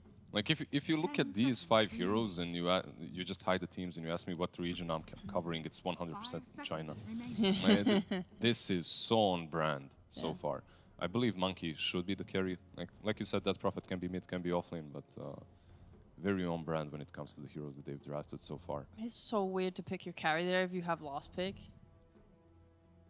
But I mean, is that the potential that they're opening is that it doesn't have to be there right now? That's what they did really well in game 2 was having everything open, being really flexible. We didn't know where things are going to be because it could be a 4, a mid, a 3, or a 5. I mean, TK has played it in 4 in his career. He's played like 5 games. Wrap it up. It's done. This is Shadow Shaman in PYW's hands. Oh, it's over? Should I take the headset off? Yeah, it's over. It's over. All It's right, done. see you guys. Game is... like when you see this guy on a Shadow Shaman, you just know that some good things are going to happen for his team. I mean, they need some defense though, right? In their heroes, because for Extreme, their lanes aren't. They literally have living armor. So okay, yeah. On So their side. So What one more of a hero defense can do you live. want? Bring more beefy aggression. boys. I want some Attack more. I don't even centaur. I want some big boys. You You know- to cover. Don't you know that attack is the best defense? Yeah. They're not really attacking either right now, boss. Okay, we're going for Well, a there you mag. go. He's slightly A bit big. better. I was gonna say my favorite 3 offlaners that like suck in lane versus Monkey King, but like good kind of overall is like Mars, Mag, and Underlord. Underlord is awful in lane against Monkey King, but I remember watching, I think it was Saberlight talking about how you can use your portal globally to just break trees, and it's like really funny against Monkey King. But yeah, they're not gonna do that. Yep. Go for Magnus. Lane's a little bit hard if this is a core. Especially Extreme Gaming's turn. What makes it difficult? because Monkey is a melee hero that wants to be next to melee heroes so he can hit you. It's like very. Yeah, He'll but just keep get his one stacks and thing in deny mind. everything. Keep one thing in mind. He is melee, and Yeah. you are playing into a melee hero. At the same time, you're playing into a Magnus plus Shadow Shaman. You're not hitting them. Like even when you get level 3 and Jingu stacks, they still hit There's a harder. Hex. There's a Hex, there's shackles, there's 2 Yeah. heroes hitting you for 100 damage each. True. Like you just cannot trade with them. So it will be difficult, even with the Phoenix and Fire Spirits. But wouldn't they just hit like a power spike at level 3 when you have 2 points in Fire Spirits? Okay. And then you can't hit. Okay, it can happen, but it's still like it's not that easy. That's all Okay. I'm saying. Yeah, It's yeah. not Mag like, lanes are pretty powerful. It's yeah. hard early, okay. I think for Asta Ares though, at least like this Doom pick, Extreme is basically going Morphling Burst the World with these picks. Tree to secure lane, early towers. Shaman might get some gold from these towers, but they don't have multiple ways to win late game fights other than Morphling. So you pick up this Doom, DP then naturally should go mid in this scenario, Monkey being your 4, and now you're going to play a pretty comfortable game. You're going to be able to get out of laning phase. As long as you get those Doom finds Morphling type fights, it's going to be very comfortable for them to move around the map and make plays. I think Extreme have put themselves in that position where Mag will just be reliable in lane. You then have Morph who needs to get as much as possible from her side of the map before towers fall. And then if they find a mid-game timing to counterplay Ares, that's when they'll be happy. But I think there's a lot of emphasis on Asta Ares being the aggressors in most of this game. You know, if something that comes up every now and again with Shaman is just as soon as you hit level 6, you can just go Roche with the wards. And that happens like, it can happen at around like 11 minutes. Oh, wow. As long as you have a hero that's able to tank the Roshan hits, you can just do it with like Treant armor as well on top of that. If they are mindful to do it or have the space to do it, That would help a lot. it would it would be so good for their game. I really want to see Slark though for Aster Ares. Like I'm seeing these heroes, you pick up some Slark, you eventually lock him down with the Shaman or a Magnus, and then you get like maybe a little bit damage from Morphling. You're going to use so many resources that you don't have enough in your toolkit to deal with the Death Prophet after or the Egg.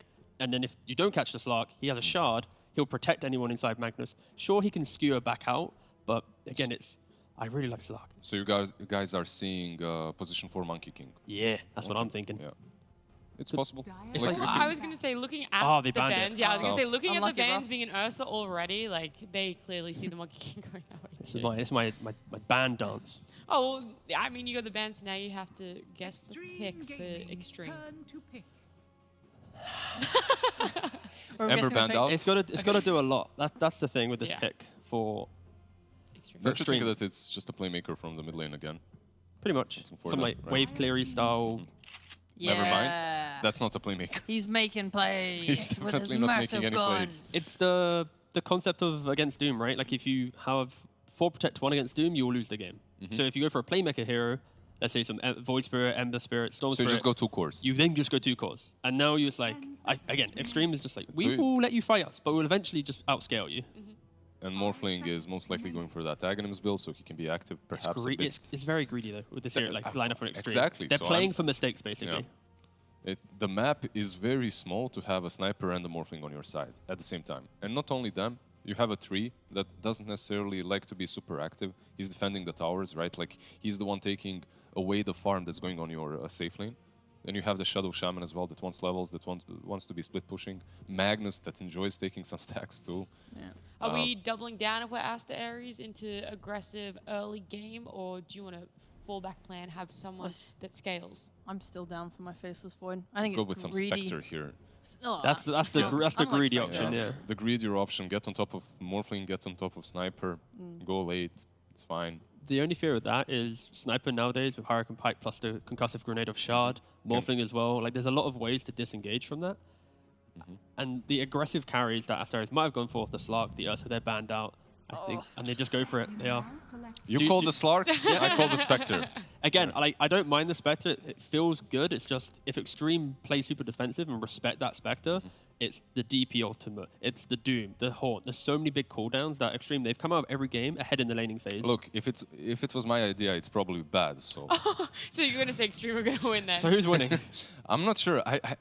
If the game goes super late, obviously, I do think that Paparazzi on Sniper and Ghost on Morphling will Well, do carry you think it. they have the ability to go that late then? That's the real question. With the Spectre picked, I guess they do. Because Spectre should allow them a little bit of that leeway. Because Ulu, he cannot fight very early on too. How cleanly does Aster Ares move in the early game? If they don't take 2-3 towers in the first, let's say, 15 minutes, I think Extreme Gaming will just win this game. So that's kind of my my look to see. Alright. I'm more looking at this Shaman, and if he can take that Roche. Because if they can get that Aegis and put it on Sniper, then he can like safely farm more dangerous parts of the map, and maybe they take a couple like more risky fights that gives them the space to just win the game before Spectre comes online. Okay, you've been spot on with your ratings so far, Tigo. So very quickly, only you get a rating now because we have to head over to our casters. Extreme Gaming's going to win it. No numbers given on this No, one. you have to It's give a just number. Give number. 6.5. Okay, 6.5 out of 10. We'll see if he's going to be 3 for 3 as we're heading into game number 3 with Fogged and Lyrical. Thank you so much. 3 for 3. That's a nice sound to it. You know what's crazy though?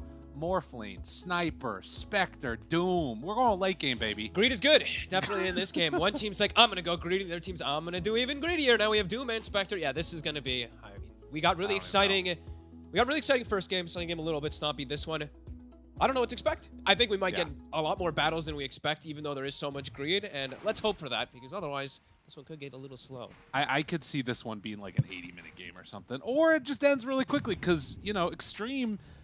The sort of like through line in all of this has been they dominate the laning stage. Yes. And if you dominate the laning stage with these heroes, oh my god, is your game gonna be going Yeah. good? They'll have an amazing game. I'm gonna say a lot of eyes for me on TK. I'm really looking forward to see what he's gonna be able to do on this Monkey King, because haven't seen it being played too much on the 4 anymore. After like Soxta was the one who kind of was the big one, and then they completely stopped playing it. I have not been seeing this hero on 4, but And Baboka.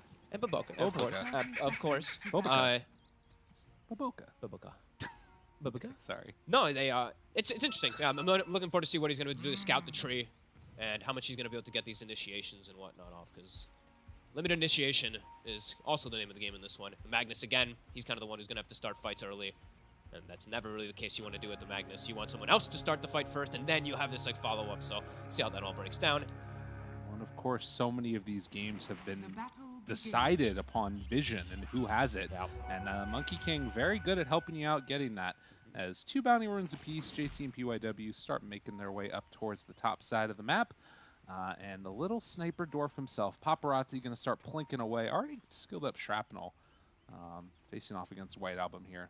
So I am curious to see if they can set the tempo maybe a little bit faster around this Death Prophet. I feel like this is the type of game where the Treant, it's going to be hard for him to keep these towers alive if White Album has a good start. Yeah, I think that's going to be the crucial thing I'm looking at for Ares. Besides TK, if he's able to find some cool initiations and jumps with vision and stuff like that, it's the tempo they can set with Death Prophet. Because if you look at the other side extreme, definitely have a little bit of a harder time to hit these towers early until Shaman hits 6. The other thing that I'm noticing is we're kind of wondering at the start of this DPC, what is the meta going to look like? And we came in day 1, you talked about it, the Lina carry. We haven't seen it again because it's always getting banned. But then the other thing was the Doom, and it was Doom first phase picked over and over again. We've seen a lot of Doom. We've seen a lot of Doom losing. Now it's coming in the second phase. If it loses here, I feel like this hero might drop even further. And then it's going to get picked 1 or 2 games later on. He's going to be back every game. Right? Exactly. He's going to have this success because people are going to forget or something. But yeah, I don't know. It's an amazing hero, honestly. But has been getting kind of, I guess, figured out by the region, it seems like. Right. And picking it later on in the phases of the game will be definitely helpful as well. Against the Morph, it's a great matchup, although it does signal probably that we're going to be seeing a Lincoln Sphere early. And Ghost, that level 30, he's been spamming this hero more than a little bit. Yeah. They're about to hit 2 down here. This could be dangerous for TK. He actually did step up. Waveform tries to dodge damage, but I don't know if that's going to be enough, hoping to escape, and will be able to. Okay, nice. I thought he was actually dead. It looked like they were almost going to get him when they insta-committed, but will be able to trickle himself away. But he's low.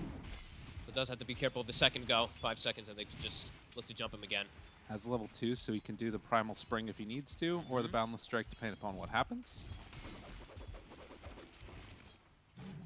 Constantly cutting the trees. You see that from the Doom as well, making sure that Treant can't actually play too far up. So I'm curious what you think about Spectre right now, because this is a hero that obviously was out of the meta for a really long time. The Aghanims in some ways has looked really good. Lulu struggling right now, getting caught together. Is that Yarn coming? It's his tongue, isn't it? Weird. TK starting to go down. He's going to dodge some damage, but Ghost will draw first blood. That's huge for the Morph. That looked like it was bound to happen at one point. This lane is... The Doom is farming really good, but this is a tough lane for them to really apply too much pressure versus Ghost. Okay, but back to the Spectre. Do you think that this hero, like, what's the position that this fills? Like, is this going to be go in, kill the sniper? Is this just going to go like blade mail, be tanky? What's the feeling?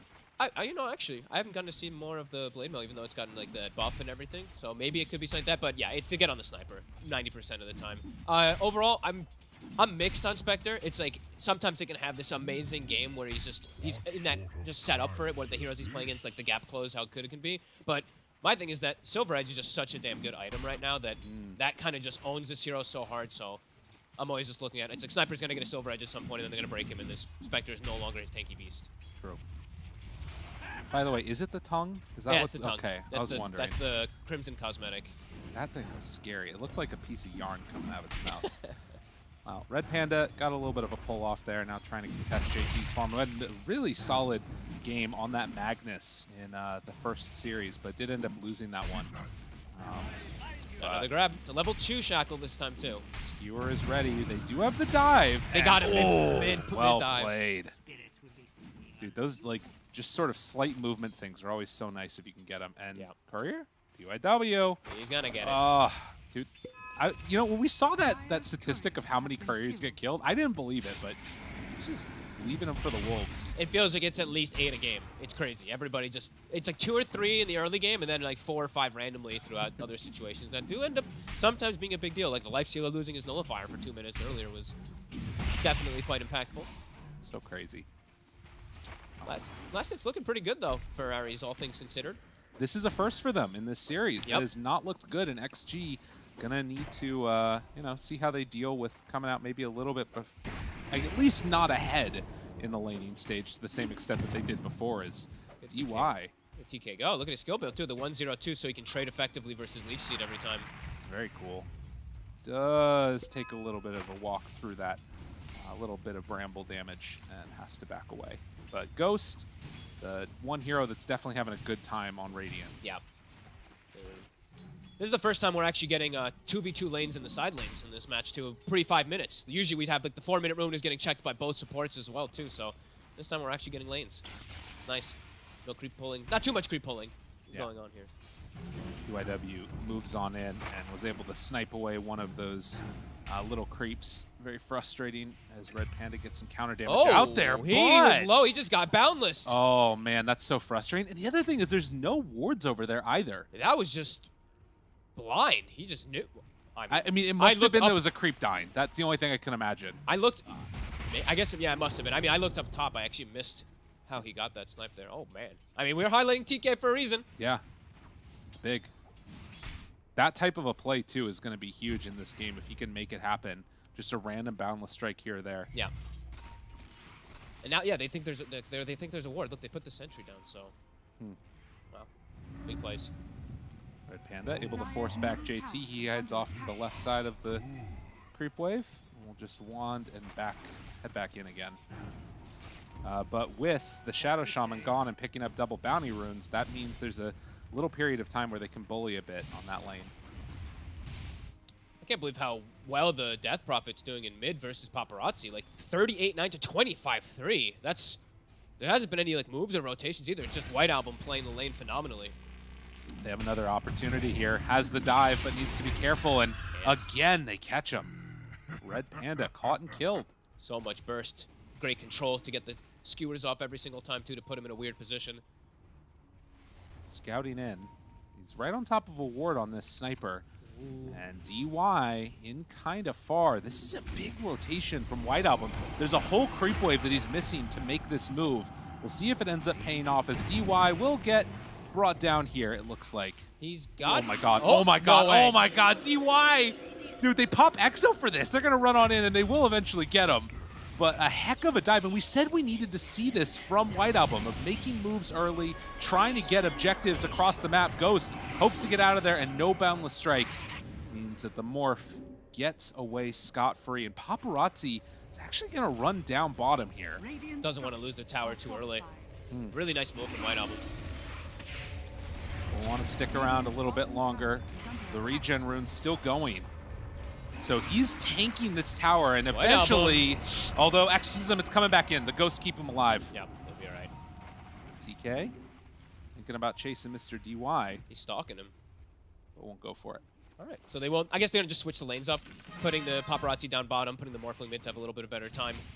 Because he is actually struggling more than I'd expected. This is an excellent start here for Asterities, even though we do still see it is a slight gold lead for Extreme Gaming. I think they're probably pretty happy. They were able to almost get a full tower off of that first Exorcism. Red Panda will take that haste rune and now come and mess around with Ghost slightly, make him annoyed. Ulu, he's been the one left alone and also not having a great time in this lane against JT. No, big base damage advantage on the Magnus. Constant spam too keeps the Spectre a little bit low. And I think that is that the full mech? Yeah, full mech is now done for JT. We get the Hex right there, gonna break this. Pops the Haunt, wants to chase forward for PYW, throws out the dagger, a good stomp. Nice stomp. And they'll take down the Shadow Shaman Whoa. again. Oh my god, I'm talking too soon again.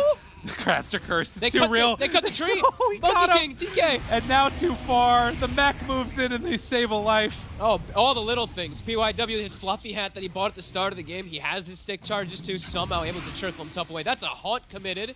He did wake himself, he did get back up toward top with his TP afterwards, but they tried to leave the last hit, it looked like, for Ulu for a second there, and then end up missing the kill perhaps because of that. Dude, 330 movement speed. They move in with the Spectre, a dagger on him, a Doom on him, the Monkey King, like, literally on his butt, and he still manages to just walk away. That's crazy. The little things, they all matter. Fluffy hats save lives. So 4-2. a second round now of these supports able to get away from the rotations in. But you can see the difference between the bottom of the cores and the top of the cores. It's only about, 700, 800 gold right now. Yeah, it's very relatively even. Very close. Bottom tower, they probably will have to get some emphasis to push it. It's only level 1 living armor, but it is going to start getting that trickle heal. That does happen, so they do have to probably look to make the next move soon with the Exorcism. But looks to wait. They're going to wait until Power Rune right now, so 10 seconds. See what White Album finds. Another rotation. TK was scouted going up here as he got the D ward on that obs up on the high ground. He's going to be able to play some sneaky wards. Yeah. Does he actually... Okay, doesn't block the Ancients. Just gets a little bit of a sneaky one there. Interesting. I haven't seen that one before. And moves in again, coming up close to Ghost. Ulu still farming bottom of the cores as Paparazzi has caught up a little bit after making that movement down bottom. Falcon Blade done, and triple Wraithband treads. Straight to that Dragon Knights. It's the usual. Yeah. So looks like they're trying to do some efficiency also. They're leaving DY bottom to leech some experience. They're jungling on JT. They're just, maximizing. This is just economy game for the moment. PYW is 6 now as well, too, for the Shadow Shaman, so we could see a little bit more aggression, perhaps, from the XG to set up for a tower push. But overall, I think their draft is always just fine. If they're going to let them sit back farming with Sniper Morphling, they'll probably just take that rather than making a aggressive move. White Album starts to make the move down bottom, and as Red Panda holds on to mid, this is looking likely to be a Exorcism push onto the bottom tower. Nice play from Red Panda. Drags the wave away from Siege. And counterplay mid. They've got wards there. Yep. Oh, that's real nice. So, Ghost tanking the tower, forced to use a glyph now. Can they do anything to stop this? They've popped Exorcism down bottom, I believe. He's DPing mid on the Death Prophet. Okay, the Boundless, it connects. Ghost there. Tower. It's done. Already gone. So they'll clean up the wards, farm those up at least. I think XG's probably pretty damn happy with that. You end up getting a trade with your support taking a tower while the Death Prophet does, so. Pretty nice. Do see the gold now start going in the favor, though, of Ares, the Doom. He's got that Midas, so every time he does use it plus Devour, we're seeing that big gold influx. Right. Well, and again, I mean, so I'm kind of wondering in my head, and what do you think? Is there a clear late game advantage? I mean, obviously, Sniper Morph is insane, but people always talk about Spectre late game. They talk about Doom late game. Do you see a clear favorite if we get to that stage? Or is it going to depend more upon like those supporting heroes? Always a little bit on the supporting because, Phoenix sometimes as a support can just become this crazy, right? This kind of core in a way. Okay. But I would say Extreme because they do have this, literally the most broken talent in the game, in my opinion, on Tree. They have Overgrowth, Undispellable. So let's say if we go like, I'm talking crazy late, right? Yeah. Then I think this, they have Magnus, they have this Tree, and then they have 2 super hard carries from range that can be kind of difficult for Doom to get on top of. So I would give them that edge. Slight edge. All right. But at some points in the game, I would say the Spectre does have the edge versus these two. It's just if it gets to like the super late, then. Okay. Well, something to watch for sure is another glyph is going to be used. And Hero's starting to rotate top. Now, Monkey King is not here, nor is the Doom, but still moving in with Red Panda. Needs to be careful about getting controlled. Doom is ready to go. Drops it onto JT. The TP initiation. Rarely seen, but much appreciated as PYW dies. And, it looks like they're also going to find the finish onto Magnus over here. Overgrowth, I think, was used. They kill off the mag. DY in trouble. Red Panda still feeling comfy. Paparazzi moves on in. The waveform forward. Ghost jumped into everybody. Has some Spirit Siphons trying to keep him alive. And they do, in fact, get the kill. Morph's still pretty good team fighter when you gap that level 6 up. He gapped. I mean, he distanced himself perfectly. Uses those Spirit Siphons just the way he needs so that he can sustain himself in the fight. Nicely done for XG to kind of counteract those big ultis that came out from Ares. And they're going to go right back into pushing. And they're going to have their mag back up with everything. Although, it's hard to TP top with him right now, too, TK. Holy moly. He has Wukongs. Hold. Do they want to do it? Dude, he's thinking about it. This guy's crazy. Does he decide to go all in? They're TPing in. He's got a great lineup right now of these stuns, but they've already dropped it. Drops it down. The Wukong's command hits immediately. The Hex is there. PYW starts to bring him down. Okay. I think he knew he was going to die there. He was in a pretty difficult spot to get out of. So that's Exorcism used? Is that right? Yeah. That one hurts. All ults on cooldown now for Ares. Extreme, they still have their RP, but they're getting chased out. DP, Okay. still got some siphons. Get some value out of the Exorcism. Why not? Award, PYW, makes him pay his life. That was a weird couple of minutes there. That really was. It was a really good disengage for Extreme, and then Ares wants to continue fighting to try to save their tower, but lose it to the wards. Okay. And as we saw just there, too, the mag was sort of given enough time to farm up and get that Blink Dagger done. So even, or rather, the mechanism that's coming on out right now. And so that is one of those moments. You were right, it's the Blink. Yeah, he has another Blink queued up. I don't know why. Yeah. You don't need two, homie.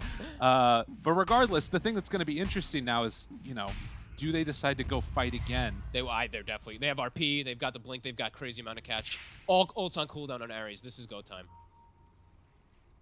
Can they find the big one, though? They're looking for, they want the Spectre. Oh, it's Monkey King Courier that's real Monkey King. Gets away. Yeah, they're going to leave that one alone now. Get a good deep ward. See some stacks. They just farmed. Oh, they actually did not farm their stacks yet on the Morph. They have stacks too. Ghost. He's coming over. DK drops a ward himself. That Oh. scouts PYW. They see him, but they don't have a way to cut the tree yet. JT is coming, though. Just to be careful. He got him. Oh, yeah. Pull him on down. Bring him on down. But Ghost! They do get... Wait. Okay, Oh, gets the Doom on Doom. him.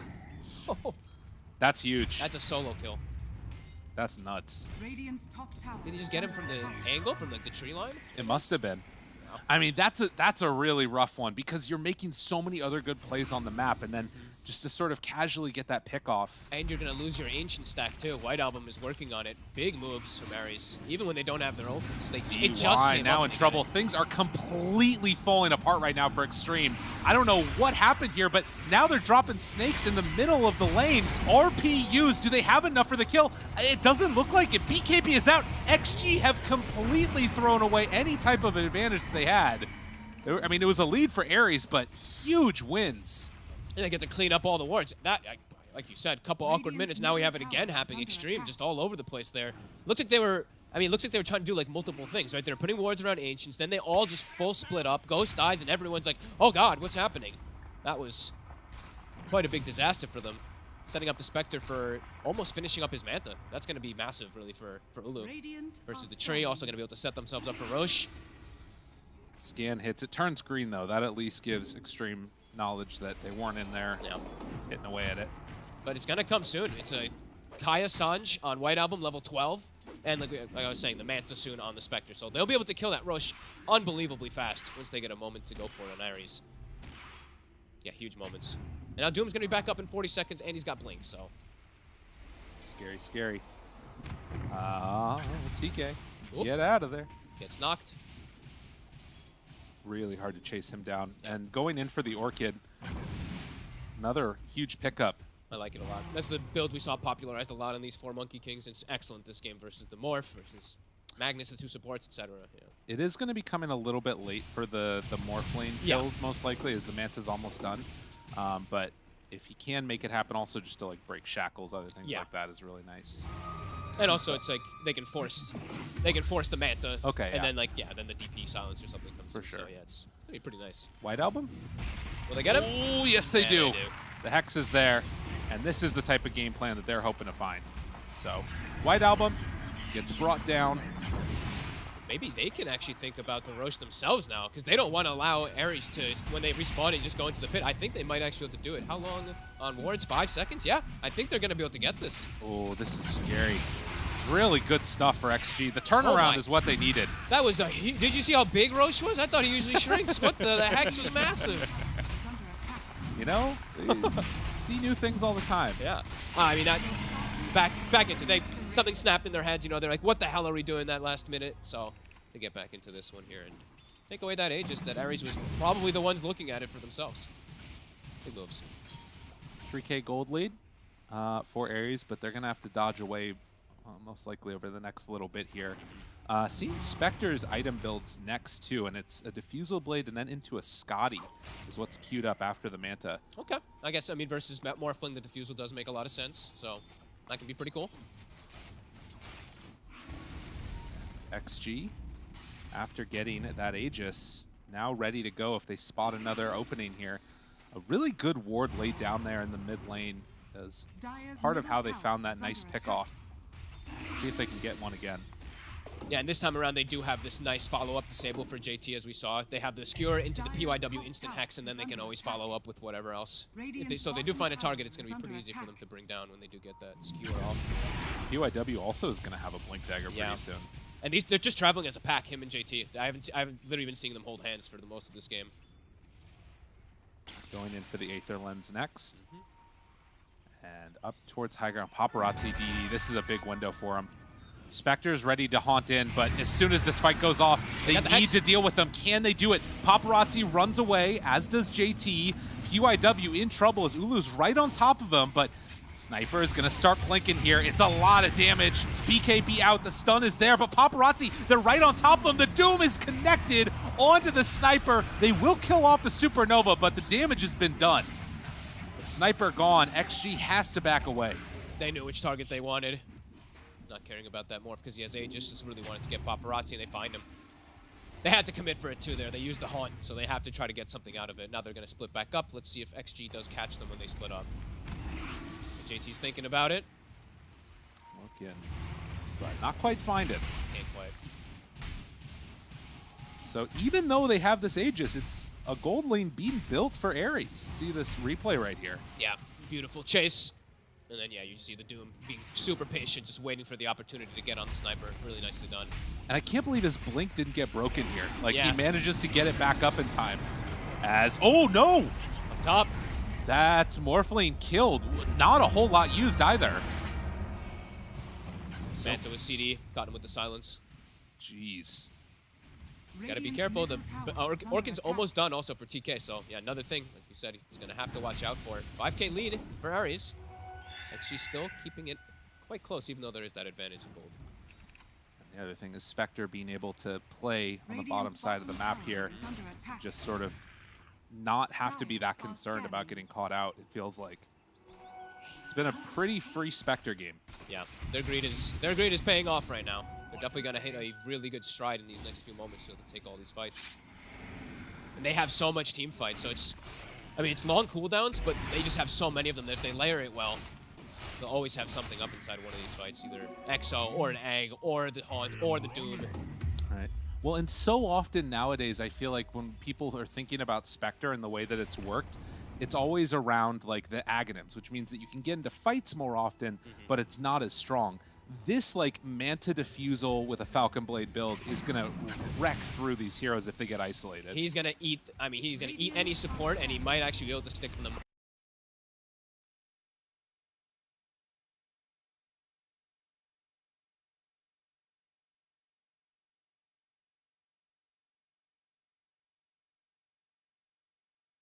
He's done a great job so far. Yeah. Blink Dagger completed on the DP. Oh, yeah. This is what you do versus these snipers, right? You want to just close the gap. JT, Boundless Strike opens. There's the jump, but the skewer back, and the Doom on the Magnus. He's not going to be able to get away. Although the control is there, White Album starts to fall. Barely surviving, but Ghost, he's the one that's in some trouble. They've got the control. They get the kill. Ares is just playing so damn well with the way that they react to the moves. TK breaks the smokes, they start moving, they get the catch every single time. Even though they lose their Death Prophet, they might even get more. And finding the Sniper, where's the follow-up though? They need a couple more heroes because Paparazzi can turn and just beat him down, but with the units showing up, Paparazzi TP away, does look like he escapes. Ooh. DY, on the other hand, will not be so lucky. So 4 go down. Ares, they're just keep on rolling. Yep. Every time they have ults up, they're taking the fights, they're winning the fights, and they'll continue to chase more. This Doom is playing unbelievably well. We saw a couple of these Dooms earlier today having some difficulties, but man, perfect execution really. With his Infernal Blade, the way he's stunning and then comboing the stun with more stuff and then getting another and looking for more kills. This is some really top tier stuff. Well, and it's kind of like what you were talking about, right? That there's this sort of really strong window if Extreme can get to the late game when they have, you know, Morphling doing damage and Sniper doing damage, and then those other supports there with 4 staffs to save them, but they're coming in under that timing. There's so much strength right now from Ares' lineup if there's no save from XG.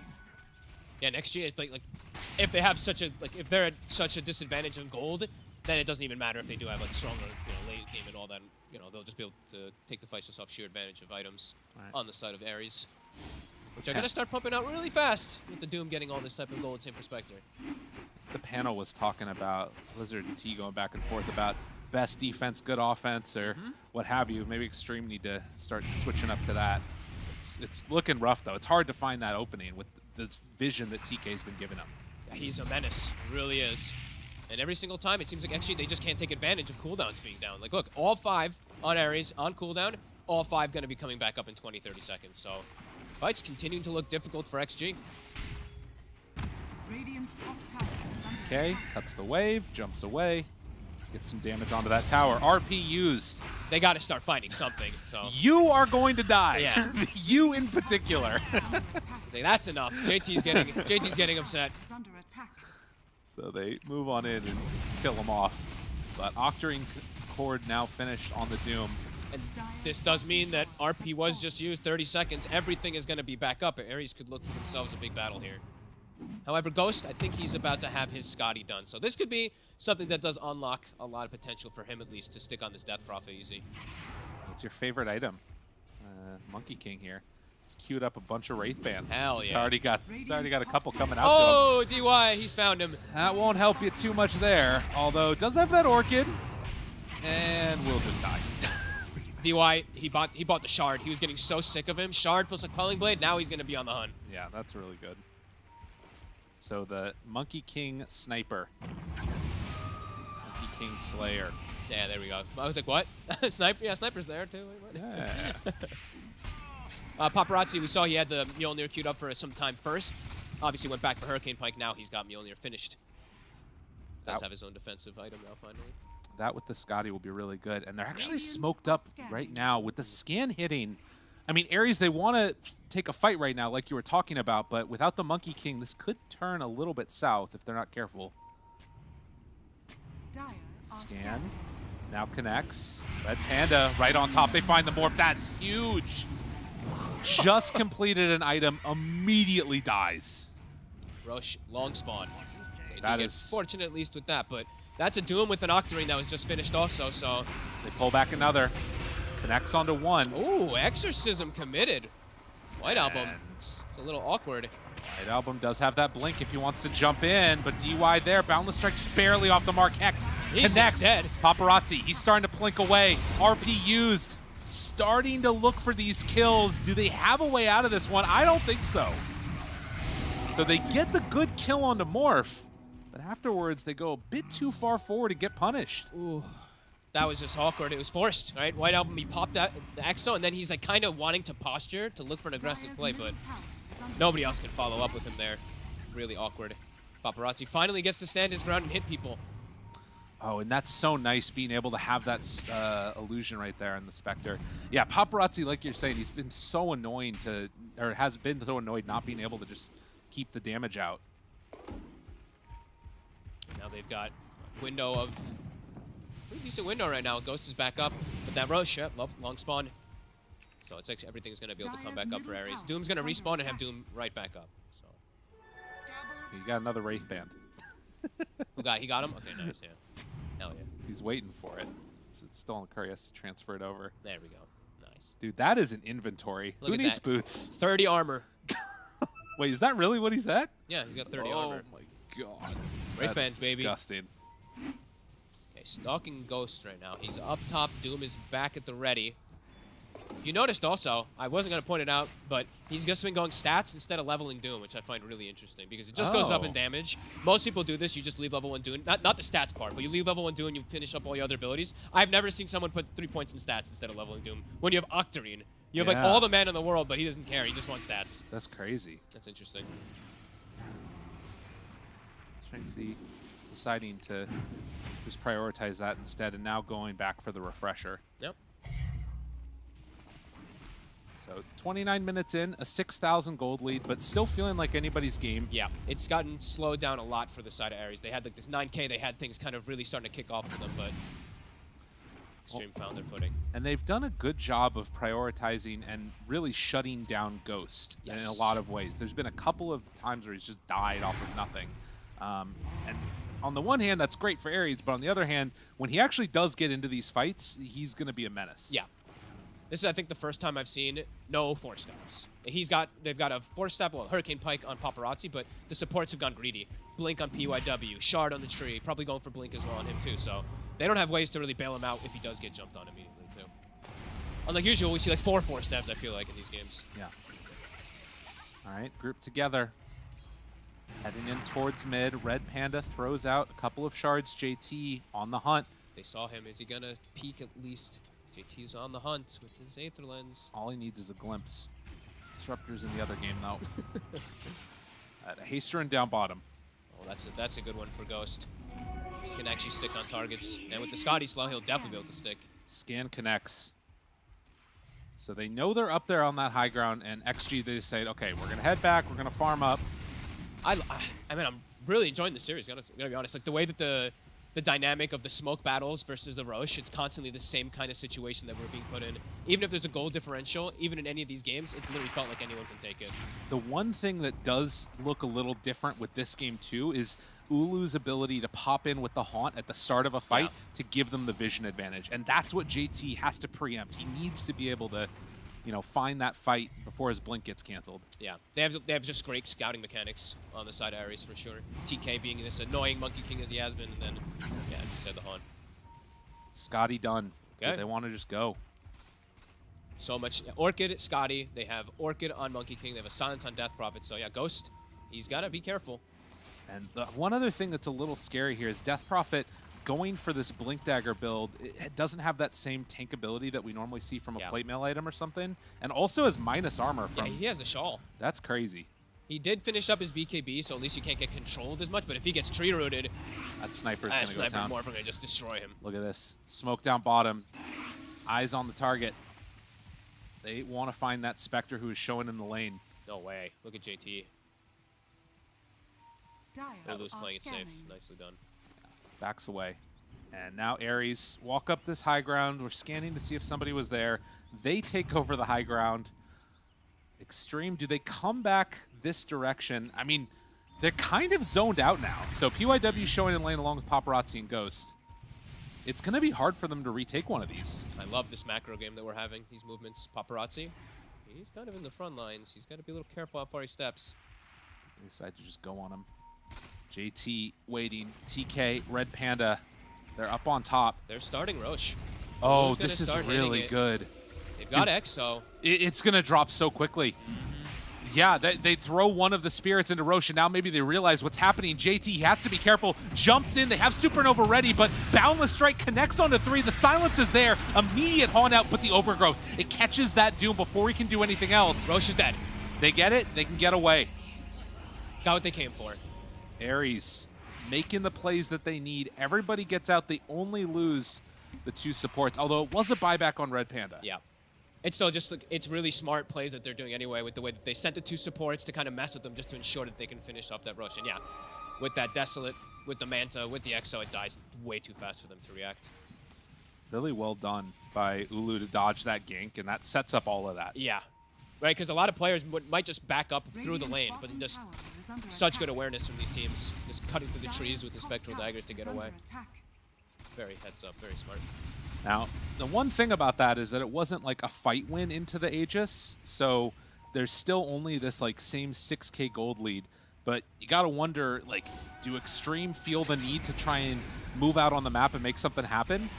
They still want to be aggressive. They catch one right on top of them. The silence is there. The Supernova's down. It's going to die. It is completely gone. Ulu is going to fall here too. All that work just to drop it all away. They drop the Doom onto the Death Prophet, which is actually the Morphlane. But the RP connects. JT starts to fall down low. Almost dead. Ulu barely surviving through this, but he doesn't have the damage.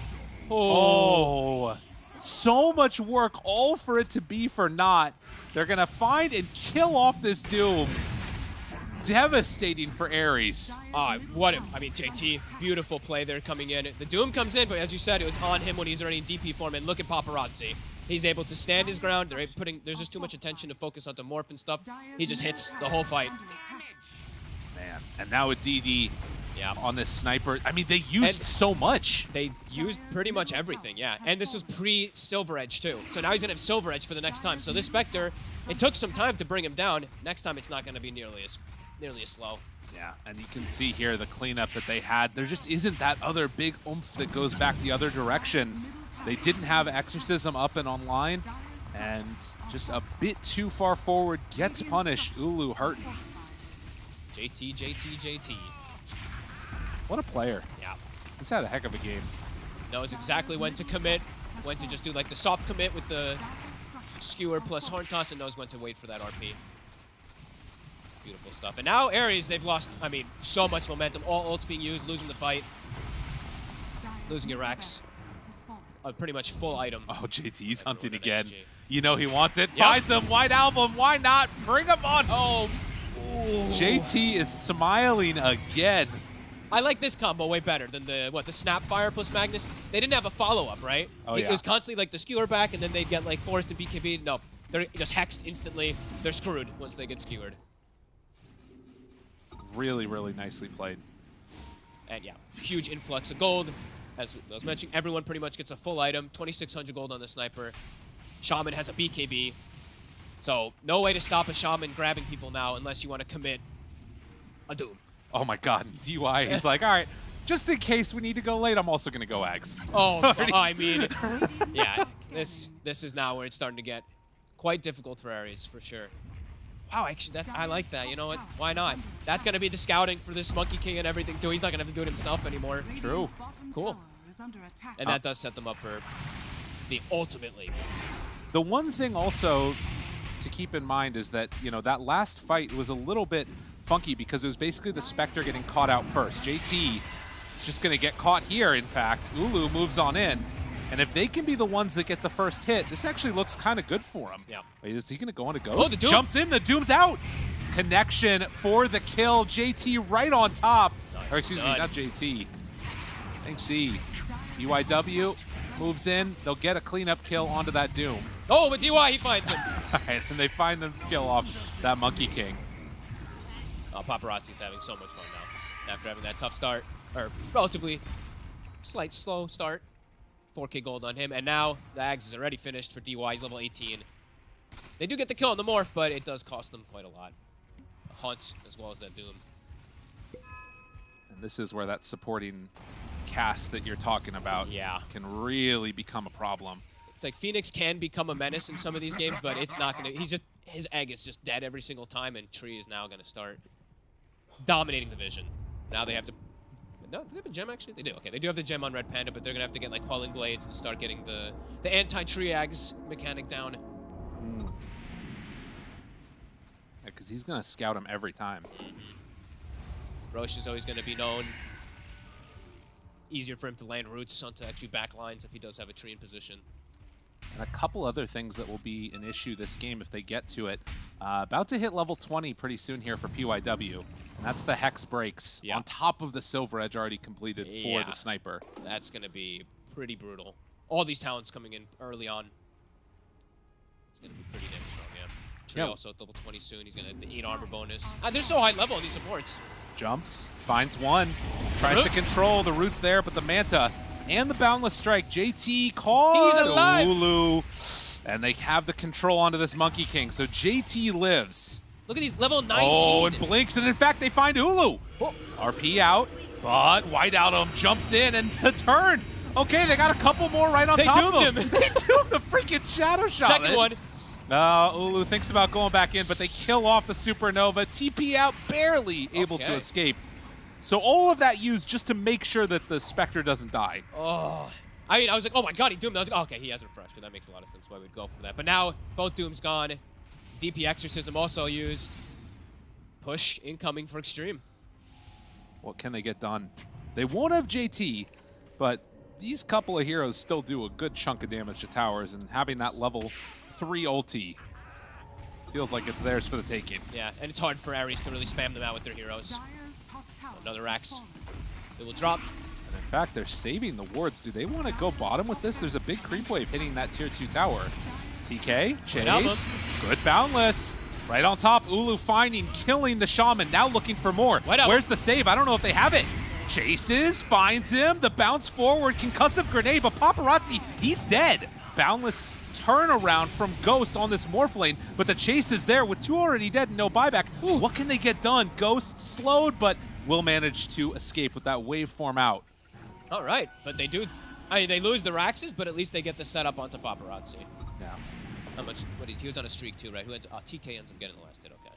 We Not the best one, but we are definitely seeing the danger of this Ulu Spectre having Aghanims now. Yeah. And with Orchid and Manta, it's so much damage.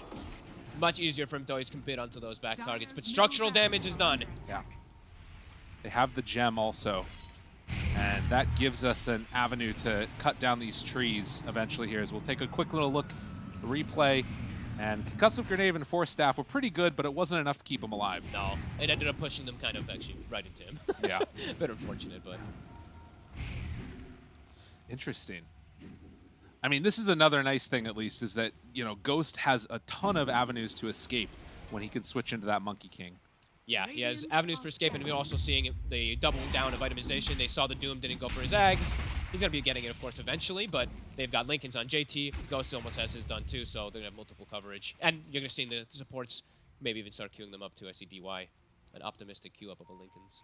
Nice. I'm still just surprised. These supports are so high level on the side XC 20. It really is crazy. Like, TK is 19 because he gets that finish off the kill up top, but Phoenix only 17 in comparison. Right. Yeah, the other supports have been able to do a lot of wave pushing and other stuff. And as you mentioned, they have those really significant talents. The Hex Break is online. Very difficult to deal with for the Spectre. But again, if you can find PYW at the start of the fight, it kind of doesn't matter. Yeah. And that's probably his main focus, right, on Ulu. Yeah. He's just going to jump him every single time. They will have Haunt ready in just a moment along with that Shadow Step. And when that's good to go, pretty easy to take the fights with that full vision. Yeah. I think DY, I've been watching him. He's been doing it quite consistently. He's now been giving Quickening Charm to is double living armoring before these team fights. He has to living armor maybe even PYW and Ghost or, you know, Paparazzi and someone else. And it's a big deal. TK, he's scouted here. JT finds him. Doom ready, but Linken's on top. They doom the tree. Okay, what more do they have? Ulu already on top of Paparazzi trying to bring him down, but the BKB is out. They get the second Doom, this time onto the Shaman. The Supernova's down, immediately going to get dropped, but the control, the Boundless Strike is huge. It connects onto both of them. With all three heroes dead and no buybacks, this is going to be easy Roche for Ares. They're able to just get right on top of pretty much everybody. I mean, the secondary Doom maybe looks a little wasted on the Shadow Shaman, but either way, 3 dead.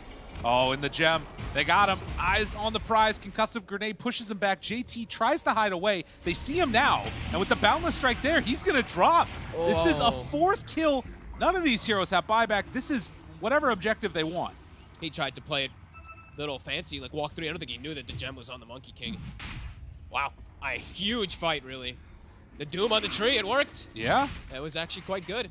And those little mini stuns, really, on this Morphling, they're frustrating. The Doom able to just hit him a couple times with that Infernal Blade. And Aghanim Scepter now completed.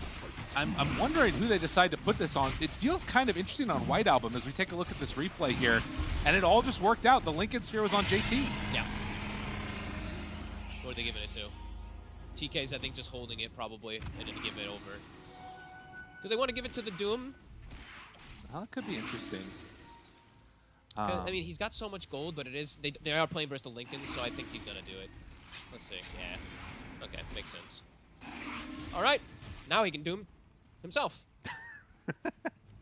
Absolutely. Yep. Doom himself and oh, dude, he could Doom the Spectre. What? It's his teammate. Exactly. Oh wait, no, you can only do yourself, huh? Oh, dang it. That would have been cool. You should be able to Doom your teammate and let him go in. Hell no. Dude, make it like a Luna ulti. So broke. No way. I would be Nope. That's what I want. Listen, Doom's not good enough, right? He's not getting picked all the time. No, he needs more buffs. Yeah. Show the gift tags and stuff. Wait a minute. Hold on, I have heard of that before.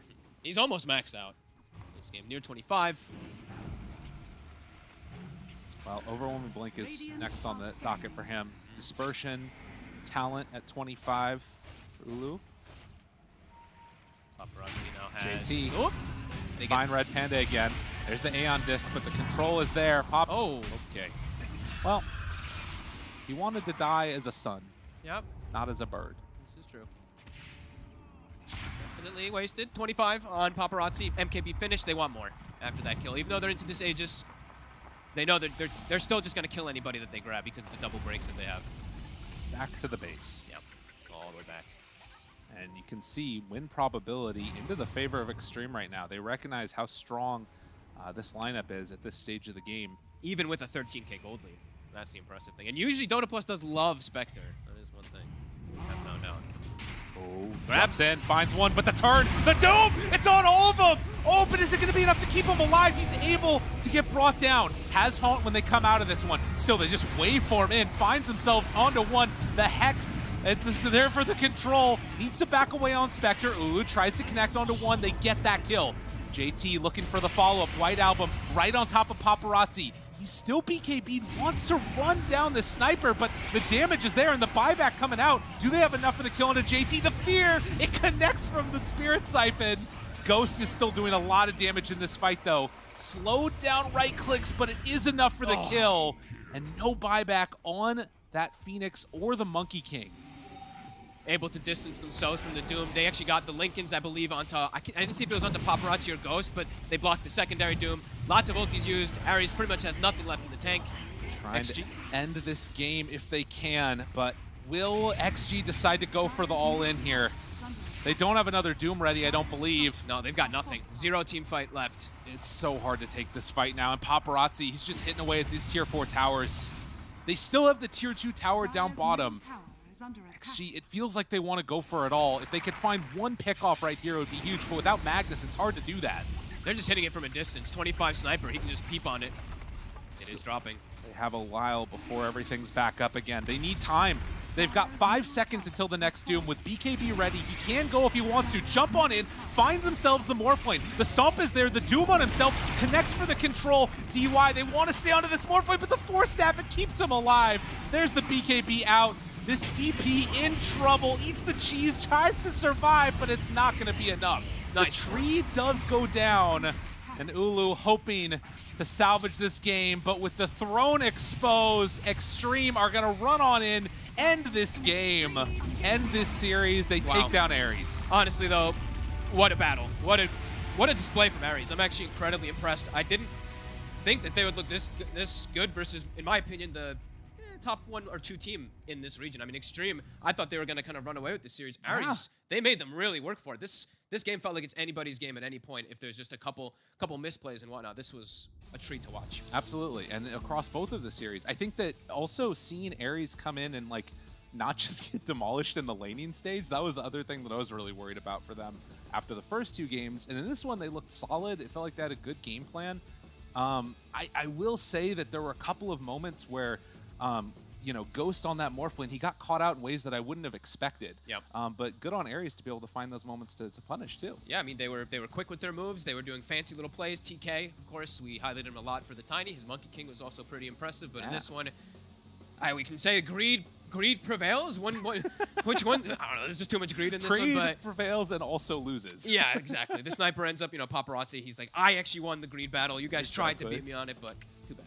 Well, really impressive stuff. We'll see if the Extreme lineup can keep on going on through this. Already an impressive showing after day 2 of the DPC. For now, let's head on back to the panel and let them end off this day. Impressive showing from both teams, but Extreme Gaming, they're going to take it this series. It had to go all 3 games for them to be able to take it, though. And let's have a chat about it, because Spec, you called the pick Lizard. You said it's probably gonna work in favor for Aster Ares, that they had that late game contingency, kind of didn't really come to fruition. So I guess from your point of view, why not? So there are multiple things that didn't go according to plan, in my opinion, for Aster Ares. The first thing is, yeah, they can go late, but they can't go too late. You are still playing versus 2 cores. You're playing versus a sniper, you're playing versus a Morphling. So eventually, they will outcarry you. They will outfarm you. However, my biggest issue for them is they just lacked control. Like you have the Spectre, you have this Doom with AoE Doom, right? But there's nothing to keep them in. And I would like to So bring you're saying it back. Doom. It's a Doom issue again. I wouldn't say it's a Doom issue. Like, 0% win rate still. Even though 0% win rate, I wouldn't even say it's the Doom. I would take back a little bit of what Fogg said about the Monkey King and the Greed. The Greed is all right, but maybe Kuroki style Monkey King. Maybe Gleipnir instead. Maybe some more control there would have been more helpful. It kind of was the situation for Asta Ares where their mid game again was if we hit the Dooms we're going to be great, but like Lizard mentioned, they just fall flat. Even when they had net worth lead, they just can't take any fight. And for Extreme Gaming or XG, they're just. It felt like the better team today. Like game one, sure they lost it due to a beautiful draft from Asta Ares, but I feel like they just knew how to play the map better. The perfect example is, for example, DY in this game on this Treant Protector. He's not trying to go for a Glimmer or a Force. He's just going for an Axe. He understands that in the mid to late game, if he has that small bit of vision, that something to give the sniper some positional advantage, or that Magnus that one jump, they're going to be able to go toe for toe with how OP double Doom plus Egg, DP get into middle will be. So I think Extreme Gaming just played a little bit more cohesively under the pressure of Asta Ares. That's why they're able to kind of just convert this game 3.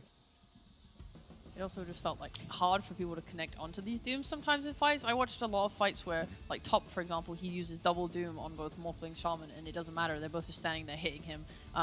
You have Sniper and Morphling, these two powerhouse right clickers, physical damage. Like oftentimes, if Doom blinked in with his Ags ult on him or whatever, they just kill him. They literally just click him and kill him. It's like we don't care.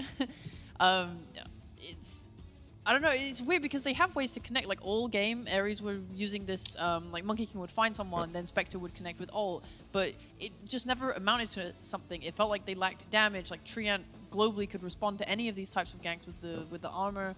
So. Do you agree? Like you can still feel the impact of the Orchid, obviously, on the Monkey King. It's the most popular item on position 4 Monkey. You get a pick off with the Orchid, Spectre follows up, like it's easy pickings. But you get to a point in which, you have an Orchid, they have BKBs, they have ways of maneuvering around you. It's also like you have this jump and initiation, but you don't have the damage to help you. Like if you do find that hero, Spectre or Doom, it's not like Phoenix or DP are suddenly there to help you out. And I think a lot of these engagements, Extreme was finding that save turnaround to kind of make that clutch counterplay to punish, oh wait, you've now wasted your big spell because we've been able to get that living armor or that one mech or that something to help you survive. All right, so when it felt like the game might have been going a little bit back and forth, Sheep, was it just those pickoffs of Monkey King finding someone in the Speckle that was sort of keeping Asta Ares still in the game? Honestly, it just felt like a back and forth of team fight winning. It wasn't just about like pickoffs or anything. They would just take a really good team. Like they all had really good team fight when they got the right pickoff. Like this Spectre was demolishing heroes. It just came down to like taking the right fight. It's hard to describe how much was going on in each fight. I mean, it's also for Asta Ares, even if they win fights, it's DP is your only tower hitter with Exo. You have to use it for the fight. And if you do have Exo after a fight and you're going to an objective, Morphling Sniper will just be able to 2v1 you. So it's like this double core of Extreme. They help deal with the Doom threat throughout the entire game because they can right-click, but the only siege to kind of convert on one fight isn't really that strong as maybe against a melee carry or a single core. So I think just Extreme, even under like 10, 20k down, like they always have the answer. If they just play well, they'll always have some type of avenue to win this game. So many ways to push as well, right? Like when you look at them, you have the Sniper, you have the Mag, even Morphling can push on his own PYW with wards. It's just much easier for them to take any objectives. Dude, they went crazy with the wards. Like as soon as they came up cooldown, they were like, all right, mid, down, top, down, go fight mid, down, Roche, down. Like every cooldown, they utilize the snakes like perfect. Do you feel then Asta Ares had a similar issue to game number 2 where the draft just was a little bit too open and they tried to have this last pick that fixed quote-unquote everything, or it was still down to this execution, Lizard? I don't know, I still feel like their draft was pretty solid up to that last pick, like you just said. Spectre as well, like I called it, I saw the idea. And then you were like, this is why they're gonna lose. This is why they're gonna lose, because I called it. I see the idea, it's very decent versus both the 14 kills, like you did well. And the Sniper, but if you are putting yourself in that position in which you have to get to that late game, like it doesn't matter how strong you are, they will find some farm. And you won't be ending this game anytime soon. You won't be ending the game at like 35-minute mark. So maybe if they switch things up, if they put a monkey on a core position and then went all in to early game aggression, perhaps that could have worked. But it's difficult to say when you're 4 picks in. When you're 4 picks in, your fate has kind of already been decided. I feel like you had something you wanted to add to? No, I was just kind of nodding, just Okay. kind of vibing, just enjoying the moment. Yeah, what he's saying is kind of right. Yeah, let's go. The Greed Extreme kind of getting away with it there for having those 2 cores. Do you think that's something that they can use in other teams, or was this just more a matchup against Asta Ares and seeing how they had played in the past 2 games of this series? It's a Doom thing, really. Okay. Like, if you see Doom, I mean, 2 cores, can't Doom both unless he has Refresher or he's got Ags and hugging both. So I think it's going to be a Chinese thing against Doom. It happens a lot in Western Europe. I think it's actually, no, it's an international thing against Doom. I don't know why It is just our thing. It's just, we're not going to lock it into a region. But yeah, if we see Doom and you have pick options still available, you're going to be seeing these Sniper Lina style mid lanes to anything carry. Just annoy the Doom as much as possible in the game. Yeah, but like, let's be real. While it was greedy, they fought a lot. Yeah, like, true. They did, yeah. After 10 minutes, there was just like straight brawling for 10 minutes. Refreshing game, honestly. Yeah. After the first series, where it was a little bit more of a farm fest, this was kind of what we needed to wrap out the day. Yeah. And then from Extreme, what did you guys really enjoy seeing outside of the draft, more so when it came to playing this game out? Maybe just item builds as well. Like, they are greedy, but at the same time, JT is the one that, even though he is on a Magnus, he doesn't go full farm mode. He gets that Blink, he gets that mech very early on. So a lot of utility coming from him. They understand each other really well, and they understand when someone has to just take a punch and be the utility carrier, literally an aura. Yeah, well, luckily we get to hear from someone on Extreme Gaming after they won this series. We're going to have a paparazzi interview. He's joined with us. Paparazzi, congratulations on the win. Want to know sort of how you felt the team was going in game 1 and why you guys weren't able to get that win. 首先恭喜你们拿下这场比赛的胜利啊！想问一下，就是第一场比赛，你觉得当时是什么样的情况导致第一场比赛没有拿下？好像是团战没打好吧，然后可能冲的比较激进嘛。I think we played the team fight pretty bad, and I think we were playing too aggressive. Okay, and then with that game 1 loss, what was the key thing you focused on to change up for game 2 and game 3? 那第一场失利了之后，队伍做了哪些调整去应对接下来的第2、第3场呢？就是聊大家打团抱着紧一点嘛，然后别乱送。We just have some small talks, and basically it's we need to stay together during the team fight and stop just going in. After TI ended, I think you made some comments about how like crazy it was that Tundra were able to overcome the like Lesh v Naga matchup. Were you able to eventually figure that out? Did you learn a lot from Tundra after TI? 就是 TI 之后的话，我听说你也就是发表过一些关于 Tundra 的评论嘛，包括像他们打那个老陆跟 Naga 就是那家的那种就是劣势对局，他们也能打。就是你现在的话，就是再回想的话，你有想到就是答案吗？还是你觉得就是当时是怎么样的一个情况？我不知道哎，不太理解。I have no idea. I still do not understand. Happens. Yep. Congrats on the win once again. I'm just interested in, like most of us here on the panel, the Western analysts, we've put you guys in top 1 or top 2. How do you rate yourself? How do you rate your new team, and how do you feel with them? Like, do you think that you guys reached the optimal synergy to take the DPC? 就是在我们这个分析台上的话，我们觉得你们队现在可能在我们这边是排数1数2的。然后你自己觉得现在是一个什么样的情况？包括有新队友加入之后的话，你觉得你们已经找到了一个比较好的磨合了吗？说实话感觉没有吧。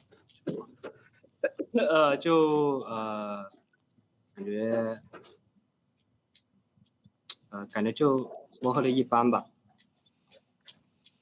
然后实力这方面呢，你觉得？实力可能也就中上一点吧。To be honest, I feel like we still have a lot of things need to work on, and yeah, about the rating, I think we are just about the average. Okay.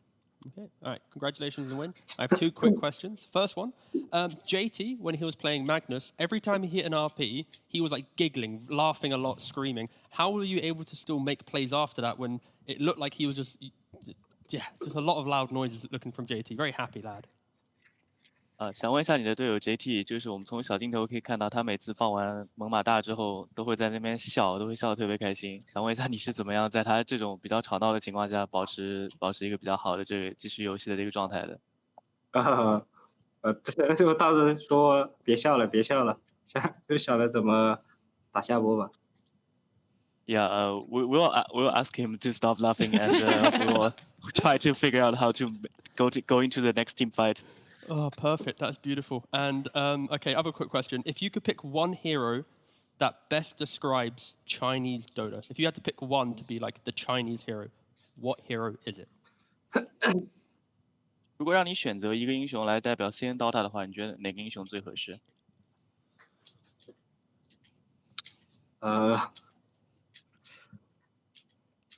我也不知道，不太懂。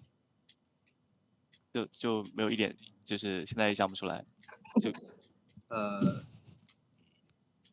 我不知道呀，这个还真不知道呀，这感觉有点想不出来。Yeah, I have nothing in my head right now. This is a very special question. I mean, there's one answer, and it's going to be Doom. So if you, yeah, it's Doom. That was going to be my guess there. 我觉得可能在今天的比赛里面的话，应该是末日。你同意我的吗？同意吧。Okay. Yeah, I agree with that one. Yeah, okay, I got an agreement. That's all I wanted. Nice, thank you. I do have one last question before we let you go. I want to know how it feels for you as the mid laner, sort of working with a roster of 2 new cores. 那想再问一下，就是作为中路的话，你身边两个其他位置的大哥都换了，你作为一个中单选手，就是跟2个新的队友搭配的话，有什么想法吗？有什么感到什么不同吗？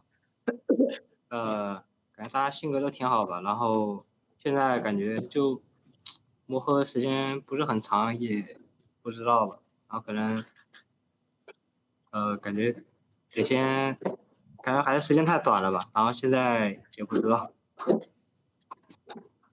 I just feel like they are all really nice guys to hang out, and they have good characters. But like I said before, we are still working in progress. I just feel like we still need a lot of time to figure each other out. That's what I feel like. All right, well, you guys do have that time. Paparazzi, congratulations again on the win. Looking forward to seeing how you guys figure out your issues for the rest of the DPC, but thank you. 谢谢接受我们采访。对。Thank you.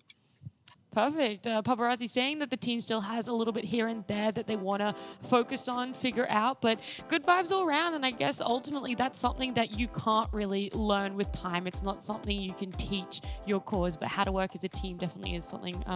For you, Lizard, were you still impressed with Extreme Gaming and how they played despite knowing that they do have those things in the background?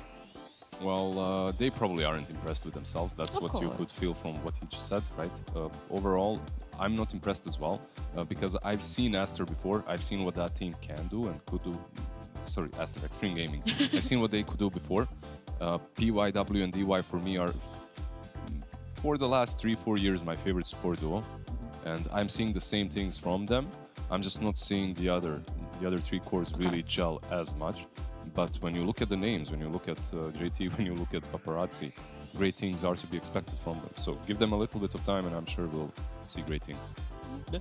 I think finding victory in this series, it shows the skills there. It's just finding the ways to win in an easier fashion, basically. Yeah. But the fact that they won the series still shows that they have this like kind of top 2, top 3 mentality for this division for sure. Yeah, I mean the fact that they were able to make those changes between game 1 and then win game 2 and 3, like it's all very much there for them, and it is going to be a big learning process for them. Excited to see how it goes. We have our standings as it is the conclusion of day number 2 here in the China DPC. We've had all of our teams now play. Actually, we're going to do schedule apparently. Okay.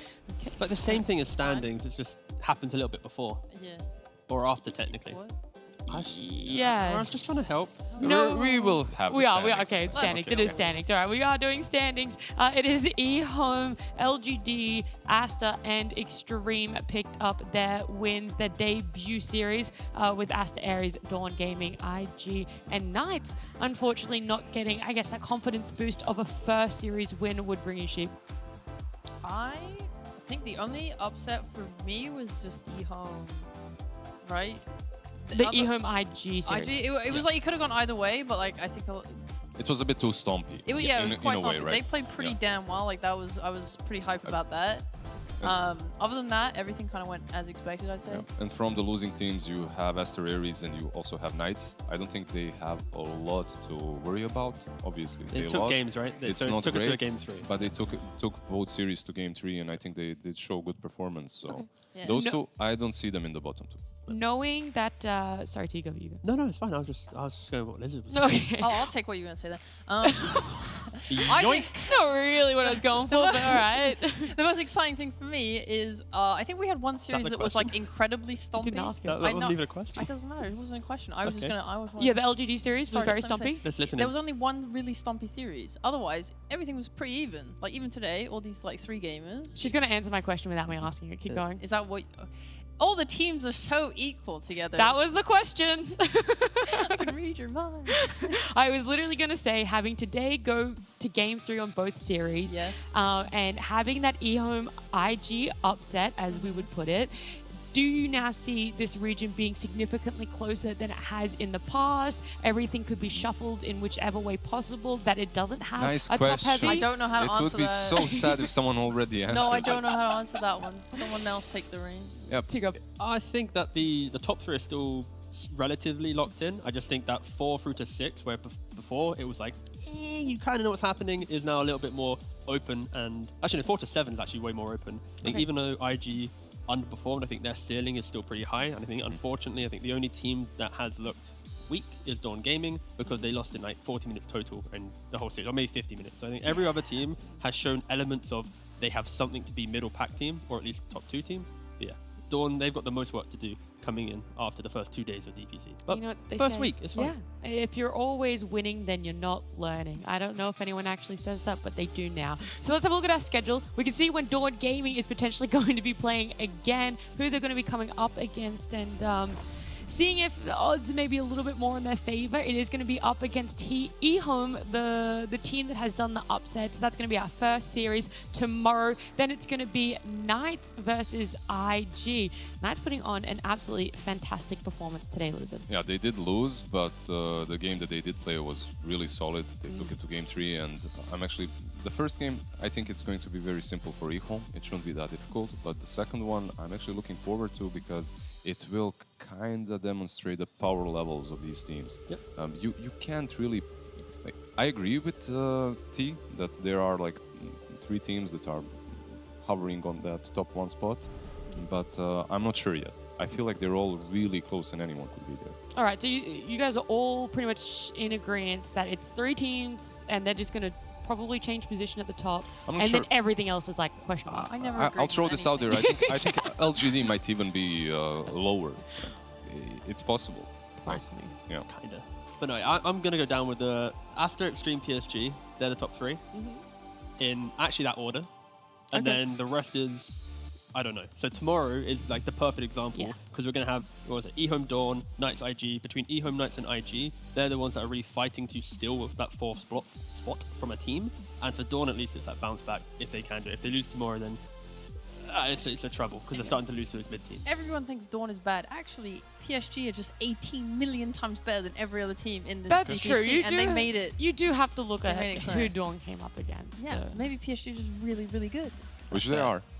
To be fair, Yeah. PSG did do really well. Yeah. So I might regret saying what I Maybe just said. Dawn back at the owns get-go. tomorrow. It's alright. But that's I the mean, fun. It's week 1. We can speculate. And I we was still gonna have say, 3 weeks. baby. We're still going to clip it. We're going to ship it. We're going to rerun it back after tomorrow's games. But to get there, we have to conclude our day number 2. We will see you guys bright and early in the afternoon for China time because I realized that's how time zones work. But we'll see you then.